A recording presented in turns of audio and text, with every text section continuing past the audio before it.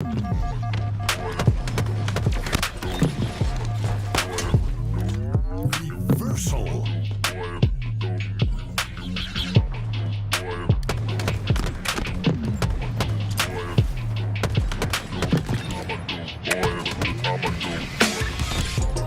Enemy team double kill.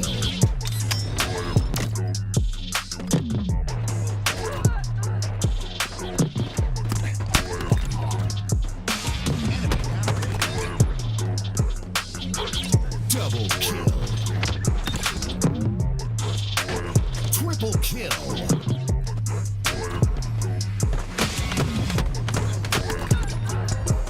Perfect.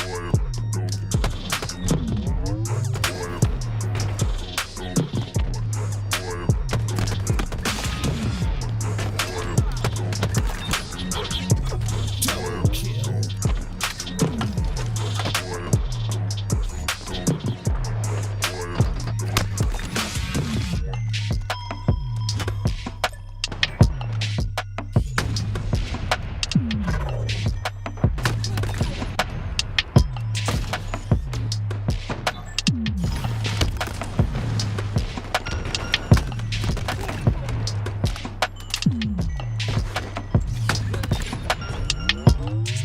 Double kill. Killing spree.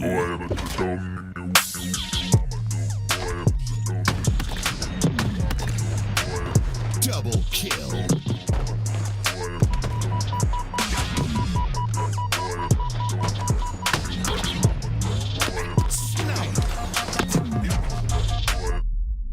Hello everyone, good morning, and welcome to the Forge Hub 5K tournament, where not only will we witness the best Halo players in the world, but we'll also get a chance to see the best Forge Halo maps as well. I got my duo, Eli the Ninja, alongside me, a duo from 1997, Mikowski on the mic as well, and Eli coming off an incredible Salt Lake City tournament. How we feeling today?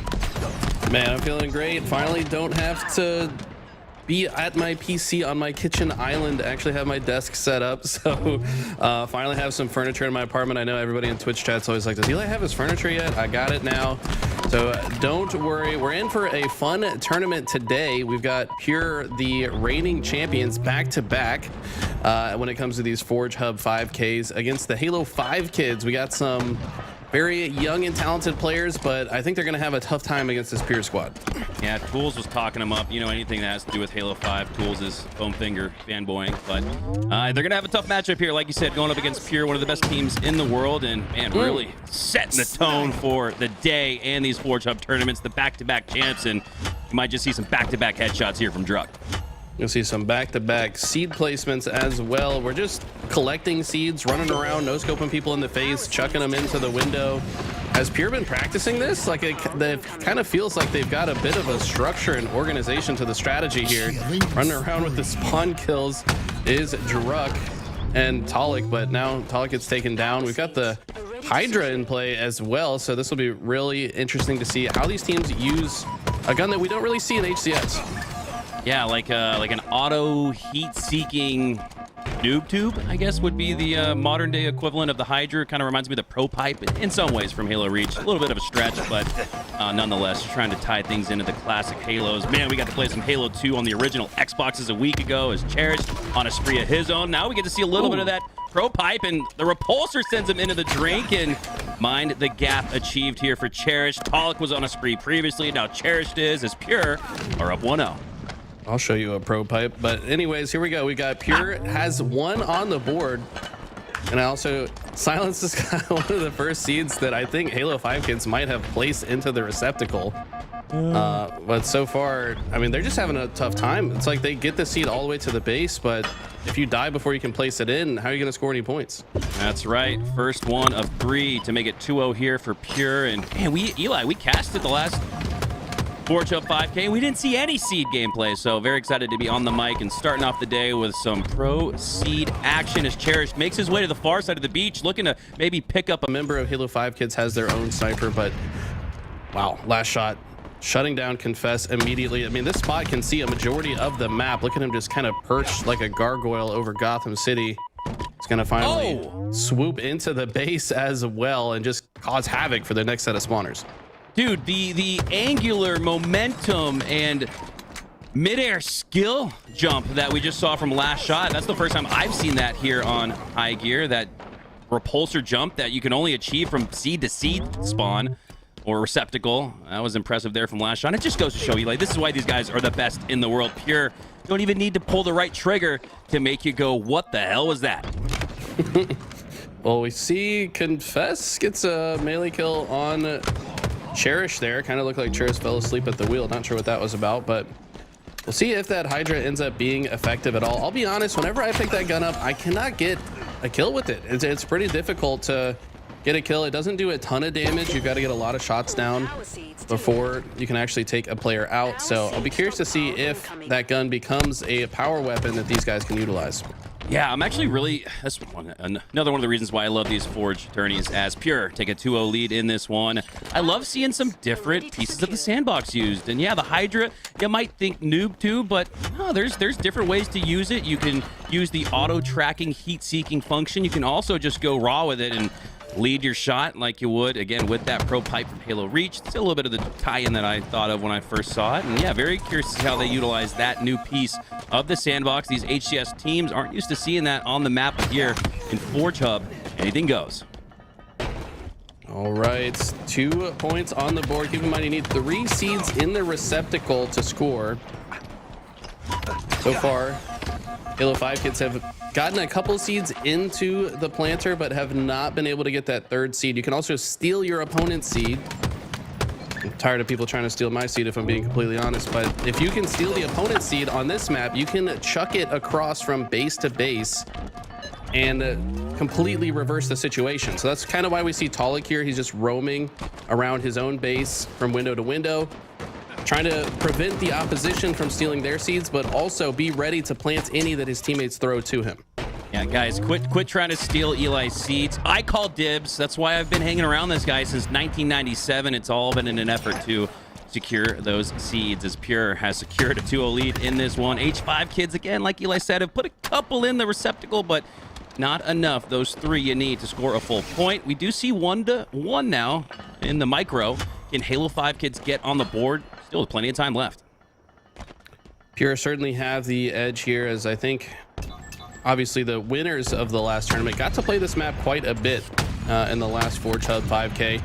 It feels like Lashot knows where to look to control the spawns. He's at the top of the map, at the high ground, no pun intended. This is one of the best parts of the map to control, because you can see all the spawners on the opposite side. And these guys, what impresses me so much about these pro players is it could be maybe the first time they've played on a map, or 3rd or 4th, but they'll figure out the spawn system incredibly fast. And Lashot with a friendly teabag on Silence. Silence known to be a trash talker, so he's probably going to catch a few more squats than the average player. Yeah, we mentioned early on in this match, last shot with what looked like from a 3rd-person point of view, a couple of body shots there in 1st person. We can confirm last shot is taking faces and souls here. 360 metal, oh, out BR, DMR for the double kill. Perfect shots as he starts to work more seeds into the base. Pure looking to take a 3-0 lead. They want to end this one in a hurry. Druck stealing seeds from the Halo 5 kids base, just chucking them out the window. Every time your opponent does that, you've got to pick it back up and then take a long journey back into the base. Highly inconvenient, but it might not matter if Pure can land a few more slays. Should be able to get this game over with in a hurry. Confess, kind of the last player alive, trying to stop the member of Pure placing the seeds into the receptacle, but it's going to be unable to do so. Looks like Power seed has been planted. Only 1 more seed for Pure to end this game. Pure looking to take a 3-0 lead, which would end game 1 with them finishing flawlessly. Halo 5 kids has been able to hang in some gunfights, but man, it's really been all Pure. The sprees with the slays and with the seed scores. Haven't seen enough fight back from Halo 5 kids to feel like they have a chance in this game 1, as Pure look to put the finishing notes on this one. Seeds all over the walls, all over the floor. They need to get them into the receptacle. They want to win this game. Looks like Confess is going to get taken down. Gummy with some nice shots, though. Gummy, by the way, Austin native. Very talented player, I would say. Matchmaking grinder. But so far, he's a bit outmatched against this squad. Pollock now with his teammate grappling and gripping his way into the base, looking to capture that next seed that Gummy looks to take out, but he goes down. 3 down for Halo 5 kids, and that might just be 3 more in the receptacle for Pure, which would give them the sweep in game 1 for the victory. But it looks like Pure playing with their food a little bit. They want a couple more slays. They want everybody into the 20s, it seems like, for this team of 4, as Pure, the defending back-to-back champs, looking to add another trophy to the case. You know, first game of the day, maybe they're like, can we just kind of warm up for a bit? Like, let's just kill these guys for a while. Like, I just want to make sure we're ready for the next round. Yeah, I mean, it's a legitimate strategy. You know, these guys are all degenerates. We know they stayed up till 6 in the morning doing God knows what. Probably playing with seeds themselves. Yeah, exactly. So, I mean, now, you know, playing in the next morning, you got to have a little bit extra time to warm up. So we might see this game get extended a little bit. Might see these guys start playing hot potato with the seeds if they get bored as well, but for now, looks like all the seeds kind of congregating in the center of the map. That's definitely what we're witnessing here. And now, Druck gonna take it easy on him? No, this is exactly what we're witnessing here. They're playing a little bully ball, as Druck could have probably put this one in, but instead he earns the double kill. Let me get one more shoutcast from Jeff Steitzer before securing the victory in game 1, as Pure look dominant to start your day. Very impressive stuff. These guys know their way around some seed, that is for sure. See, I love this little media coverage here, by the way. Clean shots from media folks at HCS. Man, look at these guys. Joey Cherished, man, what a story this kid is. Just felt like he was trying so hard to get to the top and went through so many different rosters, and then finally he's now found his home on this Pure roster. I can't wait to see what they do at Worlds. Yeah, really cool to see Cherish. Started off his career with one of the illustrious OG team brands and names that I remember from yesteryear. That was with Status Quo, where they took games off of teams like Optic, FaZe, and SSG last year, a full year plus ago. And now he is not only taking games, but he has taken series sweeps even against FaZe at one of the more recent LAN tournaments, as Pure have found their team of 4, Pollock and Druck. Man, these guys got an incredible story to share. Pollock, at the start of this season, Eli, it was all like, where's Pollock, man? Where did Pollock go? He was one of the top 5-10 slayers, and we didn't quite see it, but that's because he didn't have his homie Druck, his duo Druck, by his side. And man, shout out to Hunter Pollock for sticking with Druck despite those visa issues. He knew and took the risk that if Druck can just make it into the States, man, if he can just get across the border, we can be a top 3-4 team and contend at the Halo World Championship, as we see some of those body shots from last shot. So big ups to Pollock and Druck sticking through with each other. Halo is a game that's built around duos, and they've had a strong bond for years now, dating all the way back to that Native Red roster, and then winding out the roster with Cherished, the glue guy, really brings this squad together. He'll do anything your team needs at a moment's notice. And then, man, one of the most dangerous gunnies in Halo in the last shot. Last year's Halo World Championship free-for-all finalist, #1 placement. This is just this is a squad I can't wait to see at the Halo World Championship in a couple weeks, and can't wait to watch throughout the day. I have to agree with you. By the way, at the end there, I don't think that was bullying. That was Druck just understanding if he tried to sit there for the whole plants sequence, he probably would have died. So yeah, I think that wasn't a disrespectful thing. That was just a legitimately good strategic thing, as we see Pollock already turning Anthracite into his playground. By the way, this is the coal mine map. Very fun map. Kind of reminds me of Team Fortress 2 with the vibes with the buildings here, but this is one of the better maps. I'd say high ground, extremely important to control. There is a lot of verticality here. We're in Slayer as well, so there's a lot of weapons to be played for. We see an OS, we see a sniper rifle, stalker, so many items on this map. So the team that controls those items and also maintains high ground positioning should come out on top. 7-4, now 8-4 here off the start. And at the end of that game, you're right, Druck probably playing it more strategically than disrespectfully, but my God, was Pollock disrespectful, using every single crevice and corner of Anthracite to find a way to earn that first strike. I got a couple questions in chat. Any other pro teams in the mix today? We got Complexity, another one of the Forge Hub 5K champions. I think 3 tournaments ago that was, as this has been a monthly occurrence now here on LVT. We got Eclipse, 2/4, so half the squad from Eclipse, who made that Cinderella run at Salt Lake City, just 1 game away from qualifying for the Halo World Championship as the 27th seed overall, speaking of seeds, that was a pretty incredible story we saw there from Eclipse. You got GBX back in the mix, a hybrid of Falcated, Bound, Renegade, and Legend. That's going to be a deadly squad to watch out for. Of course, you got Pure as well. So a lot of the big hitters are here in this Forge Hub 5K, as it's a 5-kill lead up to start for Pure 15-10. Definitely keep your eyes glued to the screen today. You're going to see some awesome teams, some awesome maps as well. But man, that Eclipse run that we saw at Salt Lake City, one of the most fun things to witness. A little sad to see them fall a bit short once they got into pools and into those qualifiers for Worlds. So won't see them at Worlds, but I'm sure that will not be the last time we see of that young, talented roster. Here we go, though. Looks like last shot with the overshield. Halo 5 Kids putting up a better fight this time around. It feels like the slays so far have been mostly even. That double kill might change things a bit, though. 3 dead for Halo 5 Kids. And right now, Last Shot and Pure can kind of do whatever they want. Get all the weapons, get to the top of the map. Looks like Last Shot has identified the spawners as he jumps and hits the headshot. That man's body just went into the next map. What is Last Shot doing? Oh my God, go for the triple kill. No scope, Landon making it overkill. 4 no scopes, 4 slays. Last Shot popping off here early. Unbelievable clip. Was that 4 no scopes back to back to back to back? My God, Last Shot. Holy. Doing it to him early. And he's not done yet. Oh my God, Last Shot, have yourself a fiesta here. This is unbelievable. That was something we got to run back in slow motion, Louis. Clip it and ship it for the replays after game 2. That was nuts. We still playing Stockpile? There's seed all over the wall. What is going on right now? Oh.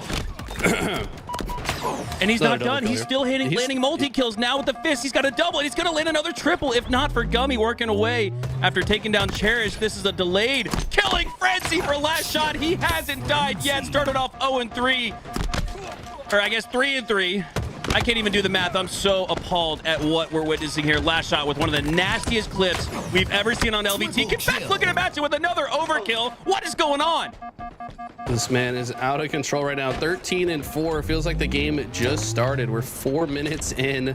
New snipers coming up. You know Last Shot wants it. He's trying to use... Wait, that looked like a good placement for the grenade to do the combat evolved, but it does not activate regardless. Won't matter. It's going to kill that player with the grenades instead, and he wants another overkill. This man is just running them down, hitting no-scope after no-scope. Halo 5 Kids have nowhere to go.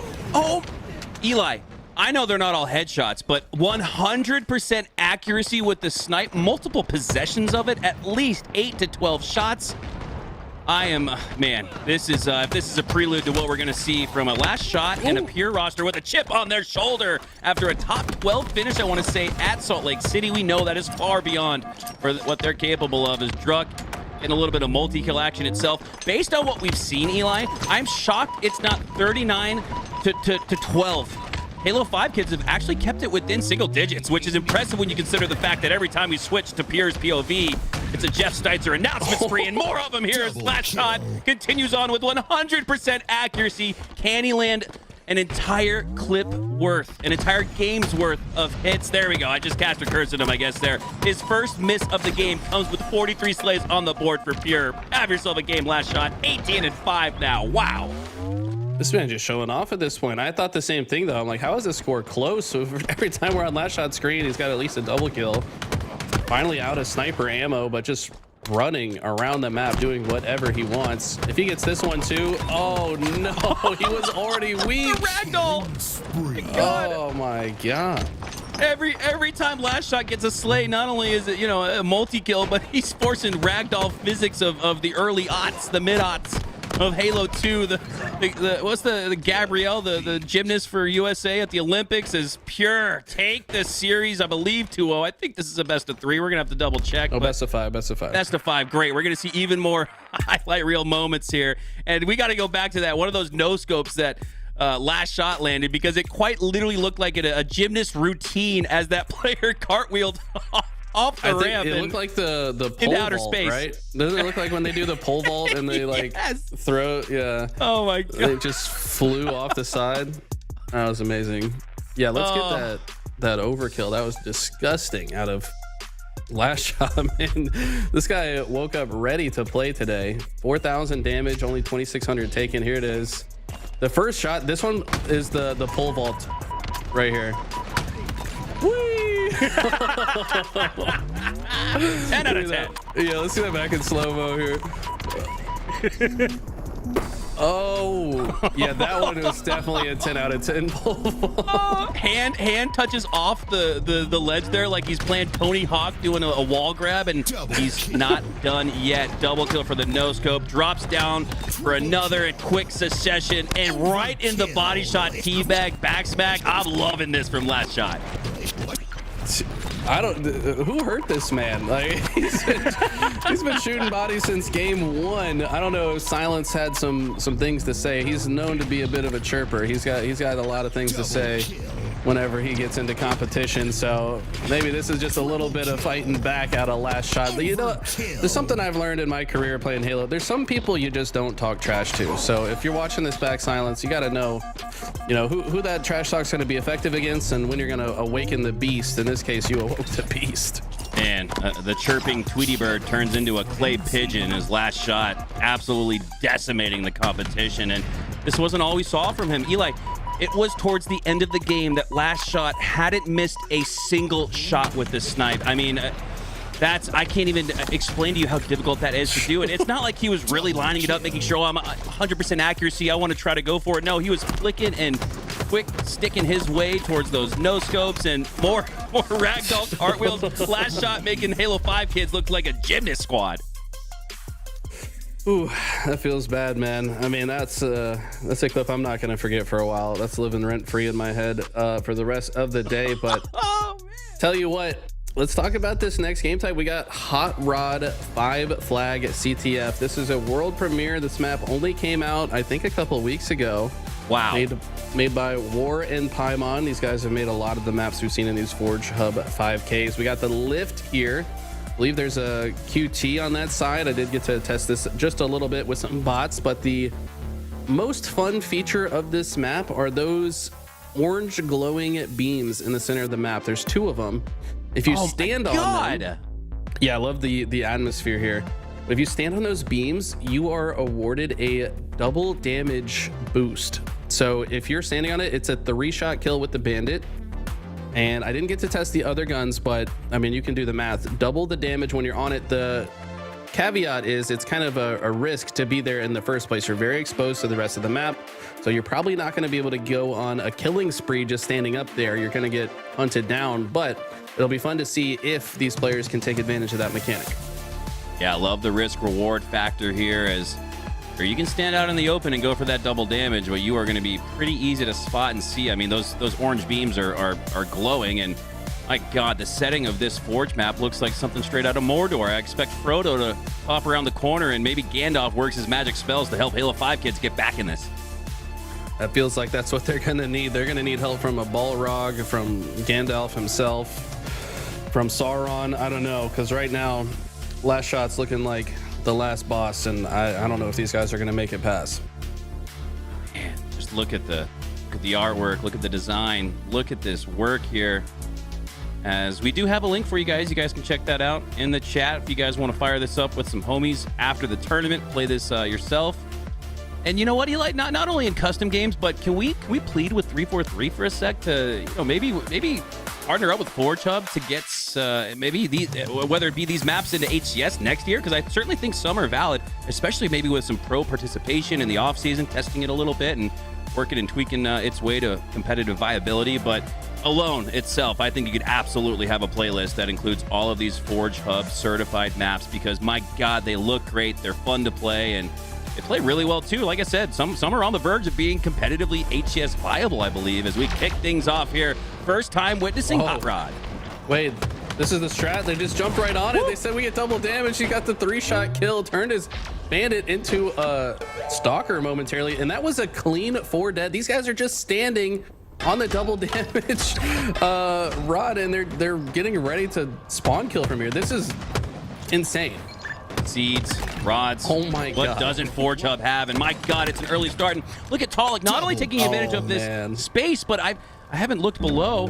It looked like hot fire as his teammates slid off of it. But Talik was 360ing and spinning on this beam. Again, gymnast-esque, like at the Olympics earlier in the month or earlier in the year. And I believe if he were to just take one bad step, one wrong step, he would fall into the flames as he finally falls and goes down, but not before securing 4 kills and a 1-0 lead for Pure. Something tells me Gummy does not know the mechanic because he just kept challenging him like, bro, you're not going to win that fight. You haven't been able to win the fight when it's a level playing field. How are you going to win when the other guy's got double damage? Oh, but look at this. Yeah, this is one of the skewer spawns. Riding the elevator up. Surprised he misses that shot there after stand-up performance with the sniper in the last game, but let's see if Silence can put it to work. This guy is known to hit some nice sniper shots. Skewer, a bit of a different weapon. Unfortunately, he's going to have to drop to the bottom, can't land the shot, and that skewer falls off the map. So it's going to be a little while. I believe there's 2 skewers on this map, though, and they should spawn every 2 or 3 minutes. And there's confirmation there that Talik was acting on a high wire act as 4 go down for Pure. Here we go. A little bit of OBJ work here. Halo 5 kids, as they look to tie things up early in this game. Confess with some nice shots on a Cherish. A reversal, no less. Can Halo 5 kids put this one in? Talik, perfect shots onto Silence and gets the late jump double kill. That was disgusting. Talik has been playing on another level recently. This guy's movement always been one of the best, and I think now that he's surrounded by players that he vibes with, he is going to be an absolute monster from here on out. Not sure what happened here. Did somebody lag out, or they might? I wouldn't blame Halo 5 kids if they just tapped out, man, because my God, their one glimpse of glory in a 1-1 tie was quickly dissipated after Talik's double kill. We'll get official words here from the admins. Most specifically, I want to shout out people behind the scenes. Celeste, oh my God, what a legend. We had a chance to sit down with her a couple of weeks ago and learn more about her story and all of the passion and commitment and time that she puts in, whether it's a community grassroots tournament with 2 teams, I mean, I'm exaggerating, or an HCS tournament with $2 million on the line. Again, hyperbole, but it really does speak to how dedicated Celeste has been over the years and years. Her dedication and support to the Halo community. We know she's the one that's typing things up behind the scenes, working through all those admin decisions. And man, there's not one better than Celeste in the HCS. She is a rock star, and we are lucky to have her. I have to agree with you. Shout out to Celeste behind the scenes, always making sure these tournaments run smoothly. So just got word from production that Radar was on. So they're just going to do a full and I think that's good news for Halo 5 kids. That start was not what they were looking for. Maybe they'll have a better counter to the strategy of Pure to just double up on the high beam and rain down shots. I mean, that's a pretty smart strategy. If you're a Halo pro and the first time you play on a map, it feels like they're already figuring out the best strategy. This is how they started last time, just immediately getting to work, team shotting from this. They got 4 dead in an instant and ran that first flag. Let's see if they can have a similar path to success here in the second round. All right, well, some body disrespect from last shot in this series, but a respectful decision there to not take that 1-0 lead and just wipe it off the board. And yeah, we can't be playing competitive matches with the Radar, so we'll get that turned off for now. And I think, Eli, this has to bode most beneficial for Halo 5 kids who certainly can't make the same mistake of challenging the beam, or at least not playing for that power position, as we see Pure go right back to the well and right back to the rod. They did it differently, though. They did it in a way that Halo 5's kids did not expect. They, in the first round, went to the bottom beam. This time they go the long way, get to the top beam, and that throws off Halo 5 kids' timing just enough that they get 4 dead off the rip once again. So 4 goose eggs on the side of Halo 5 kids, but hopefully that's not for long. Last shot. Not as efficient with the skewer as he was with the sniper, but now with that powered up bandit, it's essentially like holding a stalker in his hand, and we're seeing much better defensive effort there from Halo 5 kids, as Druck does have a flag out, but he's the only player alive for Pure, so we expect him to go down here pretty shortly. Love this drop here from Smilus. Almost acts as a ninja to earn the reset as he takes down Cherish for the double kill. And yeah, Halo 5 kids looking like they're warming up a little bit. Smilus? Is that not the late Greek philosopher Smileus? I'm not sure. Haven't seen this guy before, to be honest. I don't know if this is somebody else's tag, or somebody changed their tag rather. They've so far been 4-2 this game against the likes of Pure. Is not easy to do, and Silence tries to move the flag a little bit further, but Talik's going to shut that down in an instant. Druk multitasking here, running the flag on the other side of the map as well. And they've got to shut down Talik if they're going to have any chance in this game. Efficient with the objective as Pure secure the reset and the score all in one fell swoop. 3 to go down, though, so that's going to set up a counter cap opportunity for Halo 5 kids, but I don't know if they're quite in position to take advantage of it. Cherish still trying to get his bearings on this map. Didn't look like he knew where to expect his opponents to come from. QT spawns in this little room here. Talik taking a look at the I guess, prisoner. That's sick. I don't know the lore behind this map. Maybe Warren Paimon can fill us in on what happened to that guy. RIP. But right now, Cherish with the rocket launcher, trying to rotate around and find some spawners on the side of Halo 5 kids. Some private Jenkins-esque Halo CE lore here in Halo Infinite, feels like, as that brought back memories of the Halo CE campaign. Oh, Silence with the repulsor sends that back to Cherish, but he ends up coming out with the assist nonetheless. Nice response time there from Halo 5 kids, but again, is it enough to take down this Pure roster that looks so damn good in the HCS and in Forge Hub? Still a 1-0 lead here, a couple minutes off the board. Pure, though, with full map control and a little bit of spawn trap potential here after 3 go down for Halo 5 kids. I like the interaction with the repulse and the rocket. Cherish knew that the repulse was coming. It's so important to pay attention to the Spartan model that you're fighting to know what options they have. So Cherish played it in a way. Wait, is he gonna do it? Is he gonna get another overkill? He's too concerned about scoring. Yeah, he wants the flag. What a champion, this guy. He doesn't want the clip. He just wants to win the game. All right, so the bandit looks like... What? Hello? Hey, Ayo, are you trying to pass the flag through that? Can you? Okay, I love how these guys even just test it and just go for it. Like, can we do this? You see him attempt it, but no, you cannot. Imagine if you could turn the flag horizontally and pass it over to your teammate. Oh, man, in a wonderful world. As last shot, oh, man, a little bit of a freebie there from Silence, waving the white flag amongst the red magma flow of Hot Rod. Yeah, it kind of feels like they're over it at this point. I mean... It's a fun tournament. You get to play a lot of maps that you maybe haven't played before. Confess with a nice no-scope on a Cherished. But look at the loadout now from Talik. Skewer and Stalker trying to go for the repulse no-scope play. 360s trying to style on him at this point. And this is a 5-flag game, so this is not over yet. Maybe these guys thinking it was just a 3 and it was over, but there's still game to be played here.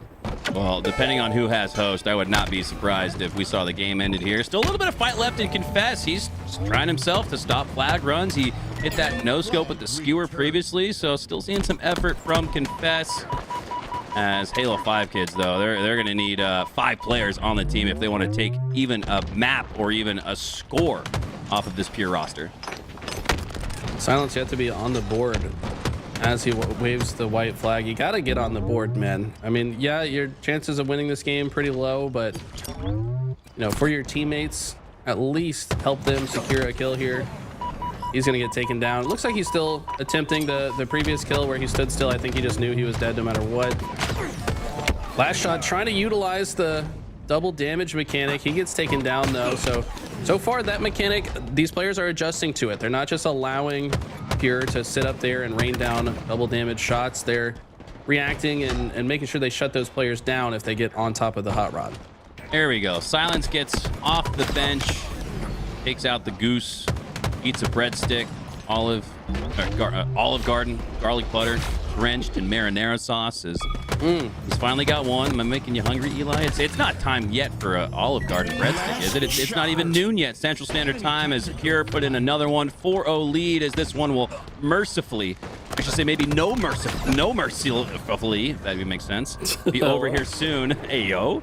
As there's the Stalker. So what's the Stalker do with the damage boost? We saw the Bandit look like the Stalker. Might be a Here's to see what the two-shot. Stalker does. Oh, Yup, it is a two-shotter. two-shot. Yup. Oh my god. Yeah, in this man's hands, that's just unfair. Like, you gotta, okay. Thank God they took him down because that could have got ugly in a hurry. Looks like Cherish tries to get the repulse. Confess will stay on the map for now, but I mean, Talik's just kind of casually walking this flag across the map. We've seen a lot of assassinations. Pretty difficult to get a clean flag run through this map without a player able to jump on top of you, but oh, if Pure can just get a few more slays, this one should be over. Oh, they don't even And need the slice. it is 5-0 victory, a flawless 3-0 sweep, just about steak-taculars in every single one of these games. Is pure show why they're the back-to-back defending champs. Man, I don't know if these guys jumped on this map before the tournament started. It kind of feels like it because they had the opening strat down with no hesitation. And I think that's the kind of attitude you got to approach these Forge tournaments if you're going to be a back-to-back champion. Is Pure just a bit more prepared than the opposition. The other team just was not able to get any level of momentum throughout the entire series. All right, so we know Forge Hub is awesome, but I'm about to tell you why. HCS, not the only place where you can find competitive spirit in Halo. Forge Hub has hosted several level design contests over the years and have awarded over $60,000, Eli, in total prizing to the top forgers in Halo Infinite alone. The most recent contest hosted was called Contagion, where forgers were given 4 months to create infection-themed maps in an effort to help boost the content found in matchmaking and to showcase the creative talents of the community. The judges have just finished voting yesterday, and we will be pleased to announce the winners of that contest during the tournament today on our live stream. So stay tuned for all the upcoming announcements, as we will start by announcing the 10th place winner and all the way down as we announce the top 3 winning maps during the grand finals. So taking a look at some of those entries, congratulations to Perilous Inquisitor, which was created by Wookie Cookie. 10th place, $500. Love to see that, man. I've always felt like there should be some version of rev share for the forgers that create incredible experiences. Pretty tip of the capable to see Forge Hub stepping up and sending that money direct to these forgers who really do deserve to be compensated for their time and talent. So big ups to Wookie Cookie for taking home 10th place. We will run through that list and all of the prizes awarded on today's show. So stay tuned for more of that. I have not seen this map, but is this not midship with Flood having overtaken it? I mean, this is such a... I'm going to have to load this up after the cast, but definitely check these maps out, guys. We're going to announce more throughout the day, like Hunter just said. But for now, we're going to take a quick break and jump into the next round after this.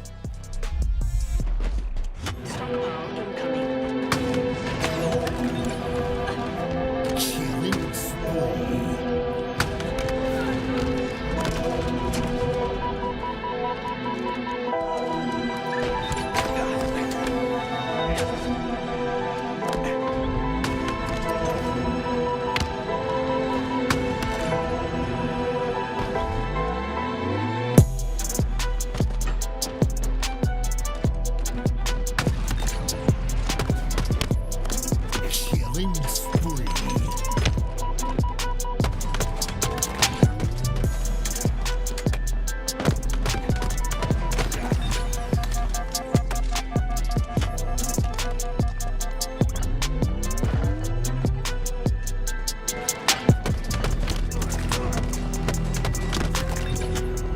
Double kill.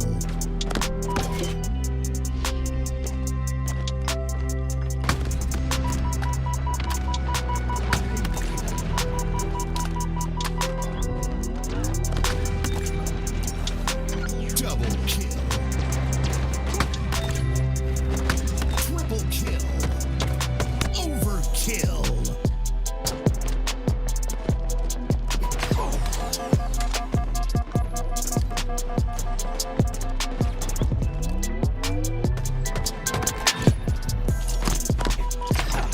Killing frenzy.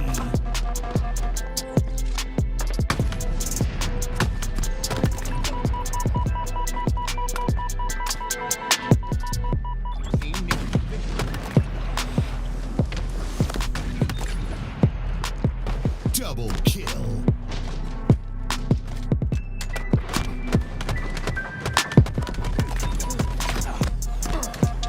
Killing spree.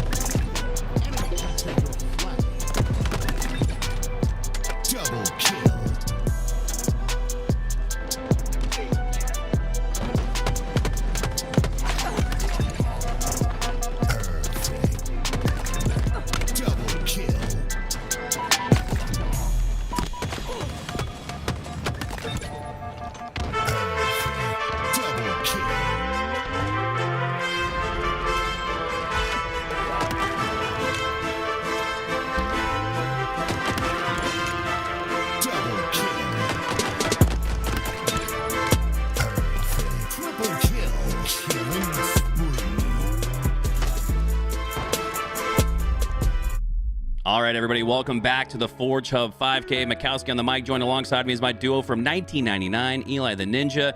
And Eli, we have already witnessed some of the most incredible clips we've ever seen in grassroots competitive Halo Infinite.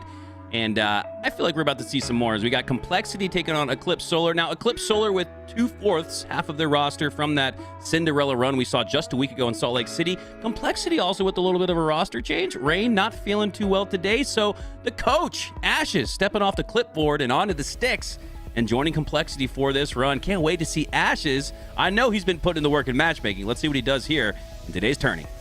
Yeah, I'm actually excited to see this. I run into Ashes quite frequently in matchmaking. He's not bad at all, so don't think that if you're against this guy that it's going to be a free win. Absolutely will not. He is a strong competitor in his own right. Certainly has less reps than all of his teammates, and going against a very hot right now Eclipse roster who had that Cinderella run. I would say Complexity had a bit of their own Cinderella run as they defeated, what was it, Quadrant and Optic to get first place in their pools en route to a top 6 finish. Came out absolutely on fire on Friday. So I feel like if Breaking Shot can bring the level of gameplay he brought on that Salt Lake City Friday, this team could quite possibly find themselves in the grand finals, even with Ashes on the roster. Yeah, Breaking Shot is the catalyst for this Complexity crew. This is why Ashes picked him up. And when Breaking Shot is playing at his potential, this is a team that you could see not only get top 6 again at the Halo World Championship, Eli, but maybe even that type of a Cinderella run we saw from Native Red where they placed top 3. I do not hold Complexity out of consideration for that. And I want to swing things back to Ashes as Breaking Shot gets that no-scope body shot to score some more slays. It's one in the tank already, though, for Eclipse Solar here early. But Ashes is just a guy that behind the scenes knows everything to do to build chemistry and camaraderie with his teammates, and what better way than stepping into the arena with them. So big ups to Ashes for taking on the challenge and joining the Complexity boys for this tournament. But hey, he's got to watch out because Eclipse Solar are on the verge of making it a 1-0 match. He's on mouse and keyboard too. I did not expect this. I thought this man was on controller. By the way, if you guys know any Gears of War history, you would know who Ashes is, but there's probably a lot of Halo players that don't know. Ashes has more LAN wins as a coach than any coach 24 in console history. Is that true? Esports history, 24 yes. LAN wins as a coach is absolutely insane. Arguably the greatest console coach of all time, and ever since he joined Complexity, we've started to see why. He's the coach. And he's pretty damn good at the game, too, as we see this headshot there. Landed on Bid Teaches, who, man, Bid Teaches was teaching lessons just a week ago on LAN at Salt Lake City. So an impressive slay there as Ashes did get a cleanup. But, hey, man, I don't care if you're cleaning them up or taking them all down with 5 perfect shots. Now working his way back to the OBJ. Ashes with a flawless sequence here to steal some seeds from Eclipse Solar, and he puts 2 in back-to-back to give Complexity the 1-0 lead with the fisticuffs. Looney, there's one guy. If anybody can take down Ashes, much less a Breaking Shot or Rhino, plus anybody for Complexity, anybody in the HCS, it's Looney. Eli, this kid is up next. Looney is absolutely unreal. I have to agree with you. I was so impressed watching him at Salt Lake City. This kid is he's just got the goods, man. He's very young as well. I think turned 18 or 19 recently, and this was only his 2nd LAN ever, made it into pools, and he's already shown that he will be a top player to look out for in the future, in my opinion. By the way, Ashes 3 times as many kills as Ryanoob. I think they need to switch places. Ryanoob's the new coach of the team, and Ashes is going to be on the mouse and keyboard from now on. That's going to be the new Complexity roster. Well, Ryan, sort of known as a player coach in the HCS, he's really shepherded in a lot of the young talent that we've seen, whether it's Cycle, I think Breaking Shot's another one of those guys, and man, Descendant as well, Despiteful now with the no-scope, and shows why he's one of the nastiest up-and-coming players as well. So this is a really good matchup here. You might see on your screen Complexity versus Eclipse. Who's Eclipse? This is going to be a free one for Complexity. Now, this is going to be a highly contested series, I would imagine, especially led by Looney, Bid Teaches, and Despiteful. Kruvu's substituting in for their 4th, but this is, excuse me, I said 2/4. This is 3/4 of the roster from Salt Lake City, so don't expect this to be as much of a bloodfest as round number 1 was. As Breaking Shot, my God, spots the camo eyes. Camo player down for the double kill no scope as Complexity taking some map control and control of this match. Looks like Eclipse have 1 seed in the tank, need 2 more to get that first score on the board, but Breaking Shot says you cannot traverse across this map, and all the while landing these spawn kill shots. Looks like Complexity were able to find a seed of their own, and Eclipse actually did get one as well, so Breaking Shot, maybe not seeing the entire map, was unable to stop that seed from going in. Two dead for Complexity is a good sign for Eclipse. They just need 1 more seed to get on the board. No lead here. And 1 more needed for Eclipse Solar to tie things up at 1 as we're hopping on board here with the substitute. A great player in his own right. My God, long range D-scope shots. Secures the Slay onto their main Slayer. Breaking Shot. Now we got that tied match, that much more highly contested match we were predicting. By the way, this is not the exact roster of Eclipse Solar we saw at Salt Lake City. There was Sylvanic playing in place of Kruvu. Not sure if Sylvanic just couldn't make it today or what's going on with this team, but either way, Kruvu, very talented player in his own right, should add a lot of value to this squad. But I'm looking out for Looney and Despiteful. If these guys can get a hold of that sniper rifle, they have shown that they are absolutely dangerous with it. Right now, no sniper on the map, though. Gonna have to go in with just the DMRs. Looney all the way behind enemy lines. Nice peek shots here against Huss, one of the best peek shotters to do it, though. He's gonna win that fight and I think secure that seed back into his receptacle. Us with the filthy shots from the sewer system as Despiteful looking to prevent that seed steal, but Complexity are able to toss it across the way. Despiteful getting shot in the back, now has to worry about his front side as Ryanoob takes him down rather easily, but he does put enough shots on the Ryanoob to where his teammate Looney could clean him up, and God, despite some shots going into Ryanoob, that was still a difficult double kill earned there for Looney, and most importantly, he holds onto the camo, but shortly loses it after to the coach, Ashes. Ashes shutting down Looney, who had camo. That's a huge play out of the coach. Bid's gonna get the seed into his base, but gets taken down shortly thereafter. Not gonna be able to plant it. There's 2 seeds at the bottom of Eclipse base. Huss is gonna try to stop them from getting planted, though, as 3 were dead for Eclipse, and Looney, as the last player alive, now gets shut down as well. And Huss just gonna be a thorn in their side. He said, yeah, you got the seeds in your base, but it doesn't matter if I don't let you plant them in the receptacle. Wow, flawless spawn control here from Huss. You can see him peeking and popping his way to that Slay. Just playing this so perfectly. He's got the distraction from the other side of the map from his teammates for Complexity. Huss is just causing chaos. And look at this wrap around the front side as Complexity take a 2-1 lead. Eclipse Solar are still probably expecting Huss on that side, and now he's the bait distraction once again, and Breaking Shot takes advantage of it with the headshot. Masterful positioning and teamwork here from Complexity as they utilize that to take a 1-point edge. Oh, Breaking Shot wanted that kill. Burns most of the snipe ammo, so it doesn't matter that much that he goes down. That new rocket is spawning, though, at the beach area. Looks like Eclipse Solar were able to secure it. No, it's still down there. Ash is trying to get into a position to stop the seed at the same time, but he knows there's a rocket player lurking behind him. Got the T-Rex arms on the melee there. He does get taken down, and I don't know what's going on here. Two dead for each side. Okay, Complexity now 3 dead, and Eclipse should be able to get these seeds into their score point. I mean, this is sick, man. Ashes is earning a lot of respect with every shot fired from that bandit rifle. He's earning damage. He's got the most assists on his team and least deaths. Like, my God. Ashes, you could argue, is the most valuable player here for Complexity early on, and he's their substitute. We have substitutes on each side. It's a duel of the substitutes. Who can provide more value, more additional outcome between Kruvu and Ashes? That's one of the narratives I'm keeping my eyes on. And God, keep your eyes on Ashes more often. Nighty Night with the POV switch. Don't switch, because Ashes is hitting all of his shots, and he's put Complexity in a situation where they might just take this match in the next few seconds. I'll tell you what, if you're the coach of a roster and you've got to fill in, it's not the easiest thing in the world. You kind of feel like you don't want to let your team down. You know, you're often with these guys. You spent so much time with them, from watching them play from behind. Now you join in with them. It's definitely a fun experience for a coach, but it's also a bit nerve-wracking. But Ash is stepping up to the occasion and being a very valuable asset to this squad.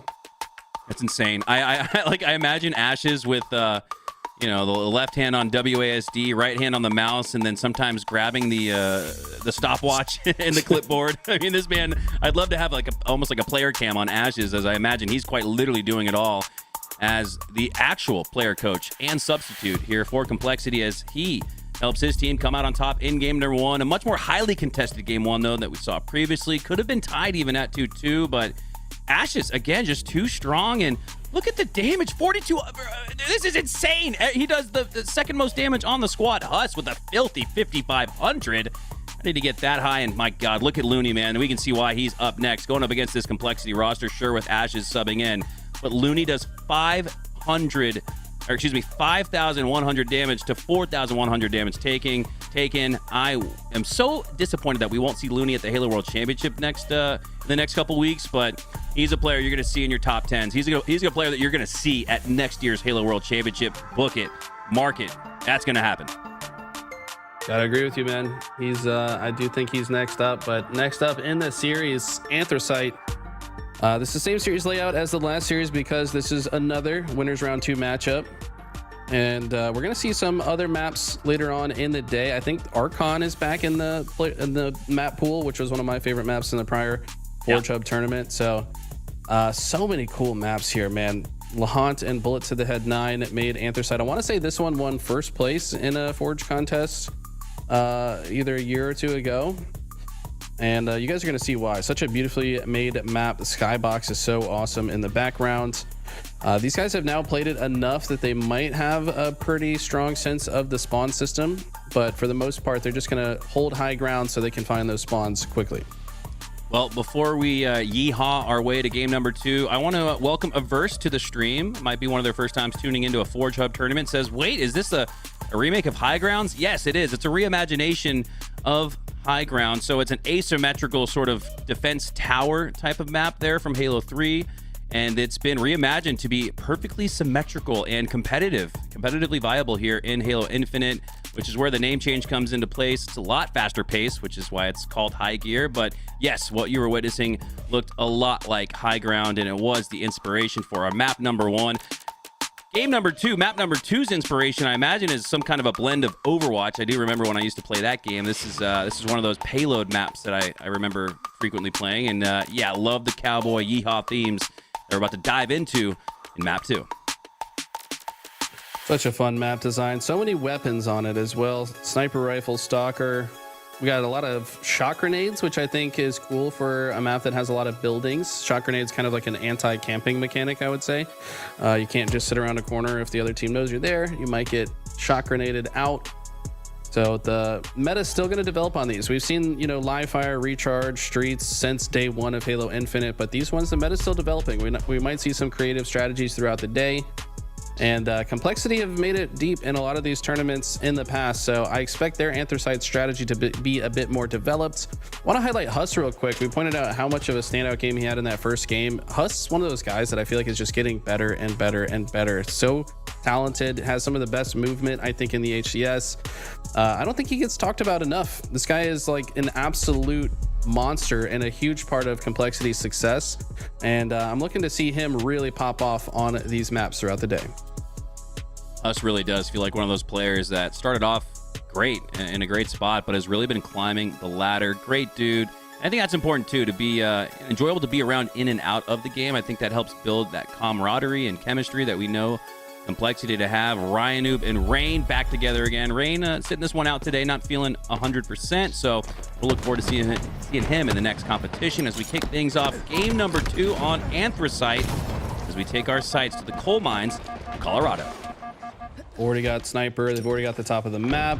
Already know where Eclipse are, and looks like Huss going to rotate through and try to cut off the escape options, but some great shots coming in from Eclipse are going to take him down, and we'll see if that Sniper trades hands. If that can get into the hands of Looney or Despiteful, Eclipse could potentially win this game too.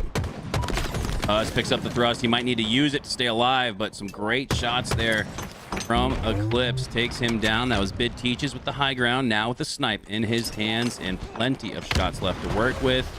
Did he do what Last Shot did earlier and go on a no-scope frenzy and earn that overkill? It really goes to show the levels to this, man. I'm like you said, rent-free in my head is that clip from Last Shot previously. You guys will see that on Twitter.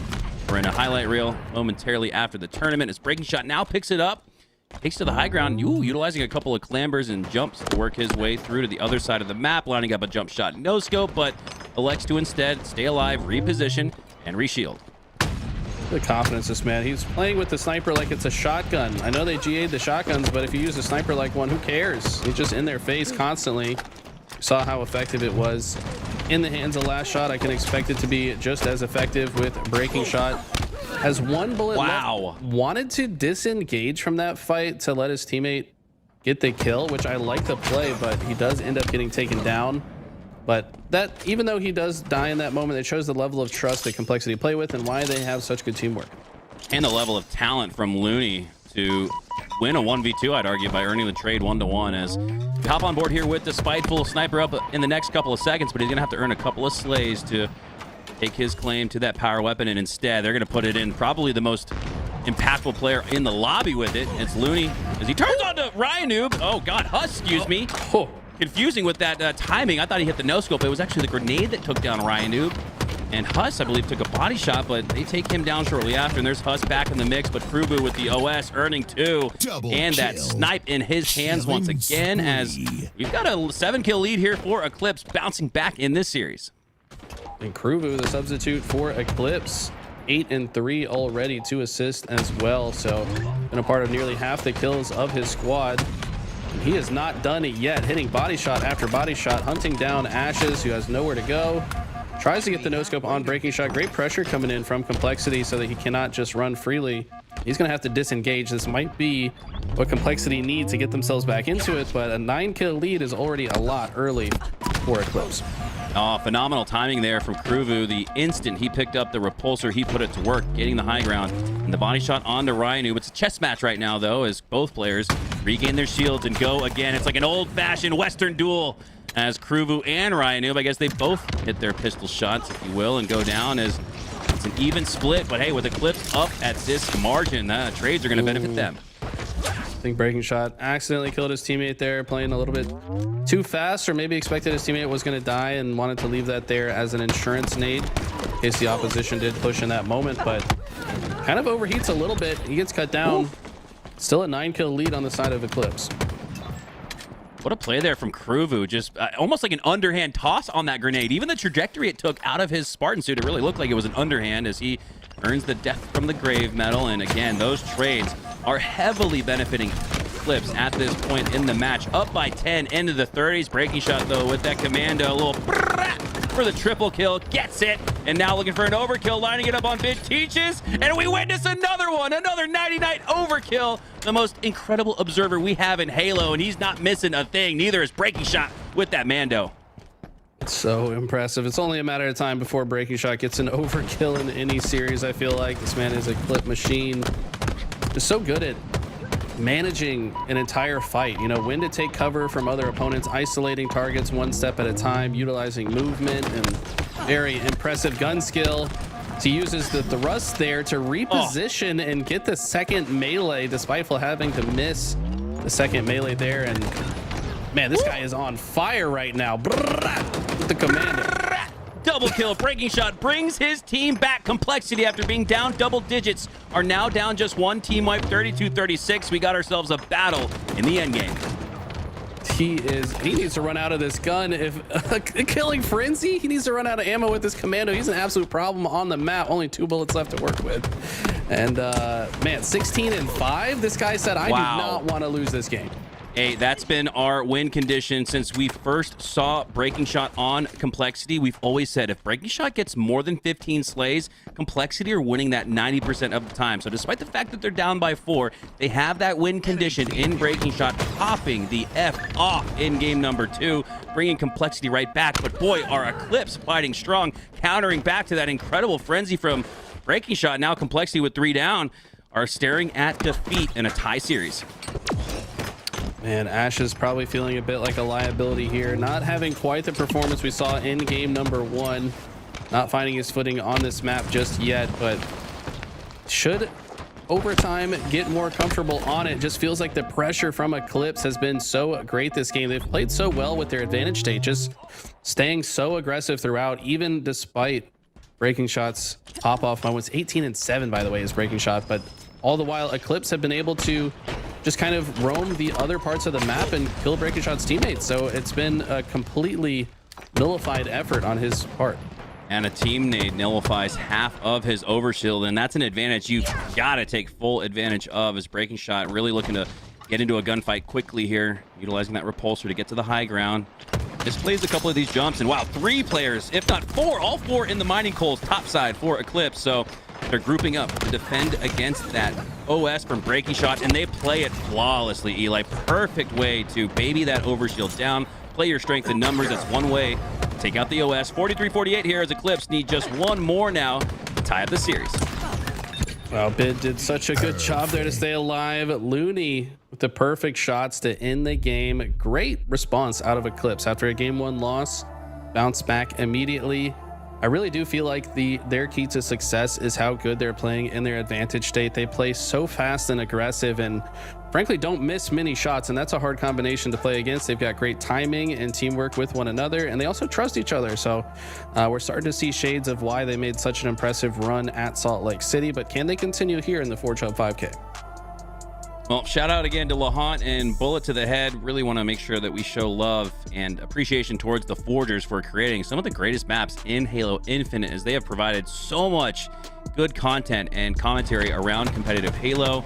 The old Western theme always delivers, it feels like, in FPS shooters. And Kruvu, the substitute, was delivering early for Eclipse, and he was helping draw that big lead. We saw them go up by double digits, and here's where Breaking Shot pops off with an overkill of his own, and he wasn't done just yet. A killing frenzy brought complexity down to just 4. And you got to give credit to Eclipse for keeping their hand out and keeping Breaking Shot at bay, not allowing that pop-off moment to earn them a 2-0 series lead, where things change considerably as far as the tone and threshold of winning this series as a reverse sweep. A lot different than winning 2 out of the next 3, as that's what Eclipse have set themselves up for. Just feeling like a potential game 5 type of series. Going into Hot Rod here, we saw pure strategy off the opening of the last series, just going straight to those empowered beams, I guess we'll call them, where you get the double damage mechanic. We'll have to see if either of these teams are familiar with that and if they can take advantage of it. All right, here we go onto the new map. This is a unveiling of Hot Rod, where you stand on top of those orange beams, the applicably named hot rods, I imagine. You will earn double damage. So the Bandit turns into a Stalker Rifle. The Stalker Rifle goes from a 3-tap to a 2-tap. And the Sidekick looks more like the Halo CE Magnum. So keep an eye on the high ground. You're very, very exposed at that point on the map, but you do earn double damage as we kick things off here. Game number 3 with Breaking Shot. Here we go. 5 flags to win. Looks like Breaking Shot aware of it. And you get that visual indicator to know that you've got the double damage activated. Only landed 1 shot there, but broke Kruvu's shield. He was previously a little bit weak, but don't expect Breaking Shot to leave this spot. I like the response from Eclipse, though. They sent 2 players after him. Said, okay, if he's got double damage, we need to send 2 guys at the same time to take him down. He's highly exposed, and I think that's how we're going to see the meta develop when it comes to removing players like that from the Hot Rod. Ashes does a good job there. You can see him setting up for the bait, wanted to pull flag, draw in Eclipse, and then use those rockets. Does trade out, though, and drops them shortly after. And oh my god, if Breaking Shot set that up into a backsmack against the opponents, that would have been incredible. But instead, simply repositions, reshields, and works his way into his next gunfight with Bit Teaches and Looney. But you don't want to take those 2 on, as they help earn the slay. And Looney again helps earn another slay. The Teaches does go down, but not before Despiteful gets the flag out. A lot of action here as Looney drops from the sky onto the coach, Ashes, and he can't take him down. Looney shows why he's such a difficult slay. And it looks like the first score might just go to Eclipse if Complexity can't get back and play some defense. So interesting watching these players in real time learn to navigate across these maps. Despiteful says he wants to try out the double damage mechanic, but he gets taken down. Almost had Ashes, but now it's Huss going for the flag touch and reset. He's actually going to just run the flag, trust one of his teammates to return it, and this seems to be the common route. We saw this route often from Pure, taking it through the low side of the map. And we'll have to see if Eclipse can even be in position to possibly stop it. The flag stand is exposed, and it looks like you have a chance to touch the flag once again to keep it alive. For now, though, Despiteful is just looking for targets to shoot at. Despiteful little early on that flagpole, goes down shortly after. 3v3 for now as Looney works his way to pick up those rockets. Look out, one explosive left in the tank as he works his way. And oh God, what would a hot rod damage boost do with rockets? That'd be like dropping a nuke on this map. Wouldn't it be insane if it like doubled the blast radius or something as well? It's funny you say that, Eli. When we saw a spiker grenade tossed out earlier in this lobby, I did hear it sounded like more explosive ordnance, or a little bit louder, more boom-based explosion from that spiker grenade. So, yeah, keep an eye on what the explosives do as well when you get that double damage.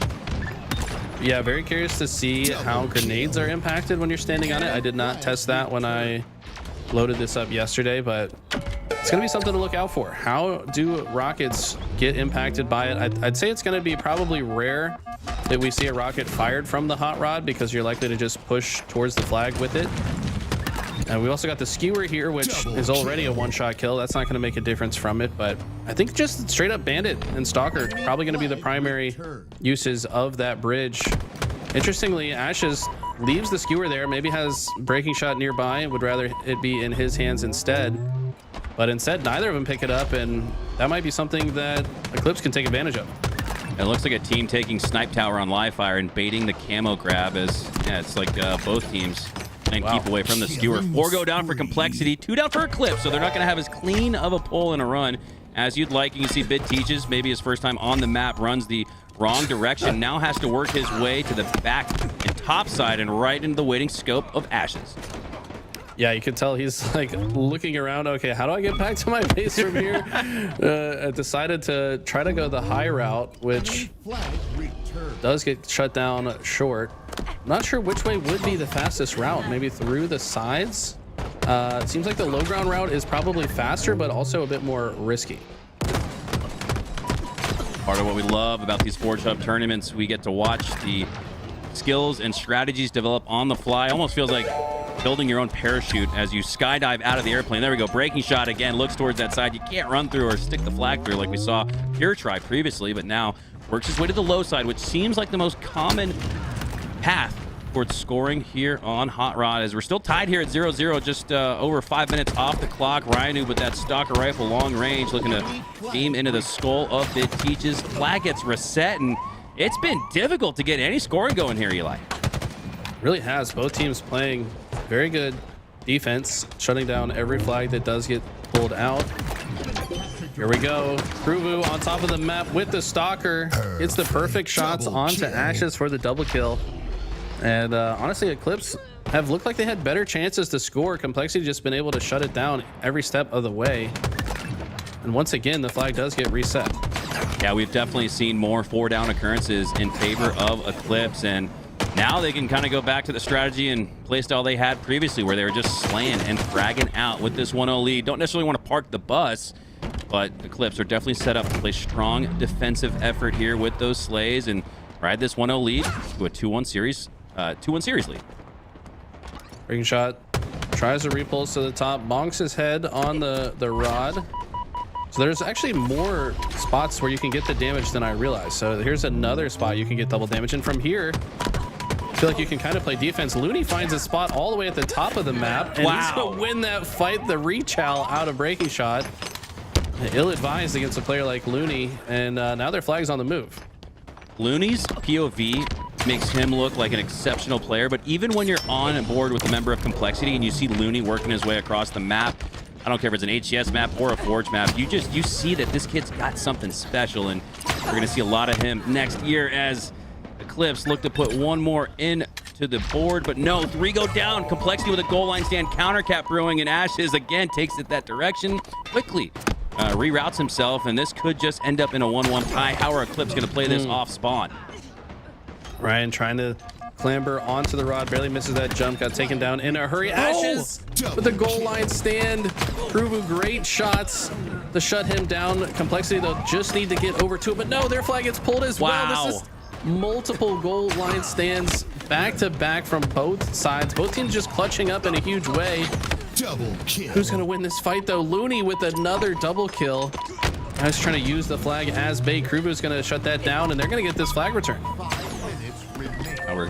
Hyping up Looney earlier as he gets the goal line stand reset. Just a simple standoff there would have benefited Eclipse, as they could have dwindled that time all the way down to 0-0 and taken a 1-0 win, but resetting it even better. But yeah, we've been hyping up Looney in this match. Got to hype up the substitute for Eclipse. This 4 did go down for their team, but Kruvu with the high count in this lobby, 20 slays, just 14 deaths. As Complexity have another chance to get some offense going after the reset. Ooh, us shuts down Kruvu, who's been on a roll. That's the guy you want to shut down. He's in perfect position to pull the flag. And is that an optical illusion or what? Every single team has tried to run it toward that little crack in the wall. So we saw Pure trying to see if they could throw it through. Huss has the flag already almost home, but once again, the flag gets pulled at the last second. Neither team gonna give an inch. And this is definitely the faster route. I mean, look how quickly you can get the flag all the way to your flag stand. I think this is why they made it 5 flags instead of 3. Wow, Kruvu's either loaded this map up early in the morning, or he has been adapting on the fly. One of the fastest and most confident runs that we've seen yet.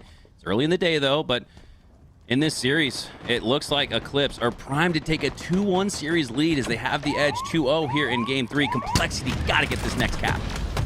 Looney, a very smart rocket there. Took his time with that one, wanted to make sure it finished. As someone's taking a bath in the lava, not recommended by the way. Looney goes down, and Kruger's gonna see if he can protect his flag. Ryan with some great grenades though, should be able to move this flag a little bit. No, he gets cut down immediately by Despiteful. This is an all-out brawl for this flag right now.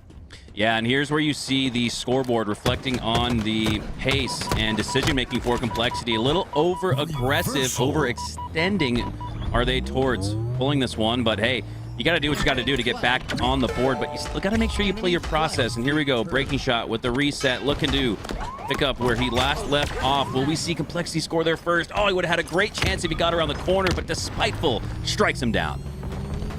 Spiteful not putting up the numbers we're used to seeing, has not yet to get comfortable on this map.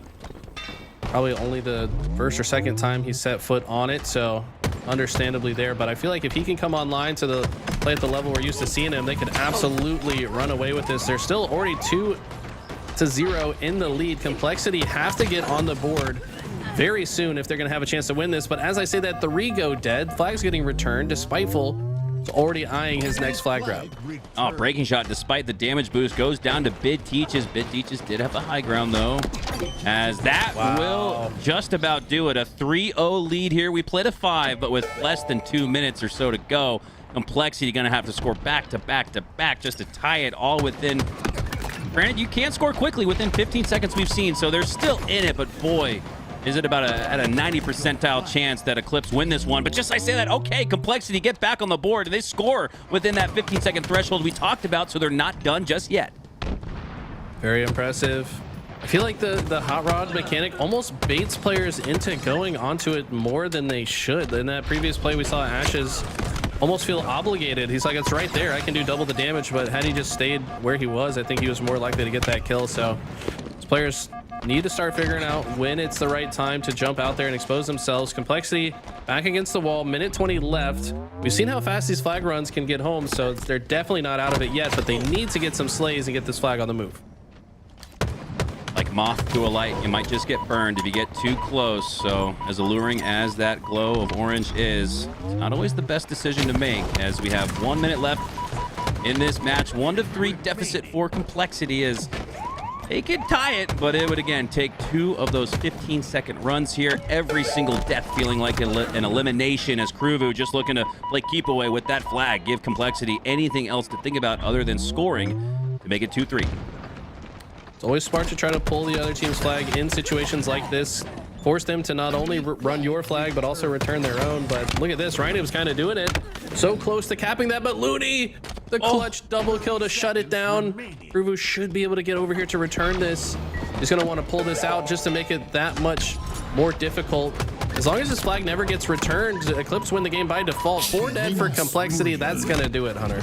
Props to Kruvu, not only maintaining the top slay count in the lobby, but playing that situation perfectly, not parking it on the flag to earn the reset. He knows again that just simply playing in the standoff benefits Eclipse, as they will play keep away and Complexity go down 1-2 to Cinderella. Eclipse, the Cinderella run of Salt Lake City, making it from the 27 seed to top 16. We had a lot of fun casting their matches from the Salt Palace, and Complexity might just be a little salty if they lose this series early on in the tournament, a tournament that they've won before. So Eclipse continuing from that magical Cinderella run that we saw just a week ago. Eclipse looking very strong. I will say that Complexity, looking at these next two game types, have to feel a little bit better. These are two maps they played a lot in the last Forge Hub 5K. The most recent two they just played were not in the last one. So I think Complexity going to be a bit more practiced. Ash is probably feeling like he needs to step up. Ryan, who, by the way, 8,100 damage. Was this man on the hot rod throughout the game? I mean, this man was putting on a clinic, 30 kills as well. But I really do think these next two maps might play to Complexity's favor, even though Eclipse are looking very strong. A lot of new viewers bouncing into the stream, asking questions about this map, so we'll break it down for you guys real quick. So those glowing orange beams that you see, those are the hot rods, as the map is named after. And if you step onto those, you do double damage. So things like the Bandit are a 3-tap, things like the Stalker are a 2-tap, and even the Sidekick looks like the Halo CE Magnum when you're on those rods. However, you don't take any more additional damage than you would anywhere else on the map, but you're very, very easy to spot out. You are very, very out in the open, so it's that battle of risk reward. As you can see, Rubu taking a little bit of an advantage there. I wonder, Eli, if you jump above the hot rod, it doesn't look like it still activates. It looks like you got to have 2 feet on the hot rod to secure that double damage. But no, to answer some questions in the chat, you do not take more damage when you're on the hot rod. You're just a lot more exposed. Very cool, like particle effects as well. There's like a little fire effect, not just in the HUD. On the HUD, you can see the full screen effect of it glowing, but in third person, there's like flames that are emitted from your feet as you stand on it. So very cool map design. Shout out to War and Paimon for another beautiful map creation. The next map that we set foot on, Downfall, I think also made by the same two forgers. So we see a lot of very fun Forge maps, and each kind of have different unique mechanics to look out for. Yeah, shout out to Waraholic, who we saw in the chat previously. What's up, dude? Thank you for these incredibly fun maps to play on. And this isn't the only War and Paimon duo combination. We're heading right back to another one of their creations here as we take our sights to Downfall, Strongholds. This map has some incredible lore to it. I believe this is the map that honors one of the late great Ponytar, right? Yes. Forgers of CE, which we learned in the last broadcast, Eli. I didn't even know that there was Forge in Halo CE. I always thought it was 2007 with Halo 3 that we got custom map creations. So this map is pretty close to the hearts of the community with all of that special lore, not just in the narrative storytelling and the environmental storytelling, but the actual people and members of the community that make the Halo community what it is. So shout out to Ponytar, the late great map editor in Halo CE. This is an inspiration. This is dedicated to him. And just again, want to thank all the incredible forgers who give us such cool maps to play on. And boy, are they fun to watch. Environmentally, I think Downfall is my favorite one. Just the way it looks, the like post-apocalyptic feel to it. You're like literally under the city. I mean, let's just take a look at this, man. This just feels like something out of a Batman movie. I don't know. It's like just the atmosphere is so cool to me. I think the layout design is very intriguing as well. King of the Hills, super interesting on it. I think we're jumping into Strongholds for it today. But man, what a cool map design. Yeah, a lot of hot debate and discussion around that trash can that you guys saw. And maybe we should, can we start a poll?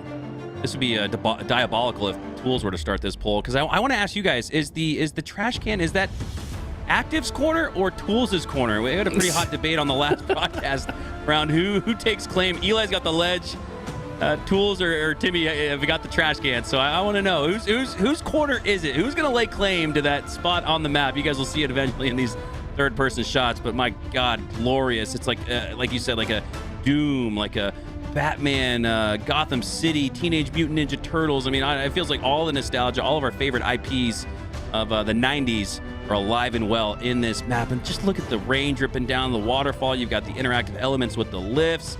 This map looks great, and boy, is it competitive as well. I believe it's canonically at the bottom of New Mombasa, perhaps, at the underbelly of the city, this kind of like sewage processing trash plant. I don't know. Definitely active in Tool's home for sure, but whose room is whose, not sure. Tools in chat says Tony is literally in diamond right now. Why is he strays right now? Why is he throwing strays at Tony? He's not even part of the conversation. What is bro? That deflection alone makes it the Tools corner. It's decided. That is just disrespectful. Just imagine the 50 Cent clip. I can't quote 50 Cent right now, but you know what I'm trying to say. Why are you talking about Tony like that? That's messed up. Any men. Wish trash upon me. Here we go. Let's jump into this one. There's a lot of things to play for on this as well. I've found that it's very interesting, the overshield placement. You can see it right here in this shot. A lot of players wising up to the fact that it's extremely exposed to walk out to it. So players instead opting to use things like the grapple. There's a few cracks and crevices in the walls that you can grab it from very safe locations. We'll have to see if that gets utilized. Part of the strategy. Sniper also spawns next to a pit into the abyss, and I've seen many players fall off the map right there. We'll have to see if players can stay alive as they grab it. But I think this upper area, the high ground in the center of the map, very important map space to control. You can look down on a majority of the map and you have easy access to each of the sides. I noticed that billboard with the Spartan on it for the first time. I mean, I really feel like that's when you know you've listened to a good song, played a good game, when there's things that you notice even after 1,000 times running it back over and over again, still finding new things to love and appreciate with these Forge creations. We've got a little bit of a standstill. All 4 players present on both 2 teams, just waiting for maybe some word from the admin. Maybe somebody's taking a break and we're just waiting to see when they return, but anticipation building for this game number 4. Complexity needing this match to avoid, it's hard to call this an upset after what we saw on land from Eclipse, but I mean, hey, Complexity just got top 6, and I know they got the coach Ash is subbing in for Rain, but I mean, this is still a top 6 threshold team against a top 16 team in the HCS rankings, so I think you could call this an upset brewing from Eclipse. Ash is probably taking a triple shot of espresso to keep up with these young guns. I think I'd probably have to do the same if I was in his shoes. I mean, he's just thrown into the wolves. He's like, man, I've been so comfy and lazy just standing behind you guys with the timer, telling you guys what to do. Now I got to be the one that does it. Bit of extra pressure on the coach himself, but I've been really impressed with the way he's kind of stepped up to the plate. He's certainly proven that he's not a liability on this roster, but Eclipse maybe looking a little stronger right now. There's a live look at Tools' corner. As Briscoe says, when Bane says he was forged in darkness, this is what he meant. This is sick. And there you go, the late great Ponytar, the inspiration and dedication to the man who created some incredible Halo CE custom maps. Wasn't called Forge at the time. I think one of the forgers could provide that lore and let us know again what the Halo CE map design was called. It wasn't, again, Forge at the time, but man, this is fun and exciting. Here we go. Overshield going for it. Off the rip is Ashes, and despite facing some pressure and shots, he's able to secure it. That was the type of interaction I was referring to. It's never free to grab that OS. We're going to probably see it grab with the grappler a lot more throughout the rest of this game. But Strongholds pretty far apart from each other, very isolated as well. It's going to be difficult to protect multiple zones at the same time. Haven't seen this enough to say for sure what the best set of Strongholds to hold are, but with the way both these teams play as far as speed goes, I expect all the zones to be contested throughout the game. All right, we got Salat in the chat. One of the legendary forgers in the Halo community says it was called Halo Custom Edition. And Eli, I almost get more nervous with all these legendary forgers in the chat than when we got like Renegade and Frosty watching us. I don't know, man. There's just something there's just a level of respect I have for the Forge community, really putting the community on their backs. I mean, this is dev level skills and effort to create these types of experiences. So again, a tip of the cap to the forgers and a tip of the cap to Complexity as they take the opening break start. 30 seconds and rolling uncontested, and they're going to turn it into a trip cap, excuse me. As Complexity, a chance to spawn kill Looney, but Ryan Looney, how good are his shots off spawn like that? Not to go down instantly. That was impressive alone. Gotta have a fast reaction time to even process what's happening within a half a second of spawning and then also land the shots. So Ryan also probably not expecting someone to spawn in his reticle. That was an interesting spawn point there, but So far, Complexity looking comfortable on this. This is kind of what I expected, right? I mean, these guys have been playing on this map in at least 2 of the other Forge tournaments, maybe even 3 of them. So, and then also, I think this is kind of nostalgic for this team in a sense, because if I recall correctly, Forge Hub was one of the first tournaments that we saw this roster of 4 play on together. Enemy team Right. Love to see it. Grassroots Halo alive and well as we are just weeks away from the Halo World Championship, making sure that we don't have any gap in the action. You guys will have something going on, I imagine, each and every single weekend leading up to the Halo World Championship. More news on that, as I know some tournaments haven't yet been announced, but for now, our sights and focus are set on Forge Hub and the $5,000 on the line here today as Eclipse are able to get back on the board, but Complexity quickly regain control of the map with control of B and C. A 62-13 lead here as Breaking Shot fires a heat-seeking missile for the single. Looking to turn it into a double kill, but Despiteful's not going to let him. Saw multiple targets over there. Said, you know what? If I shoot this rocket, it'll probably get somebody at the very least. Also had teammates in the mix. Huge kill out of Ryan. What an awkward fight, but somehow gets the melee headshot combination. That's massive to just guarantee control of A. Now they just need to earn 1 more stronghold to get back into scoring position. Viticha is trying to make it difficult though. About as close as you could get to a BXR there from Ryan, the Halo veteran. He's been playing since Halo CE. Competitive since at least Halo 2. A Doritos Combine kid in Halo 3, so that was really when he started to shine and build and start on his career, as he is the high kill count leader here in this lobby with 9, earning some really treacherous damage there with those dynamo grenades. Actually takes down Vitichas. You don't often see, after the nerf about a year or 2 ago, you often don't see a dynamo in the feed, but Ryan still finding ways to earn slays despite that nerf. Just got to know the right places to throw them, and Ryan very wisely throwing it in that small confined space. If you can just leave that shock grenade in the corner next to an opponent, it's going to continually deal that tick damage. And I do like to see that on a lot of these maps. We're getting to see the shock grenades a bit more. They've got essentially completely removed from HCS play besides Forbidden right now. But these maps, I think, using it creatively, you know, if there's a lot of enclosed spaces, that's a great tool to prevent camping, and I think a good part of the sandbox. You see Master Chiefer in chat says, or not Master Chiefer, but somebody in chat, the chat's moving too quick, says, Complexity, they were up 1-0. This is Complexity versus who? What's happening? Guys, do not get it mistaken. Eclipse is a team you have to keep your eye on. They won't be at the Halo World Championship, but boy, if this team of 4 returns for HES Season 4, they're definitely in contention for one of those rising rosters where don't be surprised if you do see them at the Halo World Championship next year. They were the 27 seed overall at Salt Lake City and placed within the top 16, just narrowly 1 game, 1 point away from qualifying for the World Championship, if not for Mind Freak and that reverse sweep. Go watch it on the LVT Halo rebroadcast, as we got plenty of action right now live and in the mix. 187 to a rolling 33 here for Eclipse. Oh my God. They need to find a good stretch of scoring here. Complexity have really broken up, opened a big lead in the first 5 minutes. The slay differential is massive. Ashes was in a very awkward fight, got an assist out of it. He's got 10 assists already. I mean, that's a coach that you want on your team.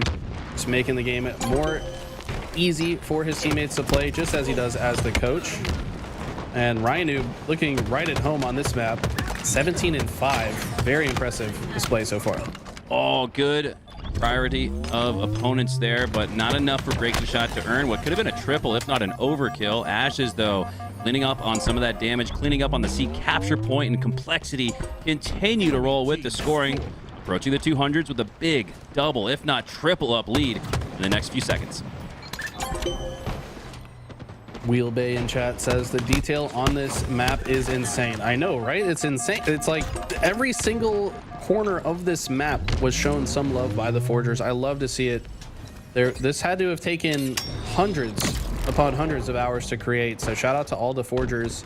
Absolutely deserve their flowers. This is not an easy feat, man. And they also have the moving lift on that side over there. Always love to see more interactive elements on these maps. Looney trying to get a shot through. Small crack in the wall there, but is it going to be enough for his team to get into scoring position? Doesn't look like yet. Yeah, hundreds and hundreds of hours to create this, and my God, millions and millions of forge pieces used. I mean, there's probably millions of pieces of trash as Looney looking to decompose 3 of Complexity. Does go down though, and man, Eli, you mentioned this at Salt Lake City. A patch note that probably maybe was not seen by all in the community. The Rockets, an area of explosion nerf, and we just saw that there. That was one that previously would have taken down 3, but only 2 now, as Eclipse going to need every bit of damage and slays they can get. 230 and rolling to 82. Stretch finish here for Complexity. Going to need some big plays from Kruvu and the rest of Eclipse.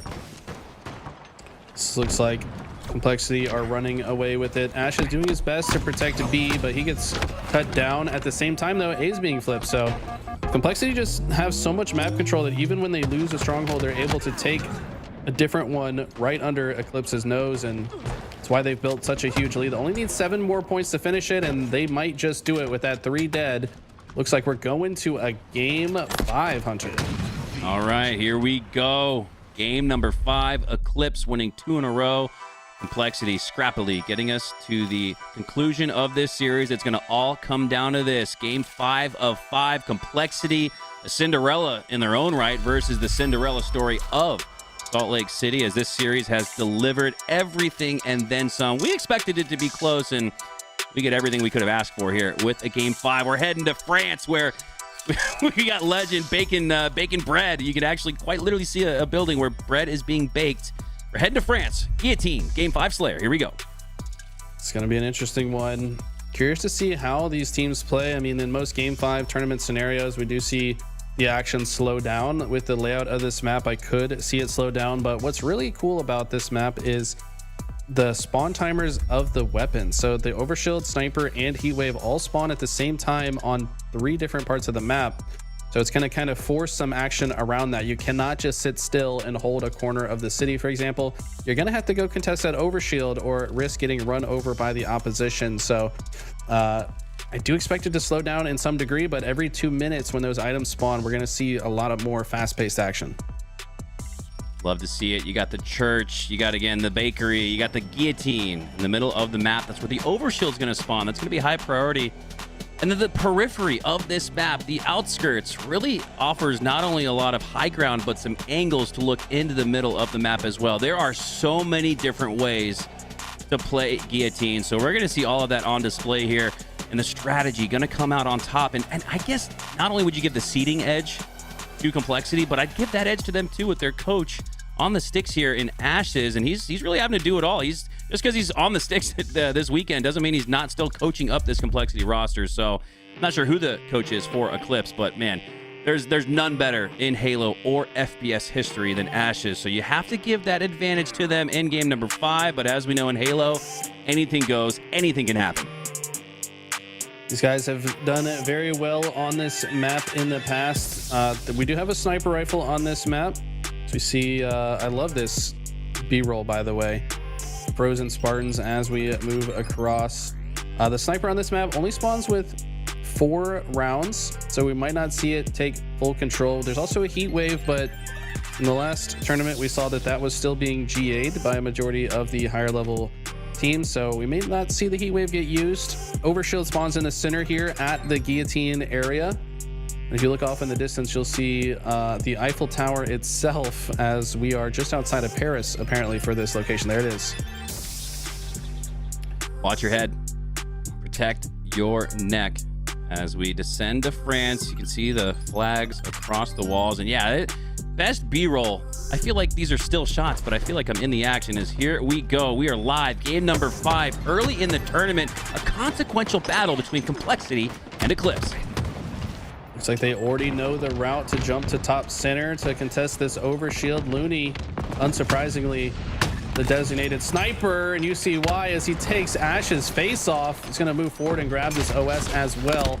See if he can put these last 2 bullets to work. But no, heavy pressure coming in from Complexity. They cut down the Overshield, burn the ammo, and despite Eclipse having the early lead, they are out of any resources to give them an advantage into the next play. And Looney with the clip of the tournament in Salt Lake City, and he's already putting his reticle to good use here in game number 5. And we saw Ashes on mouse and keyboard. Eli, does it not look like Looney plays on MK as well? I'm not sure how he has such smooth and efficient Reticle discipline, despite playing on what looks like the fastest sensitivity in HCS, as he's already got another one pushing up aggressively on Rhino, and the old man can't take him down. Triple kill for Looney as he slides through. Looney, 6-1 to start, creates a 6-kill edge for Eclipse. My God, you won't witness a better start today, most likely. This man definitely plays on a high sensitivity. I don't know the numbers. We should have asked him in the interviews that we did with him, because he is moving so fast, both with his Spartan and with his Reticle. And an early lead here. Definitely looking good for Eclipse, but things can change. And 30 seconds, OS and Sniper up. So the next set of fights going to be highly consequential. See who has the better chance to get those. Looney with the pancake metal. Sends a breaking shot into the edge. Just enough damage for the hit against the wall to finish him off. Check him SSD, check him settings, because I got to know what Looney plays on. I need to know his dead zone. I need to know his horizontal, his vertical, because his sensitivity, his POV just looks different. As we hop on board here with Kruvu, dipping into the church. He takes down Ashes with the headshot. 2 down, though, for Eclipse, so that's going to make Kruvu a dangerous target, as he does go down shortly after. Complexity not able to bounce back after that 6-kill lead off the start for Eclipse. They've actually grown it to 9 in a game 5 where this is it. Do or die. Breaking Shot has OS Sniper. Love to see what he's doing here. Yes, got 3 bullets left to work with. 99, is he not the best observer? As soon as I said the name, he's already on the case.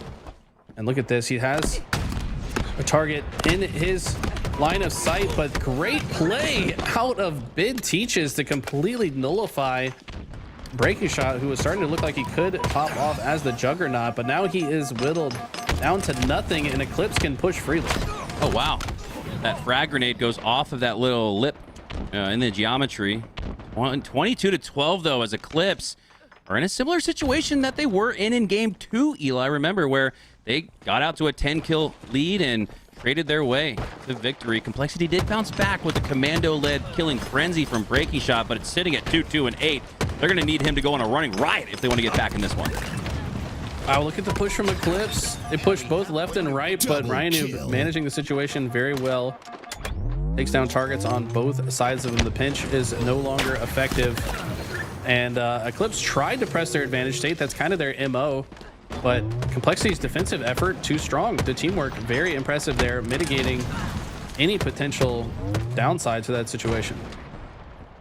Ryan standing tall with the killing spree. Maybe he needs to be the one to catalyst the killing frenzy to get Complexity back in this one, as they're still down by 10. Plasma pistol pew pew goes out. Repulsor sends his opponent back, creates some space, and calls for help. As you can see, Ashes answering the call. Ryan going to take down an opponent to 1 HP, get into a gunfight with Looney. And how does Looney find 2 there? That didn't seem mathematically possible. Ashes with the T-Rex arms again. That's one of the downsides of not playing a whole lot. You kind of don't have your timing down with melees. That's been Ash's downfall in a couple of these situations. It is a bit more difficult on mouse and keyboard, I will say. And the lead has only grown for Eclipse, and they now just shut down Rhinoob's overshield instantly with that plasma pistol shot, and Despiteful pushes aggressively. They're running away with this. 3 down for Complexity, so free-flowing map control and options are on the table for Eclipse, as off-spawn Ash has already taken some back shots from Despiteful, and this might just be a back to the respawn screen situation as it is. Might just be a back to the lobby, the main menu opportunity for Eclipse to take control of. My God, Looney with another win in the mid-map. This is out of control. This is already over, Eli. Looney 15-6, but no assists. Bid Teaches with 12 assists, by the way. I mean, what? That's an absolutely unreal number. Bid has 10 kills and 12 assists, which I would argue is significantly better than Looney's performance, and we've been talking about Looney this whole time.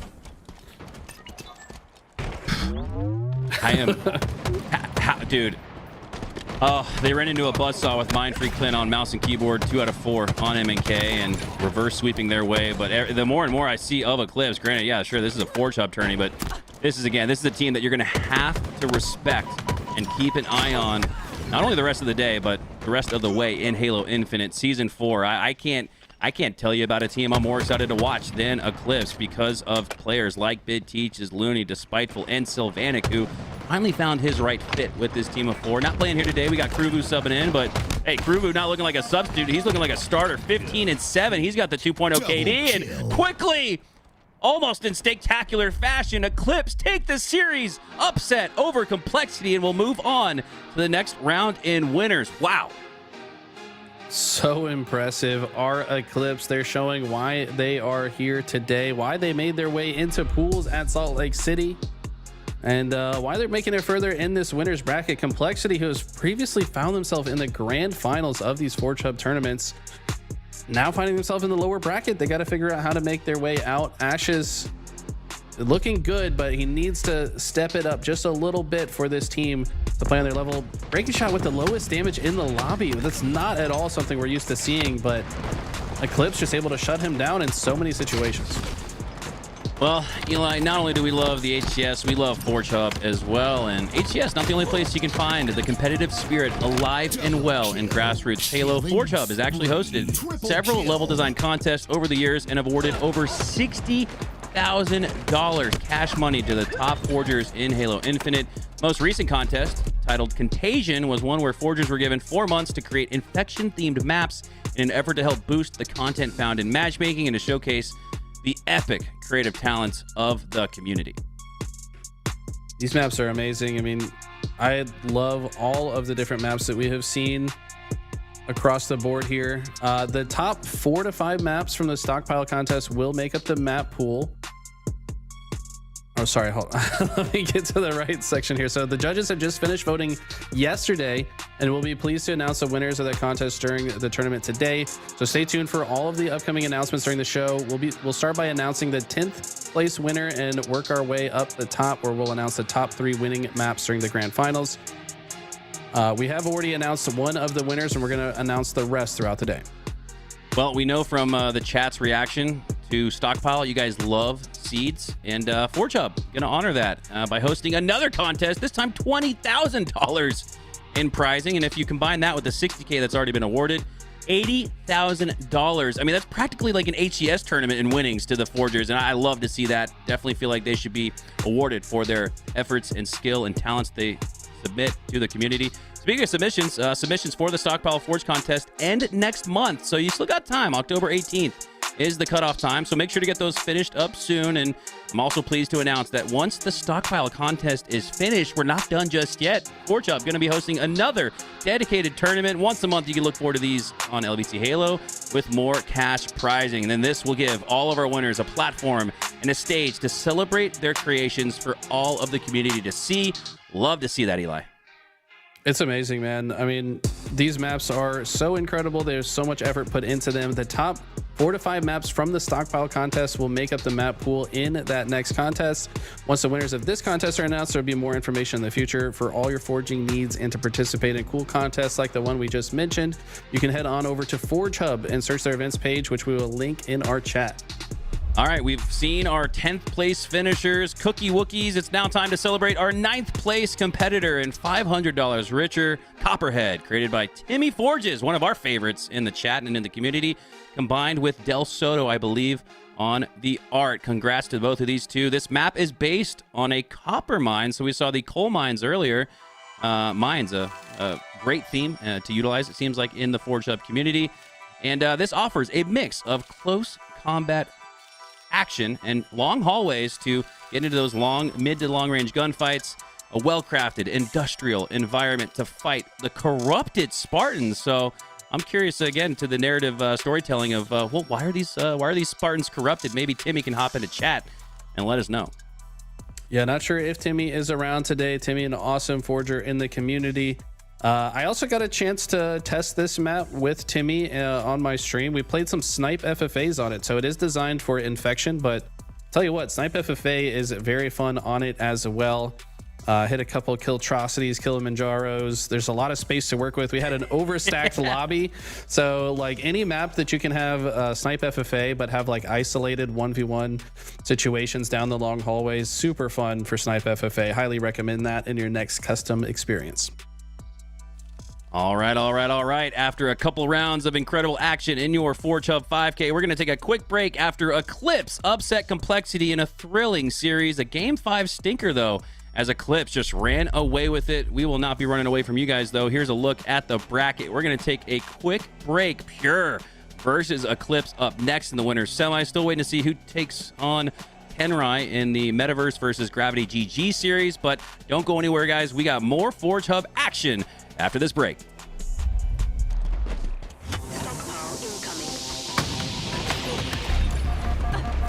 Killing spree.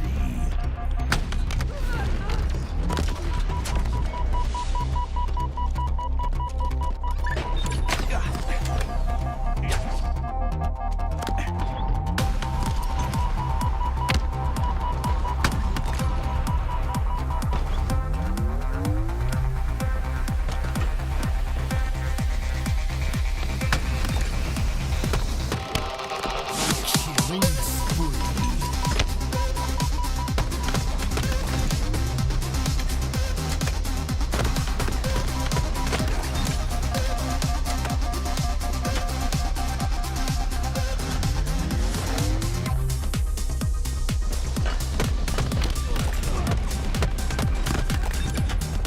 Double kill.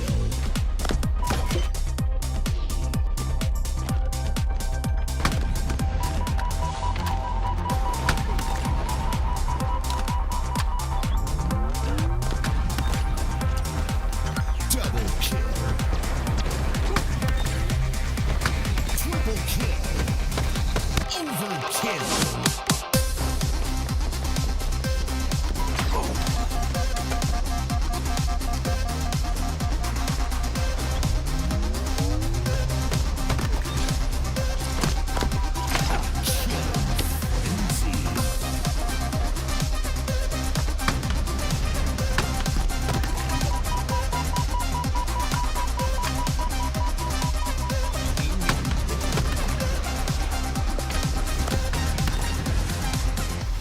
Double kill.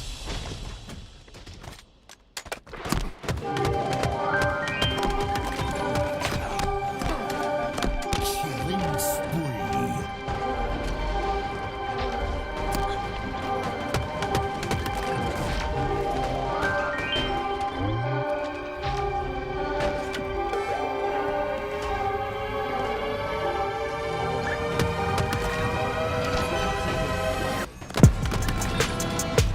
Double kill.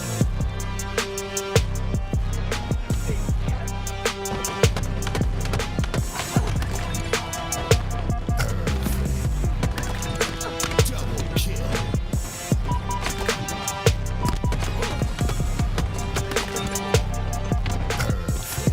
Double kill.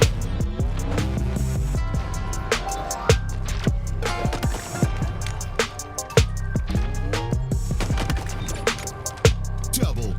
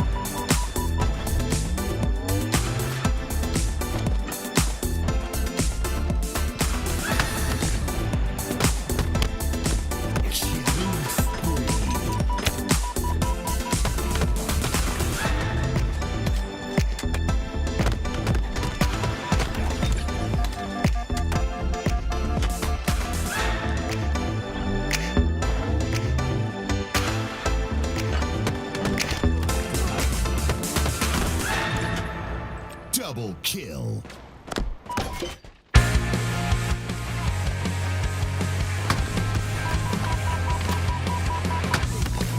You're my best kept secret. I don't know why, but I still try to keep it. Double kill. Got me in pieces, 'cause you know you're my muse, you're Triple my kill. weakness. I'll do anything, Overkill. anything for you. I'll do anything, anything not to lose you. So I'll keep my mouth shut. 'Cause having you is so shush. Got me feeling so loose. Got me acting confused. Got on all myself, baby, I'll be through it. I'm so that you loving you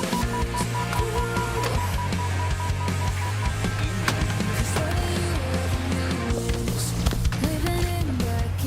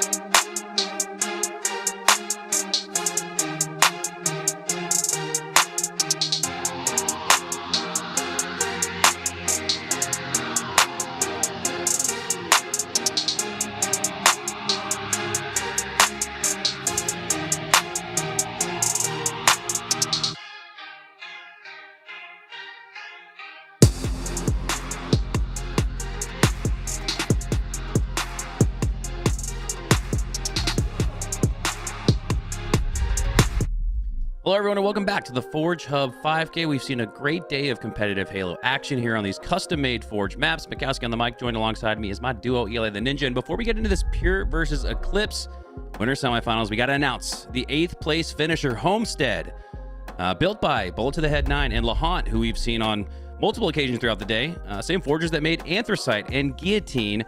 The experience this duo have now... The experience this duo has now helped them to achieve an immersive infection map, which transports everyone to a detailed farm to confront the infected. The barn and then the house host many rooms to hold out and fight, but if you're a skilled player, you can try to hold those open, grassy areas. Congrats again to Bullet to the Head and Lahant for their 8th place finish and $500. Some of the best forgers in the scene. What a cool looking map. I think after this broadcast, I might just have to load these up and host some infection lobbies on all these awesome maps because they look so fun to play. But looking at the series layout, I'm happy to see Archon back in the mix. This is one of my favorite maps that we've seen in the Forge Hub tournaments. We got sniper duels across the top center of the map. We've got a prominent waterfall feature that goes all the way down to the bottom. We've got rocket launcher. We've got grapples. We're going to see some crazy no-scopes throughout this game for sure. And we're seeing King of the Hill. I don't recall if we've played King of the Hill on this previously. I know we did Strongholds and CTF. Yeah. But this will be very interesting to see how this one plays out. Yeah, very interesting, especially so because in HCS competition, all of the King of the Hill maps, I believe, are of the symmetrical variety, if not most of them. Yeah, so here in this one, you've got a symmetrical CTF map. I guess you could bring it back to the construct of yesteryear, a symmetrical map with different tiers, maybe 3, 4 even levels to that map. Oh my god, levels to this snipe action as last shot hits the headshot, going for the no scope, and that's going to be an easy one. Despiteful with no movement makes it even easier than it usually is for last shot to hit those no scopes. Does miss it onto Looney, but pretty off the start. Just a few shots from last shot, and Pure already about to take a 1-0 lead. Yeah, not sure what Despiteful was going for there. Maybe expected last shot to push through the other hallway, so last shot, knowing the skill jump, takes a route that he was not expecting. And now he's got ultimate high ground with 10 extra bullets in the clip. Team has already secured the first hill, and wow, this team is coming out hot at the beginning. Last shot shows why he's so deadly with that snipe. Even highly contested and close to mid-range battles, he still gets that no-scope to the body. Eli, it almost seems like last shot strategically playing for those no-scopes to the body. And wow, there we go. Just in real time, a caster's blessing double kill. Back-to-back no-scopes for last shot. And he still continues on. I'd say throughout the day, Eli, he's at a 95% accuracy rate with that snipe, with the no-scope body shots. Is just an outright unbelievable, outrageous performance today from last shot. You jinxed him. He has finally missed the shot with the sniper. Everyone sound the alarms. He is in fact human, but very smart position here with the sniper. It's going to now rotate back to the hill. This feels like it should be one of the harder hills to capture. Very exposed in the bottom center of the map. This is going to get a couple seconds and then quickly rotate out. He says, you know what, we've already got the lead. No sense in trying to rush this. Can use the hill as bait. And it looks like he's going to do exactly that. Looney does proc the camo though in the hill. And Krubu with a nice flank with the rockets. He's going to get 2, but he does trade out his own life as well. Well, that's one way to take down the last shot. Rockets beats Sniper or Scissors in this battle between the two power weapons, as Pure have a 1-0 lead, but Eclipse have the edge on hill number 2. And after a team wipe onto Team Pure, Eclipse have a chance to tie up match at 1. Despiteful with the slay onto Druck. 2 down for Pure, 3 down for Eclipse. So Looney just has to wait and play for spawns, play for positioning, but he gets taken down. Staggered. Pure could actually steal this and make it 2-0. So looks like a good chance to do so. Last shot has the sniper back in hand. Still 3 more shots to work with after he takes down Bid Teaches. And what I'm really noticing the strategy from last shot is to hit every shot, first of all, but also to just reposition every single time he gets a kill. And I think that's one of the cornerstones of being a good sniper, is you just got to show up places the other team does not expect. He's done a great job of that so far. Oh my god, and he's going to take down Despiteful with the no-scope melee and pick up 5 more shots. That would have been the last shot with his sniper. So talk about a fork in the road in this match. Pure took what looked like a 1-1 tie into a 2-0 lead, and last shot with a whole nother rack of 50 cal bullets to work with. This is where you got to watch out if you're Eclipse. Pure could run away with it here. And I don't know how much he set foot on this map, but looking very comfortable on it as he has now rotated all over. Barely misses the first no scope, but still trades out with that player. A couple of rounds of snipe ammo left on the ground to be played for, but with 2 dead, Talik and Pure going to take this opportunity to get as much of the hill as possible. They might just close this out and take a 3-hill lead. No, they do get taken down, but Looney down to 1 shot already, and last shot comes in with the rockets, gets 2, and looked like he tried to kill him with the harpoon of the grapple there for a moment, but I don't think it's going to matter. This hill will go to Pure as well. 3-hill lead early, making Eclipse look easy, and we know they're not. Yeah, Eclipse just took Complexity to a game 5. Not only took him to a game 5, but won 50-31 in that Slayer. So this is not the Eclipse that we had seen previously in this tournament, but hey, this is a Pure roster that is the back-to-back defending champs. They have figured out on the fly the strategy and the positioning that you need to win on these new Forge map creations. As Despiteful gets back on the board with the Slay, and Eclipse got to score this next one. Otherwise, Pure are taking a quick 4-0. Spiteful having a hard time finding a target to look at. He's had to rotate all the way across the map, and it feels like the members of Pure are just a few steps ahead of him. Does finally clean up the kill on Talik, but all the while has positioned himself where he's not able to keep his teammates alive. He's the last player alive, has to stay alive as they come off spawn, and wow, as soon as he exposes himself, he gets cut down in an instant. I feel like this is just the experience of playing against Pure, is you don't see anyone until you see everyone. Their teamwork is just too strong right now. Slay count too strong as well. There's just not enough open space and shields to work with for Eclipse. 14-12. You got 2 players in double digits already. This is a quick 4-0. My God. In total, that felt like 5 minutes. A fast track to a 4-0 sweep in game number 1 puts Pure up convincingly. Last shot 14-2. Is that a 7 KD? I mean, that's just insane. Oh, he's like plus 7. Yeah, he was plus 7, right? Or 7 KD, so plus 12. It depends which way you. 7.0 KD. That is ridiculous. I mean, the guy was just running around doing whatever he wanted. He was always in a different part of the map every time he showed back up. Eclipse did not keep track of him, and you got to keep track of last shot if you're going to keep yourself alive in the game, as they take a clean 4-0 sweep. Next, going into Downfall Slayer. We'll have to see if Eclipse have an answer back, but yeah, this is how it all started. I mean, just starting with the headshot, catching the Spiteful off guard, ends up stacking the ammo of this sniper after Looney hand delivered it to him, just hitting every no scope. Like, this guy's been absolutely on fire today. We saw the headshot to open up the map, but that was the only option he had to hit that shot. All he could see was the visor of his opponent, and then afterwards, I really think we are witnessing something here from last shot. Wyatt has figured something out as it relates to that center mass body shot no scope, devastating damage dealt out from that S7, and maybe it makes sense from again, I talk about risk reward all the time. Maybe Eli, from a risk reward standpoint, it makes most sense to aim center mass, have a much higher chance of hitting your shot, and then cleaning it up with something like a melee or a quick bandit headshot. So yeah, I don't think it's fluky, the accuracy that we're witnessing from last shot. Almost, again, playing for those body shots, which kind of goes against common knowledge. You know, you watched Halo for 20 years. You'd say most snipers all the way back to the Gandhis of Halo 2 and the snipe downs of Halo 3. They're always playing for headshots, but maybe last shot's figured something out here in Halo Infinite as we move to game number 2.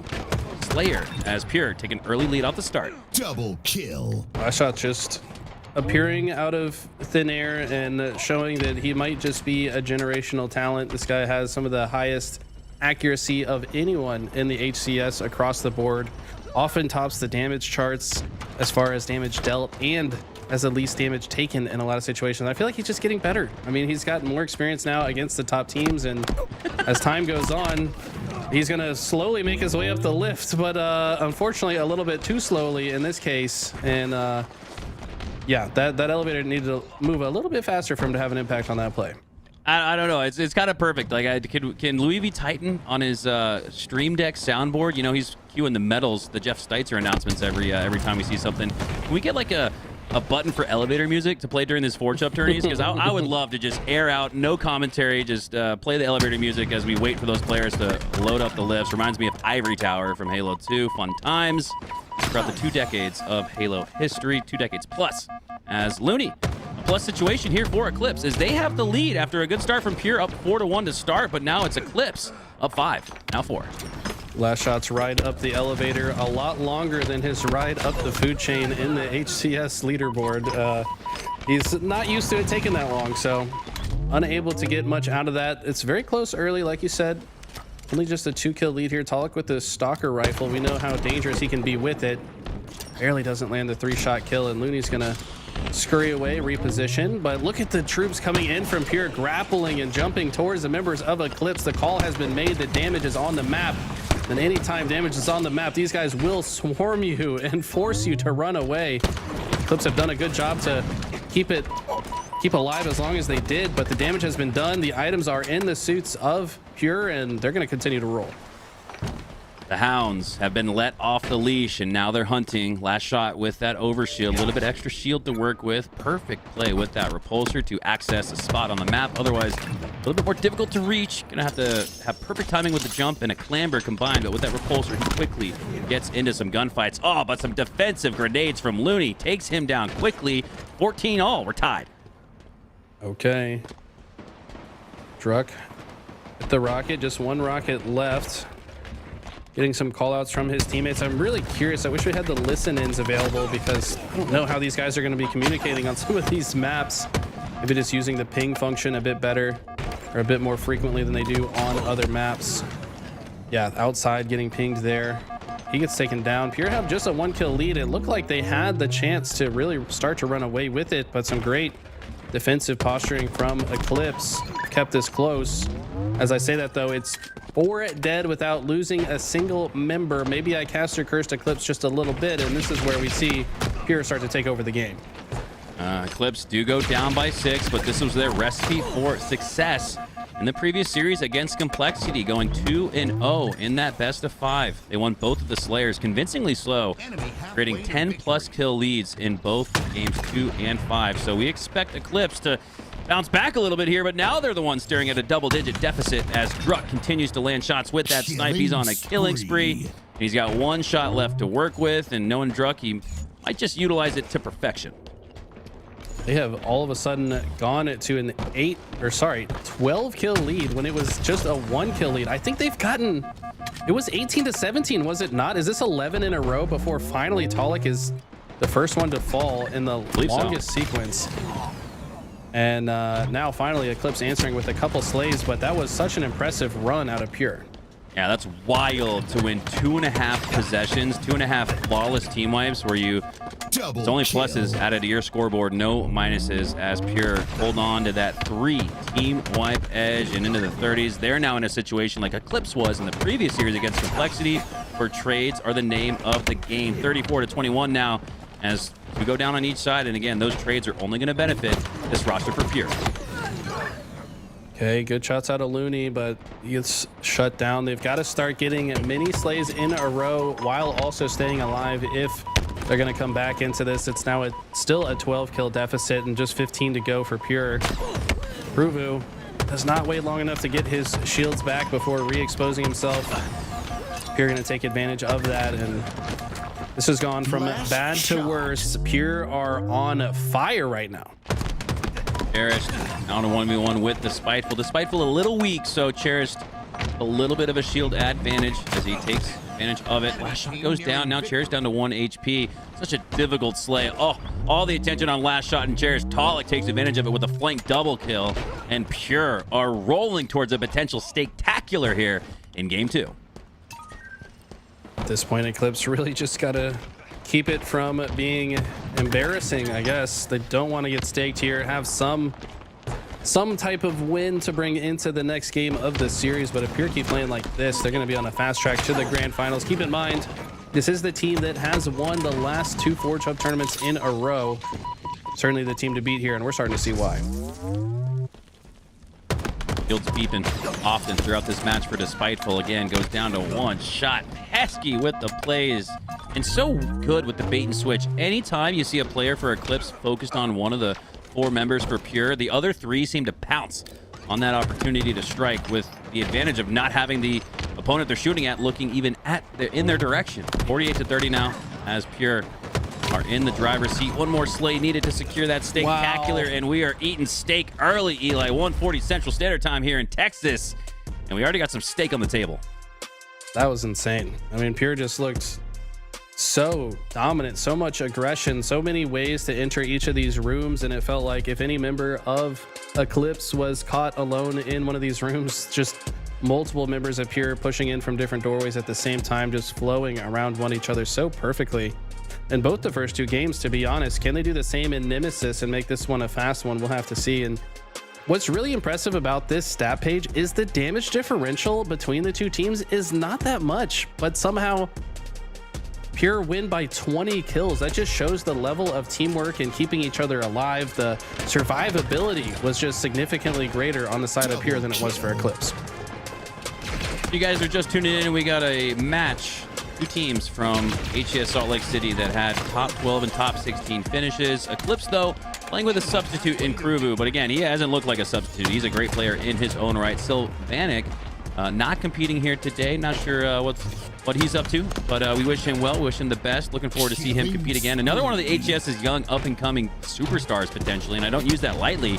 I really think Sylvanik and Looney, when they are together, they really do combine for, I mean, let's look at the other side, almost like a Cherished and Last Shot-esque combination of players that are young and up and coming in the Halo community. So keep an eye on some of these new players. I think we always we get pretty established here in Halo. It's been a competitive scene for 20 years now. We're used to seeing some familiar faces, but it feels really good, Eli, in season 3 going into a season 4 where there's plenty of new talent, new up and coming talent to keep an eye on.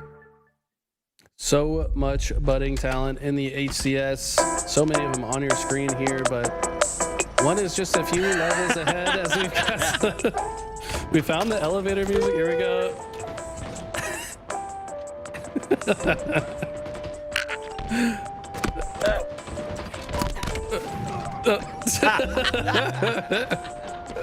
Bro, that's why he Last Shot. You're supposed to wait for the elevator music to end, bro. You can't leave the lift early, bro. You got to ride it all the way through. And my God, this is why LVT Halo's production's the freaking best. Ask and you shall receive. No way. He actually went back and found the soundbite of elevator music and then came back. That was too good, man. I just that was the longest elevator ride. Like it doesn't even take that long for me to like use the elevator in my apartment complex to get to my car. Like maybe we can speed that lift up a little bit. Talk to Warren Paimon about that. Well, that's some of the beauty of Forge, right? I mean, it's like asking you shall receive. Speaking of that, I mean, we've had moments where we've mentioned feedback or adjustments to make, and the next time you load into the map, the Forgers have changed it in real time. So, and shout out to the LVT Halo production team. Shout out to the Forgers of the Halo community as we kick off a Game 3 where Pure, up 2-0 quickly, have a chance to sweep this up-and-coming Eclipse roster. Uh-oh. He's got the snipe. We've seen what this kid can do with it. Taking some outside lanes here. We saw Pure absolutely decimate on this map previously, and look at this. Looney unable to do anything, and Pure is somehow have already capped. Looney gets a nice headshot, but who cares if the score is already 1-0? I mistakenly looked into chat to see Maverick, one of our community members. Morning, dude. It's actually 2 p.m. Central, so unless you're on the West Coast, E-Gen hours for you. But I mistakenly looked at Maverick in the chat, and I didn't even see the cap. Pure, less than a minute to make it a 1-0 match, and this might just be a 20-minute series. It feels like. That was insane. I mean, we're on board with Looney to see what he can do, and he's getting capped on without seeing any targets. Like, what is going on? The level of efficiency that Pure is playing at in every single game has been off the charts, and they look to go 3-time back-to-back. Are these guys just the gods of Forge tournaments? We'll have to see. And we've been campaigning for more Forge and ranked in HCS. Maybe Pure are gonna like spearhead the coalition and start like a pro players association. Like, hey, you guys want more of these Forge maps in competition? Because my God, if we added a map pack of yesteryear, 3 maps, like that Maptacular we had in Halo 2, Gear would probably move up from a 4th place ceiling to potentially 1st, because you're right, Eli, they do look like they've created the standard. They've set the tone here on these Forge maps. They've figured out the strategies on the fly. And let's give some credit to Trey, their coach, who I assume is coaching them here today as well. I'm not surprised. If any team could work on the fly and come up with these strategies while in the mix on the battlefield, quite literally, as Trey, part of our armed forces, respect to him for that as well. And not only respect for that, but man, respect for coaching this pure roster to reaching their potential, and not only HES but Forge Hub grassroots competition. So yeah, not enough people to thank, it feels like today, as Bit teaches. Not enough no scopes to hand out as he goes for the 360.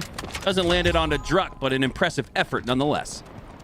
Yeah, Trey, the type of dude that I would not be surprised if he got up at 5 in the morning before these tournaments and typed up like a multi-page document about how to properly play each of the maps. Like, he is just that level of dedicated as a coach. Shout outs to him, as he has been absolutely instrumental in this team's success, not just like during the matches, but outside of the matches. I think is where he probably provides the most value to keep these guys' heads on straight, make sure they don't get ahead of themselves, and keep them locked in for the matches.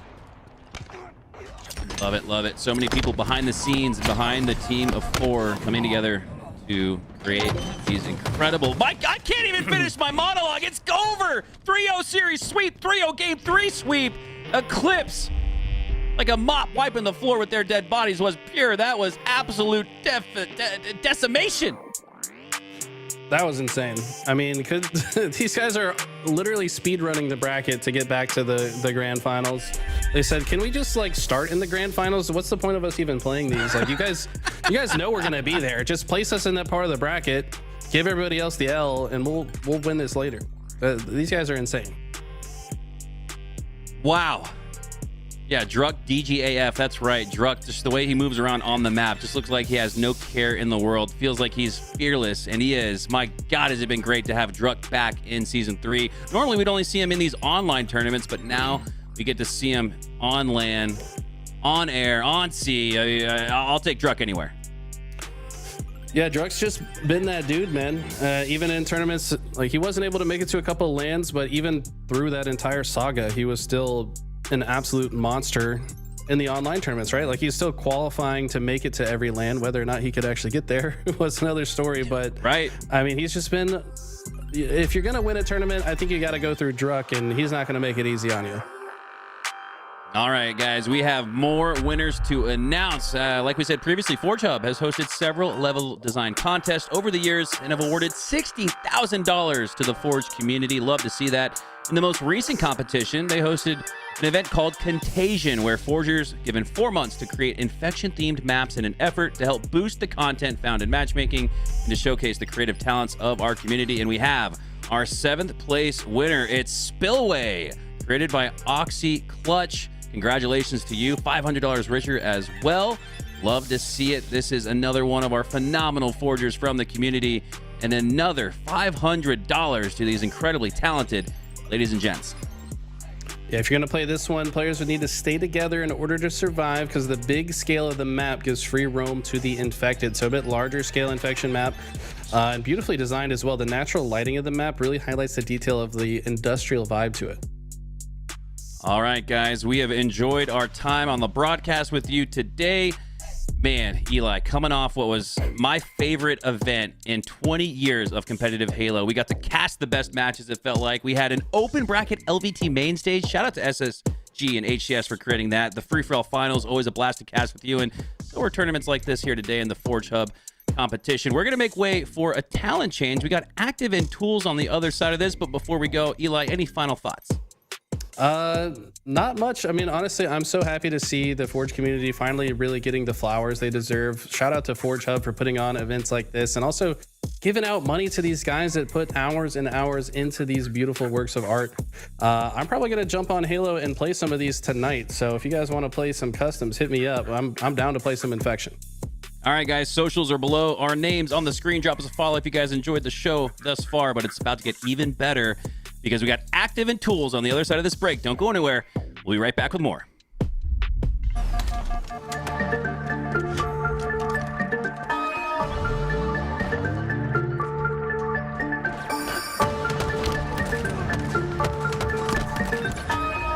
Double kill.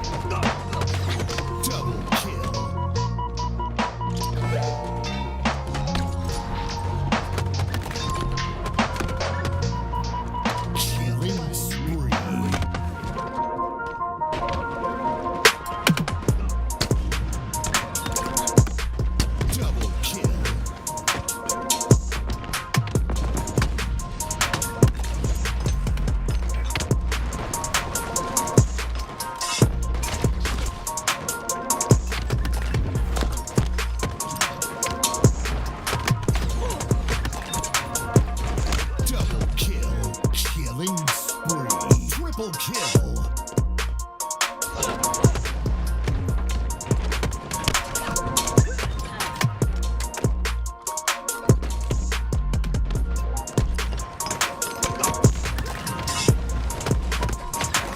Enemy halfway to victory. Double kill.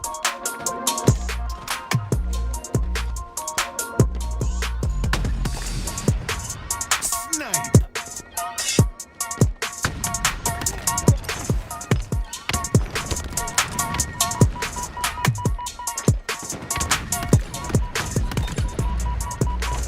Killing spree. Double kill. Enemy team took the hill.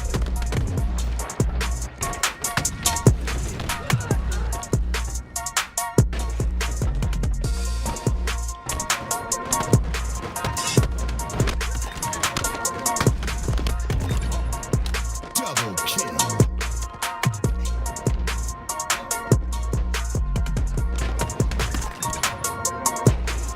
Double kill.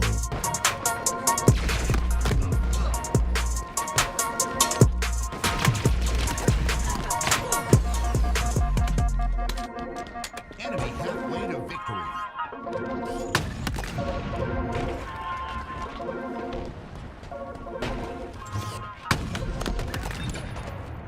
Killing spree.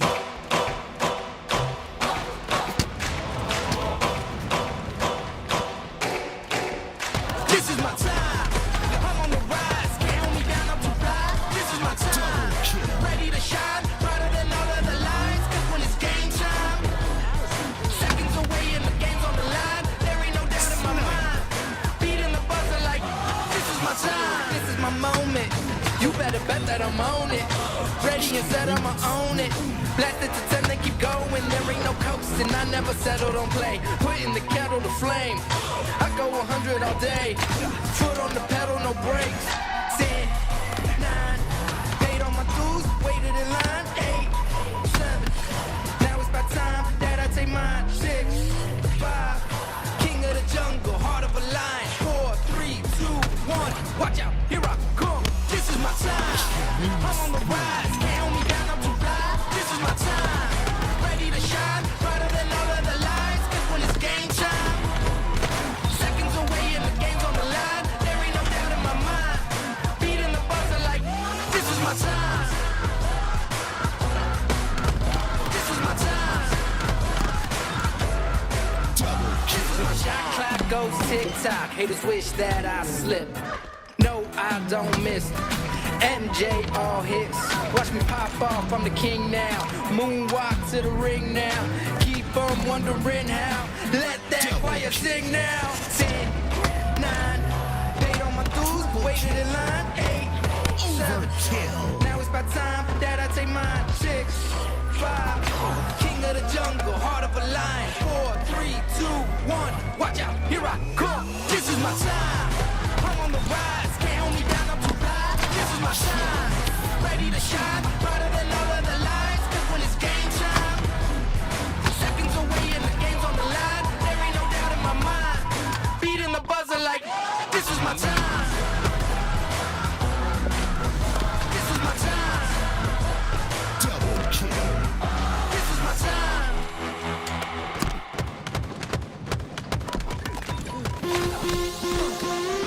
Killing spree.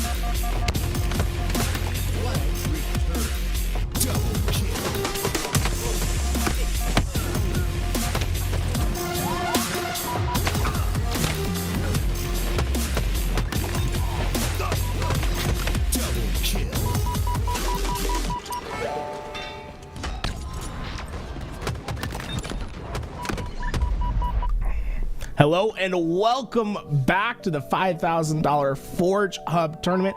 I'm Tools. Joined with me is Active, and hey, get a big shout out to Eli and Mikowski holding it down in the first half. We're gonna come in for a little bit, play some cleanup here as we get further into our tournament. But if you haven't been watching, there's a lot of exciting things happening today. Obviously, all these Forge maps up in a competition with plenty of pro players and amateurs alike competing for this $5,000 prize pool. You're reaching us right now in the winners semifinal. Metaverse is going to be going up against Tenrai to determine who will match up against Pure in our winners final. Laid out before us is our best of 5. One thing you'll notice, no HCS maps. No, it's all Forge Hub maps here today. Active. We're starting off on one of my favorites, a lot of elevation on Archon.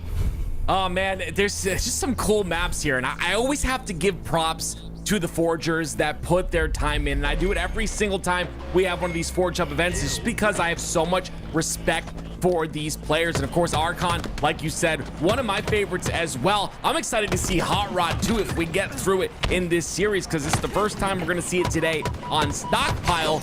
But the question here lies, who are we going to see against that Pure roster that won the last Forge Hub tournament? They look amazing. They look disgusting today and just focused and ready to go. Can Metaverse or Tenrai contend with them? This is a stacked out lobby, as you can see. Metaverse, a mishmash of pro teams, but you gotta look at the duo that just won their home stand in Salt Lake City. Bound and Legend gonna be trying to make their impact known today. On the other side, we have Tenrai, a team that also has gone by dead inside, though. Avusi, he's filling in right now for one of the players over on this roster, so not quite that full dead inside roster that we're used to seeing. And of course, you got the, like you talked about, the Metaverse side of things, where they always kind of mix and match. You got Bound and Legend. I'm really excited to see these two go at it. And you can see it's a pretty even match thus far. Both hills progress about even here, but Envoy going to try and take advantage of a low shield Legend, and he'll have the help of Ezzo to make that happen. They might be able to take some advantage here. 3 down for Metaverse. Enemy team took the Oh, hit. remember, there's so much elevation on this map, but with King of the Hill, you're going to see a lot of your fights localized. So, you know, high ground's great, but you still have to have that presence towards that low ground to get into Hill. It creates a very interesting dynamic between you and your teammates and how you take space on this map. In order to fulfill the win condition and score points, you got to be in the disadvantageous low position on the map. But if you want to get those kills and control the map, you're going to need some players up high doing some damage. Envoy trying to do damage towards the low side, gets the kill on the Bound, but it's Ezzo with the camo in his hands. So with 2v2 situation here, he evens up the odds just a bit once again, and you see Tenrai looking to get the rest of this time on this hill. And I believe if he can potentially dodge these rockets, he will do just that. But Falcon finds him right there. It's still, though, the hill for Tenrai. That first hill goes in their name. Hey, the first job getting that first rocket to miss was great by that camouflage player. Just moved up out of the hill. At that point, you knew you're exposed. So what's the next best thing to do when you know a rocket's gonna take you? Well, jump up, take it with your face, put it on the chin, get some damage down with you. First hill going to Tenrai. Great plays all around. Metaverse gonna have to find their solution on a very exposed hill in the middle of the map. A lot of elevation to get damage down on those players. Also, grenade control going to be so important. It's so easy to get players out of those sneaky spots down low if you have them in your back pocket. Yeah, a lot of people don't think about the resources in the game. Those nades so important to make sure to utilize them to get that little bit of damage in, especially on this bottom center hill. Envoy, though, has a little bit of a power weapon in his hand. It's the snipe. Gonna miss a couple shots there, but still has 5 to work with. It's a bit of time here added up for the side of Metaverse, but Tenrai just seem in control for the majority of this time. Now they have to go down and contest this hill, and it's difficult to find that angle. You can see Envoy looking for it. So far, no action to be found for Envoy, but Tenrai scoring it once again, and this is great for Envor. As long as you know that those players are in the back of those bases, nowhere near to finding a contest, well, you can see the amount of time that you're able to soak up. Metaverse fighting all around the map, but it's taking them so long to get to this hill. You have to be careful on your approaches. Yeah, Envor trying to find an angle there on the spawning players, but unfortunately he will go down. That will be Sniper, I believe, in the hands. Well, Falcated, you can see him on your screen immediately here. Gonna get some value out of that one shot. Still has a couple of shots to work with. That damage could allow Bound to go in. Bound gets one in the kill feed, but he'll get killed by Piggy, and no trade out happens. That Rocket's gonna find a home there. Falcated gets that kill.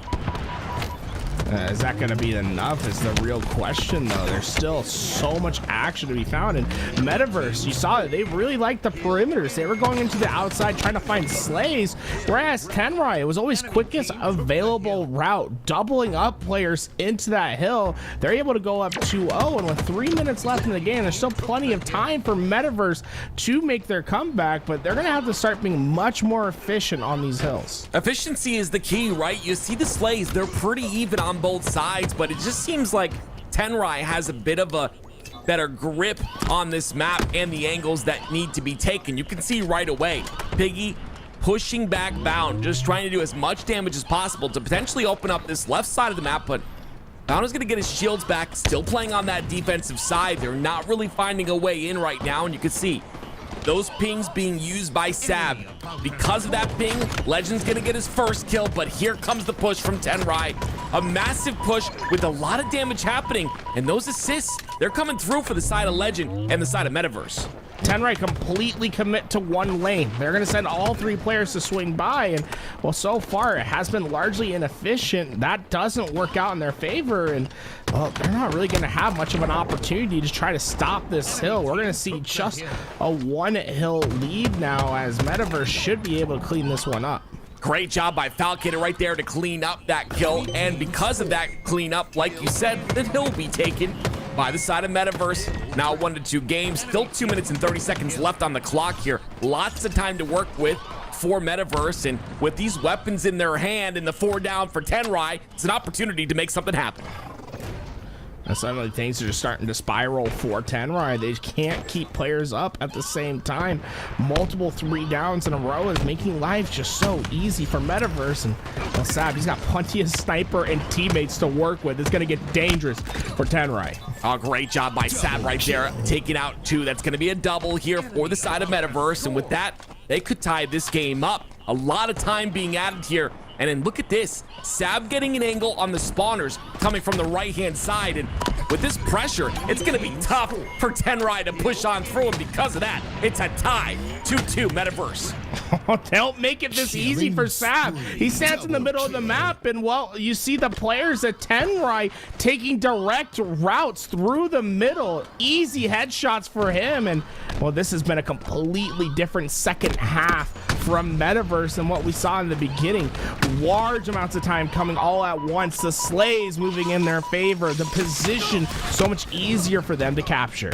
I absolutely love this. Just seeing these maps, it's 4 down for Metaverse, by the way, but just seeing these maps, it's so refreshing. I gotta give another shout out to Forge Hub for putting these maps on for us, for the Forgers for creating them. Honestly, it just really brings that passion through, because we're able to see fresh new maps and fresh new experiences with the same old players. And you can see a same old player on your screen, the champion, of course, of SLC. It's gonna be Legend, and now with the double push with Bound, these guys are not called LeBound for any reason here. They're called LeBound because they're constantly pressuring in the same lane. See, Falke and Sab are the last 2 alive from Metaverse, and Tenrai desperately needs to get these kills. They know how dangerous this position has been for them, and well, things starting to change. Look at the spawns of Metaverse across the map. A far trek for them to make. They will wait for all 4 spawners to come up. It's going to be one last push. Here comes the push. Envor ends up taking out Bound here, but they're gonna get traded. Multiple trades come out. Avicii with the rockets in his hand. It's 3 down for the side of Metaverse and 3 down for the side of Tenrai. It's a 1v1 situation, but against rockets, you want to make sure to hide in this situation. It'll be Bound trying to get spawns for his team. The Rocket's going to miss, but the kills will come out once again. Avicii and Tenrai find themselves in a great position to live. Avicii's doing his best down low as he's trying to get his shields back. Ezo and Avicii both having struggles on just getting them shields back, but successful at their endeavor is going to make it so much easier for them to win the fights. You see Metaverse go 4 down because of it. That all starts with simple plays by Avicii and Ezo. They're both one shot. They're able to stay alive and keep their presence known. It stretches the defense of Metaverse so thin that once one player is able to break in, the rest follow. Love to see the resources laid out on the map here, and once again using those resources like you said to stay alive. Another resource in the hands of Ezo. Very precise with this snipe in his hand, looking for an opportunity here. Unfortunately, the precision's not going to come out. He's going to miss a few shots, and now, because of that, has to make a big play, but Falcated takes him out. Enemy team took the hill. Falcate staying up high as well with his sniper. He's going to have the spawners coming behind him and a little bit catching him by surprise. Tenrai get the spawn that pushes Falcate out of his position, but is that going to be enough to get the hill? Whew. He's trying to make it enough. Gets another kill with the beatdown there. Obviously trying to grapple that snipe to him, but unfortunately he's gonna have to push up. Takes a little bit of damage because of that. And you can see every little bit of damage that is taken forces you to play a bit differently. It's still Avicii though, very confident in his play. He's gonna grapple the Rockets. They take him out. It's 2 down, but where are those Rockets right now? Oh my word, Sav comes in. The triple kill, but Envor takes him out. The Rockets once again come out clutch. Bad guy Envor. Why do you have to have camouflage and rocket when the guy is going for the overkill? Don't you know what the people want at home? And well, that might have just been enough to save this for Tenrai. I mean, Metaverse was looking at taking that hill with the overkill. Instead, Envor's completely shifted the position. Not only did he remain strong, he wins the game. Double kill for him. And how quickly things can change. Individual plays by Envor mounted with the team play from the rest of Tenrai give them a decisive victory in map 1. Love to see the shot grenades being utilized there. You see the currents of those shocks just literally bouncing between all of the players on that push, and you can see because of that Tenrai end up closing it out here in game number 1. Metaverse need to answer back right now. Of course, that was Archon. Beautiful map. We hop over to Downfall for this game number 2. So we gotta be praying for Metaverse's downfall of your Tenrai right here. This is going to be an important map. Plenty of weapons to use. You got a sniper, a rocket that comes up. Got a little bit of an elevator over that rocket. You know, you see anyone saw the replay of the elevator music that cracked so me good. but also, you know, you also have power-ups to control with a quantum translocator and I believe an overshield. It's either an overshield or camouflage.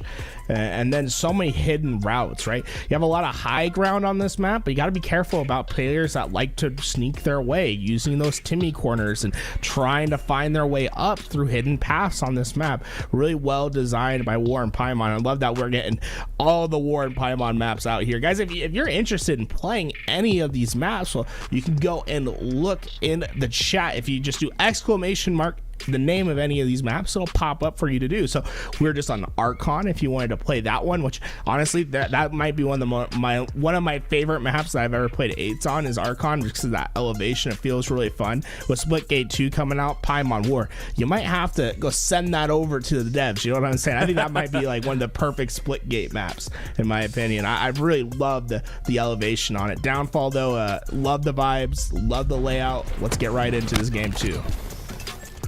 As you can see, a little bit of replays here coming out of Sab, and once again, this sniper a big factor. You can see Sab using that snipe to just do as much damage as possible. And again, it was a snipe play that I thought would maybe secure that third hill for the side of Metaverse, but unfortunately it wasn't enough. And this is why right here, Avicii with those rockets gets picked up by Envor. You can see Envor just doing massive damage. The counter from Sab, but Envor comes up clutch once again with that rocket camo combination. It's so funny that because Avicii went down with the grapple rocket play, that gave the rockets to Envor. So you gotta think about it. You know, obviously, like if things didn't quite transpire the same way, that could have been a completely different game at the end.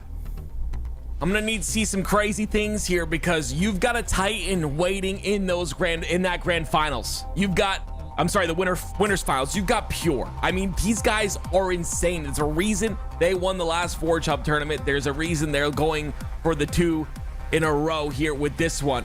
I've got to see something crazy out of these guys. Tenrai look pretty solid, but I mean, Metaverse are still contending. So I think it all comes down to getting used to these maps just a bit more. If you're Tenrai or Metaverse, maybe you still have to get accustomed to them just a bit.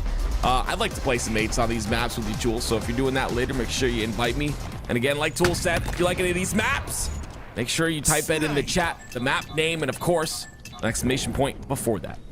If you are looking for a way to play these maps, you don't necessarily have that friend group that plays AIDS too often, you can also check out the Forge Hub Fridays that they do over at Forge Hub. I believe Native runs that alongside with members of Forge Hub, and they just play a bunch of great maps all the time. They got those customs going, so if you're interested in playing any of these, but you don't have that friend group that likes to play custom maps, Forge Hub Fridays, they got you on lock.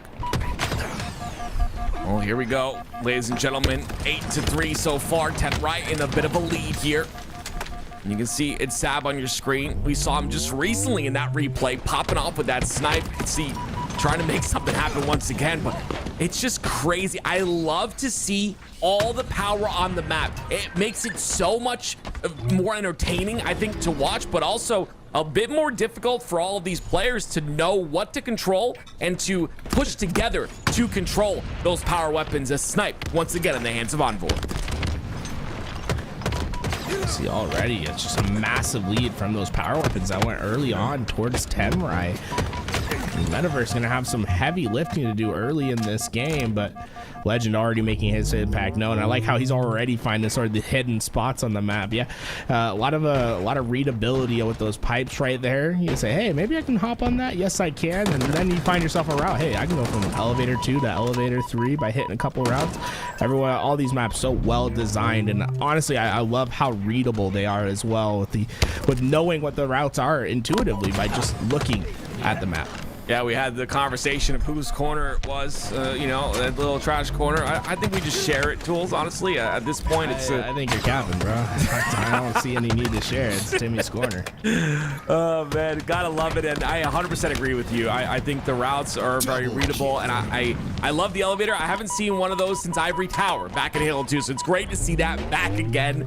I think it just makes for such entertaining plays here. Of course, it's 13-16. Tenrai leading by just a bit once again. Looking for Metaverse to start to pop off. Bound has a little bit of a breadstick right now. Looking for him to pop off. Oh, you saw it right there. That's Timmy's trash heap to the right. Over there, keep an eye on it. Underneath Sab. But so far, the comeback, I mean, they were down by a significant margin, double digits early in this game, and they've been clawing it back with these kills. Now just down 2 in Advocacy. Well, there's no way you're surviving here. It's just going to be a 1-kill game now. Yeah, that's exactly what they needed. Bring this game back. Do as much as you can to get these trade-out kills, and that's what's going to be deadly right there. You see the 2-man push here from Tenrai. Constantly, especially in a map like this, once again, you have to learn as you go, and even if they've played this map before, it takes a long time. It takes a lot of hours to really master a map. I think when it comes to teams, Pure is probably the one team that has mastered all of these Forge maps and already mastered Hot Rod, which is one of the new maps we're seeing today. They seem to have mastered that as well, which is just absolutely nuts. But Tenrai, those double pushes going to be very beneficial. A 2-kill lead for them. I like how the elevator has open slots in it, so you can still fight through the elevator. You can also use your crouch to block it. Oh, you know, Bound, throwing it back on that pull, a little left, right, got the job done. Great stuff from him. And you brought it up. Pure might be the best practice team on this map. Tenrai, 3 of these players playing a lot of these tournaments as well. But that's one thing I love about these Forge Hub tournaments is they've just added a new map into the pool each tournament. So these players, the more they play in the Forge Hub 5Ks, the more experience they get on the maps, right? The better they're gonna be. And it feels like, yeah, you are kind of seeing that at some points where some players obviously have some knowledge of things that they've learned in some of their previous Forge Hub tournaments, and they use them to great effect. Well, it's a 4 dead for Tenrai coming off a spawn now. Metaverse gets their first lead of the game here. It's only by 1 kill, but we'll see if they can extend that just a bit. Look at the bottom push here from Bound, trying to find a route towards the spawners. Gonna get up towards that elevator. I thought he was gonna get crushed. I thought he was gonna get crushed. I was like, whoa. I wonder, can you time it? Is there a way? I wonder, imagine you could time it, like shoot your body out the other way. Oh, like, yeah, the true. Just get broken. Yeah, that was scary for a second. That was immediately what I thought of. I was like, he's gonna die right now. He's gonna get absolutely obliterated by this elevator. No, we're all Spartans here, right? You just obliterate the elevator, right? True, yeah. 32 to 31. It's Sab with the power weapons once again. Sab's gonna get shot and falcated as well. They got kind of caught out there a bit. Well, Falcon, so Sab was so patient with that rocket, he didn't shoot it right away, and well, he gave the present over to Falcated. He went up the ramp and saw 2 players, so even though he was 1 shot, he was able to get some value. A 2-for-2 trade that goes to Metaverse's favor because of that rocket staying alive and Sab not wasting that ammo early on. A 3-kill lead still here held by Metaverse. You can see the QT coming up here very, very shortly. See lots of power on the map coming up shortly, and it's so important to make sure to control this power. You can see it's off, of course, Metaverse, a legend, and his teammate here, and Falcated looking to push this lane, and they do it really well, but look who's ready for it. That's beautiful out of Tenrai. They get the trades. It's at the most important moment as well, right? All these power-ups coming up, and Sab, that looked like it was on your body. I'm sorry, brother, but that overshield gonna fall for now, but getting those kills at the right moment is so important. Falcade's gonna be able to get the overshield. Quantum Translocator also going into the hands of Metaverse, and you're at the end game. If you can use these to get yourself a little bit of a lead, it might just be enough to carry you through to a Game 2 victory. I know there's some players that don't have ping on their controller as a bind, but I'm telling you right now, I just like bind this, it with my trigger, you know. Yeah, there you go. There you go. You're seeing it. There you go. But yeah, I mean, it's just so important to make sure to ping these areas on the map. You see the shroud screen, and you know what I love is nothing goes unused on this map. Everything is being utilized by these players, and you love to see it, right? We saw this really heavily in the season 1 of Halo Infinite, where you had a lot of power on the map, and it was players utilizing that. But Metaverse have done a great job making sure to pick up a lot of these power weapons. Because of that, 46 to 42 is their lead. That was so good from Falcade. He sat down in the middle of the map. You see him, he was on top of the Tim can, just trying to stay alive. That player eventually just feels too much pressure at bottom mid. Not only did he stay alive, he also got another kill to go with it. Opens up a 3-kill lead, and Falcade feeling himself going for some crazy shots, but fortunately not going to be enough to stay alive. And that 3-kill lead turns into 2. Tenrai certainly not out of it, but this is going to be a tough position. 4 dead is what Tenrai needs to win this game. Metaverse, just a couple trades, they'll get the job done. I like Bound's play right there, sitting back, waiting for his teammates to spawn. Do the pings come out once again? It's Bound trying to go for this kill. Beautiful. Gets the second one as well. Oh my word. You said trades. No trades needed. 50 to 47. Metaverse gonna come through and tie the series up. Really, really fantastic break from Bound at the end there. He was decisive in understanding the position of the other players, and well, they get the job done. And honestly, that was super entertaining. Really came down to I think the kills around that 36 to 38 kill mark were the most important for Metaverse. They got the right kills at the right time, allowed them to get that overshield, which opened up the gap at the end of the game. The overshield is able to challenge the sniper of Avusi, get him away from that power position, and from there, it's just the resources were just too great for Metaverse, and Tenrai could not overcome it. We'll see if Metaverse can continue on this tear. It was a Slayer game, not won by a lot right there. So, I mean, obviously still a bit to work with. The best part about this entire scenario is, of course, we've watched Archon. We of course watched that, but we get to potentially watch Stockpile Hot Rod, which is what I'm excited for. You know, obviously Archon, then Downfall just recently, but we get to potentially watch that. We're gonna watch that game 4, with Hot Rod Stockpile. It's the first time we're seeing Stockpile on this map. I think this map is really cool. But before all that, we're gonna go to Nemesis. 3 flag on Nemesis. What do you think of this map, Tools? This way. This map is so awesome for a couple reasons. The flag routes are great, right? It's fast. You go from a high ground down to low ground to usually hit your fast runs. The other thing I love is the lift. You don't see it featured as much in flag, but in our Stockpile game type and Slayer, man, you'll see that lift used all the time. A couple things that a lot of people might not know about this map. There's a little there's a barrel underneath the lift. If you shoot that barrel, it'll disable the lift, and it really helps for some Stockpile shenanigans. Probably won't be used as much here on flag, but this is a very fast-paced map. Sniper over shield on opposite sides. I like to think of it as more of like an inverted Coliseum for any of those for any of our Halo 5 players out there, but with some unique twists along the way. You love to see that camo up here, and you can see Falcated as a solo player trying to fight for this camo. Avusi's gonna go down and pick it up for himself, but he will get taken out by Bound. And look at Bound. A beautiful job by Falcated, but a great job by Bound to clean up those kills. You think Bound's been messing around on these maps a little bit? He found a perfect route, gets the double kill. They had no idea where he was from, and he's already schmoovin' with this flag. He's got it more than halfway, and well, Sab and Bound combining for another couple kills. Bound taking a little detour to help Sab out to get that next kill, and this is all Metaverse early on. Yeah, Bound ends up falling though, so that flag will sit for just a moment here in a neutral state.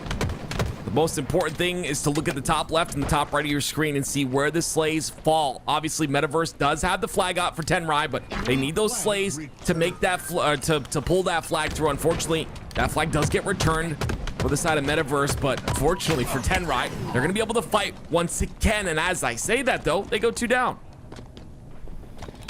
The flag's gonna be out for Bound once more. He's gonna go right for that repulse. Now the question is, what can he do with it? You can always repulse yourself or that flag up to the point that it's needed. High ground gonna be the play. And Sab, I love how Sab closes space in his gunfight, understanding what's most important. It's not necessarily that I get this kill, but that I make sure this player can't stay up here. So I close the ground, make sure I get the trade out. No one can stop the flag. First one on board. Metaverse playing fast and loose so far. Yeah, Metaverse has found a bit of a weakness here on the side of Tenrai. You see that second flag is pulled out. Tenrai answer back. Havasi's gonna get a beautiful kill right there, though, and that'll throw Metaverse 3 down on the respawn screen. It's up, of course, to Havasi to make something happen here as this flag's being pulled, but unfortunately, the pressure is a bit too much, and I believe they will have a little bit of a standoff here, and obviously could have had the opportunity to get that flag return, but again, it's just a double up by Metaverse that's making them really tough to take down.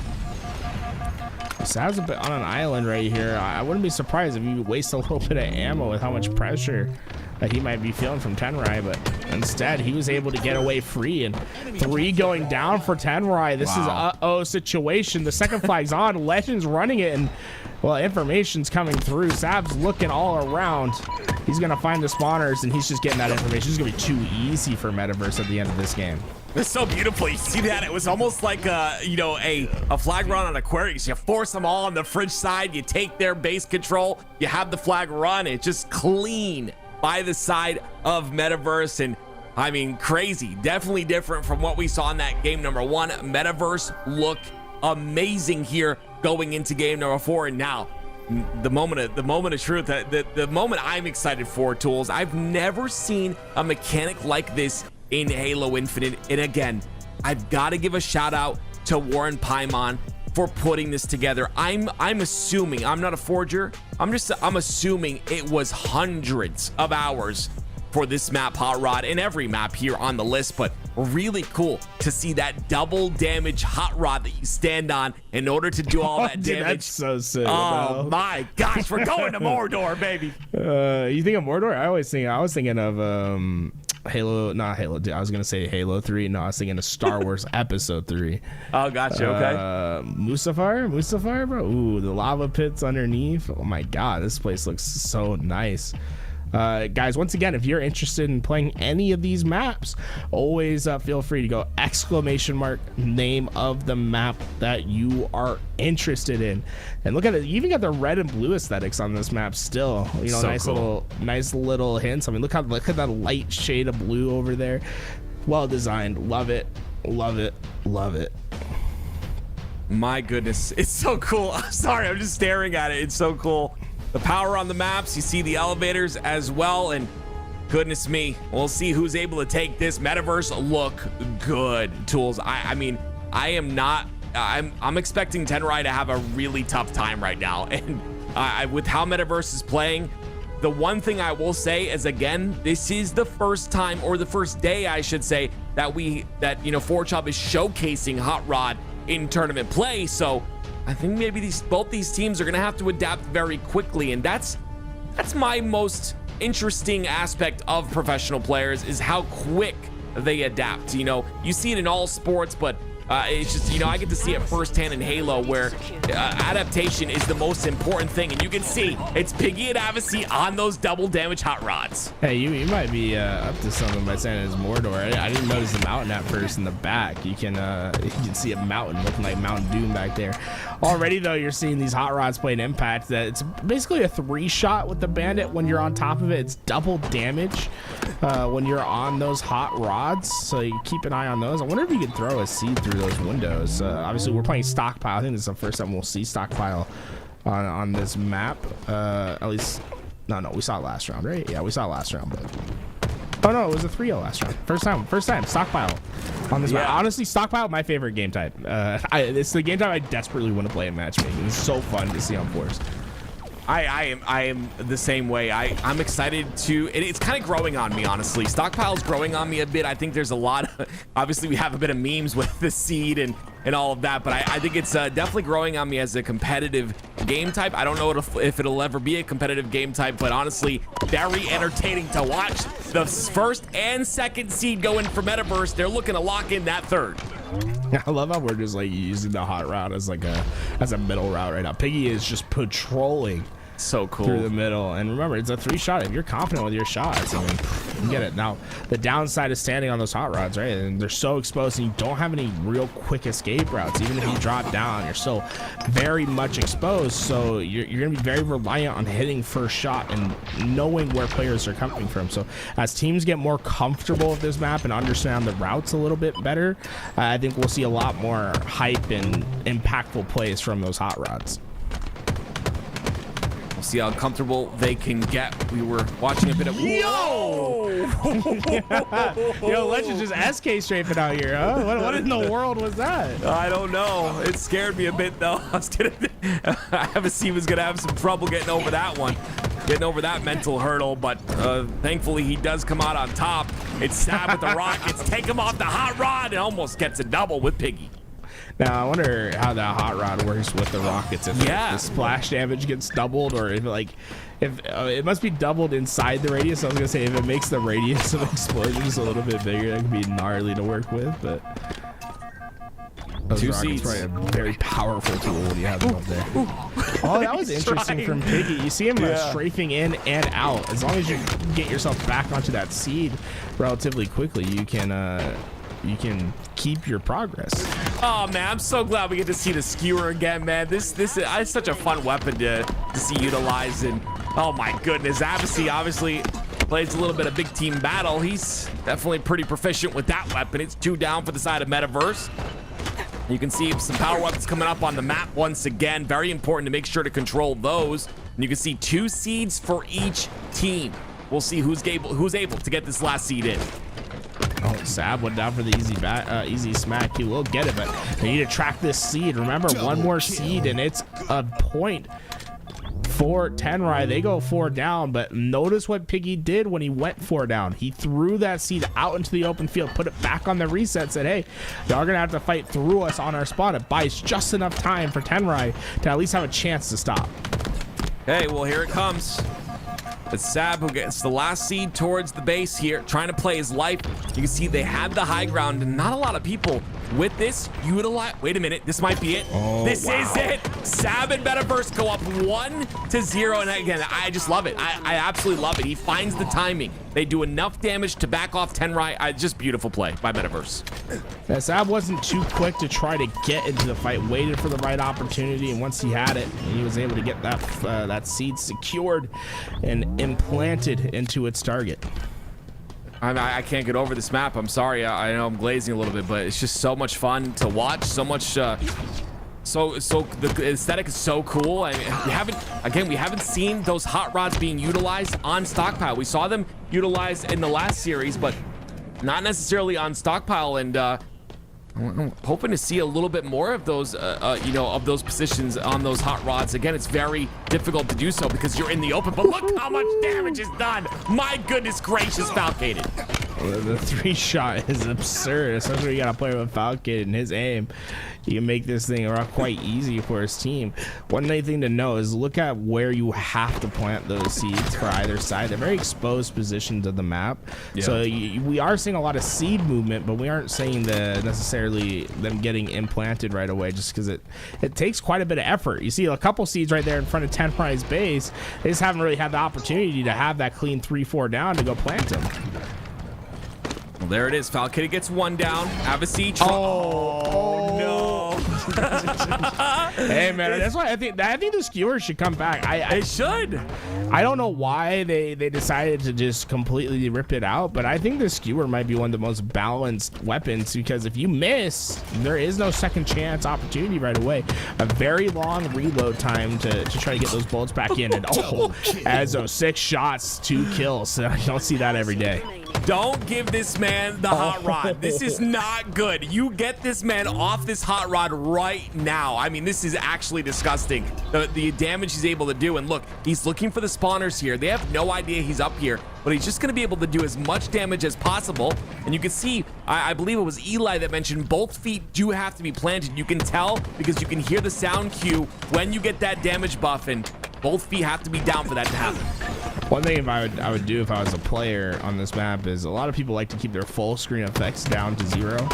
Might need to up it to 15, 20, 25%. That way you can see or like just get that visual cue that, hey, like I have the double damage. Right. Ooh, Avasi, nice shot on the legend. Yeah, great shot. Great shot by Avasi. And of course, it's going to be Piggy as well with the rockets in his hand. You see the skewer, I believe, is up again. Yeah, so it'll be more ammo. That's so sick. 7 bullets to work with. Now, no way. He threw the seed off. Avasi throws the seed off to maybe reset it. Yeah, I'm curious if he just wanted a better spawn for it. Possibly. It gets a double there, though. The skewer now down. It's, of course, Tenrai trying to rotate their seeds towards the position to insert them. It's 2 down for Tenrai, though, so that's going to be an opportunity for Metaverse to make something happen. One thing I'm really enjoying about this map is the spawns of the seeds, right? They're so they're like everywhere on the map. It's just like you gotta truly find your travel point. I don't necessarily hate to play a Mezzo just to throw it off. Be like, hey, maybe I can get a better RNG spawn for this thing for my team.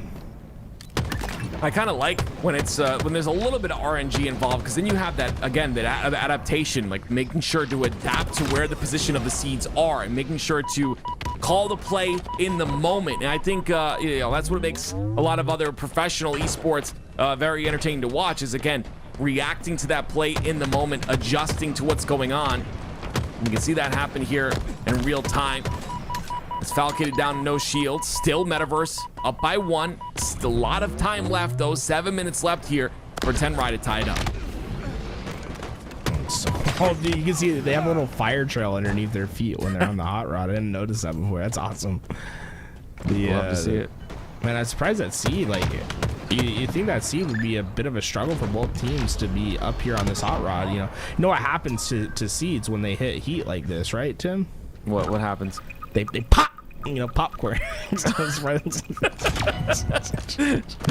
stolen seed. Are you thinking about, dude? You're probably thinking of a different type of seed. Sorry, my bad. No, I was thinking of the seed you were saying, the popcorn seed. No, you were. I'm sorry, I didn't. Imagine a curb slide play here, like on this hot rod, curb sliding, just sliding through and just 3-shotting 2 different players before they get 5 on you. Just like really cool things can happen, especially with that little bit of a buff. Look at this. This is what I'm talking about. What a throw. The challenge. So I'm saying the challenge right there, though, was the big thing for me. Ezzo on that hot rod challenges that fight, almost wins because of that hot rod damage. Oh, Avicii won another fight. Onboard gets the help, and well, that's going to secure the base of Tenrai just for a little bit longer. Bound still trying to make the impact, and Avicii just not quite able to get those shields back. And well, Bound's going to try to throw one off the map. Can he get it in time? Yes, and here we go. It's going to go back into the depths of hell and into the respawn. And he gets a beat down as well. That's pretty much all he could do in that situation. Ends up getting one. Metaverse are still 3 down, though. You can see it's Envor rotating this seed over. It's going to be, of course, the skewers. Well, I think he just threw the seed off, and that's kind of tough, too. You got to get used to those the seed weight, how much those seeds weigh, so you can, you know, throw them precisely. And then, again, it's a fight for the power weapon, and Envor ends up winning that one. 5 minutes left on this clock, so plenty of time for Tenrai to work with, but you can see this map very much a struggle to get those seeds planted just because of how exposed those positions of the map are, especially with the hot rod, right? Because you can stand on those hot rods in the middle of the map and you have direct line of sight to those planting points. So not only do you need a player at home to plant the seeds, but you also need players that are very far up on the map to secure the space necessary to plant them. Rockets with 1 bullet left here in the hands of Sab. Sab going to end up falling, though. That rocket will be used, so no more rockets on the map, but Skewer, I believe, is up once again. And now it's Legend trying to make something happen with the QT, and I always said the QT is a beautiful power-up, and I'm glad it's being utilized on maps like this where it can shine. Yeah, this is a great map for Quantum Translocator because of how many different sight lines you have, and there's a lot of openness, but there's a lot of closeness to this map as well with the elevation and the space that you can take. It makes it so you have a lot of creative uses for that Quantum Translocator and a lot of safety nets that you can put in place for you to stay alive and keep damage on the board. And if Legend would have let that bloom reset for half a second, I think you might have gotten that one. Still love the play by Legend right there, though. Beautiful job. And oh my gosh, Falcon throwing the seeds off once again, not allowing Tenrai to make anything happen. It's almost like they're playing for time here with 3 minutes and 30 seconds left. They don't want Tenrai any opportunity to get these seeds for themselves. I wonder if you'll be able to see a stat at the end of the game with like seeds thrown off or like seed resets. You know? I'm curious how many seeds we've seen meet their fate at the bottom of the map. Oh, yo, ghost jumping off the hot rod is so sick. I never even thought about that. There's so much that can happen with that thing. It's just crazy. It's on the very top of the map. It reminds me of a very exposed P3 from midship is essentially what it reminds me of. And you absolutely love to see things like that once again. It's Falcated with the double there, and he cleans up a couple. It's 2 down for Metaverse, but also 2 down for Tenrai as well. And it's the Skewer up and a fight for it happening once again on your screen, and Envor wins that fight once again. Falcated is trying to be cheeky, using that jiggle peek on that wall, but not quite enough. And oh man, some of these fights look gnarly. But Legend coming out on top. Skewer gonna be his reward, unless Avicii got a spawn right next to him, and Legend's gonna be able to get the triple, but man, he wanted that Skewer. Obviously, with the spawn, though, prevents him from getting away. Legend played that really well, but yeah, he does end up falling. And speaking of falling, Pound's gonna fall off the map as well. He had the ring in his hands, and into the lava it goes. It's 3 down for Metaverse. A seed in the hands of Ezzo. What a play. Can he stay alive? Oh, almost was able to stay alive. Maybe he could have figured out a different way, but open. Yeah, it's just too open, right? You have to get kills. Everyone keeps falling off the map. They don't know the maps quite well enough right now, but remember, you have to get 3 down, I think, in my opinion, to plant these seeds. It's just the position in which you have to plant is just so exposed that if you don't, it's just too easy for players to light you up. It's important to control spawns as well, and if you don't know the spawn weights because you haven't played the game, or the map enough, so you don't know how heavy certain spawns are, then you're not going to know what to block and where to position. And that's again why it's so interesting to watch these teams go at it, You can see a lot of players falling off the map, unfortunately, but we got to talk about it. It's a minute and 18 seconds left. Tenrai need to cap something very soon. Love this map. My only thing, War, can you add some guardrails when I play it specifically? It doesn't matter for the rest, you know. Everyone else can have it, but it's like a bowling lane for me. Just put some guardrails in the middle of the map for me, because I have a feeling I'd be jumping off a lot. Oh man, the negative breadstick out of tools. Right, I just need something to keep me in track, you know. Skewer the hands of legend here, and you can see, I mean, just literally just making it very difficult for Tenrai to get anywhere near a position to plant. Like you said, 3 have to go down here. Slay's pretty even on both sides, which is very surprising. It's just no one from the side of Tenrai really able to find any sort of value. It is, of course, rockets in the hands of Piggy. If there's one chance to make this happen, it could be right now. Piggy gets one. I didn't know is there's a quantum translocator and a lift on the map. I wonder if anyone ever will get creative with that. You, when they know about a quantum translocators, you keep your momentum as you go through the portal. So you can go through the lift with a QT active, then activate your QT and maintain that momentum to slingshot you into different areas. I love this discipline, but, well, as I say discipline. I still think he's good. Oh, Yeah. Legend. Oh, just barely got that kill, but just not enough time. It's going to be a victory in time for Metaverse, and it was an early seed capture that does it for them. There you go. Metaverse only need one now in order to make this happen. And I mean, just a beautiful job, right? I mean, I absolutely love to see both these teams go at it. Great job by Metaverse. And of course, it's going to be Metaverse's victory. I apologize. And they'll be going to play Pure Tools. Do you think they have a chance? Like, it's going to be difficult. Nah, I think it's gonna be really, really tough. Obviously, the players, the talent's there, but Pure are some grinders. They played in every Forge Hub tournament. They always go far. Like, they know these maps. The only map that they're probably not too familiar with at the moment is Hot Rod. So I'd say Pure, just like knowledge stance, because they're such an active member in the Forge Hub tournaments. I think they have a clear advantage in this game, but certainly the skill that we see between these players, like there's no telling what the potential is. I will say shame on Metaverse, because we didn't get to see one of my favorite maps, which is High Gear, which is the High Ground remake. So if anyone's tuning in for the first time, I think we'll have High Gear in our winners final. But check that map out! Exclamation mark High Gear. It's a map it's a remux of High Ground, but the idea is, okay, what if we made High Ground a symmetrical map with bases on both sides? So I just gotta say, I will gush about that map all the time. It's such a creative reimagination of what that map should look like, and I personally add it to wherever it needs to be added. I want to play that in matchmaking sometime, please. Yeah, High Gear looks so fun, dude. I agree, and it's just really cool. Again, it's really refreshing to have these new maps, to be able to see them played at a competitive level. That is my favorite thing. And of course, you know, throwing in game types like Stockpile, where, you know, we're taking chances here, and I love that. You have to take chances to know what works and what doesn't. There's only one way to do it. Back in the Halo 3 days, we used to have version 1, 2, 3, 4, 5, 6, 7, 8, 9, whatever. And we would all test them. All the community would test them, and that's pretty much what we're doing here. We get to test all these maps, test all these game types with the maps as well. I think it's funny. Forge keeps track of your version now whenever you play the thing. So sometimes you'll see like version 8,776. But folks, there's a lot of great things happening over here at Forge Hub. And, you know, if you're into the HCS and competitive tournaments, well, this Forge Hub's a great community to get involved in that, because HCS isn't the only place where you can find the competitive spirit in Halo. Forge Hub has hosted several design contests over the years and has awarded over $60,000 in total prizing to forgers in Halo Infinite alone.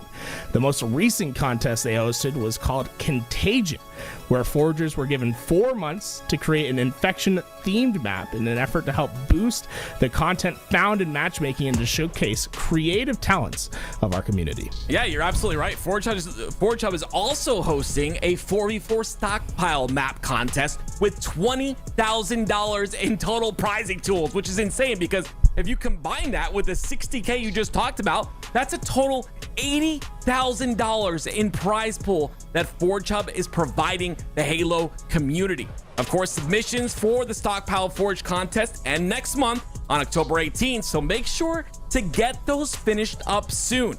Honestly, I'm also pleased to say that once the Stockpile contest is finished, Forge Hub will be hosting a dedicated tournament with cash prizing, of course, hosted by us here at LVT. We will give all of our winners a platform and a stage to celebrate their creations for all to see. So the top 4 to 5 maps of the Stockpile contest will make up the map pool used for that tournament. Once the winners of this contest are announced, there will be more information in the future. If you want to keep on track of when that'll be announced and all your other forging needs, or to participate in other cool contests just like the one that we're mentioning now, head over to forgehub.com and search their events page, which we will link for you in the chat below. Well, I've got a surprise for you, Tools. Coming in at 6th place and winning $500 is Epidemic by Drunken Yardsman. This beautiful and high-detailed urban map gives the Walking Dead vibes. I absolutely love that show, where players need to check their backs very often. The map features scripted elements like movable bookshelves and toggleable windows, fortify holdouts against the infected, and which pushes the map to another level of immersion. So if you're a fan of Walking Dead, Tools, you can play with me and I will absolutely destroy you in Infection.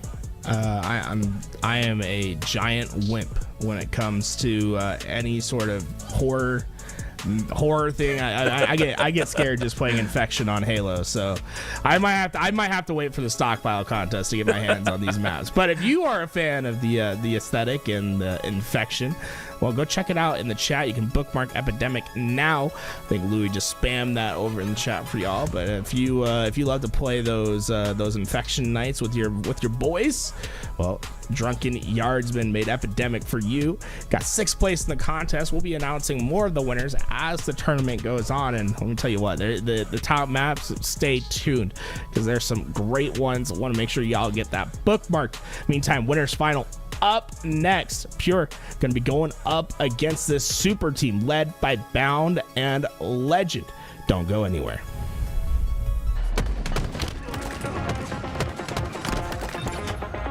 Double kill.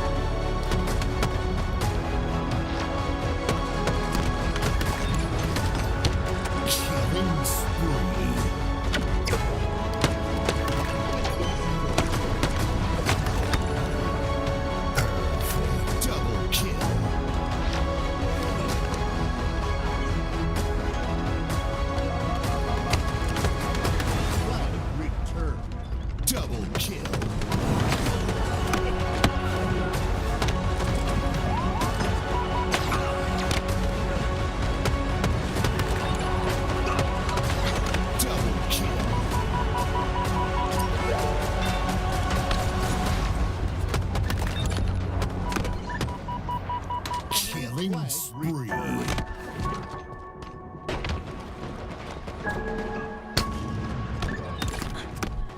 Double kill.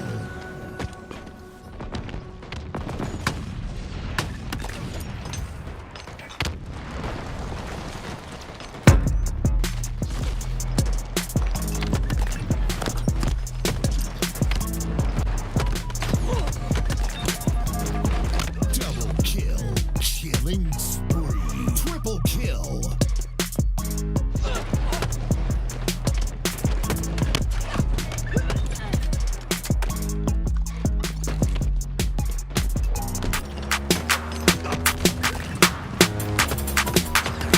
Enemy halfway to victory. Double kill.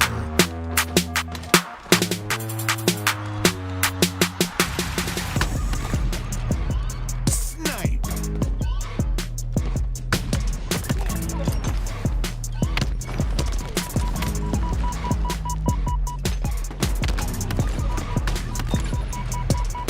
Killing spree. Double kill. Enemy team took the hill.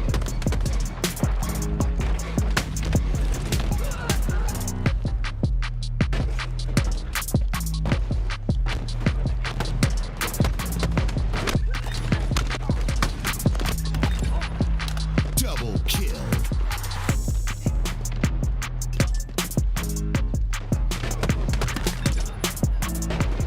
Double kill.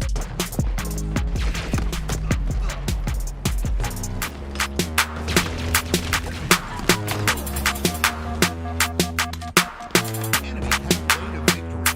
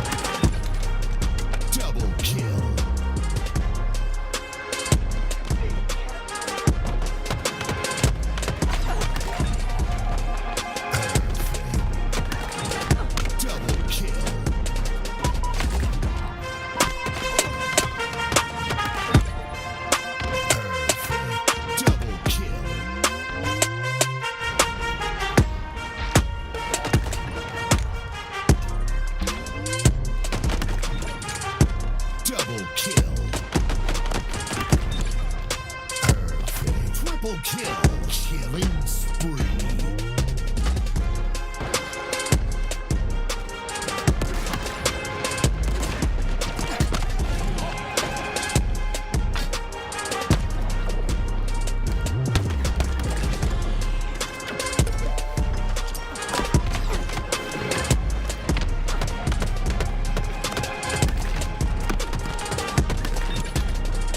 Double kill.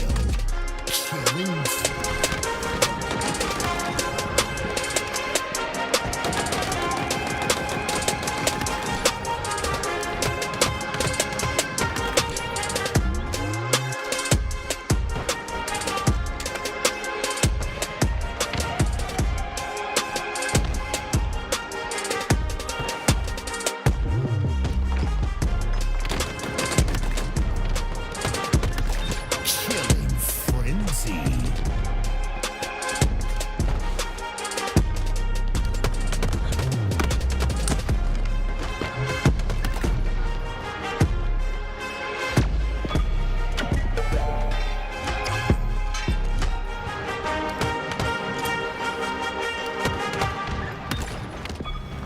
Double kill.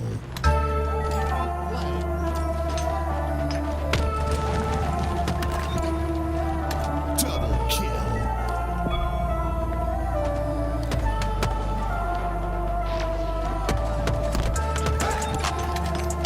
Killing spree.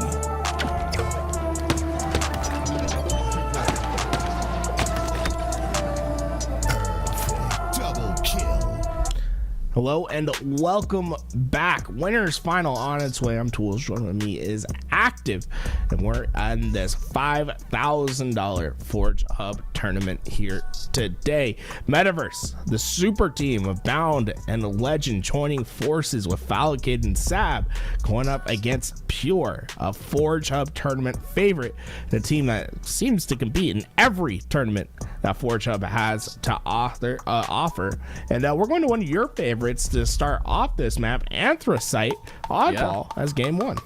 I love this map. Of course, you saw right there in that last little cut, that high ground position, so important to control. And of course, maybe I would see the back mine being used to hold this ball as well.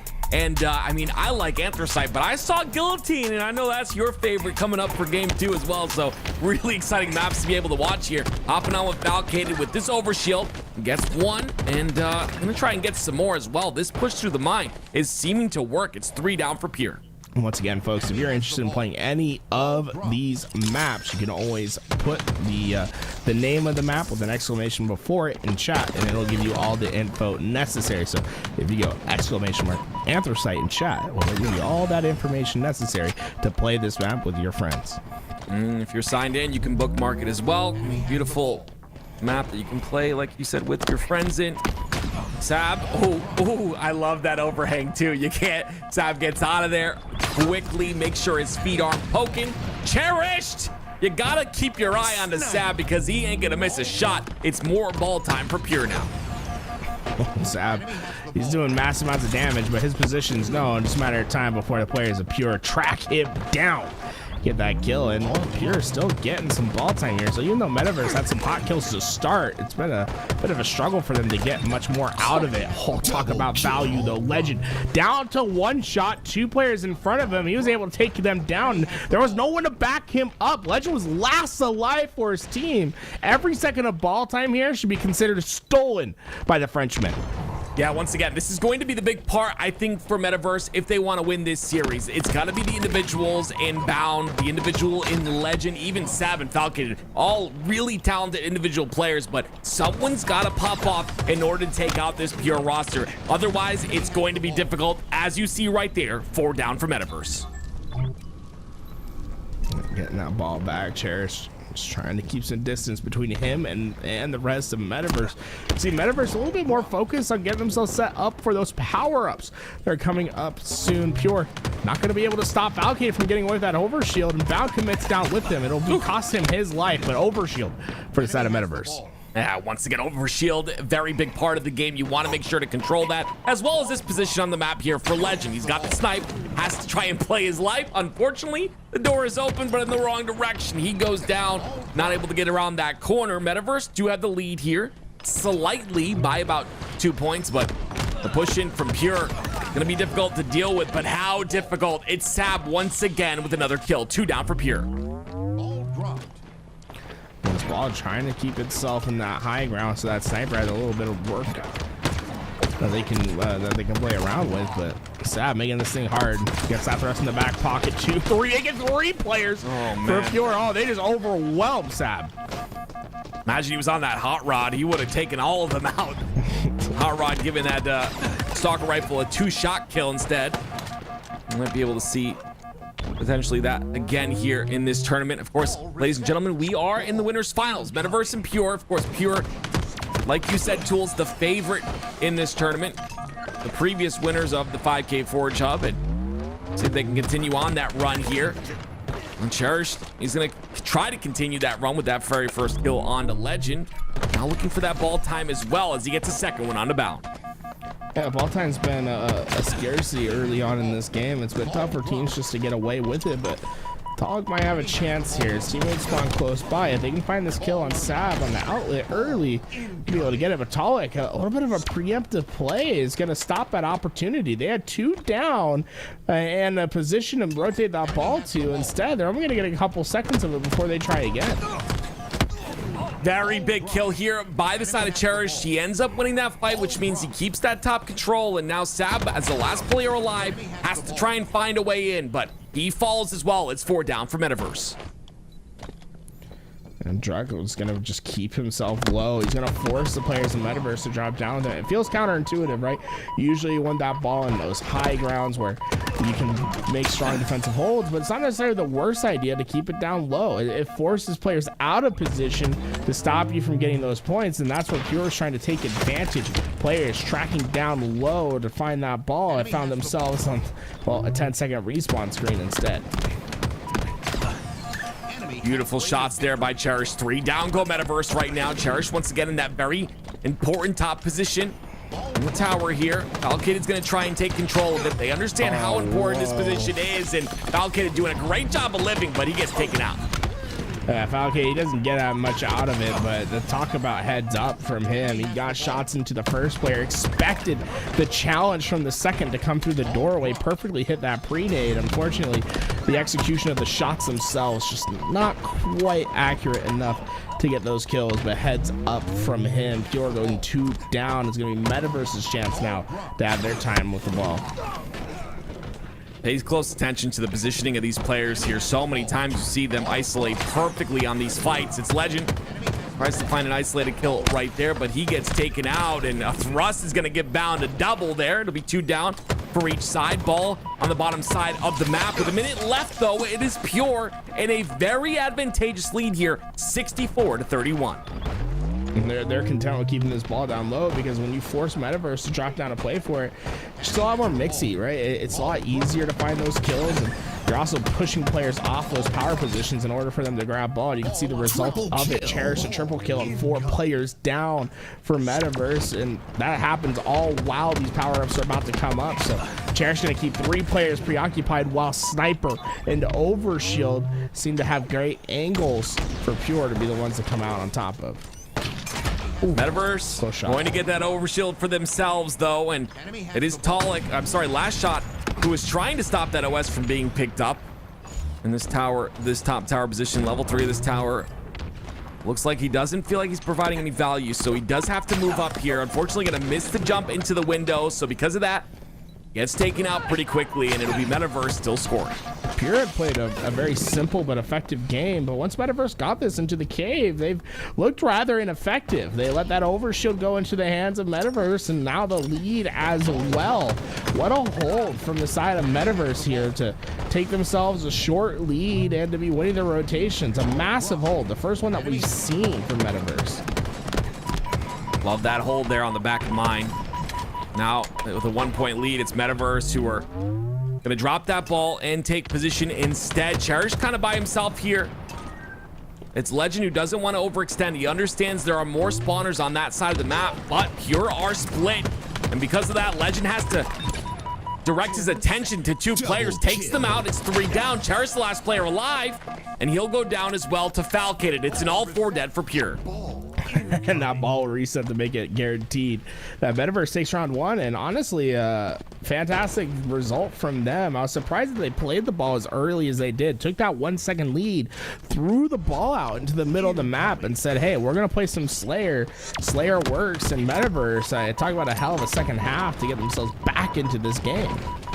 Now on board with Legend here. Lots of damage going into Cherish. Cherish ends up falling. It's Legend who's trying to make himself an impactful player on the map. It's Struck with that overshield though, which guess what? That's gonna make it tough, but they do take out that overshield and only one is traded for it. So that's a net plus value here for the side of Metaverse. So far, it's Pure that's been making this a little bit difficult for Metaverse to get good positions. The power-ups and the power weapon of the Stalker rifle into the hands of Talik. Cherish been patrolling high ground. The only thing about this position that Pure's been taking is at some point you're gonna have to advance the game state. You need someone to get towards that ball to pick it up, and well, you can see Sab and the rest of Metaverse have just been biding their time, waiting for that push to come. And it takes a minute of Pure slaying. Pure just slayed out over and over and over again until they can get to that ball. So a lot of work ahead of them to get to this time, but as they've gotten it, they're getting plenty of it. A lot of work for Metaverse now to get towards this ball. Pure with a beautiful rotation towards the mine where they saw their opponents getting a lot of time in that very last round. They're trying to do a bit of the same. It's 3 down for the side of Metaverse. Falcated will fall shortly as well. There he goes. And with that 2 for 4 trade, Pure feeling good, especially with Last Shot having that snipe in his hands. It was a well-laid trap in the back of the cave. I mean, hey, we're looking at an old West town. It reminded me of a bit of a Scooby-Doo situation. Fred setting up the traps, and Pure, they got it to work well the first time, but Metaverse not going to be fooled the second. They quickly find the break, and well, stopping Pure to just 24 seconds of oddball time, I consider that a large success for them at the moment. In my opinion, the reason that happened is because Last Shot had that ball in his hand, but he also had the snipe to utilize as well, and you can see that he really wanted to release that ball to one of his teammates, but no one really in position. Now Falcated finds himself with a sniper in his hands and 6 bullets to work with as well. We'll see. He's able to push through with this, but you see the pings coming out, and with that first kill on the Last Shot, this might be an opportunity here for Falcated to make something happen, but he goes down. Falcated made that shot look scary for a second. Unfortunately, just hits the wall before it goes in. And talk with an unorthodox combo. You don't normally see the pistol sniper combination, but he's gonna make the most of it. Pollock, nice shot by him. A little quick scope to the face of Sab. Now he's got to help out Last Shot. Last Shot a bit aggressive there, maybe not getting the communication of where Talik was, but Talik still doing some impactful damage here from the top of tower. And I like the reroute and the reposition out of him. Because of that, he's able to get Legend down to no shields once again, keeping Legend on this side of the map. Legend's not able to move, but no one's really getting ball time either. Very slay heavy game thus far from both sides. Talik's right on that front door, beating in as he's trying to get towards this ball, but Metaverse holds strong, and Pure, they just didn't have the backup necessary to get in. They were doing a great job of applying that pressure, but once the first player went down, there was no one else to follow through the door. It's the ball time for Metaverse. Taking a look at the KDs of both teams here. Talik having a very solid game, 22-13. He finds himself, though, as the last player alive, and he finds himself also in the death screen. It is now Metaverse with a bit of ball time here, and they'll take the lead in this round as well. And having that very first round is going to make this round even more devastating for the side of Pure, because Metaverse just looked very dominant, but finally it's Bound that goes down. With that rotation of the ball, it's Pure that's trying to stop it. It'll be Legend who gets one, but that overshield once again being a thorn in the side of Metaverse until Sab assassinates him. Falcated still has the ball in his hands. No one was able to kill him. He was absolute one shot, And the backspec saves his life, but they're just getting more and more time. This has been the best hold we've seen yet, and it's been a bit of an audible play from the side of Metaverse that's made it happen. Honestly, looking at the series, I thought it was going to be a 3-0 in the favor of Pure. They've 3-0'd every series so far in this tournament, but Metaverse giving them a bit of a run for their money here. Sab, last player alive on the side of Metaverse, though. It will be Pure that tries to get some ball time here, but Sab says absolutely not with a 3-shot perfect in the Stalker rifle. Able to track back. Savage still trying to hit those shots, but was that enough? Oh no, good shot. You can see Cherish was definitely thinking about sending someone to their demise down below the river that runs underneath the map, but that repulse not going to be able to be positioned well enough in time. Slays heavy on the side of Pure. Metaverse find themselves 2 down, and Sav goes down as well. Bound will be off the respawn here, and you'll have to try and assist Falcated, but you see Pure doing a great job of maximizing the ball time that they're getting. Finally, that ball is dropped. With Falcated down, this will be a chance for Sab to come through and clean up the damage that Falcated was able to do. Ball dropped. Enemy has the ball. Cherish was looking for that shot, but Metaverse getting away with this ball. It's into that cave. And remember, that cave is such a baitable spot. It's so easy to find your advantages. Drop shield not going to be enough to keep Cherished alive. Pure was able to break in, but they certainly haven't won the fight yet. There's still a lot of players from Metaverse to take care of. Metaverse still stuck there, looking to try and grab this overshield. It'll be Last Shot, though, that wants it for himself. Looking for an opportunity to get it. He still thinks there's a player on that side of the map, but there is not. Finally, gets the courage to pick up this OS, but now he's getting melted from every angle. It's a snipe and a stalker that completely melt that overshield. You ever see an overshield die to 3 shots? Oh! That was 2 sniper shots and one stalker to the head was enough right there. That was absurdly fast on the burn, and well, we can see another game that's going to come down to the wire. Remember, it was just 1 point that separated both these teams in round 1. Could be seeing a very similar situation. There's only 39 seconds of neutral time left. Pure doesn't have that much time to let this thing ride on the floor. 3 dead, though. Last player is Legend, and this is what they constantly find themselves in, does Pure. Last player alive, always making impactful kills, always making sure to stop Pure from getting that ball time. It's always that last player alive that stopped that ball time from accruing for this Pure roster. And you can see 22 seconds is all that's left. Pure pick up the ball once again with 2 down for Metaverse. Oh, and they'll take a short lead, 70 points for them. They decided to drop it. Look to Pure to be playing Slayer for the rest of this game. There comes the Slays. Metaverse trying to slay out themselves. Lots of damage comes out. Cherish still down to no shields, and of course Falcated will make sure to challenge him. This is a good pickup by Falcated. He's still alive, and now we got a tie game until Pure picks up the ball again. Let's see, that ball's gonna reset. You might have 1 second to pick it up, but that might have just been enough for Pure. Oh, almost there in time. Perfectly timed there. And we will go to a round number 3. Very evenly matched on these 2 rosters. Not expected, but honestly welcomed 100%. Be able to watch these 2 duke it out on Anthracite, one of my favorite maps of the Forge Hub. We'll see Legend here. And you can see Sab and Bound in the kill feed getting their kills. It's 3 down for Pure. Both teams have been really eager to play Slayer instead of this oddball. I think this round 3 might be determined by the team that decides to be a little bit more efficient with their kills and be a little bit more mixy on getting to that ball. I think we've seen a little bit too much of a disciplined play by both sides. So at some point, you're gonna have to just try to get the win condition, pick up the ball, right? Get yourself some time, and Falcated making it easy for his team. Double kill with that sniper, a little beaten down central for him is gonna put Pure onto those respawn screens. No, Falcated's gonna put them on the respawn screen once again, and look at him playing his life masterfully here, but Cherish does find him out. A great job by Cherish to make sure to clean up that kill. All the while, though, it's Metaverse with 32 points of ball time already here in round number 3. Love that early play, right? This is the most ball time we've seen early from any side, and this might be the first time we've seen the ball hit this side of the map, right? Past the cave over towards that high ground. We've seen a lot of low ground work with the ball, which is again, it's a lot more baity. It's a lot more trying about being about pulling teams out of position rather than defending the position that you have. First time that we've seen this all game long. They got the high ground. They have the boiler room. Can they hold on? Down. Oh, nice shot. Overextending on the map. Gets 2 because of it. 3 down for Pure.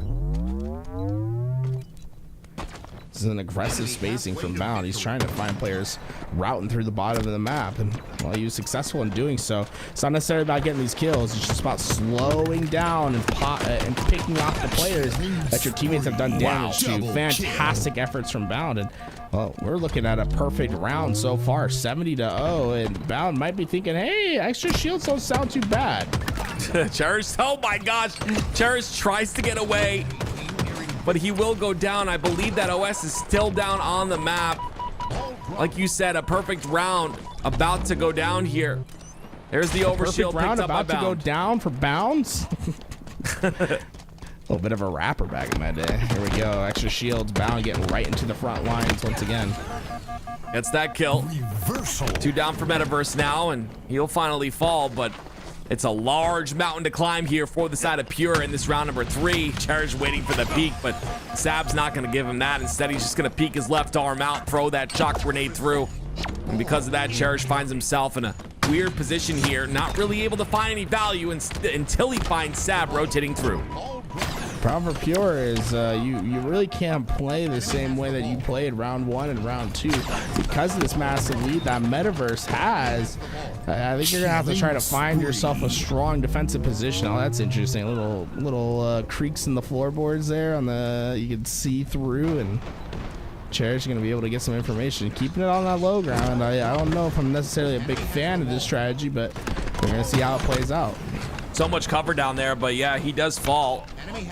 Cherish and Druck both falling for the side of Pure. You gotta be real careful here if you're Metaverse. If you're Pure, Metaverse only needing 15 points with 3 minutes left, and you expect them not to play time here, but if they can get a couple of slays on the side of Metaverse, then essentially they close this round number 3 out and take the first game of the series. New overshield coming up in 10 seconds. The reason I don't like playing the ball into the bottom position for Pure is you need a lot of time, right? When you play that ball underneath, you're inherently reactive because it's going to be up to Metaverse to make the play.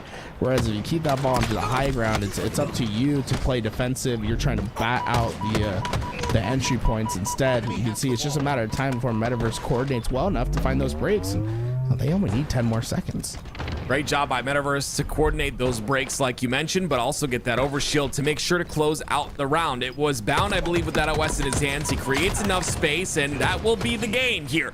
Metaverse leading the series now 1-0.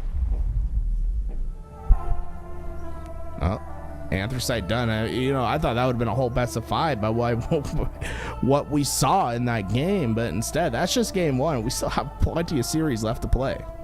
Yeah, I mean, both these teams very evenly matched in their regard, and you see, once again, your favorite map in Guillotine coming up next. And, of course, we have High Gear, and maybe if we're very lucky, which I hope we are, we get to see Hot Rod played in 5 Flag CTF. Very cool map there, quickly becoming one of my favorites. But, yeah, I mean, Pure, maybe starting off a bit slow here in this series. Metaverse, 11k damage out of Legend, 10k damage out of Bound, but you have so much damage on the side of Pure they just weren't able to capitalize on the ball time. Double kill. See, big sniper kills early on from Falcated. This round 3 was so important. And Falcated, he just held this ball into the furthest point, at the highest point of the map. Bound was doing a great job patrolling through the bottom portions of the map, catching players before they even had a chance to get to them. And when you got an 80-0 lead to start the game, that's pretty tough to lose a round like that.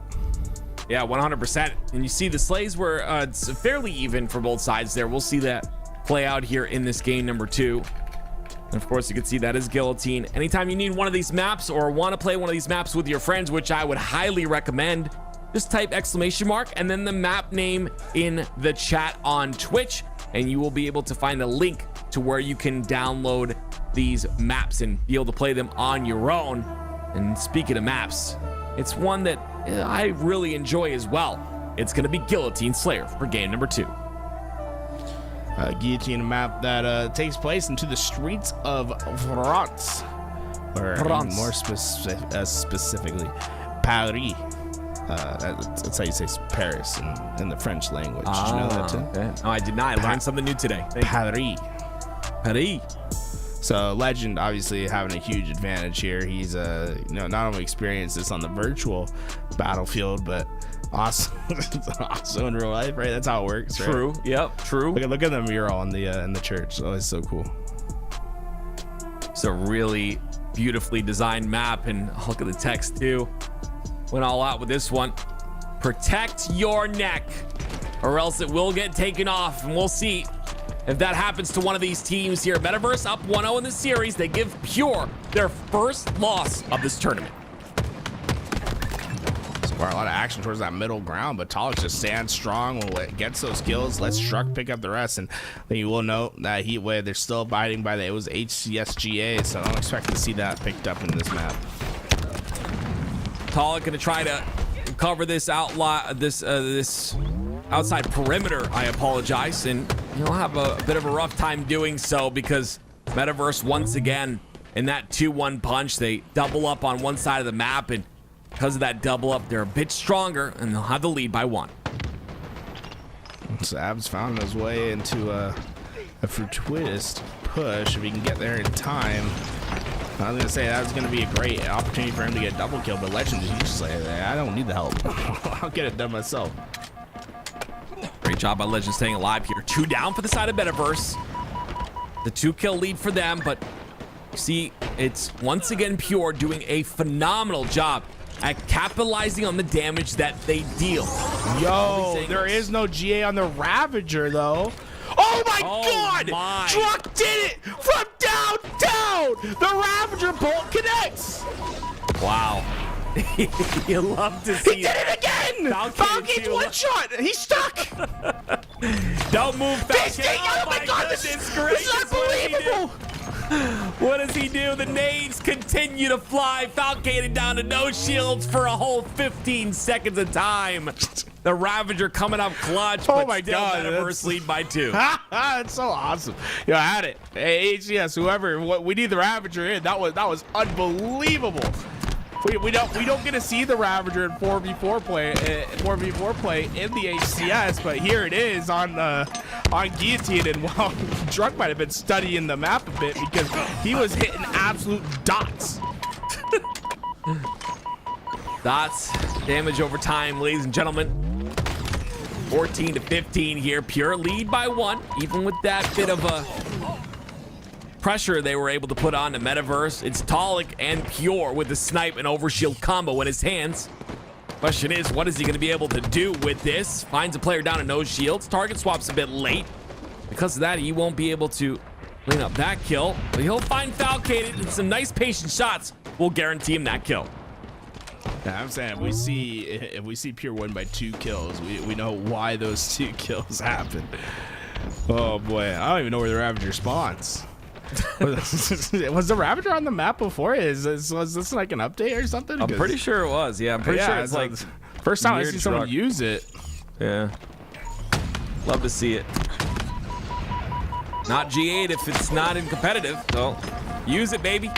Smart man. Druck using everything on the map. Got to utilize all the power here. Talik will utilize some power and get that cleanup kill. It's still tied up though at 21. 1 bullet left for Talik to use in this snipe, and he misses it on the bound.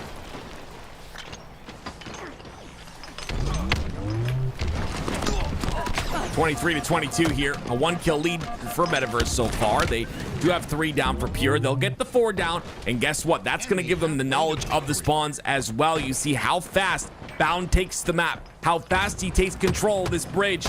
And with that, it's going to be a collapse here from the side of Metaverse. The first one to go down is Cherished. Talik follows, and that's 3 down for Pure once again. Double kill. 6-kill lead has suddenly sprouted.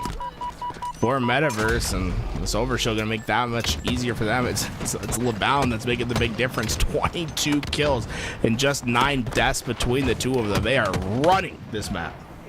I'm seeing by War in the chat that the map was changed. It was Heat Wave that was in that position, but because the Heat Wave is GA'd, they instead added the Ravager, which I absolutely love. You want to GA the Heat Wave? Well, we'll add a non-GA'd weapon to the map and keep that fun rolling. You absolutely love to see it. Very, very smart by the Forgers of War and Lahant. Lahant doing this map, of course, like we mentioned. Great talent in the Forgers, and you love to see it. It's going to be Sab who gets a cleanup, or gets a cleanup by Bound, but nice little body shot to create some space. And Metaverse kind of running away with this one, 39-27. Drake was trying to do his best, but there's just nothing he was going to be able to do there. You can see Pure struggling and just staying alive at the same time.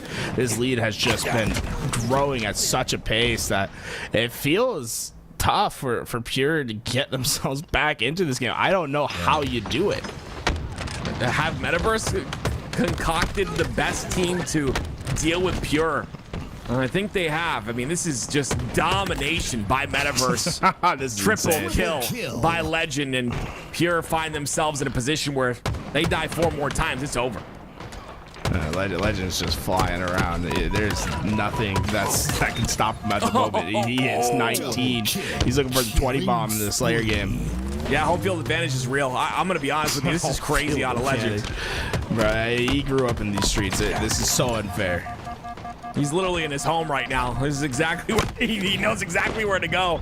Cherish though found a box, and he'll utilize that to get that cleanup kill. It's only 1 left for the side of Metaverse, and Sab is going to find it here on the Cherish. And it'll be a 2-0 lead for Metaverse in this winner's final series.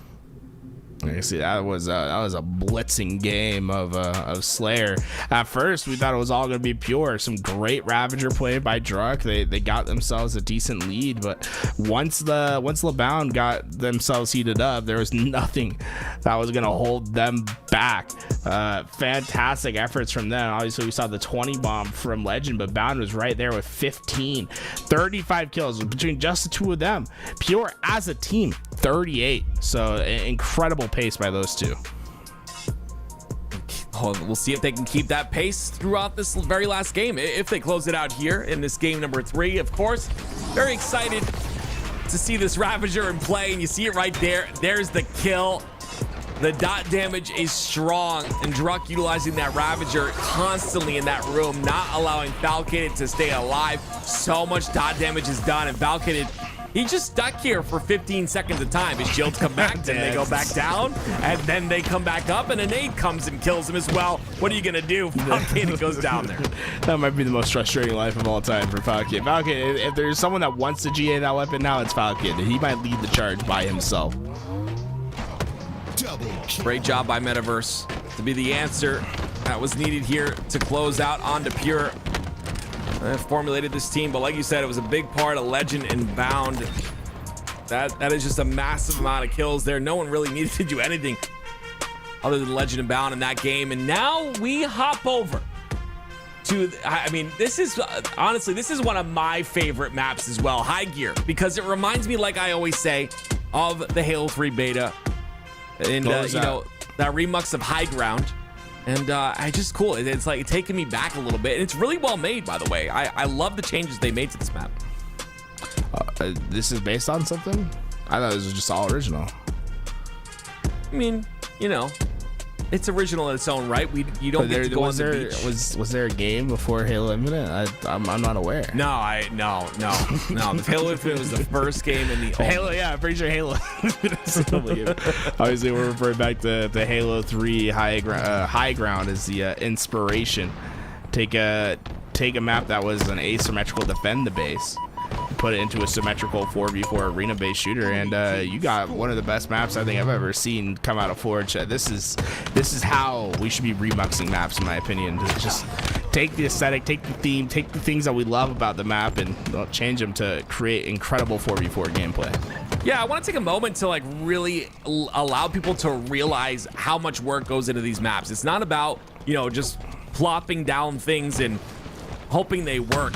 It's about all the thought process that goes into the angles that are created and where the power weapons and the power-ups lie, and you know, angles like this where it's like a pipe system that you can jump into to break a setup. There's so much thought process that goes into these maps, and you know, when you're remuxing a map like you mentioned, and it's a map like High Ground, you've got to remake it for Halo Infinite, and I think they did a great job of that, utilizing the Halo Infinite's movement and its tech and making a map like this. You see a 2-cap here for Metaverse. It's 45 seconds for the side of Pure, but Metaverse answering back. If you want to play this map with your friends, you can do so by doing !high gear in the chat. That'll lead you to the Halo Waypoint link where you can bookmark it and get yourself involved. Metaverse has struggling early on. The only player on their team with kills a minute and 30 seconds into this game is Bound with 3. It's just been domination from Pure, a game that they need to go their way. Well, if you thought this was going to be a 3-0, you could have been mistaken. Pure have something to say about it. It's Sab, the last player alive on the side of Metaverse, and you see the triple cap, 2 points every second here lined up for Pure. That'll be a huge kill, though, by Bound in that scenario. It'll be 3 down for Pure now as Metaverse answer back. Truck gonna be able to get away with his camouflage, but has to get his shields back, and there's players hunting him down from all around. It's gonna be a tough challenge for him, but so far, Talk with the help, he'll take this shot while one. And okay, Drunk is saying Drunk is getting real technical with what is and what is not G8. Technically, the Hydra not G8. Will it be if he uses it? I certainly will be, because this thing is a monster to play around. If you don't play squad battles, BTB, or any other casual game type, you don't know how strong this Hydra is. I'm curious whether he'll pop it into play or not. Well, it's Pure that find themselves 3 down now. Talk, the last player alive. Bound getting his shields back before he enters in. The grapple will put him into the C spot quickly, and because of that, he'll get the reset. And it'll be more points here for Metaverse, and a beautiful job of staying alive here. I don't know the reach out situation there, but he does reach out, and he ends up falling because of it. Oh, nice shots from Cherished.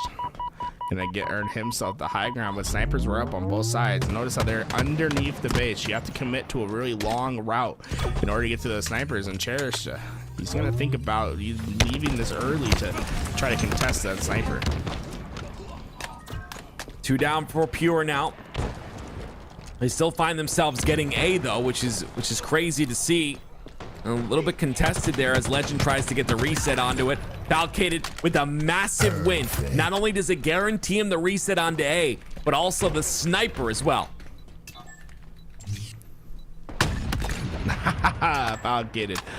Letting that sniper breathe, hits this shot, and well, he's gonna earn more from it. The double, and he's not even gonna get the extra ammo. I was gonna say, hey, look for some extra ammo maybe, huh? Maybe too long of a route here. Wants to control the map spawn instead. Trap. Look, they're like playing as if they know this spawn trap. This is really interesting to see. Falcon will get the camouflage, but this trip cap is a brutal one right now. See, Bound is still live there. They end up taking them out of B, and they're still holding that triple cap down. It's Falcated on the top of the weapon here. It's Slashshot who ends up spawning onto B. But look, he gets taken out pretty quickly. Here comes the split spawns. Now it's Pure trying to take every single angle here. Will they be able to do it? It's 2 down for Pure once again. They stopped the triple cap from happening, but Falcated still on the prowl with his camo and snipe. Well, the trip cap run was enough to get them the lead, and they're not done yet. Sav is going to take his turn with the sniper now, and the trip cap, it's back into effect. B should change hands rather quickly, but this damage is certainly not over. Rockets coming up in just a few seconds as well. Critical moment for Pure to stabilize. It's really been Sab with a snipe that's made things happen here. Another no scope on the last shot, and a 2 cap solidified for Metaverse as they approach 170 points. Sab just patrolling down low, and so far Pure has just been largely ineffective at getting where they want to be. The rocket will only amount to 1 kill before it's traded out, and Metaverse, they didn't really have to move from any of their positions from there. Look at this angle from Sab. Doesn't hit the shot, but he's got the info, the transfer happening. Talik's not going to get anywhere further. Oh my gosh, Sab has not missed many shots with his snipe. Finally, they do take him out, and It will be, of course, Druk, who has the sniper now and his chance to shine as well. But 200 points has been sunsetted here for the side of Metaverse. And with that, it's going to be Pure that have to react quickly. It's a 100+ point lead here for the side of Metaverse, and 3 down for Pure once again. Last big shot. win. That's absurd. He was one shot, and he somehow finds the kills, double for his team, and that's gonna secure a home base. And he almost got a trade out. Temporary trip cap. Is this enough for Pure to make the comeback? Note the score: 218 to 109 when this got onto the board. Let's see how long they can keep it. It's living like that really allows Pure to be comfortable on the map when you're pulling attention and staying alive for that long, especially when you win a 1v1 with no shields. It just really relieves the pressure coming out from the side of Metaverse. So last shot, a big fight there.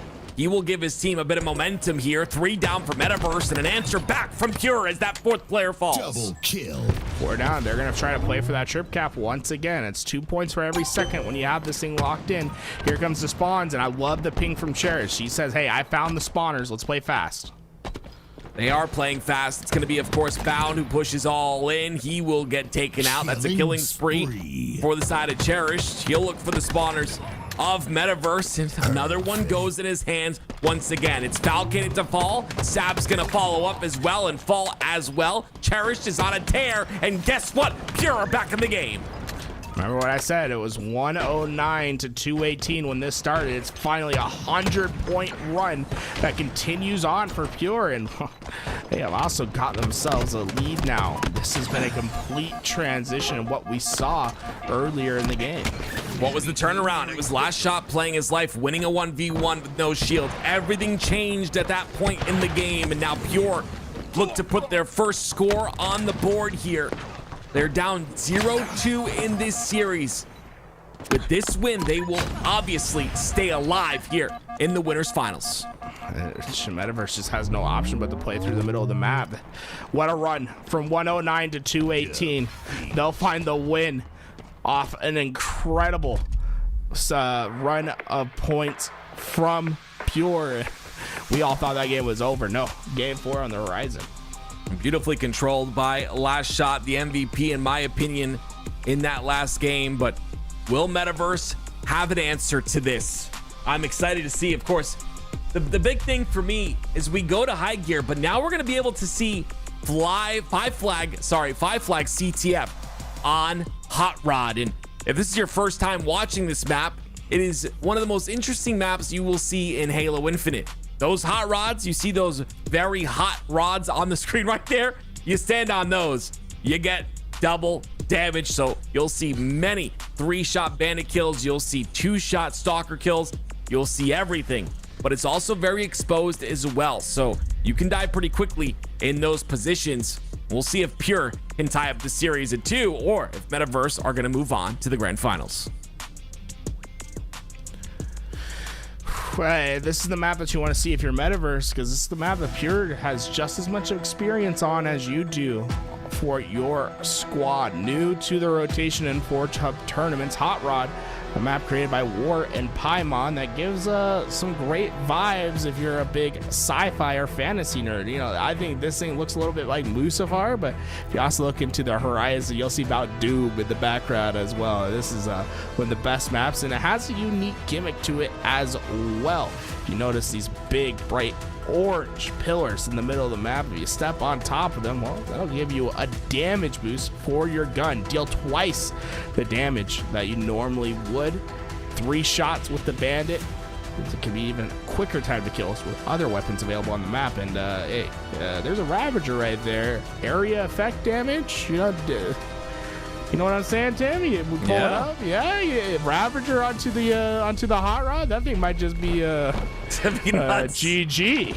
Yeah, we'll see how it happens here. 5 flag CTF, ladies and gentlemen. And again, you see Druk right there going for that position on the top of the Hot Rod. But unfortunately, because it's so exposed and because there's no pressure on the map, he's going to go down pretty quickly. And so are 2 players of Metaverse as well. Rockets in, last shot, not quite having an opportunity to pull this trigger. He will get some damage down to that flag carrier. It'll result in 2 kills, but not before that flag got in. Bit of a frustrating moment for last shot where he did what was necessary to try to stop that flag, but the damage just wasn't enough.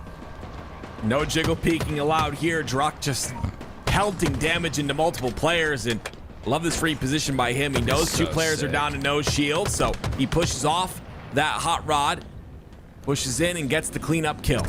And the more I see this map, the more I just want to give the flowers to Ward and Paimon. Unbelievable, the height and the routes that you can take of the hot rod itself. But there's just so much to love about how this map has been playing so far.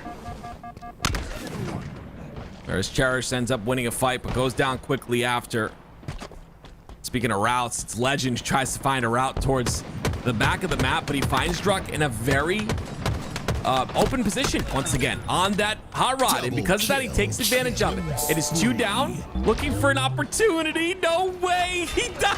Oh my word! Legend finds the route, the quickest flag run we've seen on this map so far. Oh, dude, I didn't even know you can stand over there. Nice little spot, but yeah, fast flag runs are something that you're gonna see from Metaverse, especially when you have players like Mounted Legend on your team, right? They are as quick can be. We'll see how that pans out. When he was able to run that flag in, there was no one on the hot rod from the side of Pure. So with a 2-0 lead here, Metaverse look like they're in full control. And it is Pure that do have that top center control, but once again, it's a situation where it's like maybe the hot rod is not as strong as you think it is just because of how exposed it is. You call that player out, they're gonna melt quickly. Good damage down. Is this gonna be enough? Oh gosh.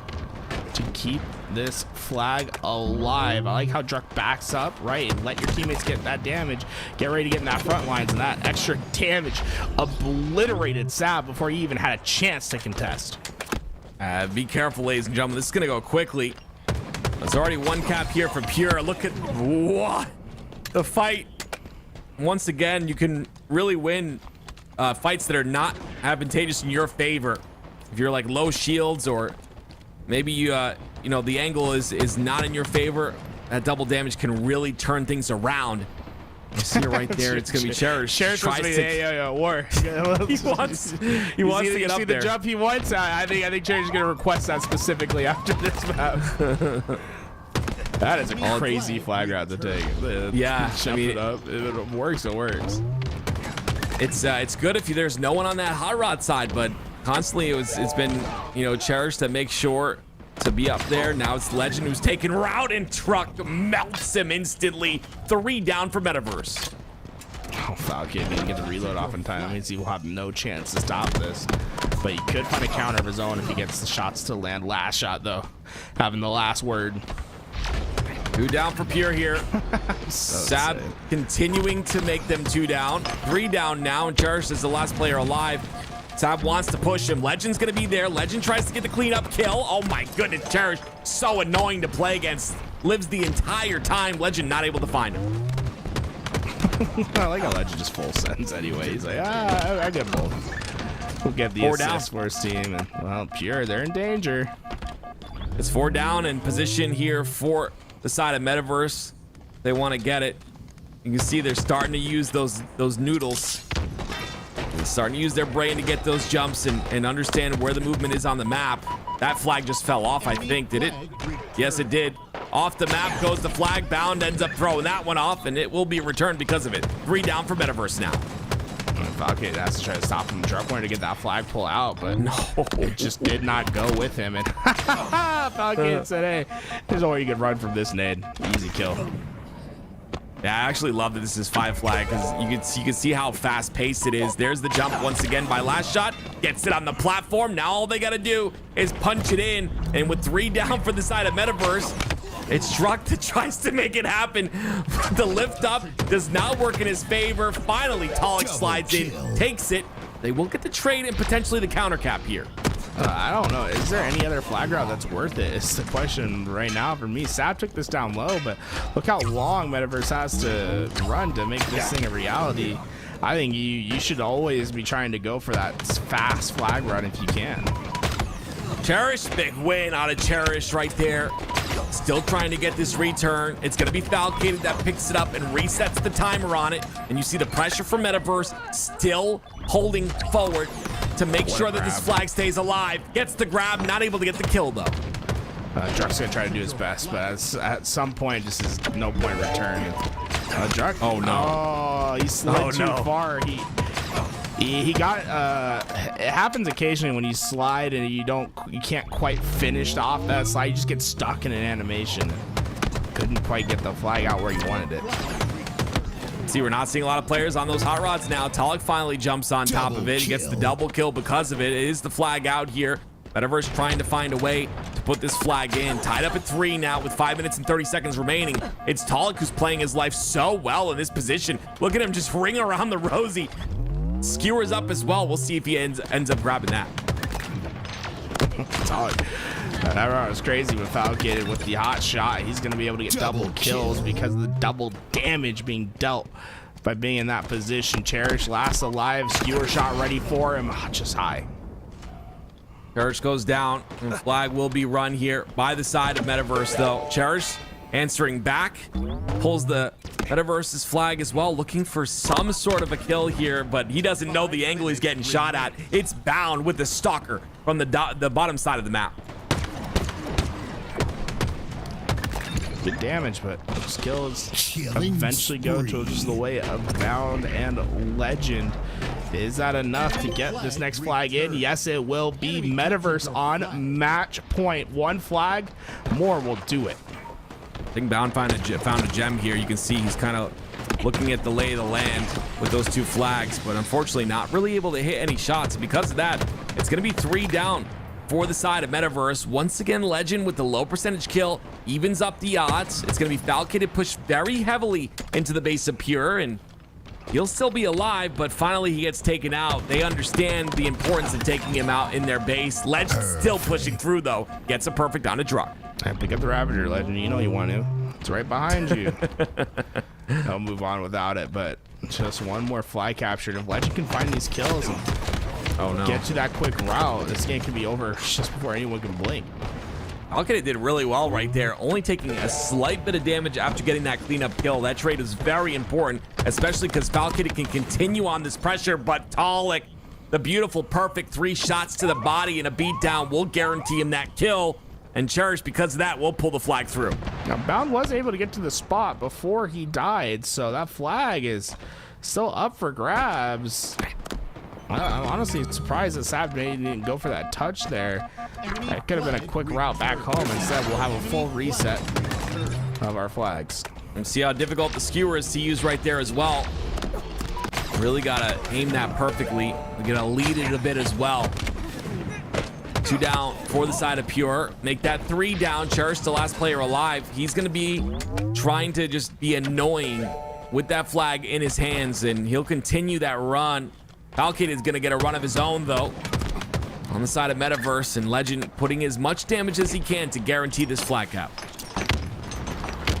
Checking all his corners. Cherish will be around the first. Oh wow! Oh wow! Oh wow! That is the biggest kill of the game right there. 4 down for Pure. And a win for the side of Metaverse. That was the biggest win of the game right there. That is insane. The Legend's able to do that on a player with, you know, when he has hardly any shields. He's able to get that 3-shot melee. Yeah, we call that the Legend's Liberation Elbow. That is unbelievable from him. He's liberating you from having to play anymore this series. 5-3 Metaverse in game 4 will take it 3-1 and secure their spot in the grand finals. Pure dropping down into the elimination finals, where we have a lower bracket needed to determine who will come out the victor. Though we have determined some victors in other contests around the Forge Hub universe. Remember, folks, there's a bunch of Forge Hub tournaments going, Forge Hub competitions going on, and these aren't competitions where you play in, but rather competitions that you forge in. You can contest. You see a bunch of people that have submitted their maps to the Contagion map contest. This is a map contest to determine the best infection maps, and well, in 5th place we had Drained, winning $500 for their map. So honestly, incredible work on this one here. You can see the aesthetic, the jungle vibes, but coming in 5th place and winning $500 is Drained from I'm gonna have a problem with this one. Nico and Who's Blaze. Oh, I got you, let's go. Active with that. That's awesome, man. Reminiscent of the underground areas of old Mombasa, this map offers a great balance of verticality and interesting pathways that keep you moving around the map. The majestic brutalist architecture gets flooded by the rain, which players look to survive the infected. I will say, cool. I love the idea of the brutalist structures. Brutalist is fun fact for any of you guys. That's it's an architecture term used for buildings that were created in like the 60s and the 50s that were largely concrete structures. My university unfortunately had a lot of brutalist structures. They're kind of ugly to look at in real life, but when you make the this grungy aesthetic with the way it looks, I mean, this is beautiful. And let me tell you what, I would play this on the virtual field. I don't think I'd ever want to be here in real life. This is scary looking to me. Shout out once again to Sika Nico and Who's Blaze for that drain map. I mean, I love it. I think it's so cool. It gives me those the Halo 3 ODST vibes with the nice little rain. I can hear the music now. It's just really, really cool. But again, congratulations to them. And again, another shout out to Forge Hub. Guys, if you enjoy these Forge Hub events, put some hearts in the chat, man. Show some love. So many contests going on, giving these forgers a chance to showcase their talent and get paid in the process as well. But as you can see, a little bit of a look at the lower bracket where we see Tenrai in Complexity and Eclipse and Underground. Tools, these are going to be some good matches.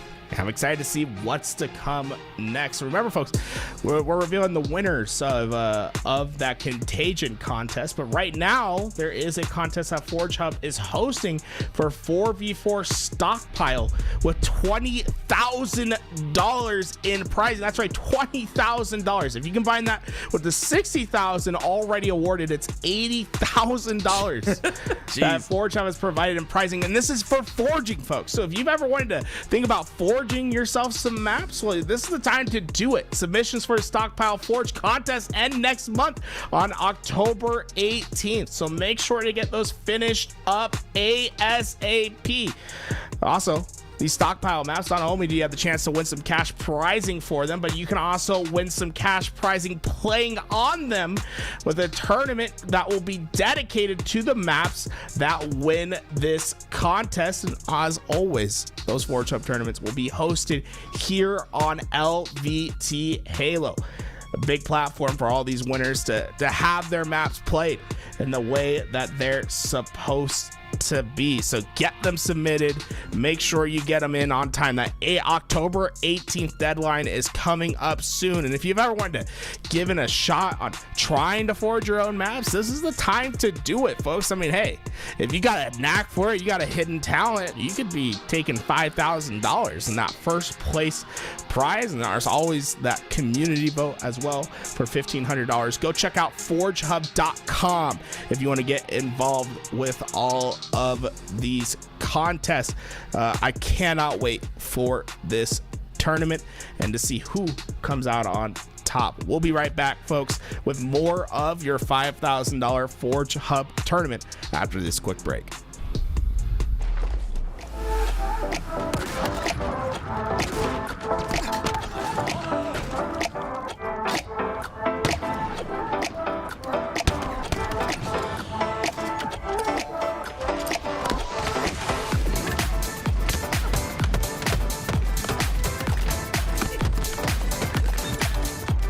Double kill. Killing.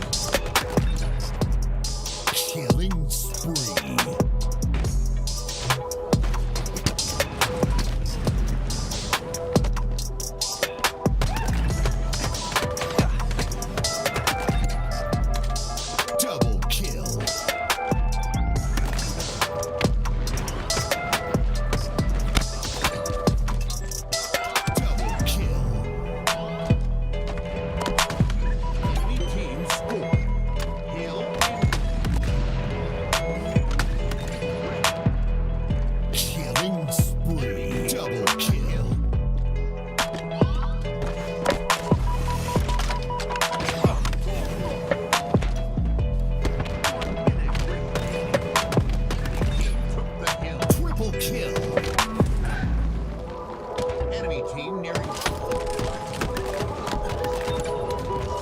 Double kill. Killing spree.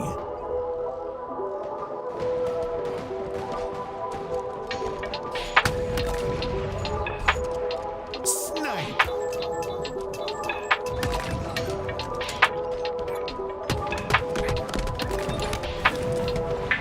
Double kill.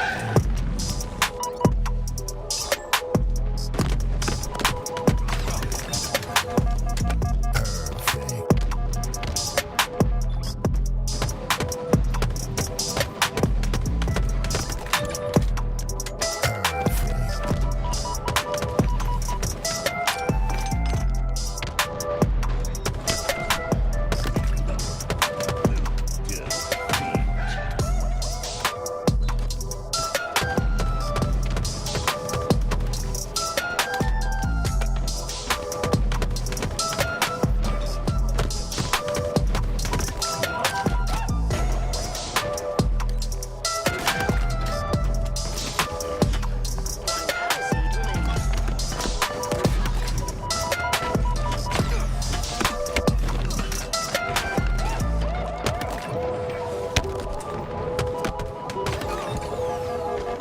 Double kill.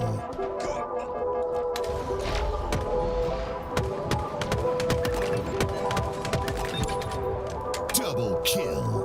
Double kill. Double kill. Double kill. Triple kill.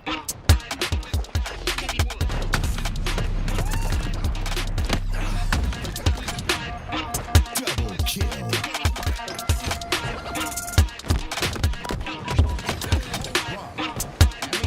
Double kill.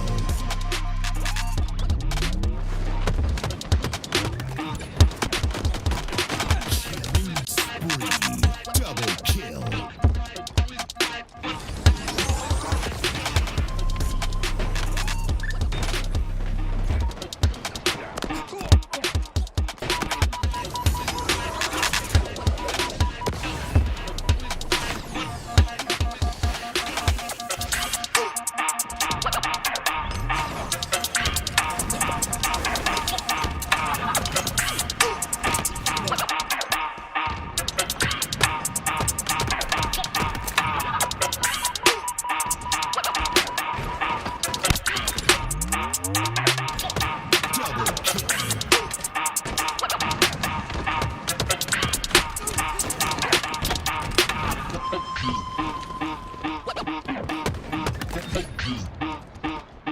Double kill. Triple kill.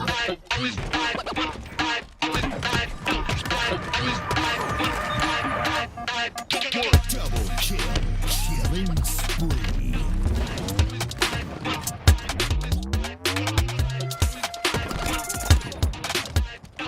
Double kill.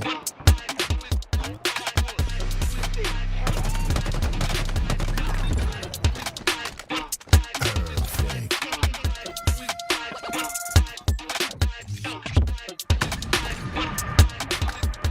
Killing spree.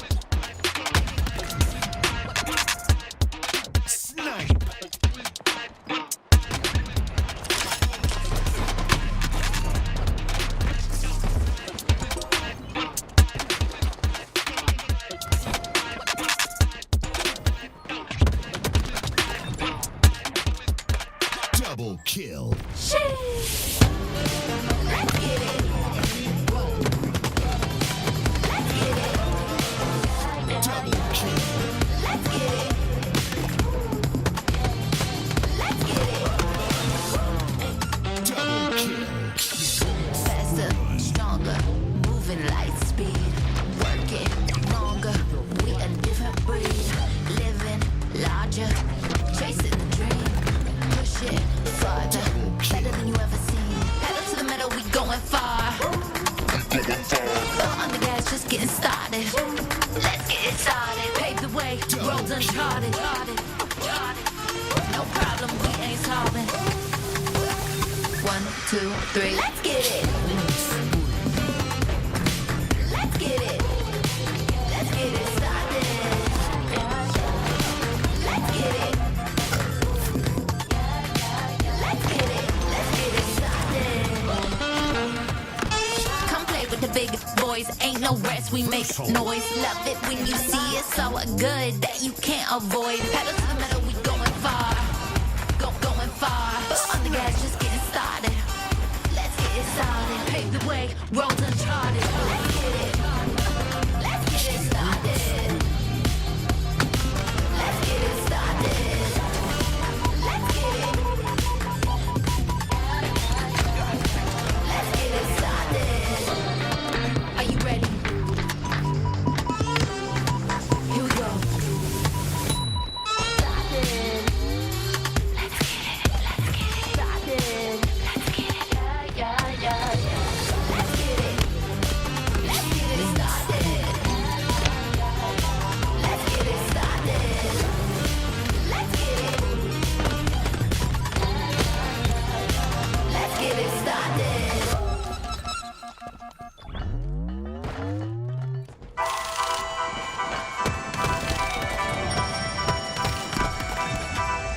Double kill.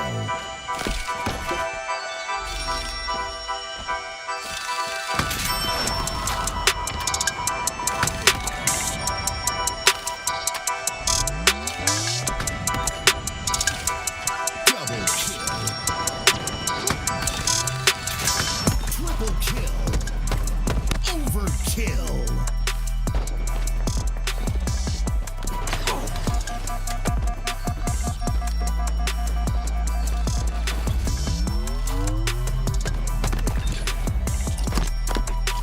Killing frenzy.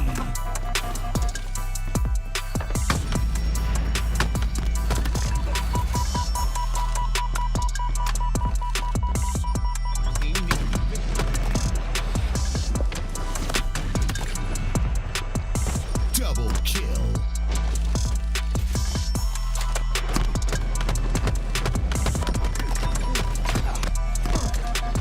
Killing spree.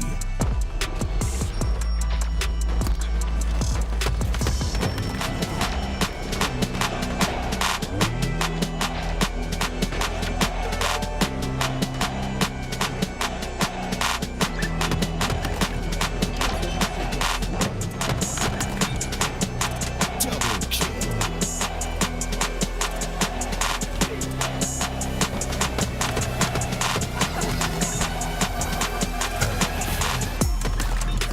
Double kill.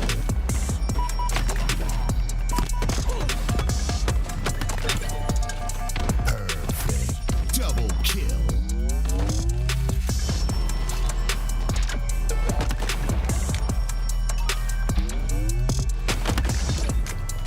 Double kill. Perfect. Triple kill. Killing spree.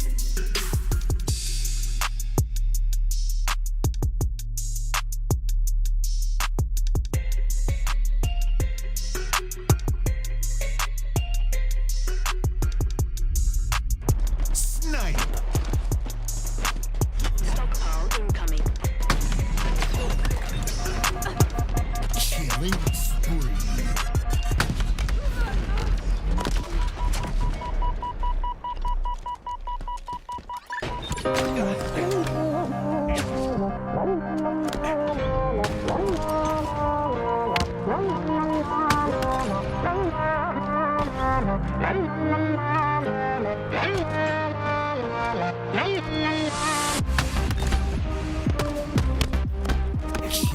spree.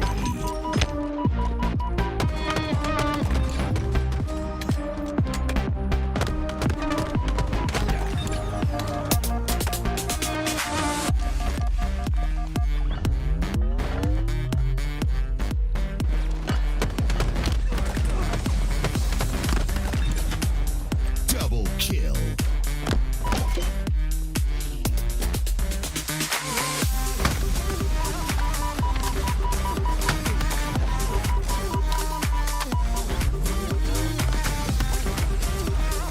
Double kill. Triple kill. Overkill.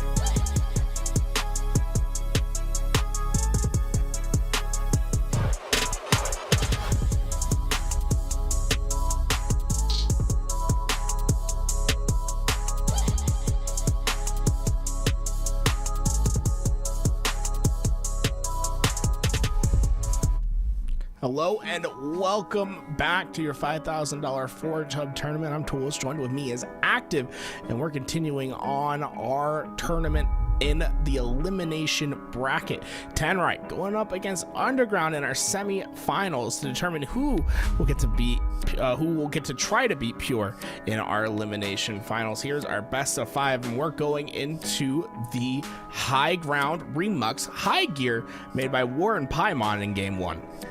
Yeah, really excited to go back to High Gear once again. We get to see King of the Hill on that. I'm interested to see how these two teams play against each other. Obviously, Pure, we thought they were the favorites to win this entire thing, but then Metaverse come through and 3-1 them. So excited to see who's going to win this series to go on to play Pure, and potentially we get a rematch with Pure versus Metaverse in that grand finals. But We'll see what happens here. It's Tenrai versus Underground, and you can't really, these are not slouches. These are not slouchy teams. It's great to see as well Uzi and Zuzi, you know, sticking with Dark Matter, and Hative maybe filling in for Ty, who does have a full-time job, so that might be the situation that is going on. But regardless, it's going to be great to see how Hative kind of fits into this roster. I always love to see these teams coming in, just competing to have fun. And what is out there? You know what I'm saying? Over there on the island, you saw that thing? Yeah, I don't know. You want to go visit it? Are you trying to extract some seed out in the ocean? Okay, no, okay. No, I'm not. Oh man, no seeds being extracted here. Actually, we do have Stockpile on Hot Rod, which is going to be really cool. If we, I'm sorry that we don't have Stockpile on Hot Rod. That is a complete and utter lie. We have Stockpile on Nemesis instead for this lower semifinals. You know, the OG Nemesis side, but that had to be a game for if we need it. Hot Rod Strongholds is what I'm excited for, man. Hot Rod's been the map so far, and it's interesting. You got it on Strongholds. Not every day you have a map that has Strongholds flag together, right? Right. And we had Stockpile on it at some point as well. We actually got to see that in one of the last series. So, yeah, I am excited to see how Strongholds plays on it and where the Strongholds are located on this map. I think it's going to be very important, especially based off of those double damage hot rods in the middle of the map. Remember, you stand on them, your bandit will become a 3-shot kill instead of the normal 5-shot, as it'll do double damage per every shot. If you are interested in playing any of these maps, well, you can do so simply by doing exclamation mark and then the name of the map. So let's say you're interested in high gear. If you go exclamation mark high gear in chat, like so, watch, I'll do it for y'all all at home. Oh, what a nice guy you are, Tools. No, Louis beat me to it. You'll get the Halo Waypoint file, and if you are signed into your Halo Waypoint account, you can download the maps simply from there. War Paimon, incredible foragers and art designers. Is that what do you call the people that make the art of a map? Artists. They're artists. Okay, I thought there was like a specific name that they went by in the Forge community. But, I'm not sure.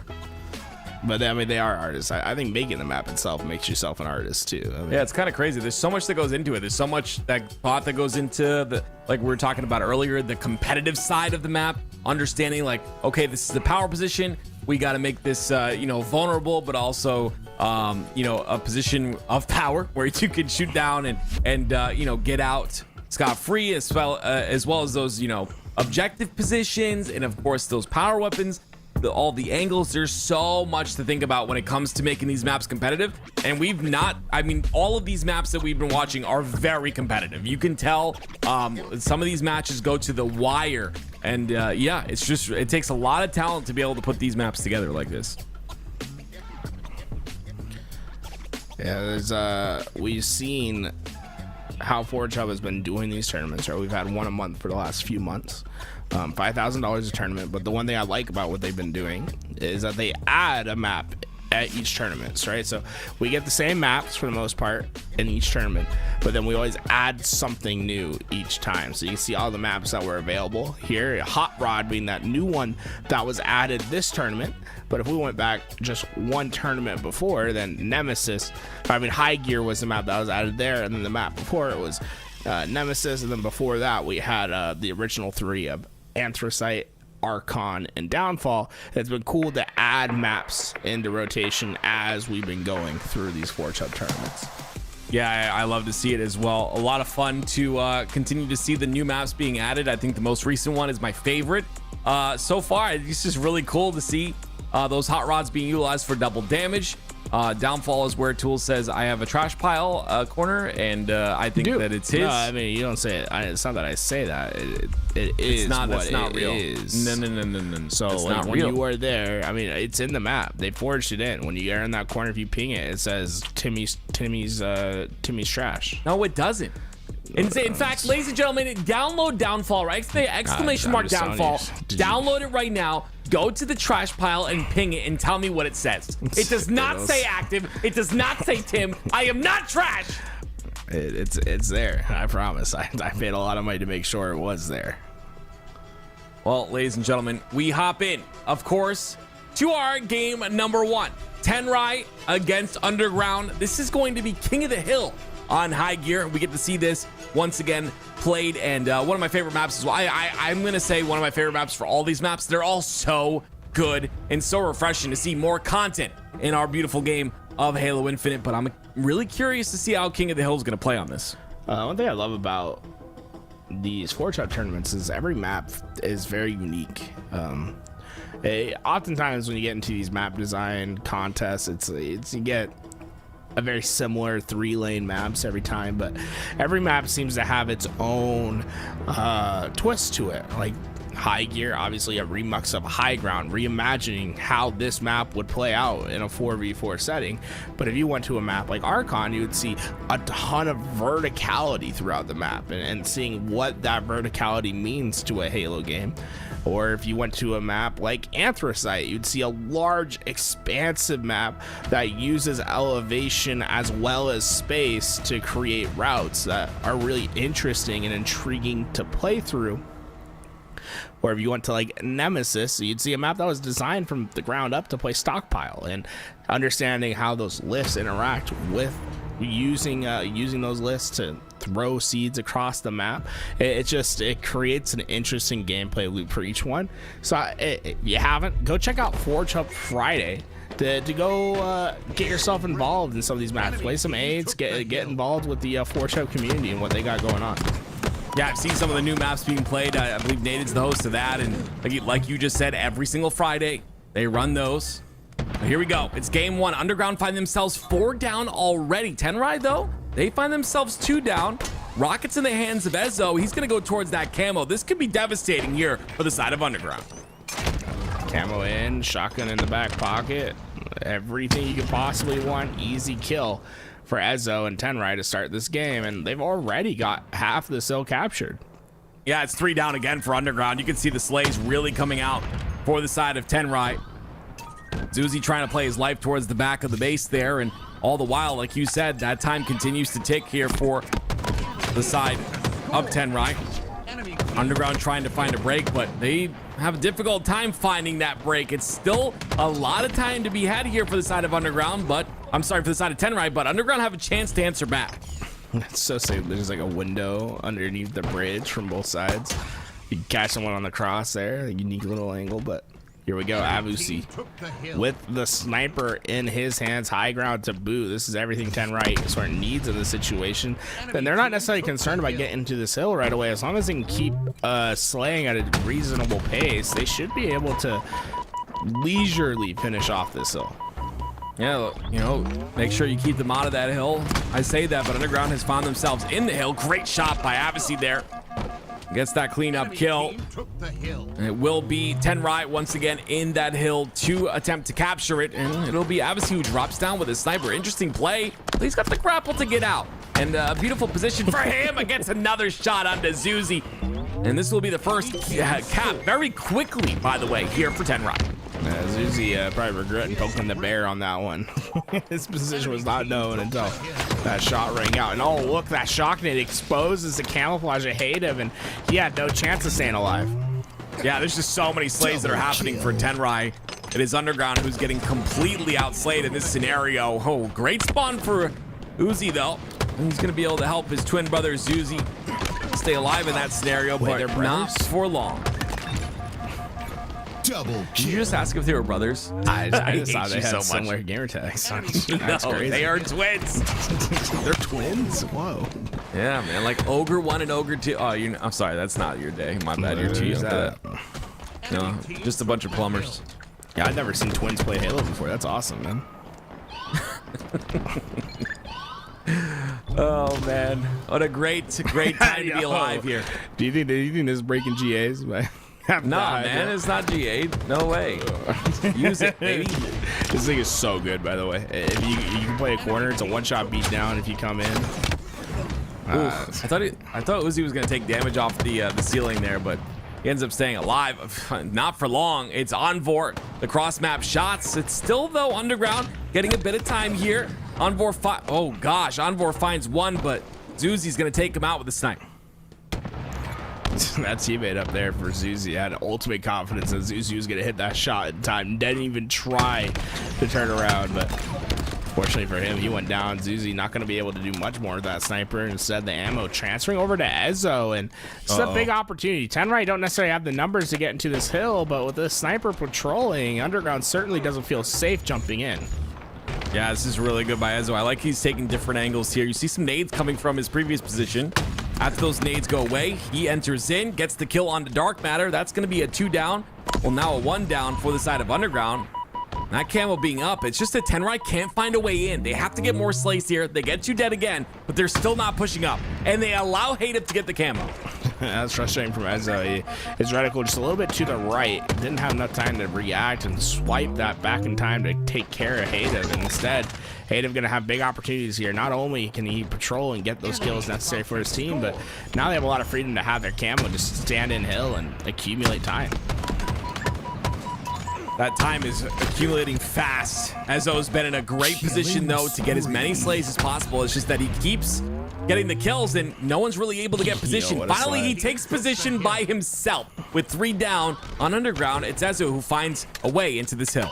This has been a hell of a life from Ezo as well. You see 9 assists thus far. That sniper getting great damage into those bodies. He's been alive for a long period of time, and well, they might be able just to get the second hill right here, right now. Ezo having to feel pressure from both sides. Isolates the angle from Hayden. Piggy clean it up, and here we go. 2-0 for Tenrai. Yeah, really quick by Tenrai as well. Piggy continuing to slay out there on the top of the gun. 2 minutes and 25 seconds remain. You see that hill goes back towards that front side of the base now. It was inside the base before. Now it's on the outside of the door. These shock grenades are going to be great to get Uzi out of this hill. Ezo's still alive from that original sniper that we saw. He has not died yet. He's 8, 9, and 3 now. This has been one of the longest lives that you'll probably see as he's one shot. Oh, do we curse him? Stay alive, Ezo. Ride your corner. I want to see how long you can keep this thing going. I've never seen a player battle the curse like that well. He stays alive somehow. It is still a 2-cap lead here. Ezo pushing in now. 9 assists is crazy for the amount of kills he has as well. And look, directly towards that camo he goes. He's got that on a timer. Back in my day, we used to have to time that by looking at the clock tools. I don't know if you remember those days, but yeah. I'm all for it, man. Let's go back. But Ezo's been alive for... He has to be going on 3 minutes now. This has been an absurd life from him. Yeah, and look how much pressure he's causing on the base as well. This is just so good. They have to take care of him. They got to watch their back for him, but they also, at the same time, have to get Tenrai out of the hill. Yeah, that's beautiful. Look at the patience. Gets the spawn for Avicii as well. This is so well done here. Hayden down to no shields too. The nade will push him back even more. Tenrai not able to get any time, but at this point, you can just play that timer. There's 1 minute and 20 seconds left. Enemy team took the hill. Yeah, at this point, Tenrai, you just put time. There's no reason to ever step back into this hill. Hayden's going to try to do his best to stay alive with that sniper, but Piggy, he knew what he wanted to do, and he gets away with 2. That was a beautiful 2 kills by Piggy. Has 4 bullets to work with in this snipe. He really wants the no-scope. Dark Matter takes the insta-splode. Piggy's ready to get out of dodge if he needs to, but Ezo and Envor all over the kill feed getting those kills. Ezo's still alive, by the way, from that. Remember that life where he picked up that sniper? He is still alive from that life. He has just been controlling this whole situation. He's got another sniper, so second sniper of this life. He's had 2 camos, I believe. This has been an unbelievable game from him. Snipers are in play, and that rocket gonna move into the hands of Underground. The question is, can Ezo stay alive for any longer? Great movement by him as well. He obviously has some experience on this map. Not gonna hit the shots that are needed though. Still playing his life. Dark Matter, big kill for him, but Ezo plays his life still. There's the kill, finally. Ezo goes down 13, 10, and 4 to him this far. That could be a world record in HCS play. Definitely a Forge Hub 5K world record. You know what I'm saying? That was an unbelievable life, and he still only has 4 deaths. That's just how long he was surviving. Piggy with 20 kills for his team. Pretty resounding victory for Tenrai as we approach the final seconds. As the clock drains, it is Underground scampering as much as they can towards that hill, but it's not going to be enough. Tenrai with a very convincing 2-0 victory to give them the first game in the series. Yeah, let's see. We might be able to see it on the replays, like at what point he was alive and how long it took him to actually die. Because I really want to get an idea of what his average life was there, because that was an unbelievable live. Well, as you can see, we hop over to game 2. It's Slayer on Downfall. And you can see all the Forgers here on your screen. Warren Paimon for the first 4 games of this match. And of course, Lahan and Bullet to the head for game 5 if we get there on Ants for Sight. But Downfall, very, very tight map here. Lots of things to control. Obviously, like, there's that bat ledge area where the overshield is. You got rockets as well. Look at this, Tim. A minute 32 was his average life. Now you got to remember, that's crazy. Dividing it by 4. That's his average life. But look at it. There's 2 minutes and 38 seconds on the clock when he got that sniper. This is him after using up all that sniper. He was alive. And as we went to the end of this game, I don't think he dies until there's less than 30 seconds of neutral time on the clock. So he lived for longer than probably 3 to 4 minutes there on that single life. It's actually insane. But here we go, ladies and gentlemen. Lots of power, as I mentioned, on this map to use and control. And it's very important to do so on a map like this. We'll see how this turns out here. I really truly feel like Tenrai are just very dominant in this series. They already started very dominant. We'll see if Slayer's a bit different, though. We always see Slayers end up a bit different. We'll see if Underground can tie up the series here. Lock in, folks. Get yourself prepared. This was the artwork on this map. Incredible. This is a garbage facility or a treatment plant in the UNSC inspired world. I believe Warren Paimon did an incredible job on this map, and just the general aesthetic. A waste management. That's what I'm looking for. A waste management. Waste management. Yep.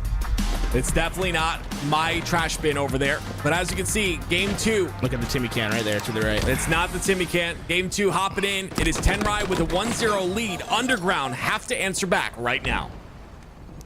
Oh, you saw Tim's trash pile right there. Call that the Tim corner. What an angle. Oh, Hayden just misses the shot, but you got a window of opportunity, a literal window of opportunity there to hit those shots. That one not going to go for Hayden this time around. All the snipe in the hands of Hayden. Those rockets very important to grab here. He ends up falling. Now will be sniped now in the hands of Tenrai, and we'll see with 3 down what Tenrai are going to do with the position on the map. They are taking a massive lead here already, 8-3.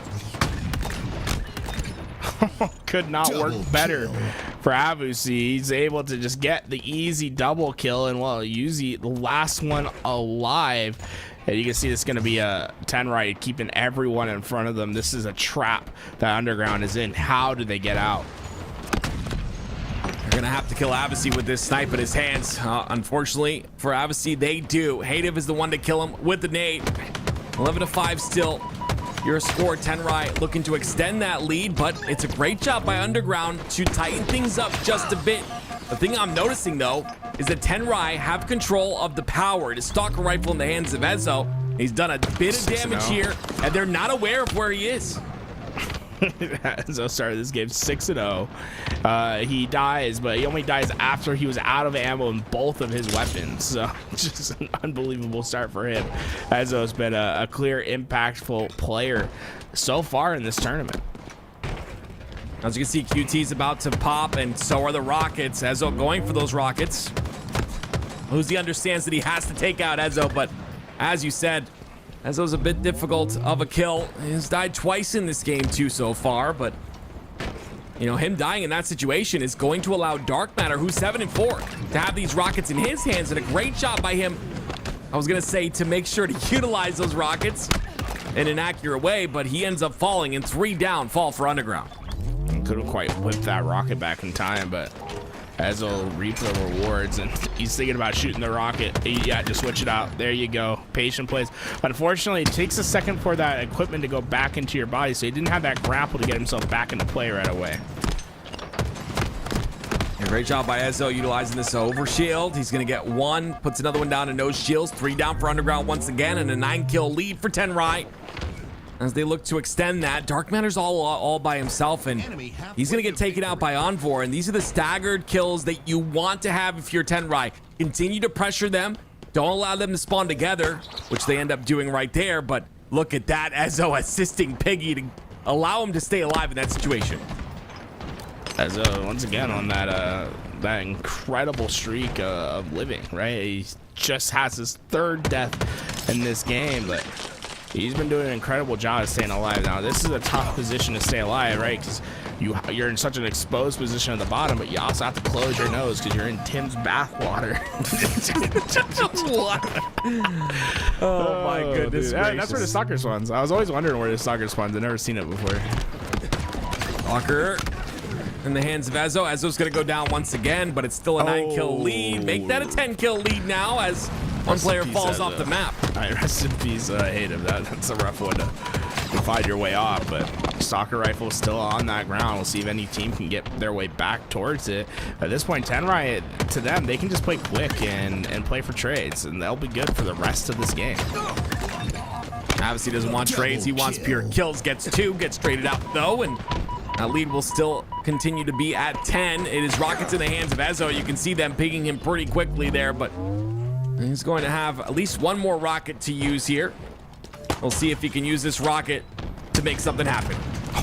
Direct impact from Ezzo, and well, 2 might just turn into 3. Uzi, you better be watching out. AC-130 on its way. Ezzo, an absolute mission to take care of that 3rd player. If he had those rockets out, Dark Matter, you might have been in trouble. Oh, it's still 11-kill lead, and like you said, it's all just trading at this point. We'll see if Tenrai can continue to get those trades. Obviously, he's had a solid game, but we can't understate the presence of Ezzo. 17-5 in this game thus far. It's been unbelievable. I mean, the best performance we've seen in the Forge Hub tournament thus far. I mean, when you look at his collective work of what we've seen on stream, Ezzo's been unbelievable for Tenrai. Interesting. Ezzo's doing the active flank. Shut down. It does not work out for him. No, you can try that trash flank. It's never gonna work out, right? 4 down for Underground. 4 down. I mean, I already told you, man. The higher CSR, the lower CSR gets the name. So I think that's like a tiebreaker, but we got the head-to-head record. So. Oh gosh. Oh boy. And you've been a coward. You haven't challenged me since our outing in Kansas City. So. I mean, I beat you in front of 60,000. 60,000. There was not 60,000 people. Pretty sure that's how many people can fit in that stadium. So, but the seats were empty. I don't know what you remember. I remember everyone there. Oh man. Hey, never say never here, right? I mean, get the sniper. It's possible. I don't know, maybe. I was thinking 46. That's gonna be a tough barrier to overcome. Okay. But he headshot him with a little overshield left. The bleed through got the damage in. What a kill from Native.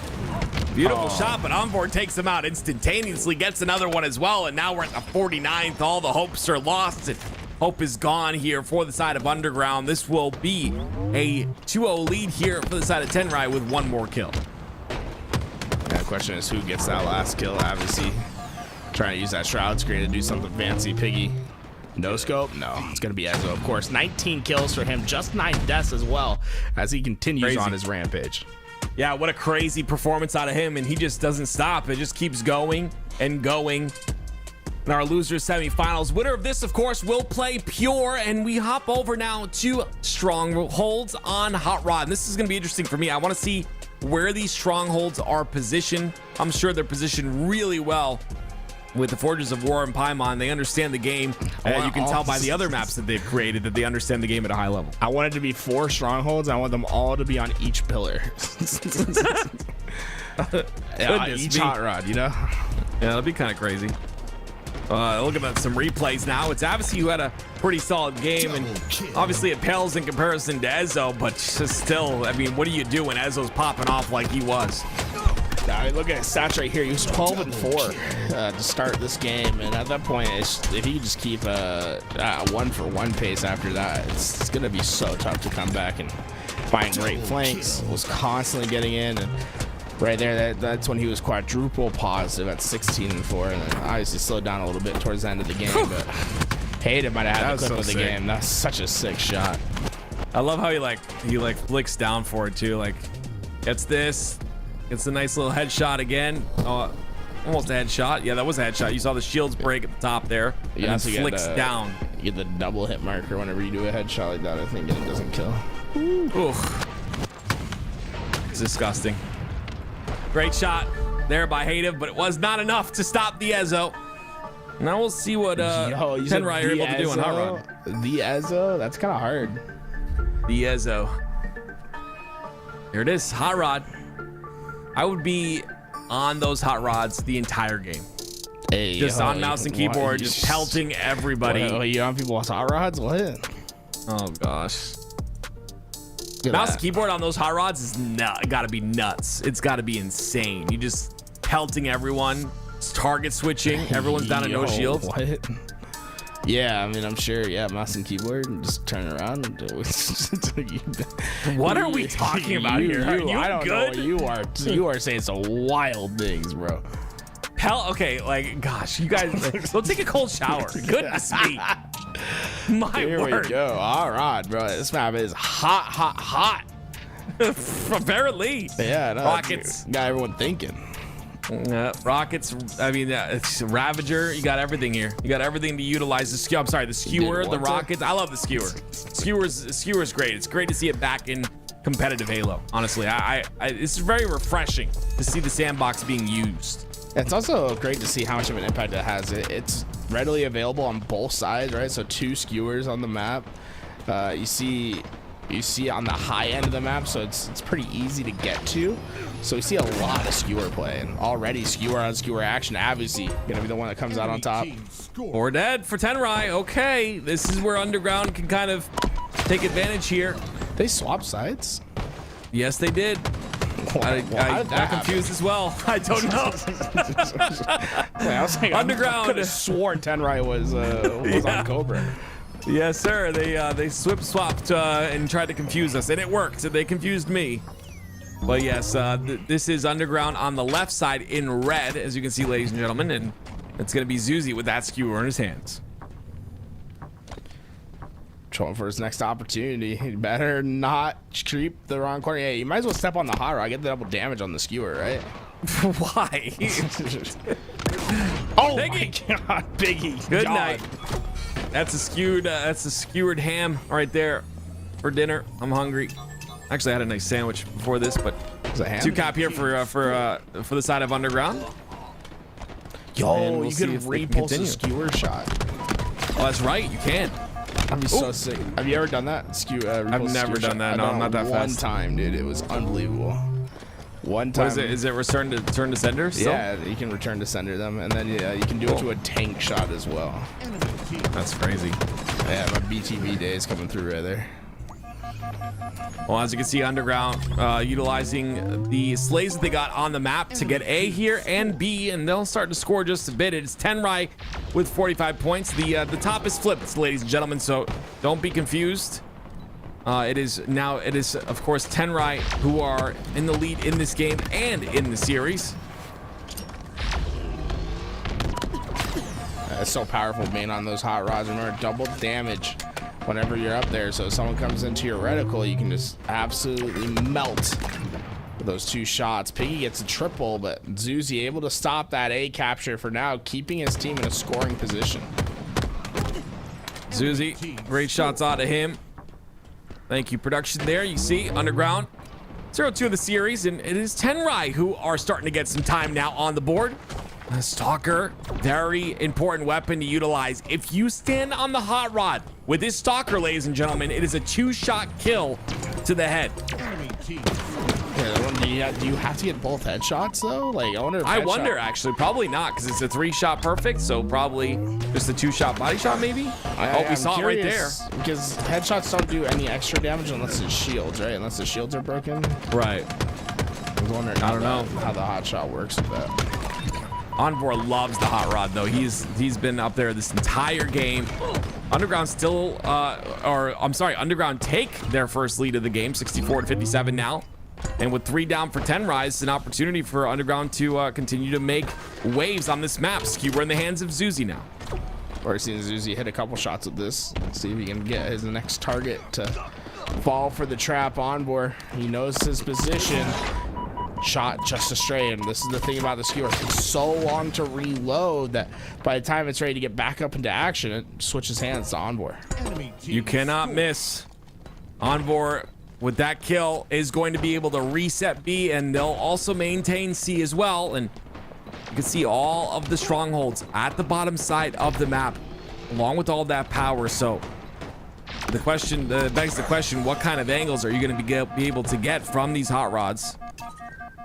Envor looking for the shot with a skewer. Not going to really find anyone just yet. I think someone just fell off the map. It was Ezo who fell off the map. That's 3 down for the side of Tenrai. Envor, the last player alive. Envor decided that it's a skewer. I'll just hit him in the head anyway. Might as well eliminate any doubt that was ever going to get the kill. This is big. You can get one of these. Oh, barely misses. Lots of players from the side of Underground in front of him, but he still stays alive unless Piggy kills him. Almost dead. Oh my gosh. Oh my gosh. 3 down for the side of Underground. That might be. Oh, and Ezo just got the rocket kill for the next. That might be one of the best plays we'll see yet. And Envor, he just shows how important it is to stay alive. My favorite part of that, using that jump, that false jump in the back to stay up high, but to also minimize that grenade damage to keep his shields. He's gonna do it. He's gonna do it. Oh, that looked like it was on. Piggy, the last player alive now for the side of Tenrai, but Underground will take advantage of this and get the 2 caps here. I'm gonna be honest with you. I've only been watching this for 5 minutes now, but this flows really well on this map. I don't know if it's just me, but I truly feel like this flows beautifully. Strongholds, that is, on this hot rod map. Which is a testament to the design, because you don't normally see symmetrical maps for Strongholds. But so far, I mean, I've been enjoying how this has been playing out. And Dark Matter, I think he's figured out something about the spawns here. He's finding himself kill after kill. Great damage as well. That's going to be a triple cap now for Underground, and they've held on to this triple cap for a pretty long period of time here. 147 and counting for them.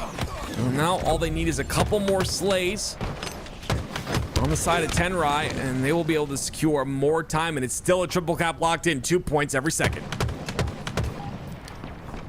Obviously found a good angle. I love this angle.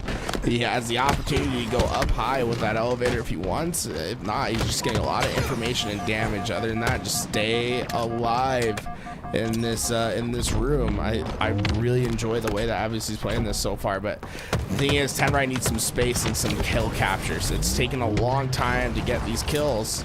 They finally got him, but not before this trip cap has put a massive dent into their potential. Yeah, Zuzi is the last player alive too. It was on the very top of the map, and is still alive and still putting damage in. Now you're gonna see they're gonna look for the kill onto Envor. Envor not able to stay alive there. Just so much damage being taken by him. They stop the triple cap, and they end up getting a double cap in for themselves, but not before. It is still Underground in control here as they go for another triple cap once again. Zuzi got a shield tonight. I was like, oh, let me nade myself. This is tough for Tenrai. I mean, they just haven't had much opportunity to get these secures. The trip cap's been brutal, and Underground look more and more likely to force the game forward. Had more points, and they will do so. I wasn't expecting this whatsoever off those first 2 games that we saw from Tenrai, but Underground have come to play here, and now with 5 more points, they'll close this out. And it looks like they're guaranteeing it right now, but Envor stops them once again. Stops him just in time. B will transfer hands, and this game's certainly not over yet, but an improbable comeback if it were to happen. Great damage out of Ezo. Great capitalization on the damage as well. Ends up taking out Dark Matter. Stays alive as well. It's going to be 2 down for the side of Underground, and this is definitely doable here, but it's all about controlling this top side of the map, and you see Ezo going directly for that. It's going to be Underground who gets A. They stopped it. Oh, wait a Onboard minute. got the They kills. stopped it. Triple cap and locked in for a moment here. Onboard stayed alive as well. He's just going to reapproach. He's going to fight all 4. Oh! Back-to-back Double doubles. kill. 5 in a row from Killing Onboard. Don't look now, but this comeback, it seems likely. Piggy got the rockets. Everything's starting to go right. Piggy knows the spawns too. Look at him looking directly at the Don't spawning go players. together. He gets one. He's going to reset, but they're behind him. I don't know if he knows. He knows. They're on the right side of him. He knows. Back smack in. Doesn't use the rocket either. Another 2 down once again. Rocket comes out. It flies off the map. Unfortunate position where that rocket's not going to find the damage that you wanted, but Ezzo taking over the mantle. And look at this. It's 235. They're about to hit 240. This has been an unbelievable comeback. Uses the hot rod, but not going to be able to get much damage off of it. They did it! Oh my gosh, they did it! Tenrai with a massive comeback to sweep the series 3-0. I said improbable, not impossible, but anything can happen when you play like that. What an unbelievable hold of the trip cap. 21 from Onboard. You have to think that's where it all started. That back-to-back double kill to secure the trip cap for his team. They never let go from there. Well, now it is Tenrai who goes on to play Pure. Of course, these two have not played against each other just yet. But if Tenrai are able to win against Pure, they'll have their rematch against Metaverse, where they were actually able to take 1 game in that previous series. You see, we're competing for top 3, but that means Underground got top 4, right, Tim? Right. No, who else got 4th place? Who else? Well, we have this competition going on, the $5,000 Forge Hub tournament, 4v4 ranked, but we also had another tournament. This one for the Forgers, that's right, a competition for Forge maps called Contagion. This had a $15,000 prize pool in which Forgers made infection maps. But in 4th place, we had a map called Der Verdamanten. Is that how I say it, man? Am I saying this thing right? Look at this thing, though. Der Verdamanten? Verbenton? Help me out here, Tim. Verdampton. Sorry, it's Verdampton. There we Der go. Verdampton by iCrushAll. It seems to be inspired by Call of Duty Zombies. This map is candy to the eye with an interesting color palette and lighting which holds dreadful treasures in its rooms and corridors. Offering a lot of movement and verticality, this map serves as a great environment to fight the infected Spartans. If you're into infection, you want to try to get as much of those infection maps that you've been wanting to grind out. Well, you can do so with the maps that made it into our top finishing spots in the Forge Hub Contagion tournament or competition, I should say. And a shout out to iCrushAll because this map looks gorgeous. Love the lighting, love everything about it. Folks, let me tell you what, I've been riding around on the top 3 maps.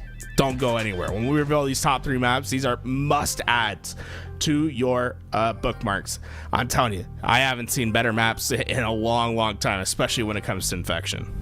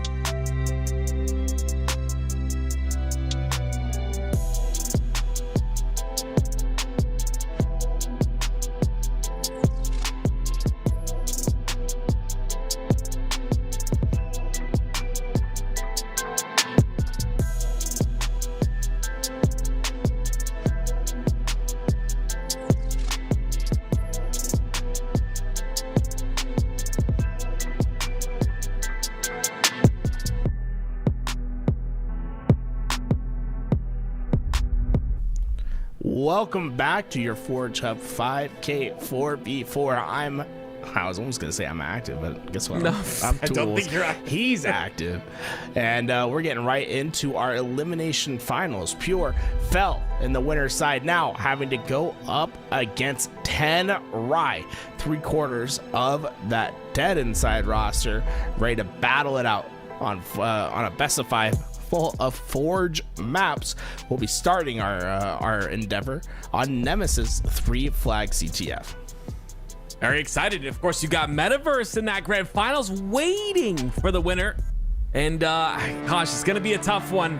We've seen Pure dominate before in Forge Hub 5K tournaments. Again, another shout out to Forge Hub.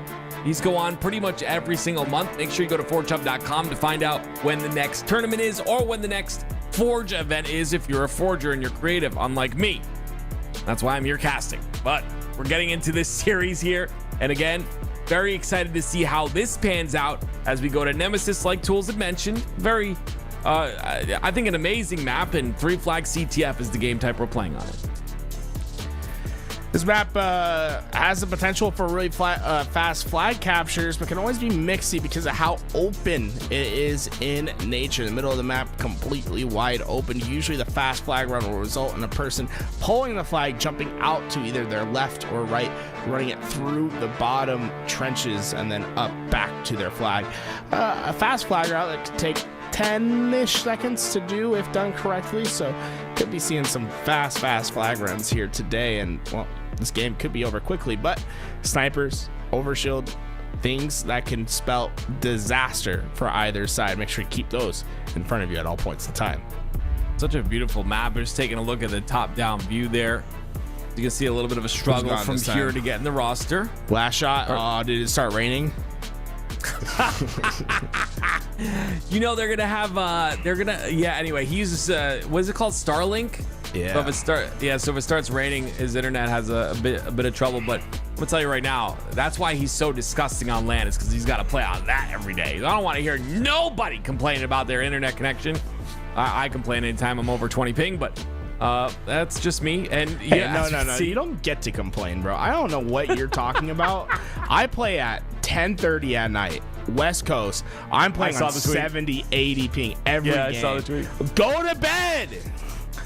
Tools is telling everyone from the East Coast to go to bed so we can get West servers. Dude, it's actually miserable. I do not get West servers until midnight at best. Oh man, it's so good. On the weekends, it's terrible. I cannot play above 16 ping. I'm just being straight up with you. I can't play above 16 ping. Like I haven't seen it. I literally can't get under 16 ping. Well, listen, there are people that I watch on stream get like 5. Okay, so I don't want I don't got 5 ping. Yeah, 16. Yeah, if you're that in 30 16 ping like though, every game. The lowest I can get is 17, and I maybe get that a handful of times in a day. How does it feel though? It feels great, doesn't it? It feels awesome. No, it feels terrible because I have to go play on 80 ping the next game. It's like I'm getting whiplash.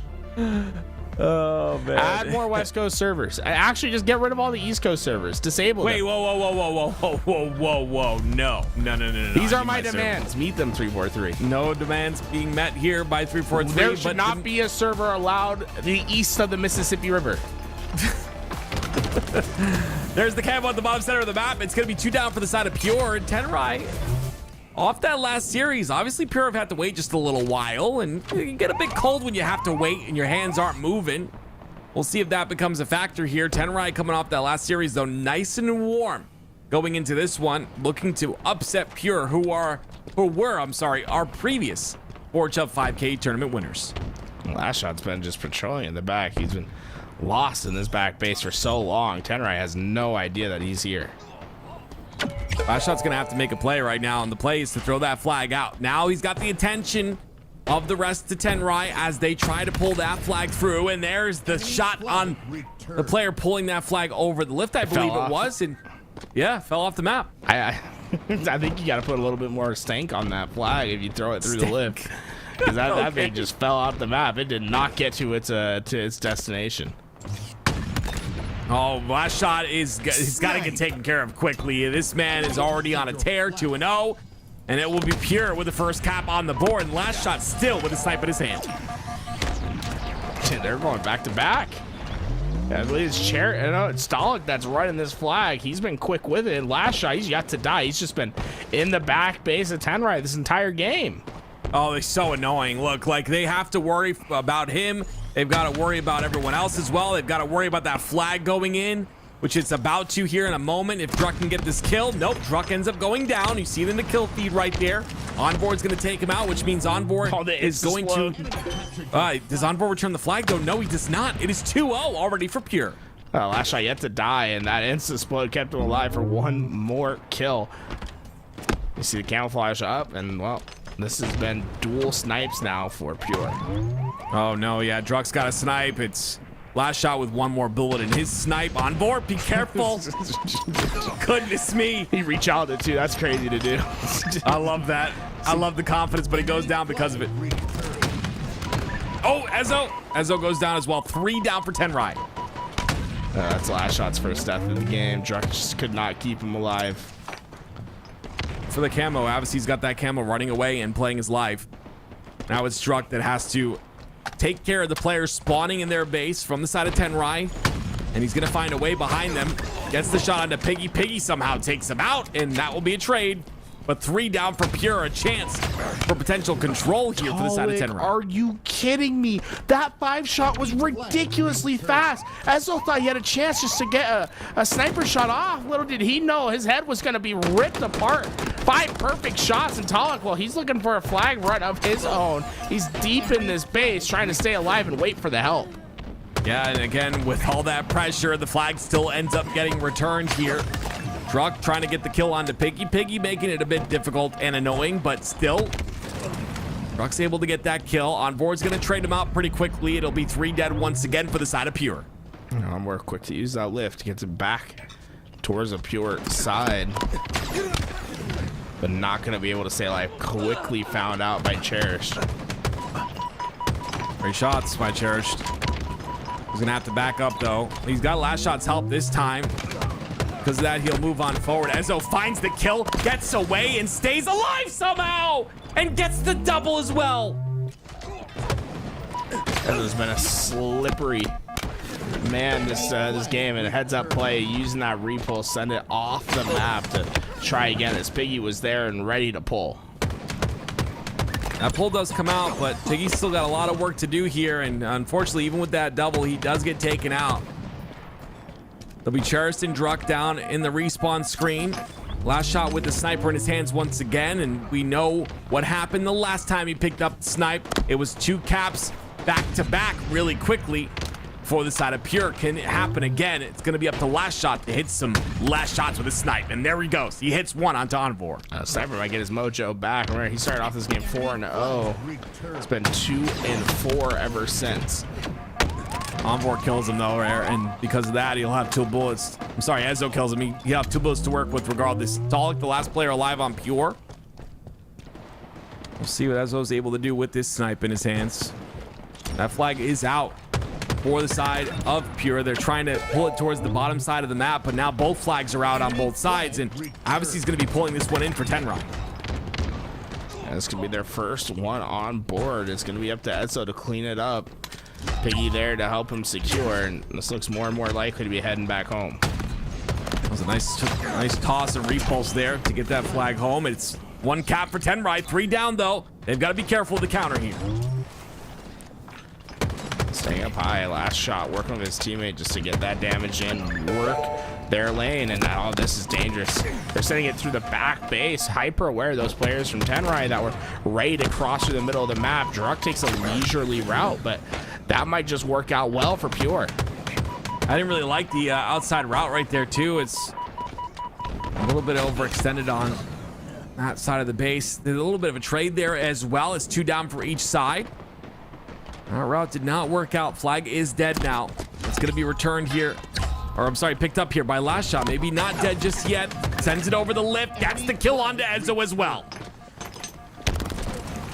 Last shot's trying his best to stay alive, but a bit greedy as he picked the shot against Avicii. Avicii not only responds by getting that kill, but the double for him. Pure go 3 down, and Tenrai, this is their opportunity they've been looking for. They'll get sniper as well as map control. Can they make the most of it? Sniper, threat sensor as well for Avicii. Druck in his face. There's the threat sensor. You can leave that kill alone, but oh my word, Druck with a massive nade there to take him out. It's through. Dalek just patrolling on this high ground. He's going to be the one that determines when they go to finish this flag capture. Cherish, she got the word that it's clear. Can he get it up in time? Cherish just moments away. Boom.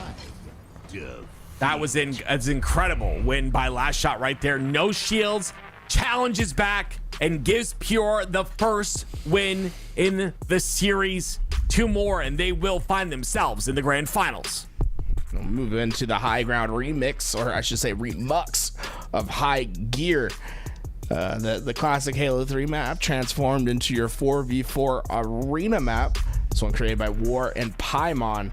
That'll be our second game. Looking over at these stats, you can see Talek, a high damage dealer, 4,200 for him, and a 2-0 lead that they got early on was just too much to handle.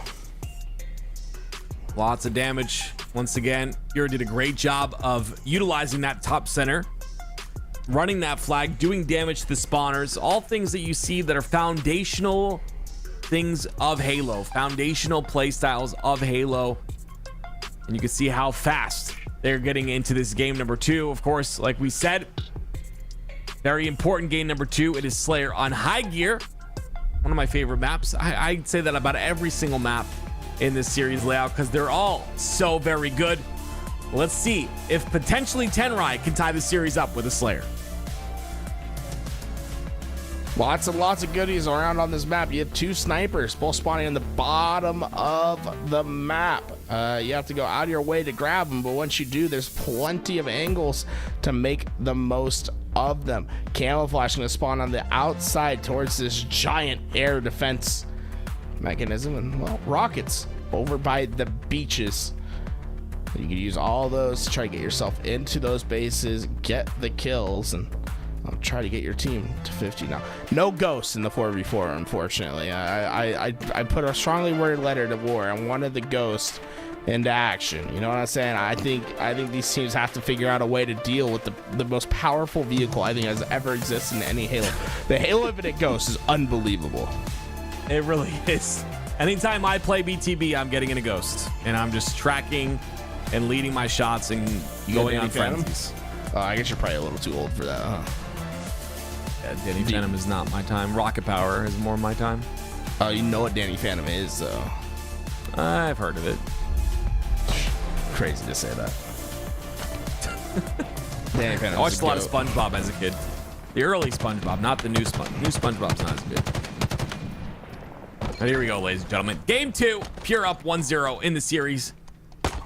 We're on board with Ezo, who has really impressed me in his previous series, but we'll see if we can do that against a roster like Pure, who are going to be very aggressive to counter the attack of Tenrai. That rocket just slid astray. Not quite enough damage to get the kill, and instead traded out. That sniper hits the ground. It'll be Druck who reaps the rewards. Oh, talk about ammo. He's got 14 in the chamber. It's a lot to work with for Druck. Bit scary. Oh, barely misses that shot. They are pressuring him pretty hard here, though. Druck's got to hit something or else he's going to go down. He's not able to get his shields back either. Ezo's going to find him, and that's a beautiful play by Ezo. Honestly, making sure to take out Druck with that sniper in his hands. And last shot's going to counter back, though, with the back smack. And you got to be careful with this Hydra in the hand. It's a one-shot beatdown. Oh, not quite able to get the people's elbow out in time. Envor capitalized on the situation. Tied up at 8 here. Envor going to play the backside of his base. You see all the rest of Pure are in front of him. He's got a route to help everyone out here. I love the selfless play right there. Get the kill on the further player, then switch over to Talek and get that kill as well. And still, it's a tie game at 10. Well, the camouflage coming up in 19 seconds. You figure this might be the catalyst to break the tie. We're taking heavy damages, and Pure already well set up towards that camouflage. It's going to be up to Tenrai to find the break. 11-11 here. Envor finds himself in the big door. He's going to have to back off. It's last shot on the gun. Just doing so much damage here. He's finding 3 different players that he shot at so far. Cherish, a little bit aggressive with the pings, and Drux got the camo in his hands. Lots of snipers still to work with us. 11 bullets. And he can find himself behind all the players. Oh, this is not good though. Missing that shot.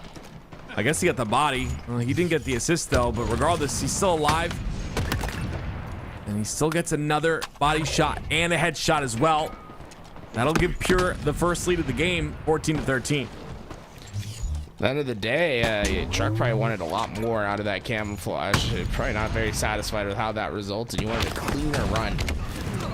And instead, obviously, going to make things difficult. Rockets out. He's able to get that kill on Druck, but the sniper blown away. We'll see if anyone's able to pick that up. Remember, there's still a full ammo's worth of snipe in there, plus 2 new snipers that are going to come on the map. So expect to see the sniper be a mainstay. Oh! As last shot's hitting some nasty shots. Bunker to bunker. Envor. He's going to have his crack sniper duel. No, Envor backs away. You got to take the fight, man. I like to play not taking the fight. Especially when your teammate hits the ground. Coward. But he gets taken out anyway, though. So it doesn't work in his favor. Last shot. Still 2 bullets to work with. He'll waste 1 more, so it'll be only 1 for Ezzo in his hands. And I believe still another snipe in the hands of Pure. You know, Pure clearly has had a big advantage when it comes to the snipers in this game. That's something that's going to desperately need to change for Tenrai if they're going to win this. Snipers are just way too powerful not to have possession of. 25-20 here. Pure with a slight lead thus far. They will go 2 down, though. Will be Talik trying to do everything he can to do damage to the players from Tenrai. They're on the bottom side of the beach, but he ends up going down. The players from Tenrai are just overwhelming in a very important position on the map. Very important time on the map with that camo coming up. And though unfortunately, those are really bad losses for the side of Tenrai. They go 4 down. Camo's still up. Truck was able to find the sniper, 1 bullet. Let's see what he's able to do with it.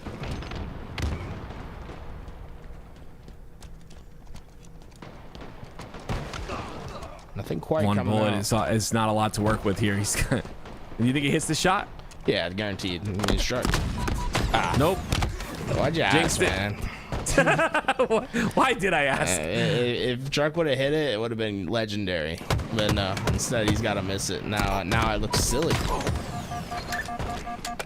31-28. Pure still with that little lead so far, and you can see none of the power on the map just yet. There is a spanker though. There is a rocket launcher that is available, and you see that Piggy actually got that with the grapple. He's got 1 grapple to work with. I'm sorry. He's got 2 rockets to pair with that grapple. We'll see if he can get any value out of this. Truck is aware of his position. He misses the rocket. Doesn't have anything else, and Truck takes him out. Still a lead for Pure.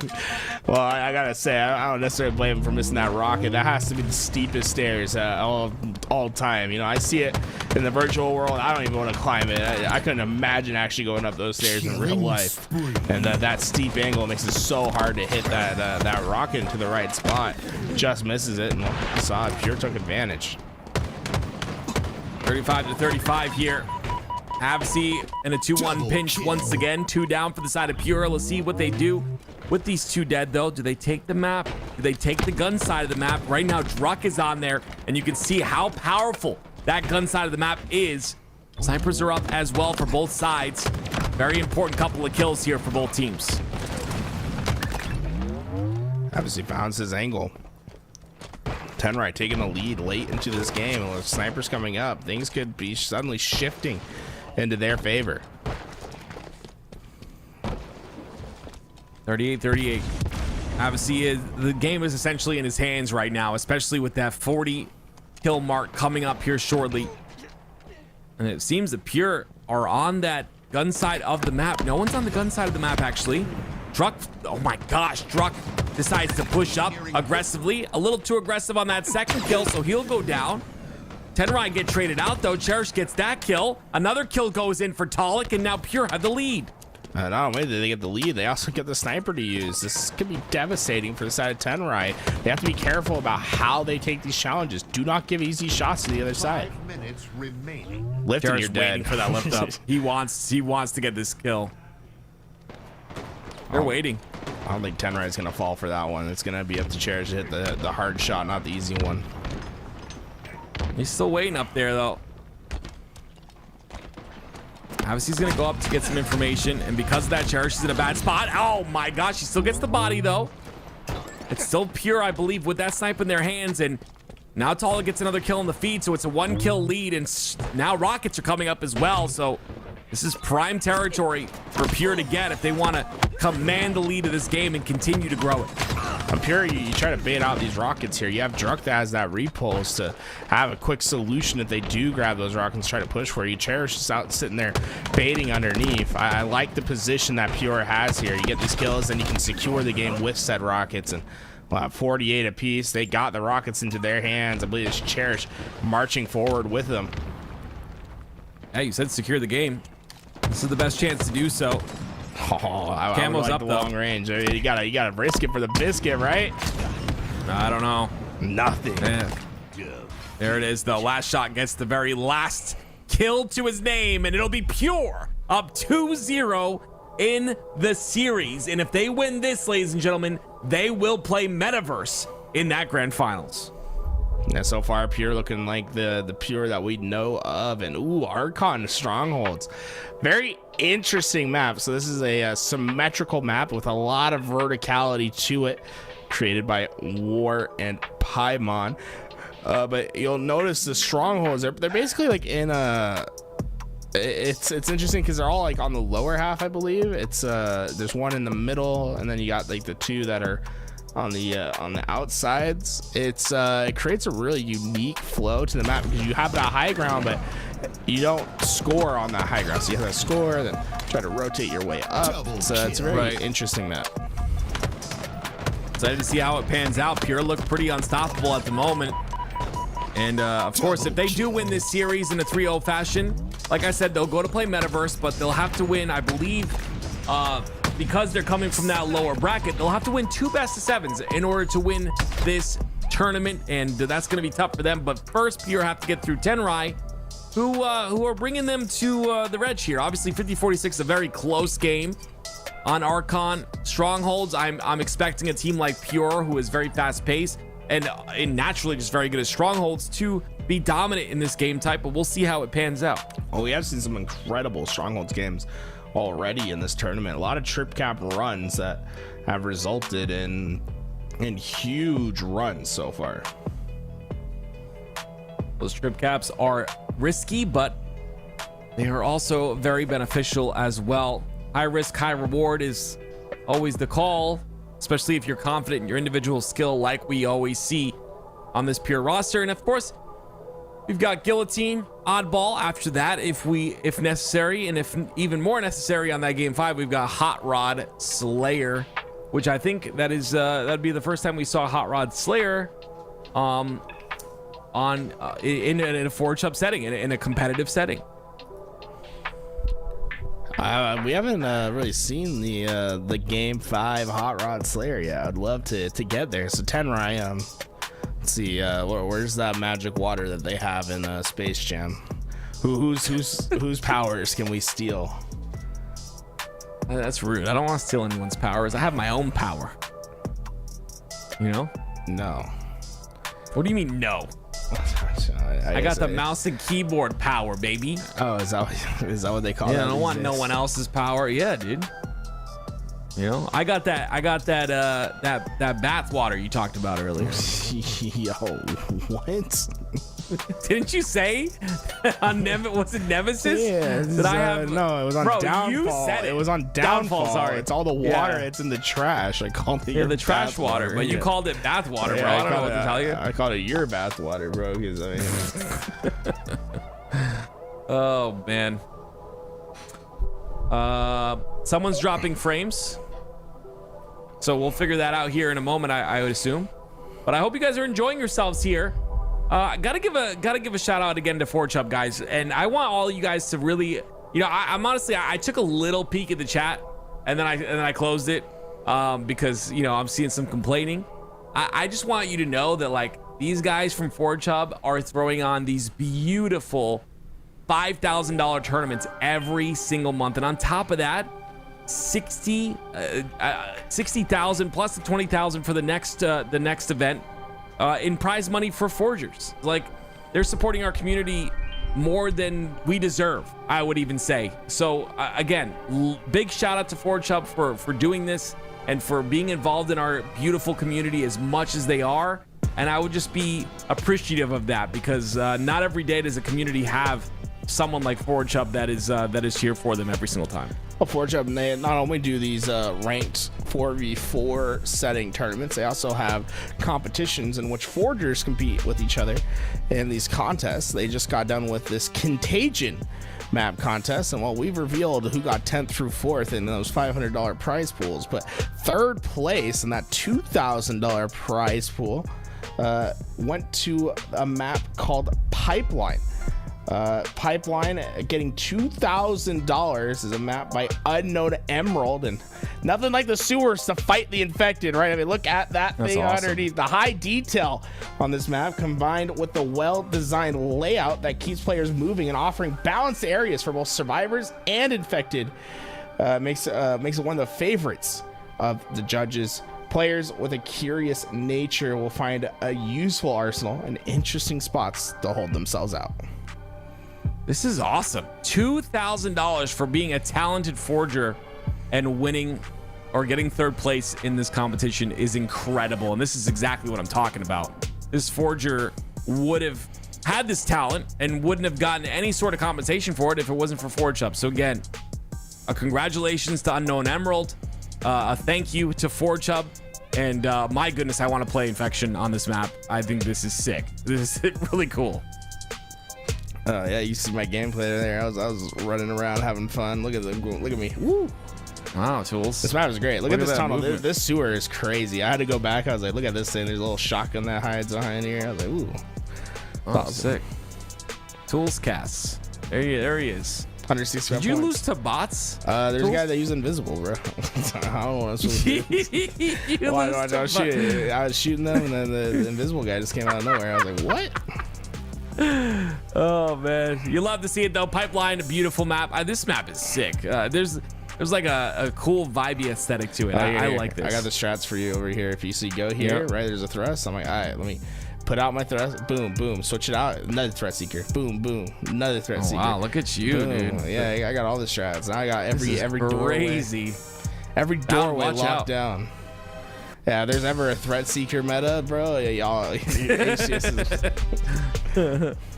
That's cool though. Congratulations again to Unknown Emerald. I mean, $2,000. I'm sure they are ecstatic for getting third place, and we still have, of course, second and first place, which we'll get to you. Don't go anywhere. We'll get to you as the tournament unfolds, but we still have this losers final to continue, and of course, Archon Strongholds is our next game type, and I believe we're starting now. Tools, let's get it. Archon, a map with a ton of verticality to it. 2 snipers that'll be at the very, very top of your map up here. Lots of great angles you can get with those snipers, but the bottom of the map is where you're going to see a lot of those strongholds. You'll have one in the middle, and then those rooms to your right of screen will have the other 2 strongholds in them. It's up to the teams to capture 2 of those to score 1 point per second. If you capture all 3 at one time, you'll get 2 points per second. First to 250 will win this game. And oh my, perfect shots by Cherish. Yeah, that is the way to start. He's not going to pop that camo, though. I believe maybe saving it for last shot, giving last shot an opportunity, but unfortunately not burning that means that it's going to be, of course, Tenrai that had that camo to utilize now, and Ezo is going to utilize a snipe for a headshot. As they're keeping this high ground, his team scoring at the moment. And while he's found the rest, he'll let his teammate pick up the next. And this is dangerous for Pure. They're in the 2 cap right now, but this could be a potential trip cap if they go down early once again. Points are continuing to climb up here for the side of Tenrai. This kill could solidify more points. Real close there. Last shot ends up going down. Ezo almost not surviving that one, but Ezo a bit overwhelmed right now, and the triple cap is locked in for Pure. I love the way that Ezo plays under pressure, though. You know, the trip cap comes in. That's unfortunate for the team, but the way Ezo's been playing his individual life was trying to keep at least Pure from getting complete dominant control of the map. Said it'll be a lot more mixy than anticipated. You see Tenrai was able to get into 2 of those hills, but no capture yet. Pure scoring 2 points a second. Remember, this is a devastating effect if you let them out of those hills for too long. Yeah, look how quickly they're able to cut down this lead the Tenrai worked so hard to get because of that trip cap. They'll reset A as well, so they're continuing to score here. Now B being captured though, but it's 2 down for the side of Tenrai, so that's going to force everyone from the side of Pure to jump down and make sure to secure B as well and continue to score. One thing to know, right, this is why you love to go for the trip caps, is when players step into it. Where did he come from? I don't know. Top rope? Top rope. It's B gets switched, but when you have the trip cap, it's a lot easier to score because if your player is standing in the hill and contesting, well, that counts as a disruption where you do not score on that hill. So a lot of times if you see a lot of 2 capture games where it's a lot of mixy work, you'll see the score stagnate for quite a bit. But when you get that trip cap, suddenly it's a lot easier to score because even if a player steps into a hill to contest, instead of scoring 2 points a second, you'll just score 1. And for the most part, you're fine with that. The constant scoring is what you want. You see Talik jiggle right there. Makes it very difficult to kill him. 3 down though for the side of Pure. And there is a chance for Tenrai to get their very own triple cap. A will be switched out, but all the while it's gonna be Tenrai scoring a bit to try to catch up to Pure's lead that they've mounted thus far. Fortunately for Tenrai, they have Pure trapped in the back of A. And obviously, if he's able to jump in this and get the kills at the same time, this trip cap could be devastating. And oh my, perfect shots. It's going to force Pure to have to try to contest over at A. Obviously goes back to the well and gets a second. Pure is struggling to get their way out. Yeah, they can't find they absolutely can't find a way out. It's Talik is going to have to create that way out. There was 2 down for a moment here. Talik decides to take a different route and he goes down with snipe. Yeah, man jumps out in the open for 2 seconds, instantly fried by the sniper. Unfortunate for him, but Onboard well positioned to take care of that. And well, here we go. Trip cap looks to be coming into effect. 2 points per second, and the lead will quickly switch hands. See what Onboard can do with his sniper. He's got 5 bullets to work with. Finds 1 member of Pure, gets him down to no shields. Onboard down to no shields as well, and somehow he's able to stay alive still. He's still alive. Emphasis on the somehow. I don't know how he's getting away, but there we go. Eventually chased down. Onboard trying his best. At least burn that grapple that was in his back pocket. Nothing to benefit Pure.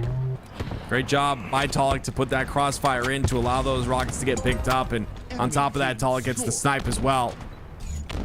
Tenrai are going to answer back with the reset onto A, but it's still, or it was still scoring for Pure until they went 2 down. Talik needs to hit the shot. He's got him to 1. Ezo, though, gets the trade. Sniper down. We'll see a lot of that fight for Ezo in particular. He's been really pulling himself towards that high ground to shoot down into these bases. Hot shot gets Avicii down to no shields. His camera runs out. Now he's got to fight off Onboard. A lot of fights going on. Last shot doing a great job, though, of staying alive and still outputting that damage. Softening up players for his teammates to take the kills on them. Last shot trying to find himself a different angle. He'll go up high and play through the middle map. He finds Onboard the right time before he jump into C and will find himself a double. Kill. And that might be the spiciest shock grenade I think I've ever seen. That thing was bouncing off 18 different pieces of equipment down there. The shock grenades are very strong when you're clustered up like that. It is a 130 lead though for Tenrai. Pure try to get A, stop the triple cap from happening, but it is Tenrai that score and continue to score and continue to mount these points. It is a triple cap for them. Pure on the back foot. They can't get comfortable right now at all. Oh, Druck, that massive kill to at least stabilize for a second there, but they still haven't been able to capture C. The big thing is that trip cap went in and Tenrai got a double kill immediately, and well, in a fragile position like that, you have to let the score just pour on 170 and counting for Tenrai. Camouflage is going to at least allow Last Shot to get that hill and get away with his life, but they certainly aren't out of the woods yet. They need to find more of these kills. Rockets in the hands of Druck. He's going to end up using those rockets, and now swaps it out for the snipe. You can see it is Pure trying to play for that triple cap, but oh my goodness, that could solidify it. It is a triple cap locked in for Pure off that shot from Druck. Druck will take position at the high ground. They're going to be content with letting C go, but this is a dominant spot that Pure has right now. They just need to be aware of potentially splitting out these spawns. You don't want to give up on your home base too early, or else Tenrai will get that free overextend. Obviously gets a big kill onto C, and because of that, C is not going to be capped. It finally is getting capped, as was the last player alive on the side of Tenrai. They end up killing him, and they will get C as well. This is a triple cap locked in, and a great shroud for Last Shot to stay alive here. Druck's getting awfully aggressive with the snipe. He needs to be cautious. He has 7 bullets in this. If you get this up early, it could be a terrible maneuver, but found the back of one player, and well, he could find himself some easy shots over at the middle of the map as well. B, the poison of choice right now for Tenrai. Confident, aggressive. That is Pure in a nutshell, and with that, they will take the lead. Envor, they'll take him out as well. It'll be 3 down for Tenrai once again, and all the while you thought that it was... Oh my gosh! Oh! Double kill. Oh! What is going on? The triple cap locked in again for Pure. This is what Druck needed to do to keep Pure in the game. He just hasn't stopped moving. He's a shark. If he stands still for more than a second, he's dead. Remember, he went aggressive with that sniper when there were 7 bullets in it, and he made the most of it. They were down by 100 points in this game. Now they've got themselves over 30 seconds of a lead. Ezo, the last alive for Tenrai, he'll be able to stay alive, but they're not going to be able to stop the hill. It is domination from Pure. What happens when you have a player that pops off like Druck just did with the snipe? The triple cap's locked in, nothing to be done. It is Pure that end up going to the grand finals. Unbelievable play. I mean, Druck hitting the best sniper shot of the game quite yet, and hey, the Canadian making us proud. I mean, oh my God, what a shot to hit. Absolutely incredible, and because of that victory, they will play Metaverse, the team with the LeBound combo, Legend and Bound from SSG, SLC champions, 2-time in a row champions, 3-time this season, now fighting, and for that lion's share of the $5,000 prize pool. This is going to be an incredible grand finals, and not only that, we have a best of 7 in the making, and there's Druck, the beautiful quick scope, the no scope lined up nice and slow. That solidified the game here for the side of Pure. So far, I'm so impressed with how Pure was flowing on the map as we got into the later stages, and how easy it was for Druck to hit big shots. Remember, he got really aggressive with that sniper with 7 bullets. He went into the front lines. Very risky maneuver, but you see what the payoff was, right? A dominant position on the map, kill after kill that went his way, and well, a run that Pure are able to secure a grand final visit with. Absolutely insane. Absolutely insane. Very excited to see how this Pure roster matches up with Metaverse. They have played each other before. It was a 3-1 in favor of Metaverse, as you can see there in the upper bracket, and now they get to match up once again. If we want to take a quick look at the series layout, it's right there in front of you. We're going to start off with 3 flag CTF on Archon, and then Anthracite, Downfall, Hot Rod for game 4, and of course the rest if we need them, if we need to continue the series on. Pure, they need to win 2 best of 7s to make this happen. Best of 7 grand finals up next. Metaverse, that super team consisting of the SSG duo LeBound, joining up with Sav and Falcon to take on Pure, the reigning Forge Hub champions, right after this break.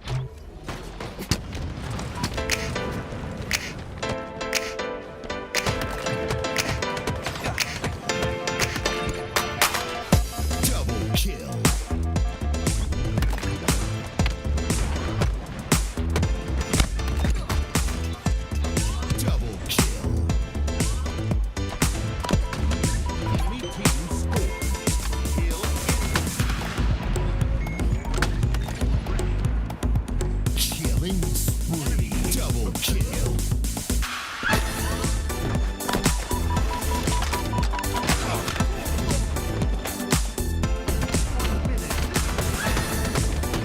Triple kill. Enemy team double kill. Killing spree.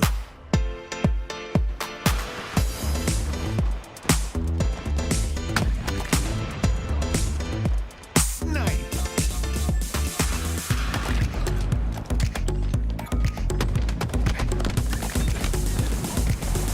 Double kill.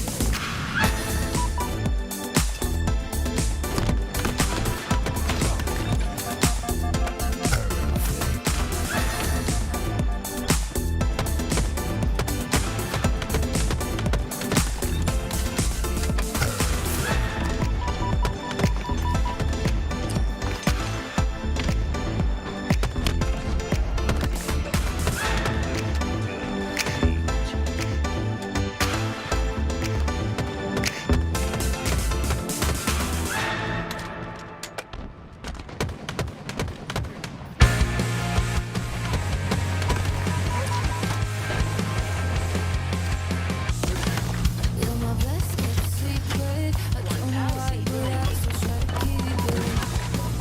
You got me in the pieces, 'cause you know you're my muse, you're my weakness. I'll do anything, anything for you. I'll do anything, anything not to Double lose you. kill. So I'll keep my mouth shut, 'cause having you is such a rush. Got me feeling so used, got me acting confused. Got all myself, but they don't wanna feel it. 'Cause loving you is ooh. 'Cause loving you is living in black and white. The way you look at me, yeah, it stops time. Baby, you're my lifeline. So Double kill. oh, we're so intertwined. I'll do anything, anything for you. I'll do anything, anything not to lose you. So I'll keep my mouth shut. 'Cause having you is such a rush. Got me feeling so used. Got me acting confused. Got all myself, baby, you put me through Double it. kill. 'Cause loving you is ooh. Double kill.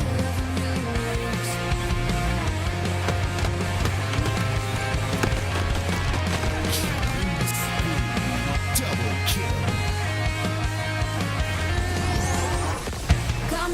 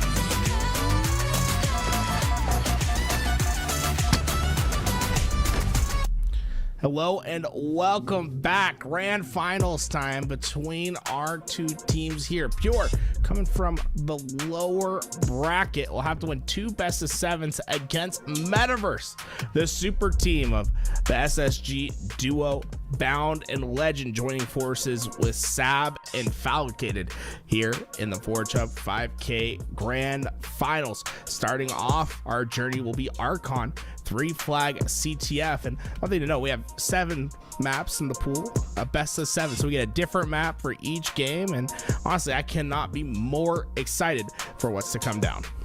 Yeah, I'm actually kind of curious how this is gonna go. Obviously we've got a rematch here, ladies and gentlemen. These two have played each other in the winners finals. It was Metaverse up 3-1 in that series, but now we've got a best of 7, and now we've got 7 maps to bring it to the very end. And of course it is the camo and the sniper in the hands of Cherish for Pure. He's creeping, looking for anything to take their head, and well, hold the shroud screen from his own teammate. I believe last shot threw that shroud screen up. It could have disrupted the aim of Cherish just enough for that player to stay alive. Cherish gets 1, but you can see that 3 down for Metaverse means that this flag is going to be pulled. It is a 2 trade though. It was Druck and Talik both down in that respawn screen. But again, Cherish is going to make things real easy for this flag run here as he pulls it on through. He's going to be sniping any player that spawns up on the map, and he'll also play his life, and that will be the first cap in already for Pure. The last shot doing great work with that flag run. Cherish making it all possible though with those sniper shots. And last shot found his own sniper. It's dual snipers, and Sab might get 1 kill, but I don't think he's getting away with his life. Phenomenal job by Cherish to jump down, make sure to clean up that kill, and now he's got another full sniper to work with. 8 full bullets here. It is Falcated that gets a kill in the kill feed, so it's a 3v3 situation. Cherish, his job to even the score, even up the numbers here for both sides. He finds Falcated, a nice shot onto him. Now Bound gonna peek a bit late here and bait out Cherish just a bit, force him to use a shot, but that's about it. Cherish reapproaching. He has been a hard weasel to find for the side of Metaverse. They finally were able to put multiple bandits on him at once. The only way to take him down. A 4-0 start for him. Druck not able to find that kill. Legend, a lot of damage here. 4 assists in the game already. No kills, but 4 assists and only 2 deaths is exactly what you like to see. And it'll be a flag pull here now for the side of Metaverse. See if they can get that flag any further. All of Pure has respawned and are looking to stop this flag cap from happening. You see at the bottom right of your screen, it is already 25% left before that flag does return. I don't think anything can be done of that because the kills are just not in the favor until now. It is 4 down. Flag is returned, but that new flag will run with 4 dead for Pure. I love that they go through the middle, right? You got all those kills. Try to force it down mid. Bound just able to get away with his life. Talik got a lucky spawn, was able to find that kill early on, but it's just not going to be enough to stop this flag run. Sab going to put in the equalizing score.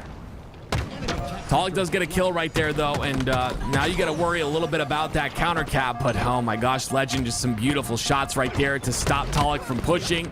And they'll both trade out, but it'll be Pure still on that aggression, and with 2 down for the side of Metaverse, Pure will pull their flag once again. Time for some Ravager, right? Let's see it. Get that thing on. Spawns underneath the waterfall in the middle of the map. Would love to see someone pick that up, but snipers in the hands of Sab. And with that grapple, he has the ability to traverse this map quickly to get himself unique angles. It's exactly what he will do. Ooh, that was kind of nifty. He, like, janked himself upwards so he didn't have to waste any movement on the clamber. I don't think they know he's here. He's gonna play this slow. Doesn't have anybody with him though. There it is. They spot him out pretty quickly. If Legend could just pull this out, if Sab can stay alive, he was in such a strong spot, right? The reason why he's staying up in that hallway is because he has a grapple. He wants them to basically pull the flag, and then he can grapple that flag to just increase the speed in which they can run it. But instead, their push was thwarted, and Pure trying to bring one back home of their own. Pure on board with Cherish now. Nice little shot there. This could be a flag cap, but Bound has something to say about it. Lots of damage goes in. Sab there for the return. It's 3 down for the side of Pure. You see Rocket's already making its way into base. It's going to be Bound that has those in his hands. He's gonna waste them. Unfortunately, he hits his teammate with it too. Not sure about that one, Bound. You gotta be a little bit more patient on the next shot. He had no idea he was getting shot from right there. Cherish goes down though. It's 3 down for Pure and a killing spree for Sab. It makes it a triple kill. Legend, he's just going to ignore that player in the back base. He'll try to force this run, knowing that Sab can pick up the damage needed. Sab gets the kill, but they're forcing it a bit too much here. The Slays come out on both sides. It's a double here. Cherish, the last player alive. He gets taken out. All 4 down for Pure as this flag goes through. This has been an incredible counterplay from Metaverse. Pure looked likely to score a flag cap of their own, but it was the Sab triple kill that stopped it. And they were able to find their counter attack from there. Metaverse being very efficient with their opportunities thus far. One more cap for Metaverse, and they will take the first game of the series. Lots of clambers going on. Druck safely traversing the map here. Falcated in a bit of trouble. The shroud screen goes out. Druck senses a bit of pressure. Tolic and Cherish get a kill in the feed. And so does Cherish again. And this will be all 4 down. Druck and the rest of Pure are going to try to make their opportunity happen here. They got the 3 down. Now just needs a couple more seconds on this run to get this thing back home. I don't think anyone's in position here, so this should go home pretty easily. Last shot maybe gonna go for another run here potentially. This will tie up the game, but Hey, caught himself, you know. We'll come back to the map. 3v3, make that 3v2. Last shot is down here. Metaverse will try to push up on the map. Next cap wins. Sab gets the kill onto Druck. Those shot grenades are going to do a ton of work as well, and now rockets are picked up by the side of Metaverse too. Bound has them in his hands. I want someone to go make a hallway and just put weapon pads on all 4, you know, like walls, the floor, the roof, both the walls. Go down. I want to see how many shock grenade like things we can create at once, you know. That is crazy. Crash your game, huh? Yeah, I want to try to crash my game with those shock grenades. Bound, one more rocket to use. They're looking for Cherish, who's playing actually really intelligently towards the back of base here. He actually gets the kill onto Sab, so now it's Bound who's in a really tough spot. Wastes the rocket there. Not gonna get that kill. Cherish is gonna still get his own kill. Bound has to win this fight. Wow, bit shaky there. Cherish takes him out.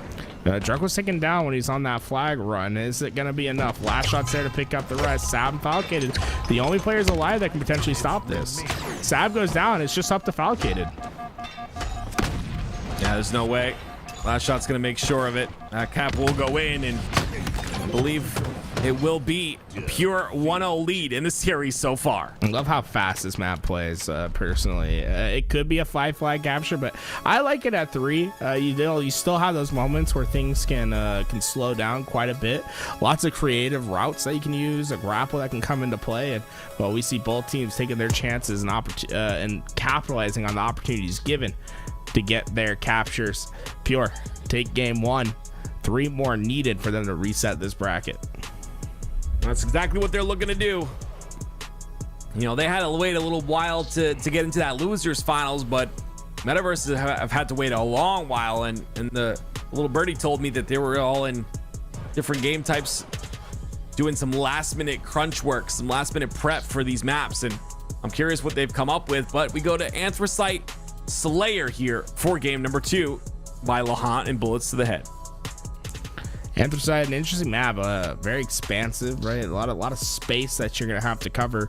Also, a lot of verticality. You have that high ground towards that building and green to your left, and the low ground on the right side of the map from that point of view. See how these players make the most of it as we get ready to get into our Slayer game. As we wait, we'll take a look at some of the replays here. Cherish was a big point for me, especially at the very start of this game with his snipe. He was able to get a couple of very important kills to make sure that first cap goes in. And I think the snipe work was devastating for the side of Metaverse. They just couldn't find a way through the center of the map. Triple kill. But it is Pure that comes out at the very end. Anthracite, going to be a pretty quick game as well, I would imagine. I would imagine a lot of people funnel towards that middle side. We'll see if that's exactly what happens here. And you can see all the maps and game types that we're going to be able to play on. Hot Rod being the very new map for this Forge Hub $5,000 tournament. And if you haven't watched it or you haven't been here all day, a little bit of an update. Those those red pillars that you see on your screen, those are called hot rods. And if you stand on them, you get double damage. So Sure, you'll see a lot rod's of a 3-shot car. bandits. Is it not? Just a hot rod. Hot rod is a car? Yes. I believe so. I'm not a car guy. I don't know. I'm pretty sure it is, though. Are you a popular mid-2000s comedy movie featuring Andy Samberg? Because you're a hot rod. Oh, no. No, I'm not. Oh, you didn't get it. It's not me. Sorry. I'm a trash bin, apparently, according to you. So That is true, bro. Hey, your favorite scene was probably that Star Wars Episode 4, bro. Get stuck in the trash. can't be a trash compactor. can and a hot rod at the same time. I don't think that's possible. Hey, anything's possible, man. Just put your mind towards it. Question. Here we go. Does it start as a trash bin or does it start as the hot rod? That's the question. It's a great question. A question we'll have to wait till after the grand finals to answer. Game 2, Anthracite. Shout out to the Lahat and bullet to the head as we get going here. It is Metaverse who find themselves on the winner's side. They only have to win 1 best of 7, whereas Pure have to win 2. Is the Overshow going to go to Legend early on into this game? See if he's going to be able to do much more with it. Ravager out for last shot. And oh boy, seeing those globs of red pushing towards Legend, he probably didn't know how to even comprehend what was happening for a second there. Wow, Legend's so aggressive. I absolutely love this aggression with that overshield. Making sure to put it to work, and on top of that, he gets a full 8-bullet snipe to work with as well. Yeah, Legend could quickly take over this game if he's able to get himself into this high ground. Oh, took a little bit of damage there, a little bit too much damage. You saw he was spotted out instantaneously. That snipe lies on the floor now, and I would assume Pure picks it up for themselves.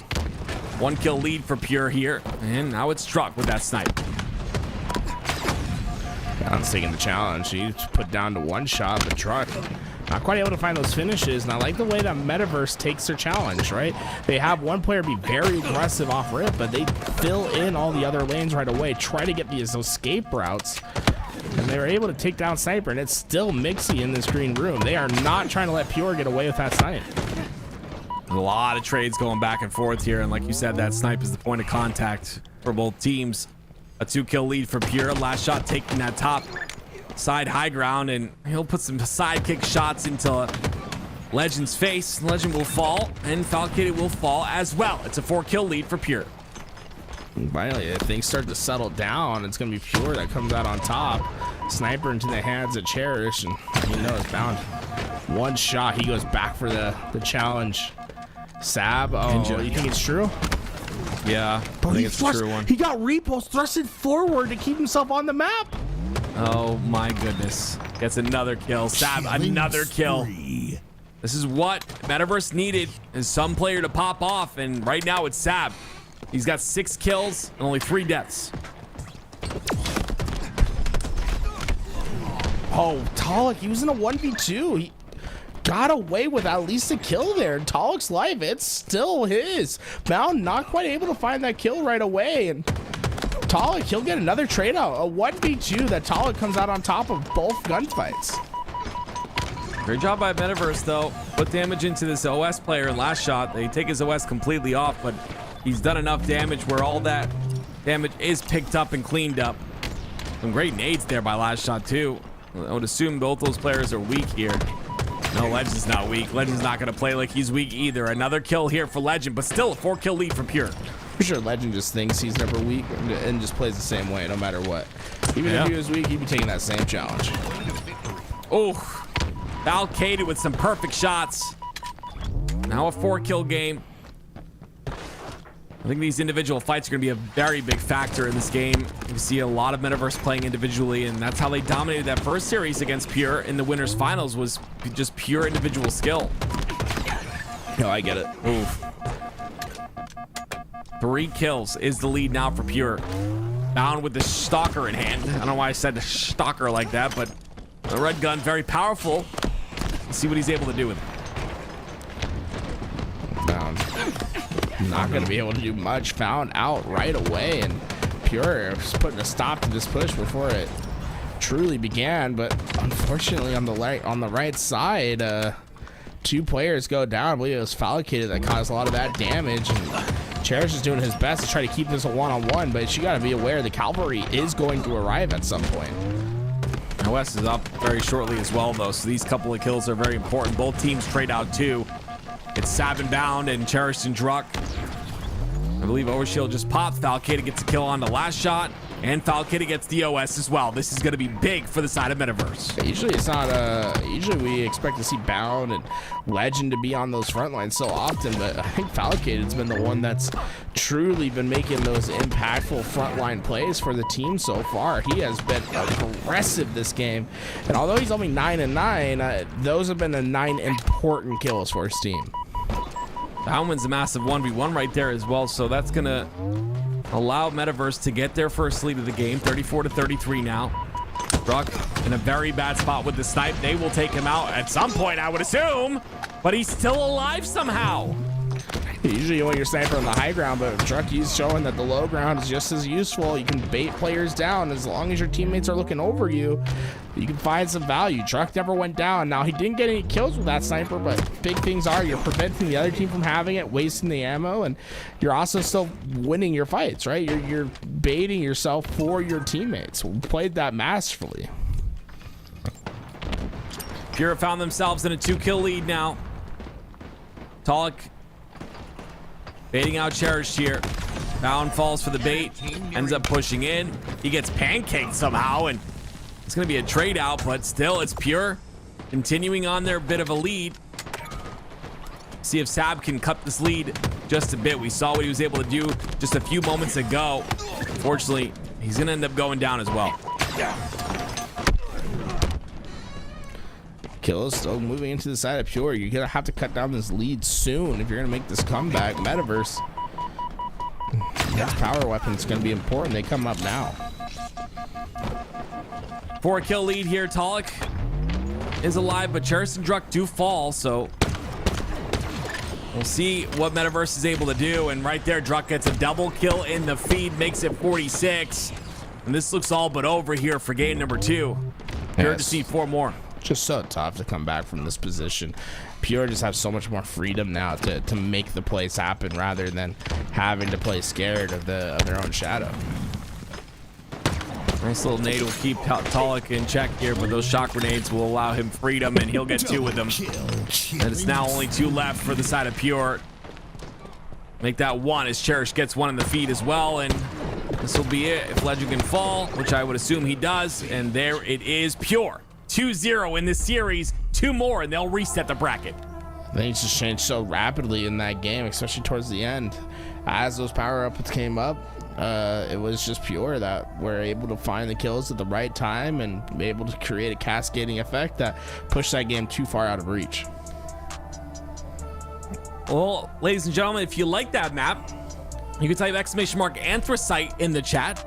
It'll give you a link to the Halo waypoint where you can download this map and bookmark it, I should say. Bookmark it so that when you go to your PC or your Xbox, it'll be right there in your bookmarks and you can play it with your friends and check it out, because all of these maps on this list are beautiful maps. You can see automatically right away we're getting in to the next match, and very excited to know this is of course going to be King of the Hill on Downfall. We'll see how this one turns out here, Tools. Yeah, it's an interesting map. It's the more I see this one played, the more it grows on me.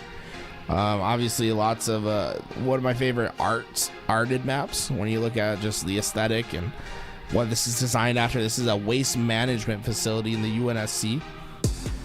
And the map is called Downfall. It's a spiritual successor of the map called Down Rush, which was created by a forger named Pony Tar. The map was made in Halo CE as a custom map and became the most popular 1v1 and 2v2 map in the game. Ponytar, the creator, made the map. It was inspired by Arrowwalk from Quake. You know, that's one thing I love about map design. All these guys, you know, they've been playing games forever. It's like, hey, you think you see a game work in another game? You see a map work in another game? Well, hey, let's make it work in this game. And well, thanks to that and the efforts of Ponytar, we're able to see this reimagination of the map in Halo Infinite. Well, here we go, ladies and gentlemen. Tim, the grand final. I just want to give a quick shout out because I think it's important. Ponytar, a great forger from back in the day. I just want to give a quick shout out to him because unfortunately he passed away from cancer suddenly. But he was one of the best designers in the community, and it shows that like he was able to inspire such incredible maps even after he's been gone. So to pay respects to him, located above the quantum translocator on the outside. The sign that pays respect to him. There's a big sign on the map. Pays respect to him. It's above the quantum translocator on the outside area of the map where the truck passes by. So if you ever want to go pay your respects, go check out the sign on the map. It's awesome that his legacy lives on through the image on the wall and the text on the wall. You can see it's Pure who tried to continue on their legacy here. A 1-0 lead so far, at least in this game number 3, and with the 2-0 lead in the series and this being a best of 7, Pure looked to reset the bracket, and my goodness gracious, we didn't expect that, especially as I've said before, this is a rematch of the winners finals where it was Metaverse who took them 3-1 and forced them into that lower bracket. Great shots. That's going to be a great team shot to kick those players away. And so far, Pure have just been running free. There's nowhere you can run. Timmy's bathwater is not going to be safe for you. Swimming in some dangerous situations as Cherish takes a roundabout corner. Man, he just loves it over here at your house. Oh man, this is crazy. He is living in the Timmy corner. Me and Cherish are boys. No. Coming to pay a visit. See, this is a complete traversal of what we saw before, though, as Metaverse is starting to really find their run here. Yeah, I don't know what's going on. I really thought Metaverse would come in and dominate this game. They do have the overshield, though, and they have a bit of time on this hill, so maybe too quick to count them out as they look to get some hill time here. It's going to be 2 down for Pure, but I like this by Valkated pushing through, making sure to get rid of Druck. The only problem is Druck is still alive. They did not take care of him. He's still alive on the map, and now Falcon is down to no shield, and they take him out as well. Yeah, choose one or the other. You can't have it both ways. You're either going to push through that hill and secure your kills, or you're going to stand in the hill right away and be efficient with it. Because they try to do both, it creates an awkward situation where you have to imagine if they would have stood in that hill early on, they probably would have gotten away with it. Instead, Pure up 2-0 and 3 going down for Metaverse. Things starting to look dire. Yeah, it's the slays are not there on the side of Metaverse whatsoever. And I think it's a lot to do with what's in Druck's hands right now. It has been Pure that have controlled the power on this map the entire time, and they utilize it to get kill after kill. Finally, it is Druck that is taken down. Legend starts to pop off. It's 3 down for Pure and a chance for Metaverse to get a cap finally. It's still a long road ahead of them to get this capture. All right, Pure, we're able to find that break on the last hill just before that capture went through. With Sniper in their hands, anything's possible. 3 down for Metaverse once again. Make that 4, bound the first one to spawn, but he spawns all the way across the map. Talik looking for a way to get this overshield. He'll get it, and he'll have a snipe to work with too on the spawners of Metaverse. That player goes down. They have 3 more to deal with, but Talik is in a great position to do just that. Well, Talik was fast to proc that overshield. I think he maybe could have waited a bit longer. Cherish gets a triple kill of his own, and well, Talik, he's had that overshield on his body, but he hasn't had to fight anyone. This has all been natural decay. Imagine if he was popping that overshield now, because it's just like how the flow of this game went and how much more of an impact it potentially could have had. Either way, it's been a dominant game from Pure as they take a 3-0 lead as they try to go up 3-0 in this series. This is just beautiful by Pure. Like they've controlled every aspect of the game. Not only the space, not only controlling the spawns, but all the power-ups as well.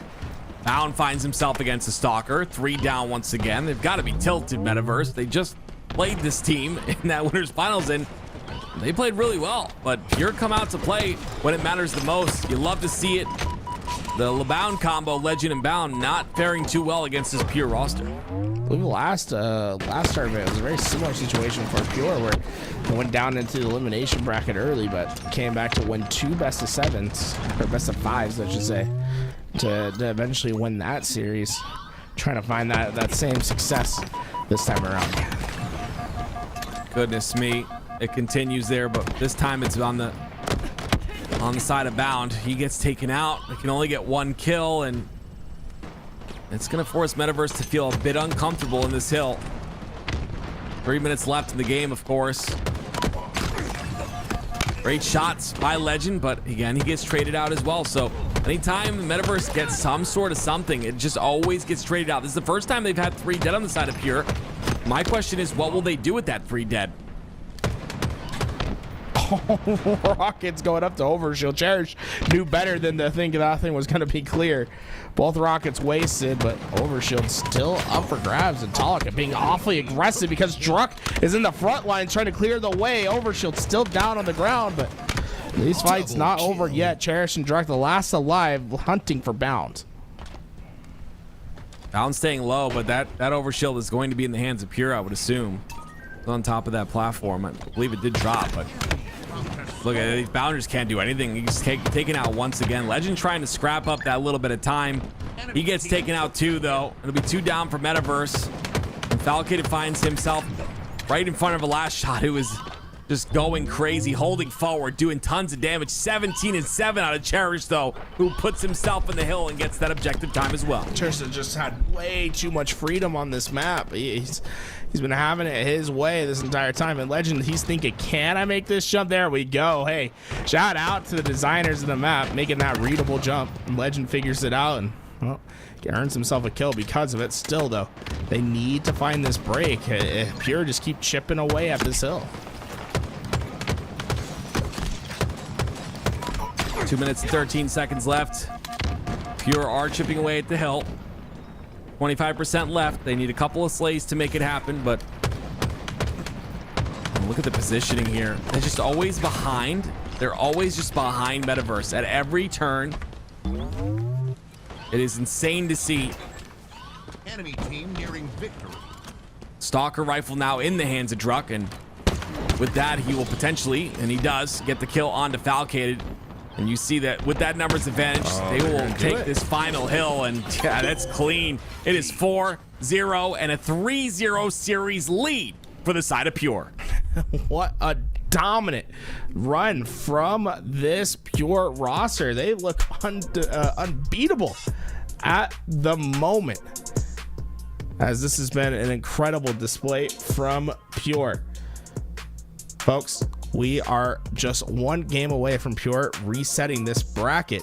But this wasn't the only competition up for grabs today. We also saw the conclusion of the Contagion. I should say a contest, the Contagion contest, which was a Forge map designer contest with over $15,000 up for grabs. In second place, it was $3,000 that went to the map called Stage Fright. Stage Fright is an incredible map that's based on it's like an old Western set, but coming in second place with that $3,000 prize pool. And stating why he's one of the best infection forgers out there, we have Unknown Emerald with Stage Fright. Originally made by the same author in Halo 5, this abandoned film studio was updated design-wise to afford infinite mechanics, getting a heavy art improvement with top-notch detail and showcasing a diverse movie-themed sections to hold out. Makes this map shine as a great infection environment. Check this place out, dude. There's so many cool, nifty design quirks here. Look, a little green screen for you to step into as well. I'd love to see, maybe some machinima guys get their hands on this map, but this was an incredible play. I used to play Infection all the time in Halo 5. I remember playing this one in matchmaking, so I had a blast just running around on this map, shooting around some bots, and You can see right here. Look, I'm gonna go Blicko mode right here for you, Tim. No, you're not. Yeah, trust. Wow, wait a minute. Wait, what? Whoa. Hey, bro, I'm too good. They can't find Those me. bots going down, man. Look at all the Goodness green me. screens. So many green screens. Oh, Oh, the they got green a ship. I didn't screen's see the so sick. ship. Oh, I need to go check out the ship, man. That is crazy. $3,000. I mean, absolutely insane. Stage fright. What a great name for that map as well. I love it. This was great. I always loved being the. Look, I'm gonna insta die, bro. It's always great being the infected, but yeah, this map was an incredible play. I remember playing this all the time at Halo 5. This was my favorite Halo 5 Forge map. The one thing I do like about this map, they give a homage to the Rooster Teeth Red versus Blue boys. They have the Rooster Teeth podcast set on the map hidden around somewhere. So I guess Rooster Teeth not really a company anymore, unfortunately, but cool to see their set still around. Memory lives on, though. I used to watch Red versus Blue all the time, so really cool that they're paying homage to that as well. And green screen's really cool. Look at you trying to be in the camera, trying to get chroma out there, Tools. Oh, instead of the OS, my goodness. So this is sick, though. I absolutely love this map. You see all the bots Tools has to take care of here, running around the map, and just giving the little sight to giving you a little look-see at all the cool parts of the map as well. And like you said, that ship, I want to go check that out as well. It looks sick. Yeah, I missed out on the ship. I think that's something they must have added, because I don't remember a ship in Halo 5. I'll tell you, first thing when I stepped on this map, because I was like, oh, let's go get some film for it. And I was like, damn, I played this in Halo 5. I was like, I know I played this in Halo 5. I remember this map right away. One of my favorite infection experiences back in Halo 5. I'm glad that they updated it. Man, it looks so good. In Halo Infinite, they updated the art on it a little bit. It still has the same map design. There are some like jumps that are just a little bit different than they were back in the day, but everything about that map was really, really a blast to play. Absolutely love it. I love all of this as well. Being able to put a competition together for all these forgers to have a chance to have their map be featured and get some prize money as well. Absolutely insane. And on top of that, we get to compete on these maps as well, which is just all just really cool. I love seeing these brand new maps. I love Hot Rod. I love that we've been able to watch Hot Rod all night, and it's just really cool. Another dynamic added to a map like that, and I'm excited to see all these maps being added. I believe we're doing one at a time, so really cool to have that happen as well. Yeah, it's a infection tournament win. Forge up. Let me get on there. You know what I'm saying? I'll run around. I'll show the world how you're supposed to play infection. People don't believe me, bro. I'm a god tier infection. Infection husky raid, the best in the world. No cap. Well, ladies and gentlemen, it is pure. One game away from resetting the bracket tools. Yeah, you can at least acknowledge that I'm the best. No, in the world. I'm not acknowledging anything. No, come on. Nope. The only time I've ever seen you first was in that last fly through against 7 bots. I remember being first in 2022. Or was it? Yeah, in 2022 in Kansas Was it that City long ago now? at That's Kauffman crazy. Stadium. Against That's a long time ago. I can't believe you can't. I keep trying to rematch you, bro. You're scared. Scared. But here we go. Back into one of my favorites that have popped into this tournament, Hot Rod. It's a very unique map when you see those bright orange pillars that run through it. You stand on those pillars, well, you got a damage boost to go on your body. You'll do twice the damage. The bandit becomes a 3-shot, stalker a 2-shot, and I still want to see someone just start spraying down Ravager shots. I think you'd get some crazy kills on the Hot Rod with the Ravager. My question: if you shoot the Ravager, right, and you do the damage, you do the AOE effect. If you jump up, does your AOE does it stay with if you were on the floor, or does it give? You know what I'm saying? I don't know. That's a good question. I would assume it stays on the floor, and that on the floor it has double damage. I would assume that's how it goes. Yeah, I have no idea. I would assume that's that way. But it'd be interesting if it wasn't. Well, ladies and gentlemen, we'll see how this pans out. Pure are obviously dominating. They're looking to reset this, but it is nowhere near over just yet, and we'll see what happens here. The seeds are a big part of this, and Stockpile, again, like I had mentioned a little bit earlier, if you were not in the broadcast, it's just growing on me. This game type is growing on me. I am not in a position to say if it could be a competitive game type, but I've seen some incredibly fun competitive matches. And so in that case, yes, I do, because as a viewer and as a caster watching these, I've seen some crazy things happen. So we'll see how this one pans out for both sides. I think I've realized why I like this map so much more than others, like art direction wise, is because it's a banished map, banished themed. And let me tell you what, I'm the biggest banished fanboy of all time. Ever since Halo Wars 2, I've been on Team Atriox. He beat Master Chief's punk ass. Let me tell you that, bro. Atriox, I can't believe they did him that dirty at Halo. He just disappears, bro. Like, come on, finish the story, please. Let me play as Atriox next game. Big fan of this map. Oh, Cherish not a big fan of the map. He falls right off. Moment of silence. Moment of silence. Metaverse put their first seed in. Just give him a moment. You're definitely pure. There we go. Hey, he's back on the map. Shout out to Sam. They keep himself up. Lots of damage coming out here from Zab. Trying to find a cleanup here. Legend does get a double kill on the feed with the rockets, and I believe Falcated gets.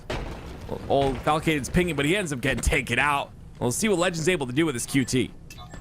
He's playing aggressive to the side of Pure, trying to find himself these players, but not having much luck. It's finally is able to track down Last Shot, but that quantum translocator basically gone now. And Cherish was on the other side of the portal waiting for him to come back. He saw it disappear. He said, I got my freedom to move now, I suppose. They're having a really hard time. Both teams are having a really hard time getting these seeds in, and it just comes down to where they are on the map. You've got to just take it a step-by-step process. You got to rotate the seeds with the slays. That way you can get those seeds in. You got a lot of time to do it. Still 12 minutes on the board here. Yeah, I mean, it feels deceptively easy to get those seeds in, especially when you see like how far they are on the map. But because it's so exposed, it's always a tough challenge. You have to get that 3-4 down just to get them inserted, which, I mean, yeah, you always need someone like active on your team, like someone that is an expert at finding that seed insertion. Wait, what? Well, don't you have like 8 kids or something like that? Oh, bro, what do you mean, man? We're talking about and Halo. Stockpile. My bad. Goodness.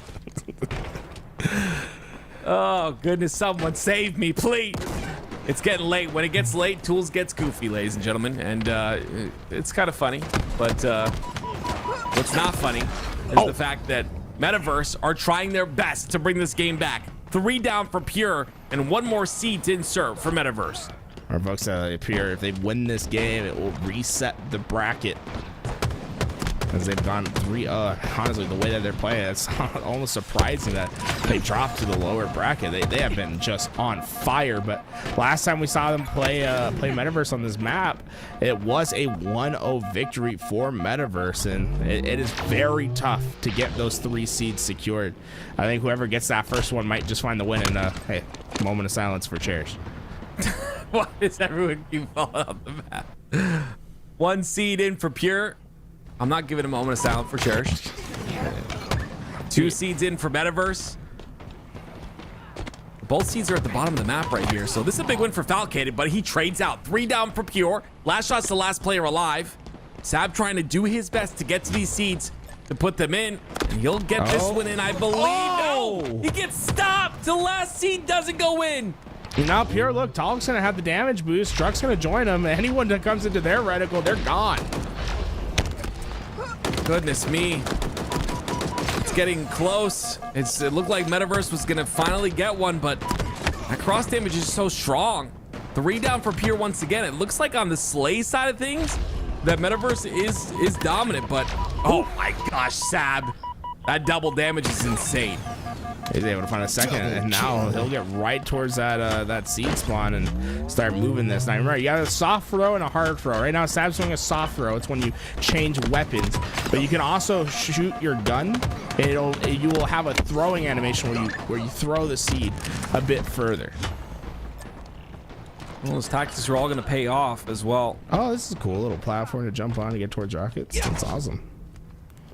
Okay, he's trying. Like this is the trial and error out of these players. It's very important. And you see Metaverse, and they end up getting the first seed in. Legend gets 2 Double with a kill. perfect dare. Cherish the last player alive. It's gonna be tough for Pure because you got skewers coming up now. They'll be on their respawn as they come up. It's gonna be tough to get to these in time to get control. There's not a lot of time left. 9 minutes is all that remains here. See Talik. Oh, You got that info. Talik trying to rotate that. But You saw the shock go out to the left, so he knows there's a player down there. yeah. They're gonna make something happen here. They're still gonna go for this though. These shocks are a little bit hard to aim towards these platforms, but they stop that seed from going in. Neither team has a seed inserted yet. 2 down for the side of Pure. 3 down for Metaverse though. Balance got the skewer in his hand. Look how long it takes this thing to reload. It's just so punishing if you miss your shot. So you get the opportunity, you better make it count. Skewer, see how we can utilize this to maybe get a kill. Bound has to hit the shot here. He's not happy about that one. Walks into the wall. I think he predicted everything wrong on that fight. A very rare occurrence for Bound, but showing maybe they're a little bit of an experience with the map, right? You're not going to have those great predictions like you normally have with a map that you've had thousands of hours on. That's 100% correct.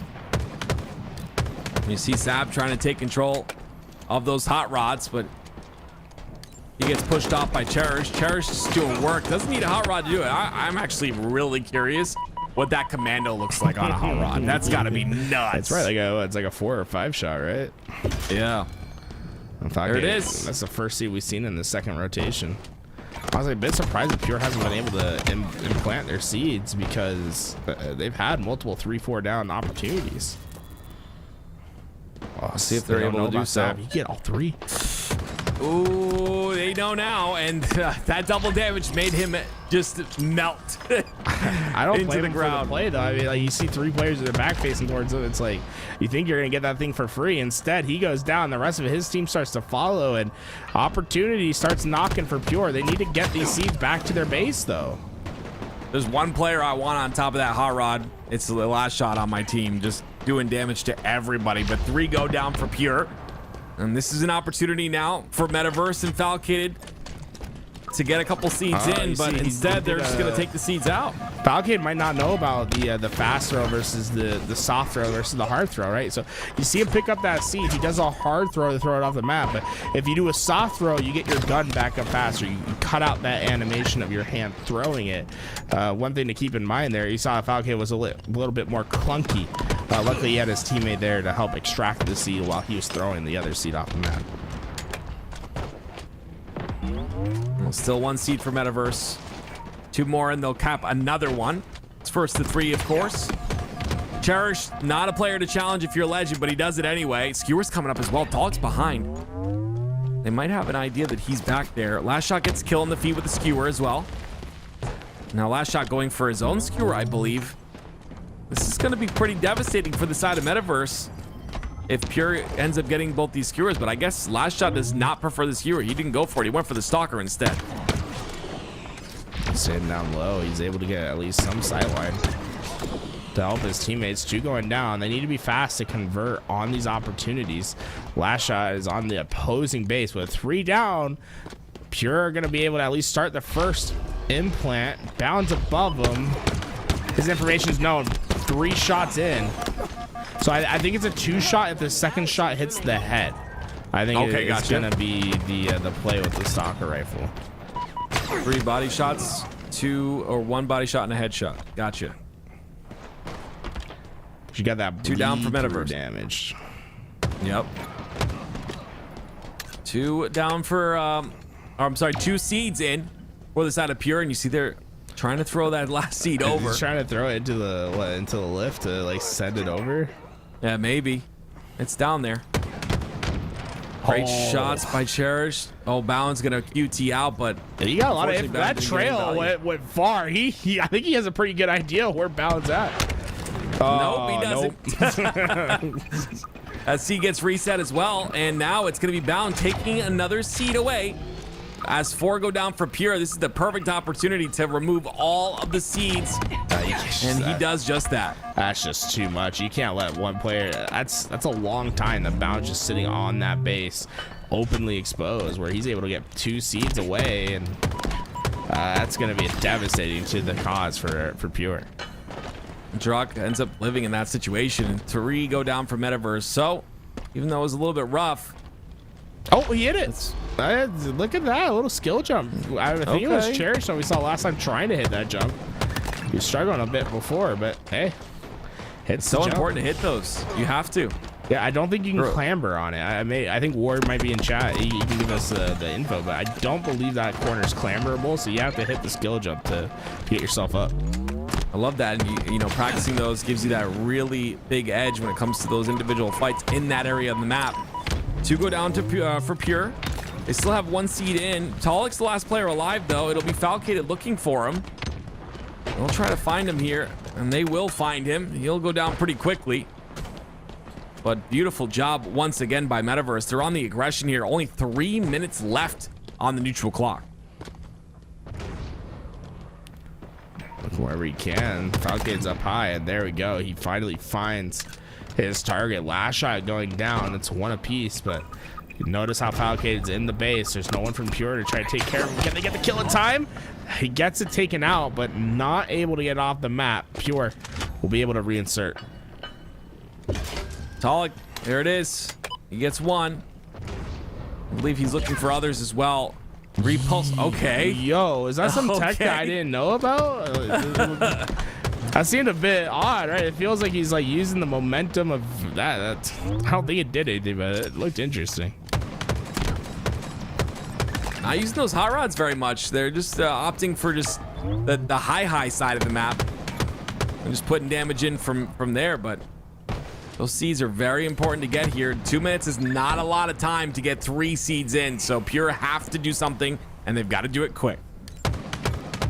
We get a confirmation from War that jump that Cherish hit is a skill jump, so it's not an easy one to hit. And you see, we saw earlier in the tournament where he was pretty adamant that he could hit that jump, but was not getting it to come through. This time, a little bit different luck. Only 2 minutes on the clock. Well, you know how hard it is to get these seeds in. Pure have a lot of work ahead of them. It's just gonna take a couple of full rounds of slays here if they want to make it happen. But they've got to control the spawns. They've got to make sure they're able to slay in between those seed insertions, and pancakes are gonna make that a little bit easier here for Pure. But again, it's just 1 kill. And that respawn will come through, and only 1 minute and 30 seconds left. So Talik has to get these consecutive kills, and he can't do it. Falcated takes him out. Now, I believe if you have seeds inserted as regulation times out, it will go into overtime until those seeds are gone, if I'm correct. Believe that's how overtime works. Right now they have 0, so Pure needs to at least get 1 in to like force extra time. Rockets, Talik, QT as well. Okay, well, this is where things get a bit interesting for the side of Pure. They have a chance here to get this seed over and to get themselves over. This could be it. These rockets are devastating. Use both rockets. He has a skewer if he wants to grab it. He's gonna QT instead, but they are ready for it. But there is 1 seed in. Seed in. Now the big thing for Pure, don't get too caught up on trying to make something happen. Just get to your ground, make sure they don't extract the seed easily, and slowly but surely work your way into here. So often we've seen Metaverse just get control behind the base of Pure. Wow, look at Sab making sure to reset that 1. It's making it really tough. Falcated.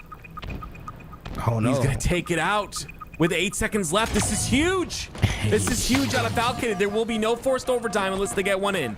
Yeah, I don't think they can. I mean, even if they have it in their hand, it's not going to matter. They need it in. Falcated prevents anything from happening. Wow. If you want to see a big play, that's exactly what the side of Metaverse needed to put 1 on the board. They don't allow the reset to happen just yet, but that seed was stolen with literally 8 seconds left on the clock. Beautiful play by Falcated. And now we go to game 5. It's going to be Slayer on Nemesis. tough map from Metaverse. Every time we've seen Pure on this map, they look unbelievable. I'm gonna be honest. I think this is the map that calls to them the most. Lots of creative angles, fast plays, snipers, and lifts to use. Pure always seem to be very comfortable on this next coming map. We'll see if that changes here. You can see Sab utilizing that double damage boost. So much damage being done there to win that fight. Gets the double as well. There's a couple of big kills that solidified them here with that lead. And again, getting that lead is just so difficult to come back from. You give them that 1 seed lead and you're like, okay, well, you're forced to get those 3 seeds in while they're playing defense the entire time. It is tough. It is very tough. So getting that little bit of a lead is huge in that game time. Yeah, Warholic was in chat talking about how that map might is supposed to be played. Remember, you got those. Remember when we were watching Flag on Hot Rod? You had those small windows, those horizontal slitted windows. Yeah. That they were trying to throw a flag through. Well, you could throw the seed through it, but you can't throw a flag through it. But I like the way that he thinks, because he said, well, maybe I should be moving the insertion spot closer to that window and further away from the open. I think that would help the map a little bit. I think the exposed nature of the insertion site makes it so easy for you to get kills, like as people are going in for that. So I think that'd be a great change. But the big thing about this tournament, right, is we're always looking for feedback on the maps. So everyone that plays, there's a voluntary feedback portion after the map is done, after you play, to give your feedback on the maps and what you think could be improved, what you think you liked about the maps, and giving that feedback to forwarders. Always an important piece of information for them to use when, you know, either fixing up their map, improving it, or even working on new ones that have different ideas about what they can do next. Make sure you leave your feedback, ladies and gentlemen. But we're hopping into Game 5. It's going to be Slayer on Nemesis, and a chance for Metaverse to bring this back just a bit. One more win, and Pure will reset the bracket and bring us to another best of 7. But this is Metaverse's chance to stop them in their tracks right now. Pure, though, starting off on a tear, 5-2. It's scary when you get Lashshot with the sniper in his hands on this map. He just has a natural flow to it. He'll find his angles and play his process. It's gonna be tough to find the kill on him. Yeah, there's the body shot onto Sab. Unable to hit anything else, though. And Falcated's pinching him as well. So everyone from the side of Metaverse pinching through. But look, Druck's got his position. Lashshot comes back, gets the cleanup kill. Druck gets the kill onto Sab, and now we're looking at 9-5 here for the side of Pure. A massive lead for them. Love how Lashshot just has no hesitation when it comes to these no scopes. He sees a player weak. He's fairly confident that his reticle is going to line up where it needs to be. No second guessing himself on these shots. Not even scoping in. That's how confident he is. And well, pay some respects. Very confident. Confident off the map. Tim, 3-1 though. Moment of silence. Come on. I am not giving anyone a moment of silence. Fallen 2 kills. Spartans, man. They need life alert, man. Any map that War designs, you need a life alert with you, man. There's always some way to fall off the map. 15-10 here. Pure still with a very decent lead. Lashshot wants to extend it, but he's kind of all alone in this scenario. He's got 3 players from the side of Metaverse all around him, and look how he somehow finds a way to get to Sab and kill Legend. Oh my word, Lashshot, when he gets taken out, that's a bit of a trade, and we only have a 4-kill game now on our hands. That commander, that looked nasty in that moment. Unfortunately, that second kill didn't quite go his way, but you can see Pure, they have found themselves a confident spot. It's gonna be up to Falcade to change that. And oh my, Lashshot obliterated the camo as he turned around. Still a couple of trades go back and forth though, and a great job by Legend to work with Sab in this situation. They bring it within 2. It's that you see that 2-man kind of push here. This is what's really working out. Legend's got to be careful. There's a player hiding in the corner. It's Lashshot deep in the corner there, ends up taking him out. And Druck starting off this game triple positive, 9-3, and well, he's confident he'll hit any shot. I like this. Players are gonna be so confident. Hey, he's exposed. We know where he is. He's like, I got a sniper. Peek me. I dare you. He is definitely hitting shots here as Druck with the snipe. A 4-kill lead now for Pure. enemy halfway to What is Druck gonna do in terms of positioning here? Oh my gosh, puts one shot in. It's like, I can hit this with the snipe. But they push him back and now challenge him again. Bound gets one kill. Bound gets a second as well. Bound starting to heat up just a bit. 8 and 6 in the game, but only a 3-kill game now. Metaverse bringing this back just a bit. Druck was quick to get that angle. He doesn't want to give Bound that sniper. Sitting down underneath Bound's feet. And, well, Druck does a great job backing him up and keeping that sniper off the map for now. Bound is just doing so much damage across the map here. You love to see it. He picks up the snipe too with 2 bullets left. Last shot. No, down to no shields now. They know exactly where Bound is though. And this is where things get a bit scary because they've built a wall here for Bound to walk right into. And guess what? The wall will become victorious. It's last shot who gets the kill. Legend trades out on the Cherish, but Talik trades out for Legend, and it's just constant trade outs. They're in the favor of Pure every single time. Last shot kept those players preoccupied. He took a lot of damage. They were thinking they were going to be able to eventually clean him up. He took the high ground with that repulse, and his teammates came in to finish the rest of his food. Effective bait and switch. That shot did not hit. Cherished 4 bullets. Threat sensor in his pocket too. I'd like to see him use that threat seeker. Can he find any threats? Valkated is a threat, but he's out of there. 5-kill lead here for Pure.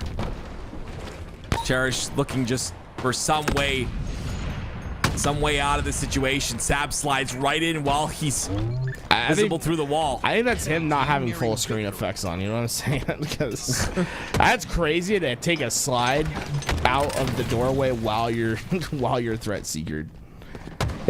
Pro tip for y'all at home: if you're threat seeker, you show up red on your full screen effects.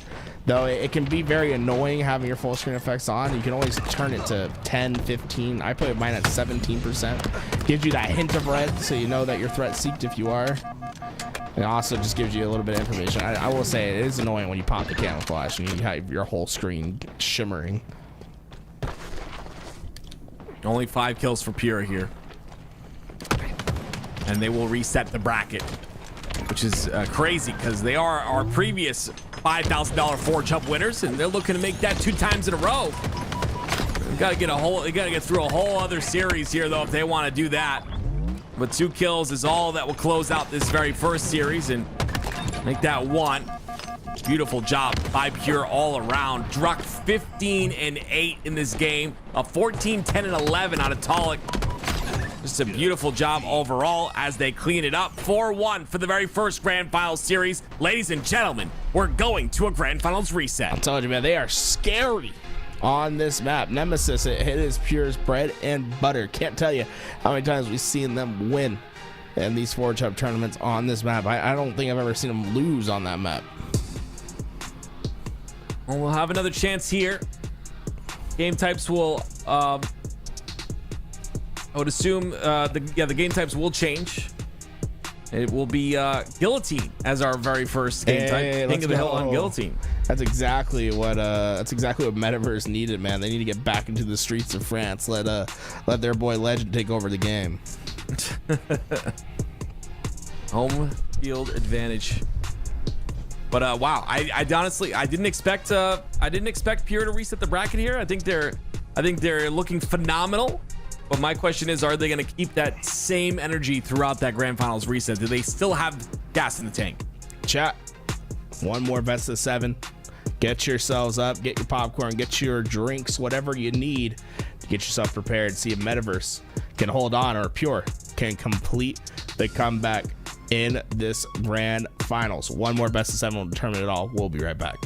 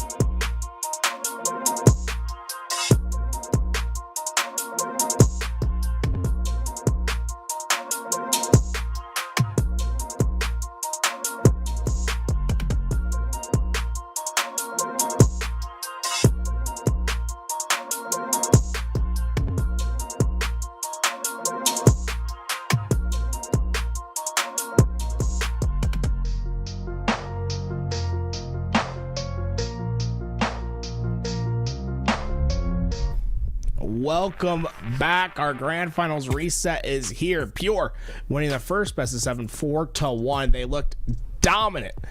But here we go into our second best of 7. We're going to a map that we haven't seen quite yet. Guillotine going to be the first one up for grabs on King of the Hill. This map is inspired by the streets of Paris, France, if you will. Honestly, awesome map. Got a cathedral over in the left, bottom left of the map, where you get to see a cool mural. And always, if you look in the center of the map, you'll see a prominent display of the guillotine. A weapon, or I should say a weapon, more of a tool used to destroy the heads of those that were subjugating the poor back in the day. But fun little history lesson. Thanks for the history lesson. Yeah, I swear to God, dude, we went to land. You know what Tim said? Chat, I am not making this up, by the way. Oh, gosh. It's like we were talking about. I was like, oh man, I'm so hungry. Like I don't know what to do. There's no food at this LAN event. He said, oh, just eat some cake, bro. Like you don't got cake on you. I was like, what are you talking about, Antoinette? Like, come on, dude. Bro, when did this happen, man? I'm just saying, I feel like you dream of. Do you have dreams about me? Is that where these things happen? I don't know why you're trying to tell people they are hungry to eat cake, dude. It's a little I never said that one time. Goodness. Here it is, ladies and gentlemen. Metaverse. This is their chance to answer back. It's always a situation where when you're coming from that upper bracket, I just feel like you have, your mindset tells you have a bit of cushion to play with in terms of, losing games or whatever. But at this point, I would assume Metaverse kind of come through and show us what they showed us in that winners finals, where they were dominant. I'm not sure if that'll happen here. I remember this map in particular. I don't know what the heck that was. There was a door flying off with Sab, but it's a, what do you call it? A loading crate? Let's go.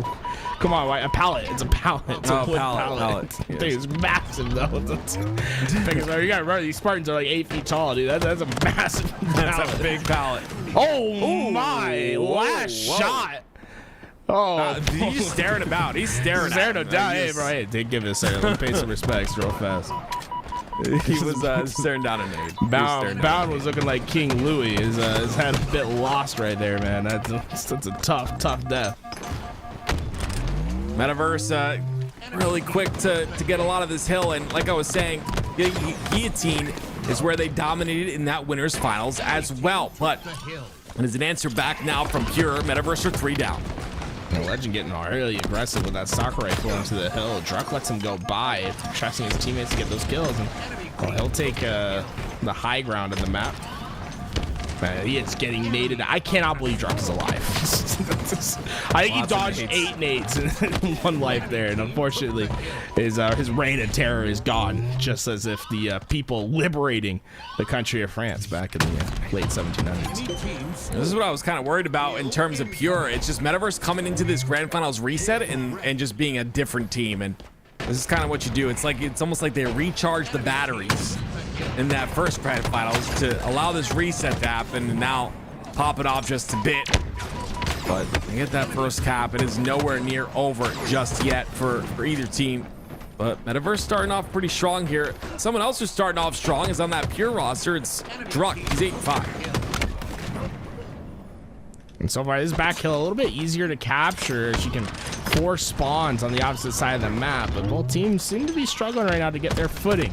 Pure, they're going to send all their players over to this right courtyard. It's going to be trade for trade. They need to find these kills and take space on the map. Well, Talik finds 2 kills, 3 dead for the side of Metaverse. No space being taken, though. They decide to just pile onto this hill. Finally, Talik pushes up just a bit. And he'll be watching towards the center of the map. OS coming up in 20 seconds. Has 2 players from Metaverse sit inside the church, and found a little bit overextended here. Talik will find him, and he'll find an open lane for himself as well. And Pure, they have been able just to keep that pressure away from across the map. Talik lasers with that battle rifle. That'll secure that first hill. Pure found their quick bounce back. From downtown. Now shot will go through. OS is up. Bound's looking for it. Falcade is there to help Bound achieve that overshield. Wait a minute. Bound just walks past it. Falcade gets it for himself instead. And now backing up towards this new hill. He's got to fight here with Sab if he can. It's a very important kill on the Druck, but look at it. He's just being overwhelmed, and that OS is gone. Incredible how fast that was burned off. And two left. Pollock and Last Shot trying to hold back Legend, but he knows these streets well. Was able to find that first kill. Did he open up enough opportunity for his team to contest? Last Shot a pain, and well, the noob combo, the green goo, the poor man's sniper rifle, whatever name you want for it, it's being effective in this close quarters battle. There's no one that can get in. I love this by Last Shot, constantly looking at those nades on the floor, making sure that if he does get pushed, he can win a fight with even with no shields, just by shooting that nade on the floor and getting that headshot with the bandit. Look at the stats. Now Last it's Shot. Pure have woken up with the 2-cap lead. 14-5 for Last Shot early in this game, and they're jumping out of this hill. They're gonna let their teammates rotate before they finish this off. Last Shot, you gotta be careful that you don't get taken down here, but he's just gonna wait for his teammates to rotate to next, and he'll jump in and get that hill when they're good and ready. Oh, you can't die here. Oh no. It's gonna force it's Cherish to just one come back. break, right? It is just one break, but this is a hard hill to break. You saw how fast Pure put up these numbers. It's not necessarily guaranteed that you're gonna find this break. It is one kill. Pure bound goes down though as well on the side of Metaverse, but yeah, that early rotation is just completely nullified. Now everyone's got to trek back. I think they're gonna hill. try it again. This is gonna be so absurd. Is that they all battle back now? They're gonna battle up the map because Metaverse never stepped in the hill. Pure saying, okay, like if you don't want to go for it, we'll just burn off all this clock. We have a huge advantage. Oh, Cherish goes in, gets it with the OS, which is interesting, but he'll now move up towards that new hill, and you can see already Metaverse locked in and ready on that hill. I love how he's checking his quarters here. He does not want to get backsmacked with over his shoulder. Typical from him. He gets a kill too. Now it's Pure in control once again, and that's 3 down for the side of Metaverse too. So last player alive, Legend, tries to get the sticky repulse. Does not work in his favor though. A lot of time being deleted from this neutral clock. All the while, it is still Pure in control with 2 down for Metaverse. And so far, I mean, this has been brilliant from Pure. They've been able to dominate the hill, and I love the way that they expand out and take space. Cherish isolated, but giving a lot of information to his team about what to expect, where these players are coming from. A well-organized Pure. I mean, you think right now that Lafayette was leading them. 1 minute, 47 seconds left. Metaverse trying their best to tie this up at 2, but they've got to get the kills first. Legend, the last player alive now. He finds one, still stays alive as well. Druck trying to look for him, has to overextend. Legend no shields. Legend no shields. Finally, Druck kills him. That was scary for a moment. Now, this could be the game-winning play for Pure. Now, Metaverse, the next push is going to be largely inefficient, and I wouldn't be surprised if you see them jump out once again and just try to burn off the remaining clock. I'm honestly surprised that they captured that, Tim. They were in such a dominant position. I think they could have burned much more of that clock off. That is the question. Will it come back to bite them? Ravager's out. Especially with 3 dead. Who's got it? 90. Find me the Ravager. I think it's Druck. Or is it Last Shot? Who has it? No, Druck's got Sniper. See what he's able to do with the snipe. And he close out the game. And neutral clock continues to tick down. Tolic gets one on the feed. It's empty. Last Shot had it. He was searching for that for you. 3 down for Metaverse. Minute left. That's crazy. I love seeing the Ravager. The Ravager's is really good on this map is what we're learning. A lot of close quarter. Oh, Druck. That was a tight angle. That is tough to hit. Ew. That's the second kill as well. 3 down for Metaverse. 50 seconds left. They'll just slay this out. Yeah, it's gonna be too tough. I don't think it's really possible for Metaverse to come back unless some miraculous play happens. That hill is so exposed on that top catwalk that you have to figure it's gonna take a lot of effort to stay in there. But even after you get this hill, the job's not done. You'd still have to find another hill on top of that just to tie it. Zap finds 2. 2 down on the side of Pure. There's 2 more though. He's all alone. I'm honestly impressed that Sab was able to get that much time on the hill without having to get out. Now they're swarming him though, like a bunch of bees. This is gonna be tough to get out of. 20 seconds left. 20 seconds for Metaverse to get 2 hills. It's not looking like it's going to happen. And as this time ticks down, we're looking at game number 2 here as Pure come out strong in the grand finals reset. It's crazy that they're able to still have this amount of energy and endurance even after winning that very first grand finals and bringing it to a reset. They start off this grand finals reset with a 1-0 lead. Something drastic needs to change. I mean, Pure looks so dominant. They are just chopping the heads off of everyone that comes next to them. And Metaverse, they're going to need some sort of leader, someone strong-willed, a Bonaparte, as it were. You know what I'm saying? More of those French puns for you over there, Tim. But yeah, your French puns are going straight over my head every time. I don't know if you noticed. They just literally whoosh. Hey, bro, they didn't teach you about the French Revolution in school? I told you I don't pay attention. I didn't pay attention in history class. My teacher was very monotone and very. What, you don't know voice. about Napoleon? I feel like Napoleon's pretty. Listen, man, let's just not go through this. It's not a good idea. I have a reputation here. Okay? All right, well, hey, well, Star Wars plus Mordor, right? I mean, you got Mount Doom and Anakin Skywalker as the inspiration for this one. I know. See, I can talk about that. More goodness me. No more relevant history facts. We can go right into the sci-fi and fantasy. Look at Mount Doom in the back. Oh my god, that thing looks sick. Oh man, imagine climbing that. Yeah, it'd probably take like how long did it take him to get to the Mount Doom? I don't know, man. Samwise was slow, so he had to. Hey, how dare you speak ill of Samwise, the best character in the entire trilogy? I love Samwise Genji, man. He's a nice guy. He's a really nice guy. You ever read the books? Lamba's or you red. a movie guy? Am I what? Oh no, I'm a movie guy. Yeah, I never read the books. Yeah. I did buy the book, and So I wanted to sick. listen to it. No, I wanted to llisten to it because it has like different voice actors, and I just haven't gotten to it yet. Yeah, that'd be fun. Yeah, Would love that. Hey, book club? maybe. Me, you, Louis, Nighty, and War. We're gonna start reading Lord of the Rings together. Okay. I'll set it up. I don't know if anyone agreed to that, but regardless, we did agree to a grand finals reset. 4-4. Truck! That was a Wow. thin margin of error. He had the shot. From the Shire to Mount Doom was 1,800 miles. It took 6 months and 3 days. That seems like way too fast for 1,800 miles, right? Like, that's insane. Yeah, it's kind of crazy. I thought it was like 2 years, not gonna lie. Frodo's got short legs, man. He just, he's a hobbit. Yeah, this is 6 months. That's even more impressive with the short legs. Sad with the rockets. Drops those, gets the kill with them. Now he's got this. The goodness me, wow, that is crazy. The skewer, I cannot believe my brain just did that. The skewer in his hands, and like you talked about before, I would love to see this in competitive matchmaking again. 2 players on the elevator, one gets taken out, and Sab's looking for another one. All of a sudden, Metaverse have come alive here in the Slayer. Yeah, last shot. I think the elevator is supposed to be for convenience, not for safety. Yeah, maybe find a different route next time.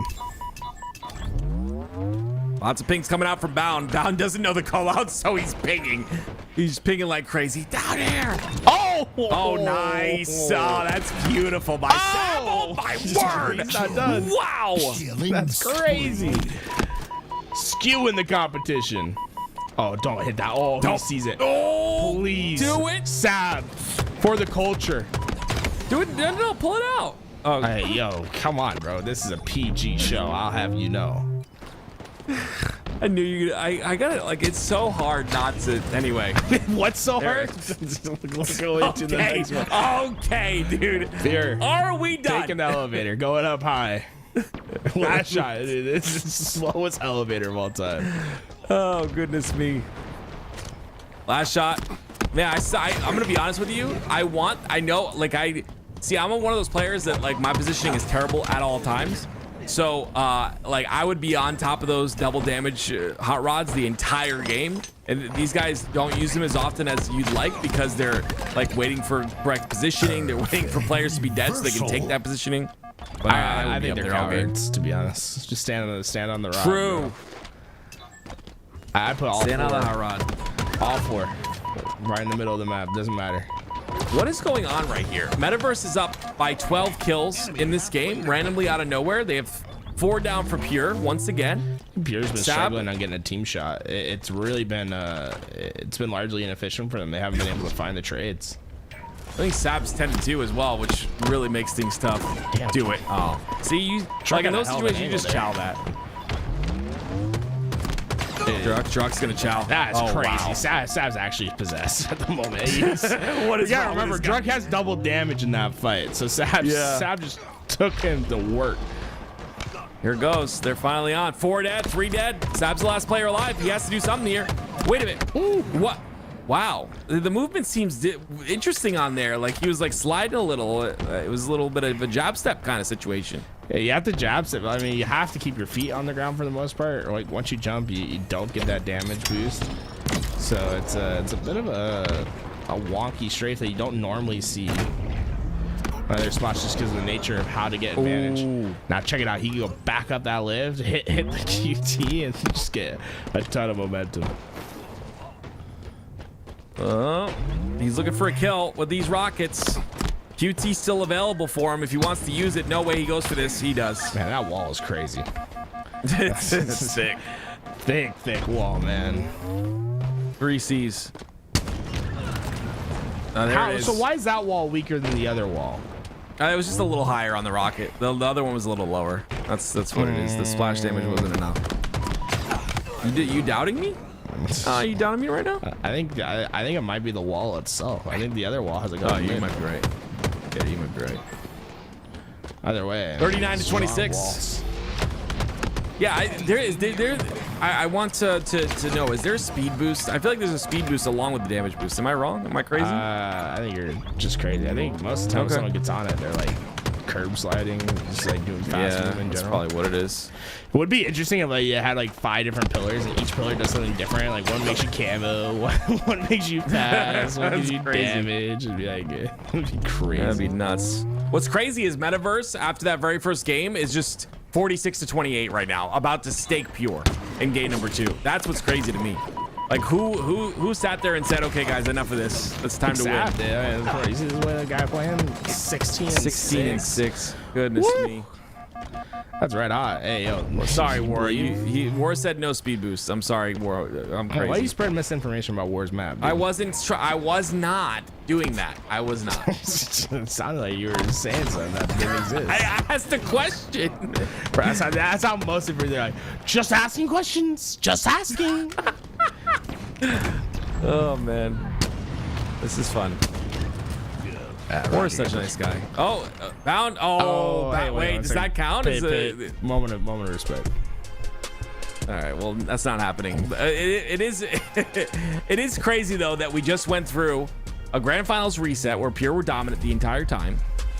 Pure dominating game 1, a 3-1, and then all of a sudden Metaverse are like, yeah, time to wake up, guys. 35 to 50 in favor of Metaverse. That is insane. And now we go to Anthracite Strongholds for game 3. Yeah, that was a hell of a journey, and it was all being led. You know, it's a good thing that Sab Wise Genji was there, right?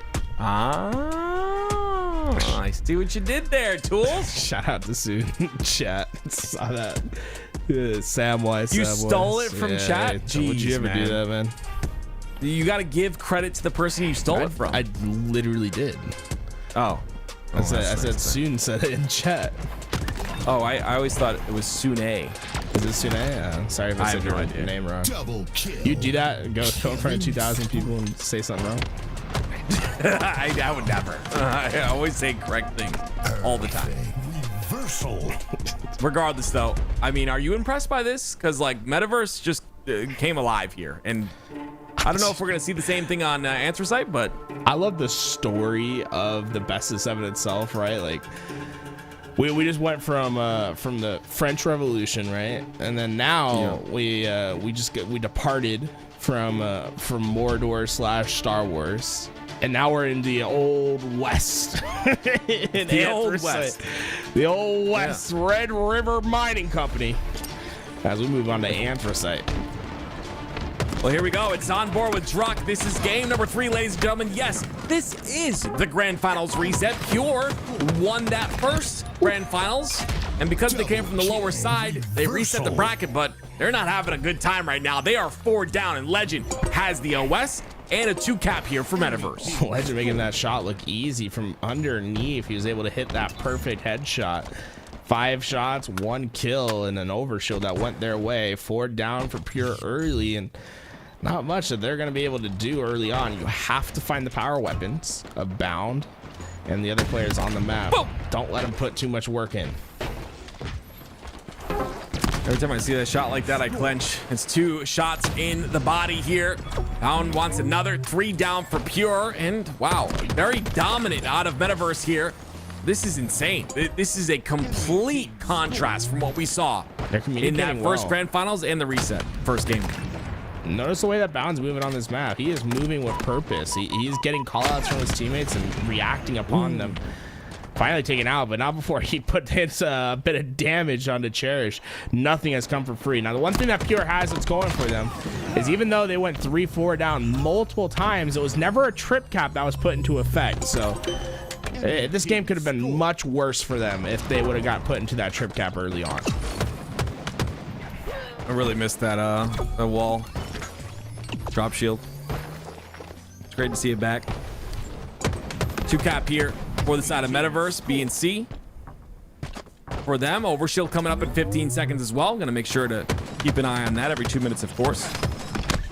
Bound tries to get the trade out of Druck, but Druck just a bit too fast here as Metaverse continue to score. But here's that dreaded triple cap you speak of. Notice how fast they get back into this game. If they find quick kills on Metaverse, you can ignore everything that happened to the start. This is going to be Pure's game.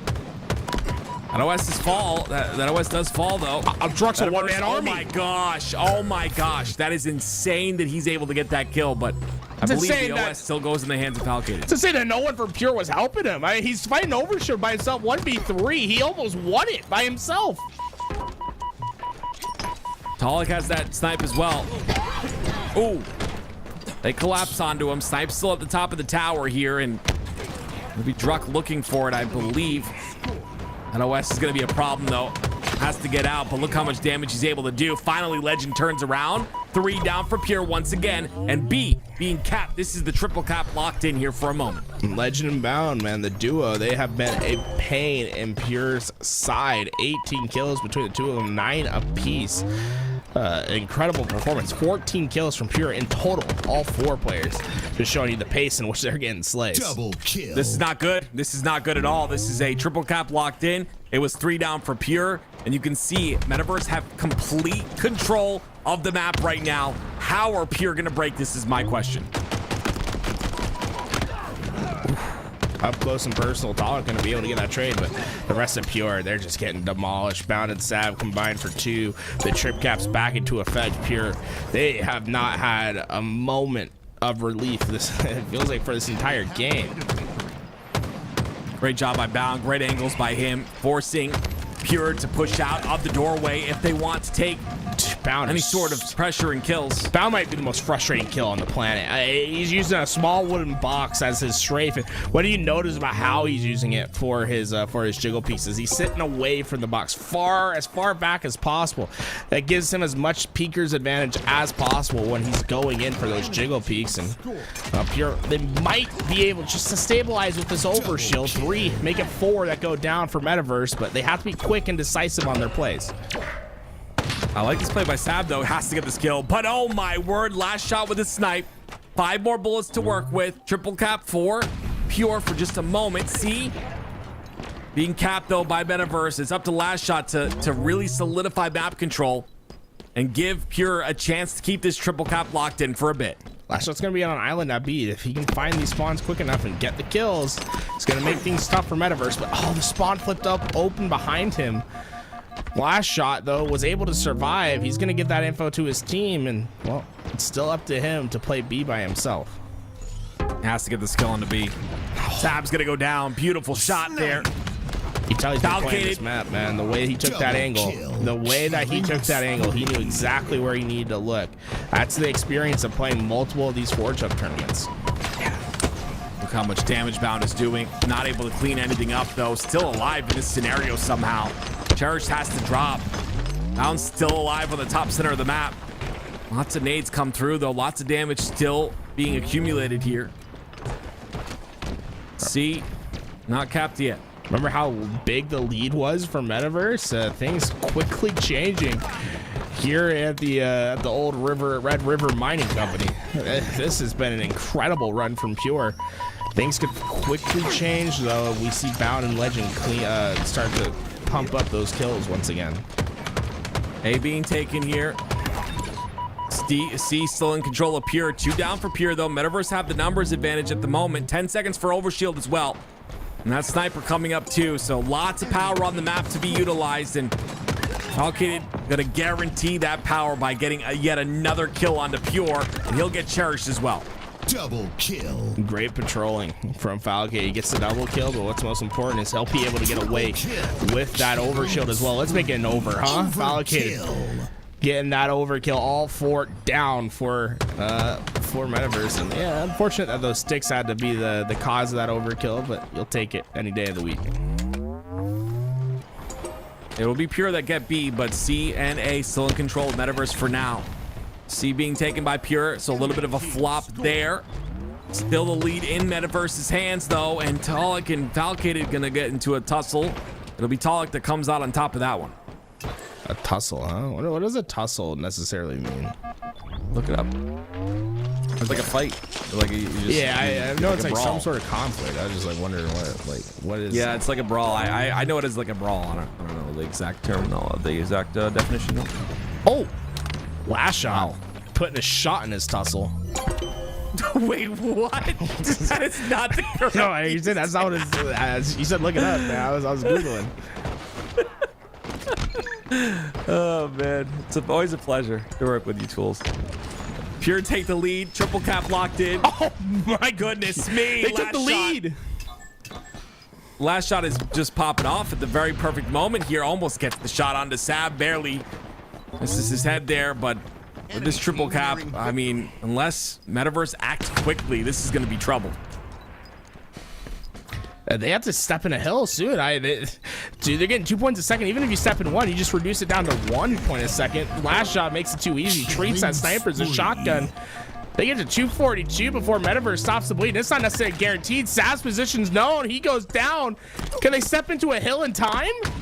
No, I don't think so. They get A, but Cherish is there to stop that one too. Legend has to make something crazy happen here, and he's not going to be able to do it because he's off the map. But C, wait a minute.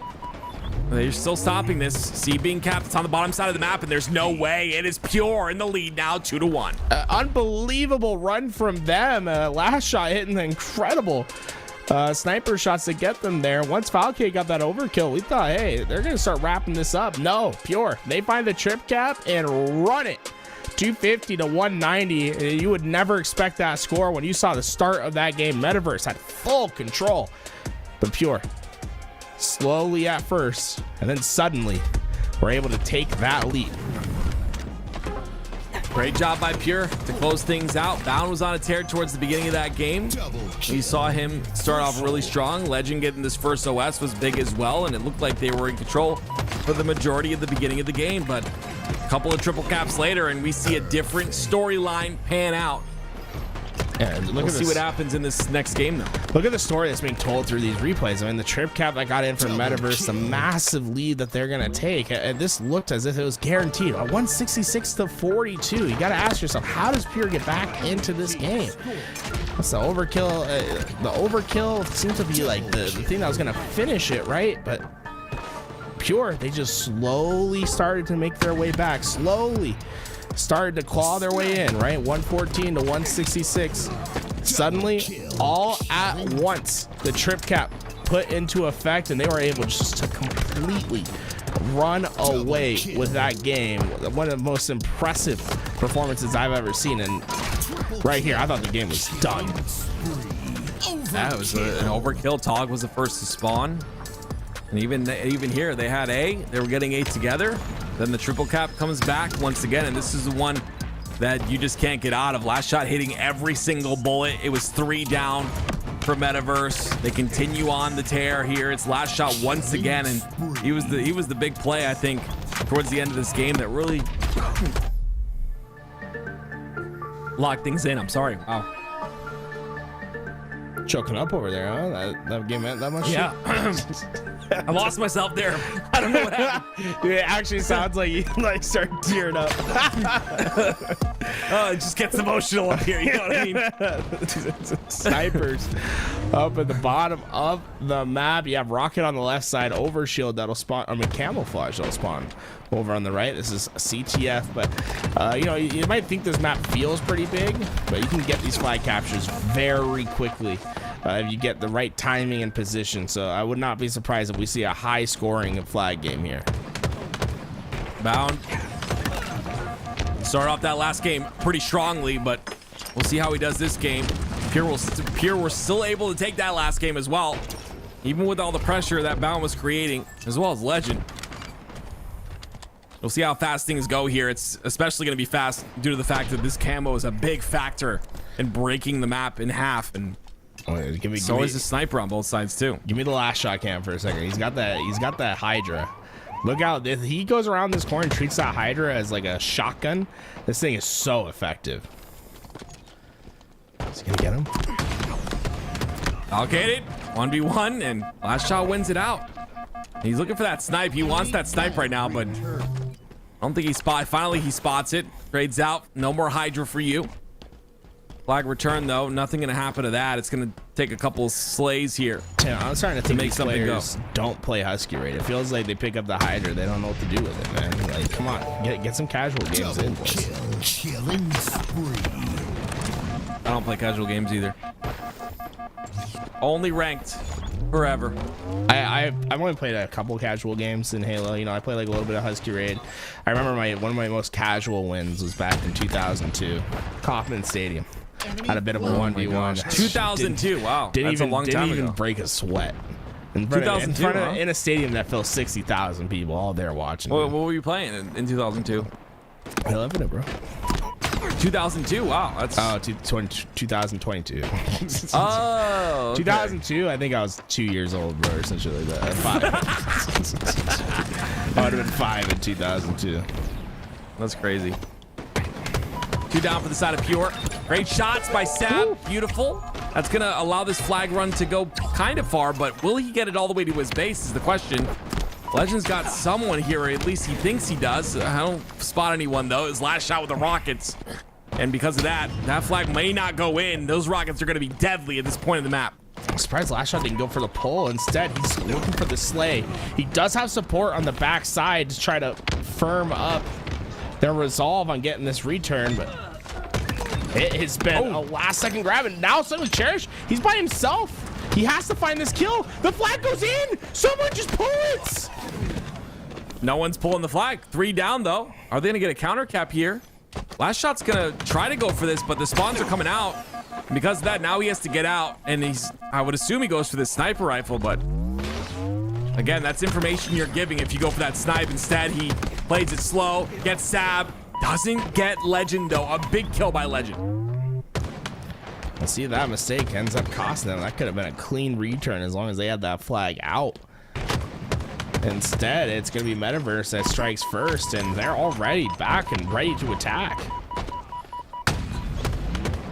Oh, bit of a miss there by Drog. Yeah, Drog looking like me in matchmaking right there. That's how I shoot the sniper. Drog's still looking. Wants to find something here, but a bit of a defensive play on his base. The camo's up as well. This is going to be very important to take control of, and I love this bait here. I was gonna say, how long do you keep this angle? You know what I'm saying? Hey, that's the problem with Halo play. They get too impatient. He almost got him in the window, just couldn't see the head. About to be the body shot. But look at Legend. He grappled the flag to himself. He's going right through the middle. Wait a minute. No way. He gets it all the way to his base. One of the fastest flag runners in the game. Not That's a one, two-cap the lead. fastest flag runner in the game. Are you kidding me, Legend? That's insane. Oh my goodness, and he comes out with the headshot as well. Another flag being run, 3 down for Pure. Legend looking for the spawners here. Talik will spawn on the gun and he'll get that kill. That changes things just a bit. Legend's got to hit this and he misses both shots. Devastating misses out of Legend. Starlink. I'm sure that's what Legend's saying to himself right now. Probably felt good on his side. Legend finds another one on Druck. This sniper has been incredibly valuable for his team thus far. And it's got a couple more shots to use. Couple crucial misses here out of Legend. Gets another kill somehow though. Got to deal with Talik. Oh my goodness, Legend has not stopped the killing spree out of him. Druck, you can get it too. Another kill out of into Druck. 2 more players, 1 escapes through though. He's got to be careful, he's looking for him. He's got last shot on the outside as well. Lots of players pushing, and this is Cherish that gets that massive kill with the shock grenades to stop that flag cap from going in. It's still Legend who punches it in anyway. A 3-0 lead. Once again, Cherish decided not to go for the flagpole. Tried to play his life there, and I don't know if he would have gotten there. You know, that's always the big question, but it feels like you could have maybe gotten that pole and tried to stall out for a little bit more time. Crazy turnaround here by the side of Metaverse. One of the most competitive series I think we've seen in these 4-chub tournaments. This is so great to see. So great to see a team contest Pure like Metaverse are doing. Legend gets another kill. 12 and 7 so far for him in this game. Hydra, finally, someone. God, it took long enough. Okay, so Cherish has it in locking mode right now.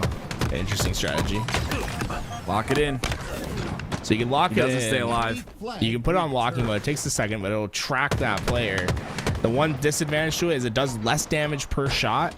And then on top of that, it also takes longer to shoot. So disadvantage is when you have it in locking mode, but one shot in, it basically breaks off the shields of an opponent. Talik with a massive kill with that snipe. He's got 6 bullets to work with. Not going to stack though. There will be another sniper on the ground. Very, very solid lead here for Metaverse.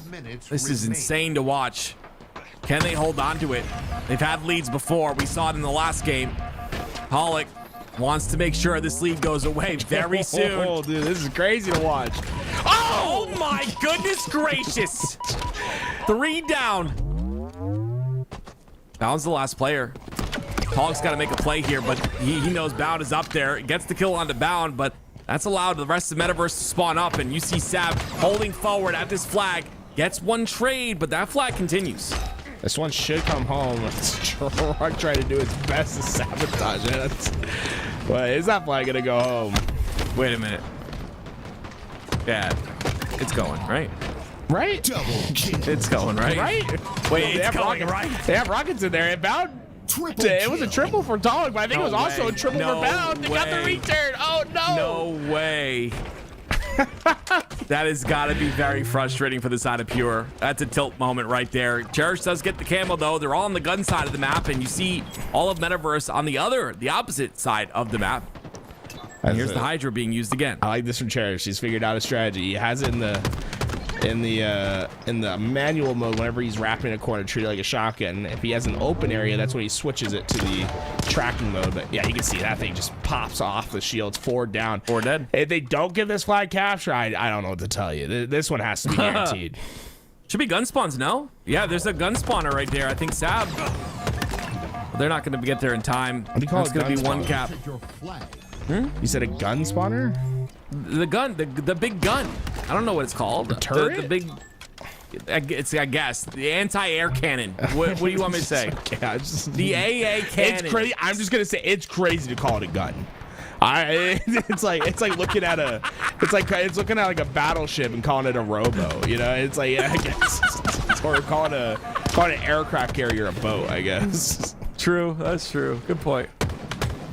There's the snipe battle once again. But oh my goodness, look at the jiggles. That is a crazy fight. Druck just sends a nade back at himself. Druck's coming back again. There's so much ego in these two. Down gets the snipe though. Doesn't want anyone else to grab it, but not going to reach Hal there. Who talk up behind him? Uh-oh. He hears him, though. It's so loud. You can't be sprinting around like that. I feel like this map, it's like made loud. You know what I'm saying? All the material that you step on is like loud. Oh, jeez. Goodness. 3 down for Pure. There's the flag coming out. No way. Not going to hit that shot. A couple spawners come out. The squad spawns are in. Bound finds one. He's just holding them all back here. Look at him staying alive. Oh, I thought he wanted to clamber on that. You can see the that's idea. The 4th cap. I love it. I love it when you see the idea that players want to go for. The execution not quite there, but if he would have gotten around that corner, I think he would have stayed alive. This is crazy though. A 4-1 lead. It's gonna be Pure the answer or attempt to answer back. Here's the anti-air cannon spawns. Silo. That sounds whatever. Missile silo spawn. You know, regardless of what it is, Legend has the camo and he's gonna stop anything from going on here. Spawned on top the camouflage. Just feels. Yeah, it's kind of crazy by Legend actually. Yeah, this is nuts. It's a That was very aggressive. tough pill to swallow, but I think Pure should still be able to get this flag back home. It's the follow-up that's the problem right now for them. Even if they get this 20 capture, seconds left. wow, that name got him right away. He must be absolute. Oh, Bound is not stopping here, dude. 27 to 19. Let's see if he pulls the flag.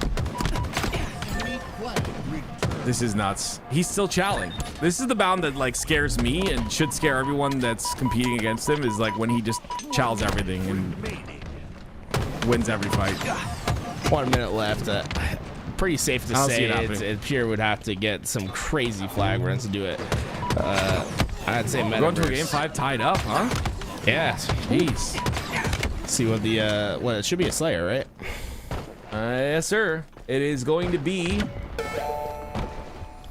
Downfall. Slayer Downfall. Oh, dude, that's gonna be awesome.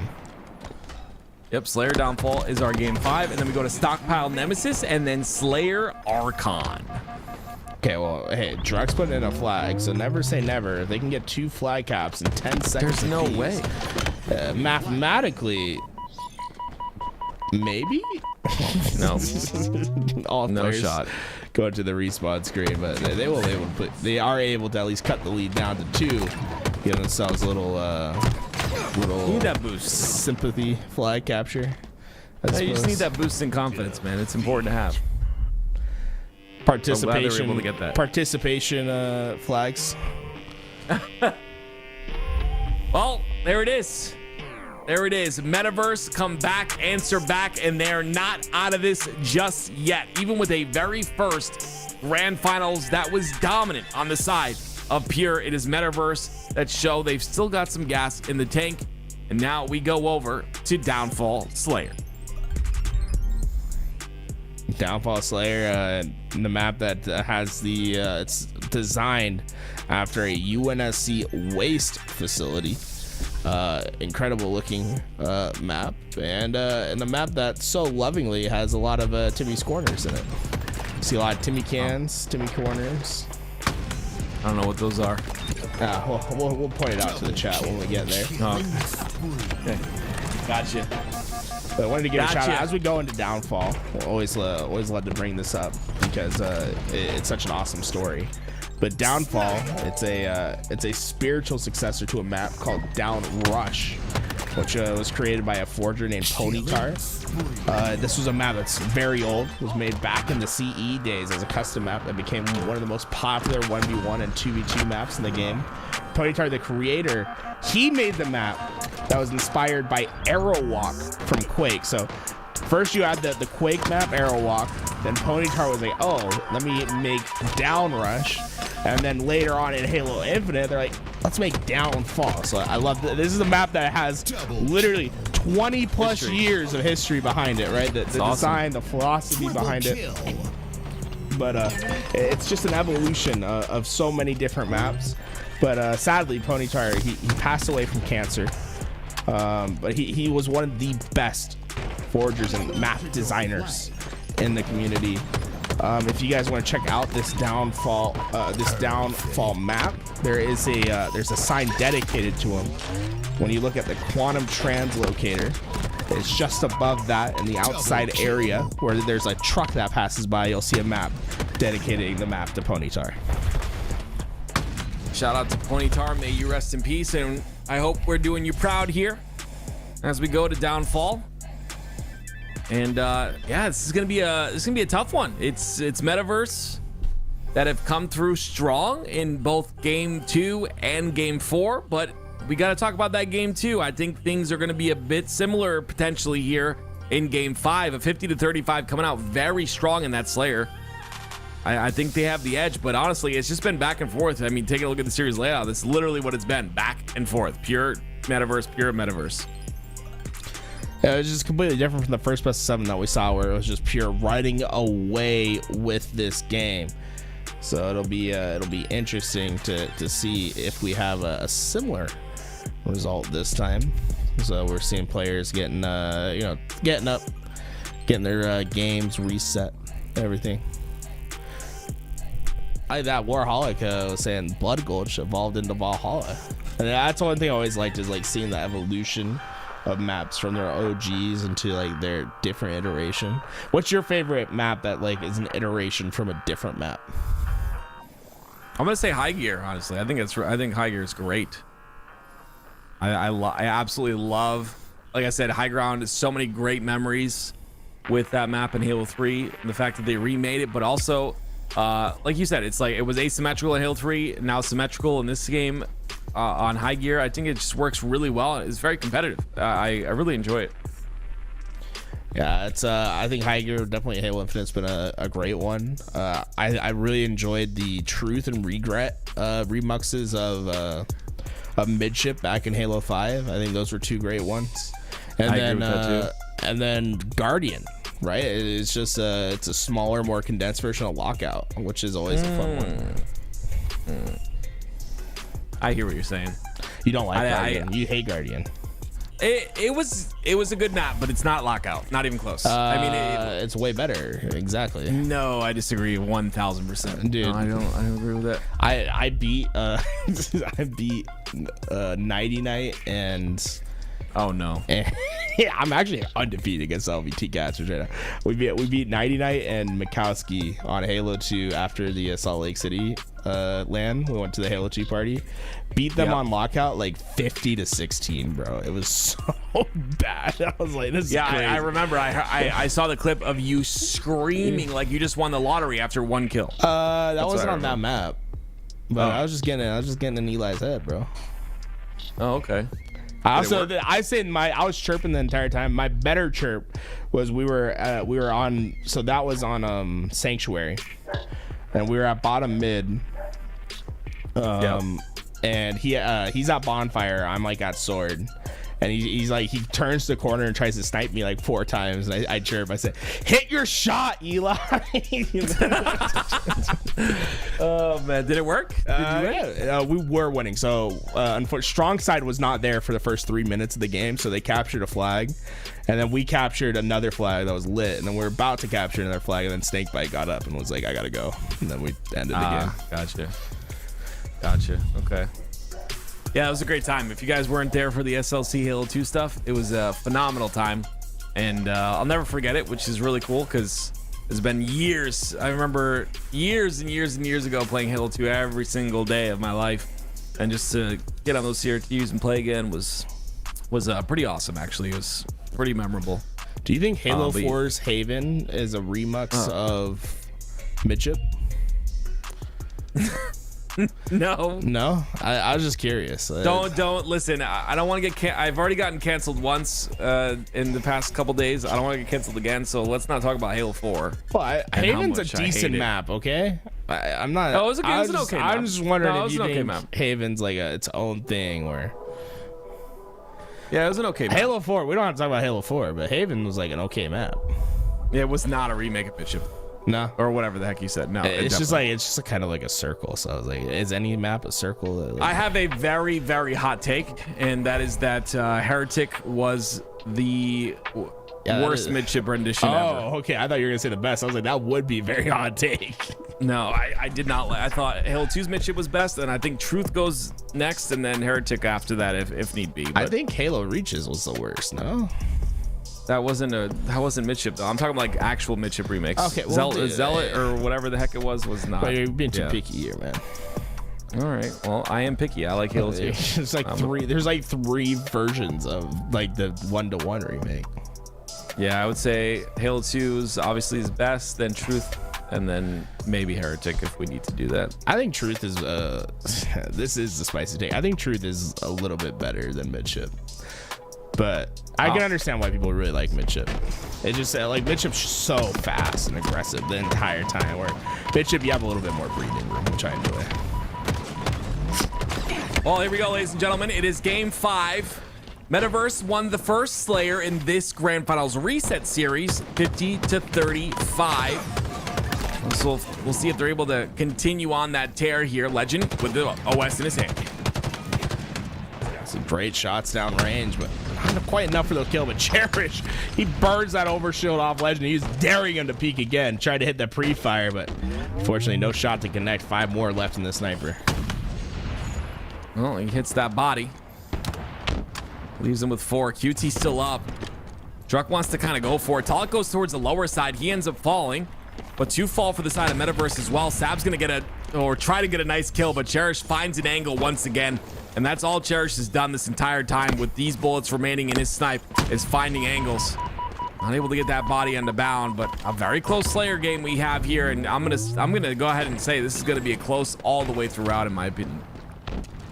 There are a lot of utility and power weapons on the map. Oh, Cherish field ahead as he takes his reward on the Timmy can. But I'll say if a team can get away with a couple of those power weapons in a row, I feel like that could be enough for them to get away. It's not a Timmy can. Oh, that 9 nade to got 6. him. Okay. Wow. Yeah. Beautiful nade there. Calculated. Another one. It's a 2-kill game now. Rockets coming up in 20 seconds. Overshield coming up in 20 seconds. And QT coming up in 20 seconds. This is I love this actually, because it's just, you know, being able to spread on the map here, being able to figure out what you want to control, what parts of the map you want to hold in order to get these power weapons. So very important. Only a 1-kill game here, purely.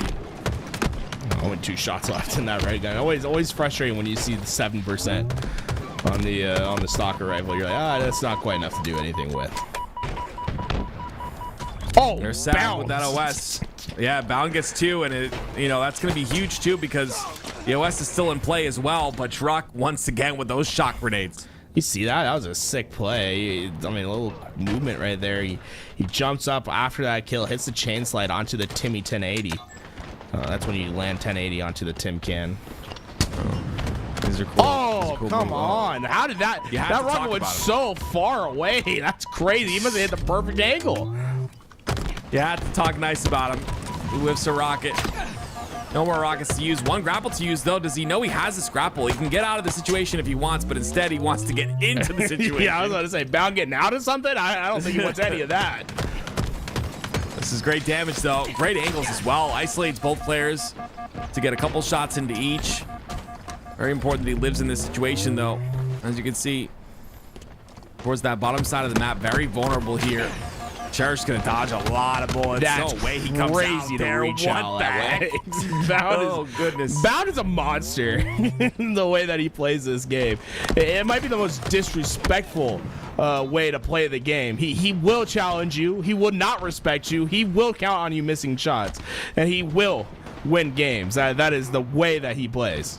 It's kind of a way to get in your head as well. If someone rechallenges you like that when there are no shields and you have 3 shots left, you just kind of think in your head, okay, there's no respect here, and you just, I don't know, it gets in my head at least when it happens to me. So I always get annoyed when someone does a disrespectful challenge. Talik with the triple.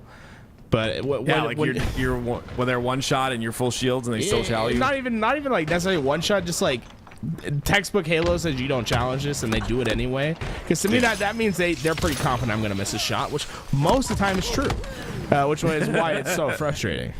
Right. OS, Sab wants it. Grapple though. Cherish like, nope, this is my overshield. Cherish gets the kill. Sab goes down. Last shot still has the snipe in his hands, and Pure has a 5-kill lead. Last shot was he doesn't get any kills there, but he's putting down lots of damage, and he's basically facilitating the play for Cherish to make. So Cherish was able to capitalize off a lot of the plays that Last Shot was facilitating.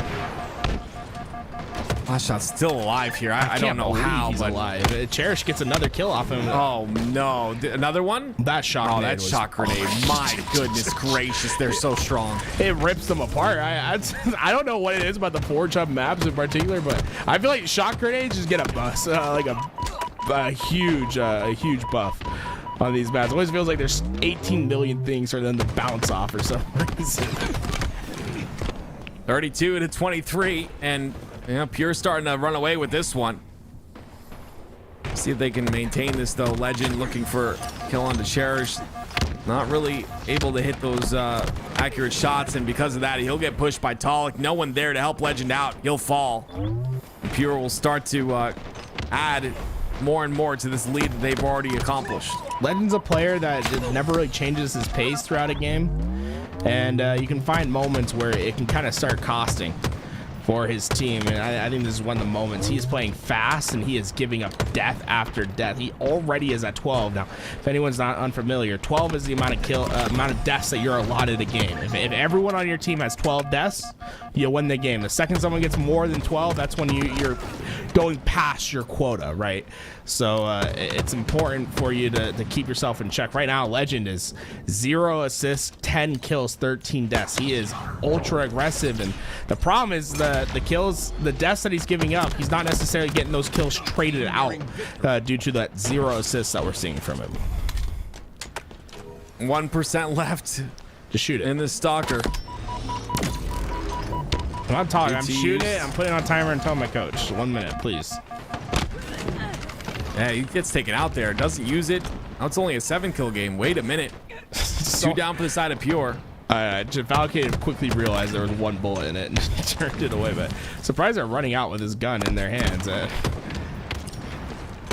feels like it takes longer to change out, even with the extra little damage you get from it. It feels like it'd take longer to do that than just shoot your bandit. There's really no chance for Metaverse to come back in this right now, just based off of the momentum that Pure have built. Last shot gets another one, and they'll just potentially play for trades here, I would assume. Now I'm trying to look for something. Talik goes down cleanly, though. Wait a minute. Well, there's the trade on Defalcated. Last shot goes down pretty cleanly, too. But it's only 3 more kills needed for Pure to win this. And Pure, they've been able to find their redemption. The Slayer here. Last time they were on Slayer, I believe it was a steak dinner, right? That came out for Metaverse. There it is. Wow. 50 to 39, and Pure are back at it. What is going on here? This is a back and forth series all the way throughout. And you'll see that on the series layout. It's just crazy. They back and forth and back and forth, and it's insane. We're going to a game 7 with this one from what we're seeing thus far. I mean, look at this. It's Pure, Metaverse, Pure, Metaverse, Pure. Stockpile, Nemesis. Next up, once again, a shout out to the Forgers, Warren Paimon, and all of Forge Hub for this event. I've had a blast here today, and yeah, I mean, this is our grand finals reset here, ladies and gentlemen. Of course, Pure coming out of that lower bracket and looking to take this whole thing. Match point for Pure. Keep yourself ready to see how I want a game 7. So it's okay, right? For one game, we're big Metaverse fans here for just one. Also, gotta say, I love Nemesis Stockpile as the game type. Unfortunately for Metaverse, this is Pure's best map in my opinion. But this is gonna be a good one. You guys can check out right here the contest roadmap on ForgeHub.com, giving you an idea of what Forge Hub competitions are coming up and what the prize pools are that are associated with them. Right, we just got done judging the infection types in the Contagion. The Contagion contest. Right now we're moving on to that 4v4 stockpile contest that you can start prepping for. That one will end on October 18th, but then we have the 2v2 doubles coming up. So we always have the competition that Forge Hub throws on for the forgers to get those maps into rotation to see which ones they're going to play with, and then after the contest they'll do a tournament with those maps that won. So you can see we got that 4v4 stockpile coming up, and then the 2v2. I'm really excited for the 8v8 one. I love my 2v2s. That 8v8 one, I'd love to see some high-level squad battles. You know what I'm saying? Would love some high-level squad battle maps. I love these roadmaps. Again, giving props to our forgers, giving them a prize pool to battle for, and you know, there's so many hours and time that goes into these forge maps. I've talked and heard from many of the forgers that are in the chat or talking anywhere else, and they just you know, they'll let you know that there's hundreds of hours that go into these.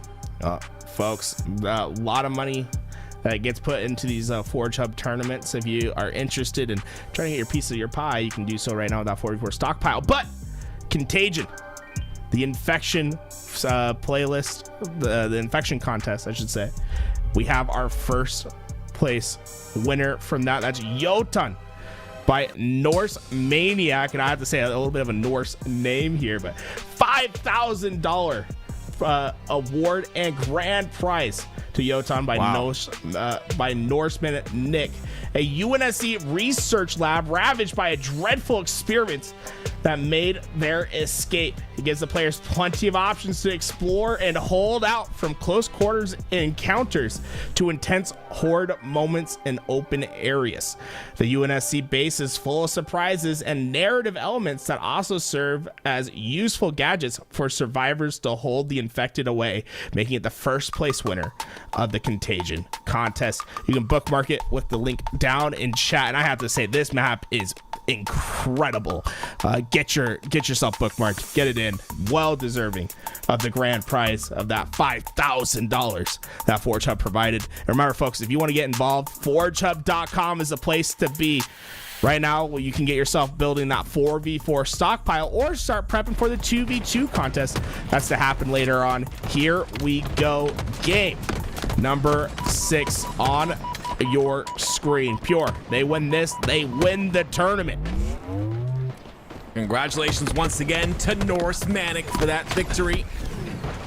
Cool 5,000 to bring home, and now we hop once again into game 6. It is Pure up in the series 3-2. Looking to close this out here. This is match point for them, but if we know anything about this series and how it's panned out thus far, Metaverse have something to say about that. And Execution said the map, it means frost giant in its native language, so that's cool. And then Norse Manic, once again, that winner over there. I want to give the shout out to the Forger. It's so cool to see the amount of work that they put into it and them getting rewarded for it. Because I have to say, I was running around on that map. That was one of my favorite maps that I've ever touched. Core Infection. Well, we did talk about this map, Tools, and we talked about these lifts as well, and what kind of a role these lifts play on Nemesis. You can see it is 2 seeds put in for Pure, but once again, you can shoot those lifts. You can shoot the barrel at the bottom of those lifts to disable the lift and not allow those stockpile seeds to go through. Pure get their first cap of the game. I want to give a correction. His gamer tag, Norseman Nick. Norseman Nick. I think it's a Norse Mania or Manic. Sorry, Norseman Nick. My bad. Let's see the Norse Manic. Congratulations. More Norseman Nick. Again, sniper on for really last cool. shot. Yeah, really cool to see, like, last shot holding that lift side, right? Now it's 13 minutes left, but it is still Pure putting those seeds in, and you see how they're spread on the map. Very important. You get that one off the top center. That's going to be a difficult one. You're going to have to slay a lot for that one. Last shot gets the first slay. He's on a bit of a spree as well. That is great to see. Man, that was a fast score from Pure in this game, and it's gonna put Metaverse on their back foot. Right, last time when we've seen these teams play, it has been on the other map, the Hot Rod map, and that was Metaverse. That was pretty dominant. They won both the games 1-0, and Pure never really got close to scoring any seeds. This one, a completely different situation. You can see Pure feeling much more comfortable on this map.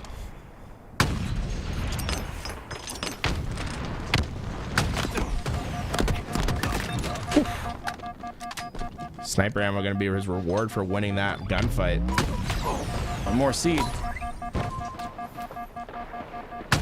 Let's get the kill on the Bound here. Bound is radared. He'll be taken out.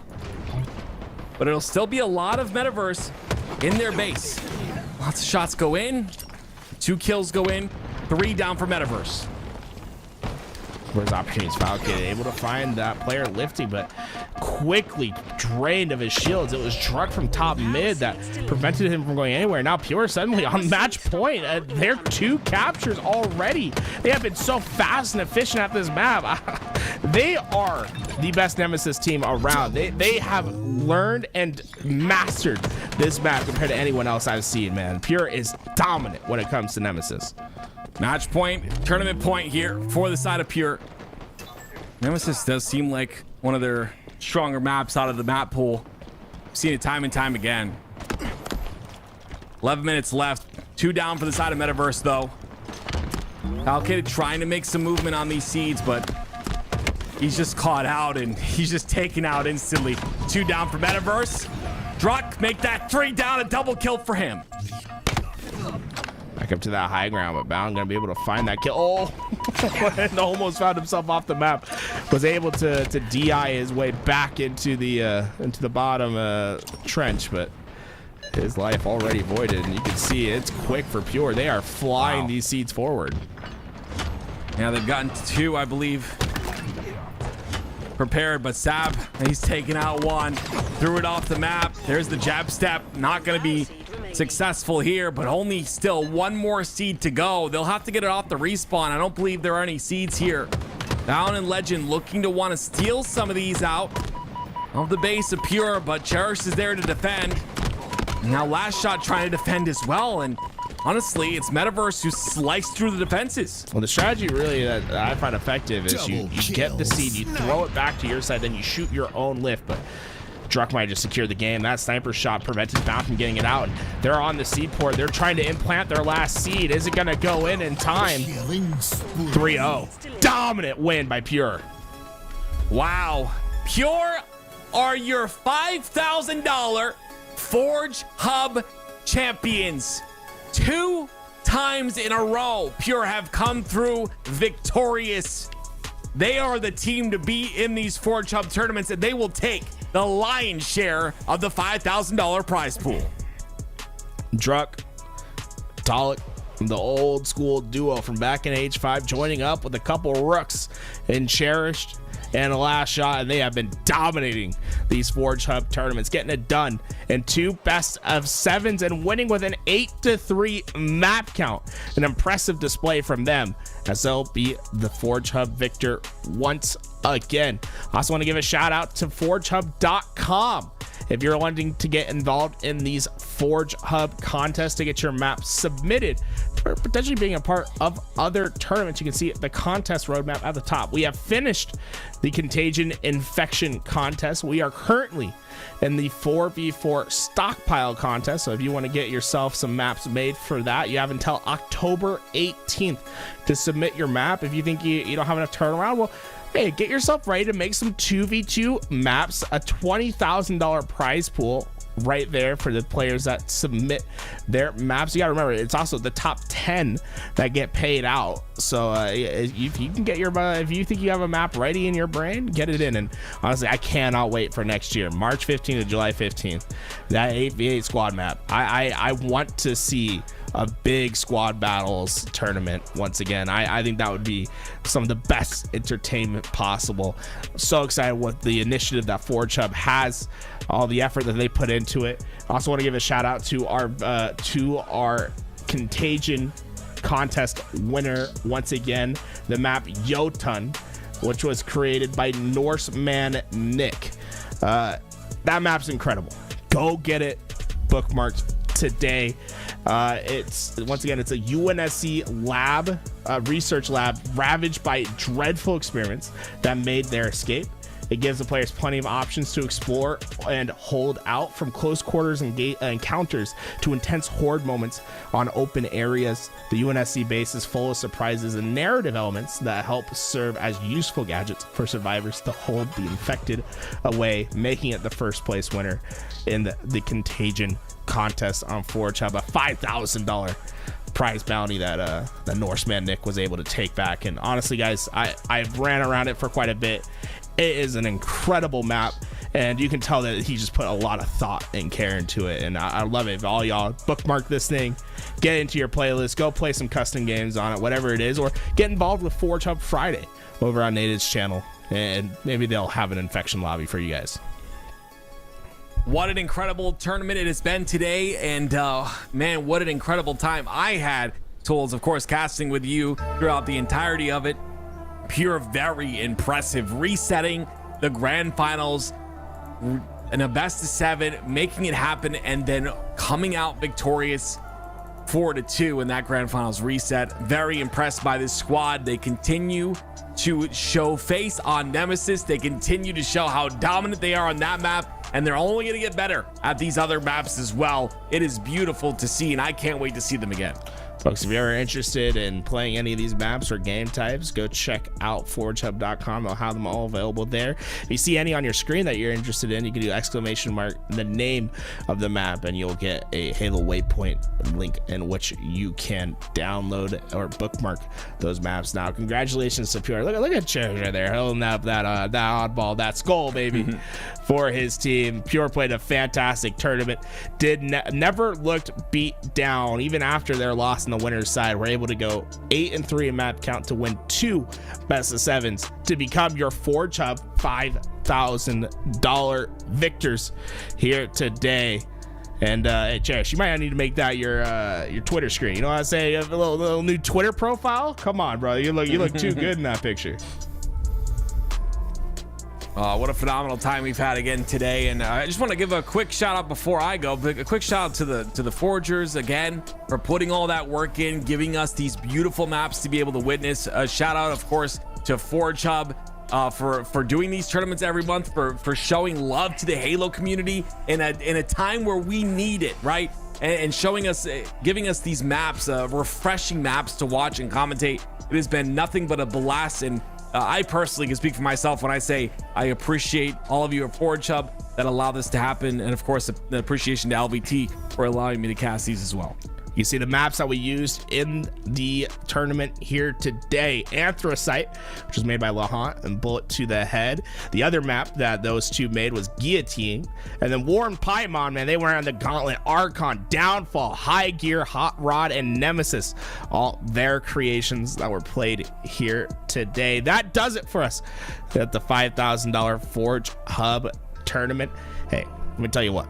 They're not done anytime soon, boys. These Forge Hub tournaments are going to be a regular stay, especially with these contests that are happening. Get yourself involved in forgehub.com. Go play Forge Hub Fridays. I would love it if we got one person that started making maps because they saw these Forge Hub tournaments. That's my big, like, that would be a huge change, a huge accomplishment for me personally. That I would love to see. If someone saw these tournaments was like, man, I've always wanted to make Forge maps, get involved in the Forge community, and maybe, you know, make a pretty chunk of change if they make a map that's good enough in the 4v4 Stockpile or the 2v2 doubles tournaments that are coming up soon. Remember, if you want to get involved in that 4v4 Stockpile tournament, October 18th is the deadline to get that one in. A $20,000 prize pool for these next 3 tournaments that are coming up. My name's Tools. Joined with me was Active here today, and Forge Hub was the driving force behind everything that we did. And I always want to give them a big shout out. Forgehub.com. Get involved. I'm serious, guys. This is one of the best organizations around. Incredible, the maps that they bring to the Halo community, and how much life they bring to the forging scene. From all of us here at LVT Halo, thank you for watching. Congratulations to Pure, and congratulations to the victor in the Contagion contest. Once again, that was Norseman Nick. That does it for us here at LVT Halo. Good night. Snipe.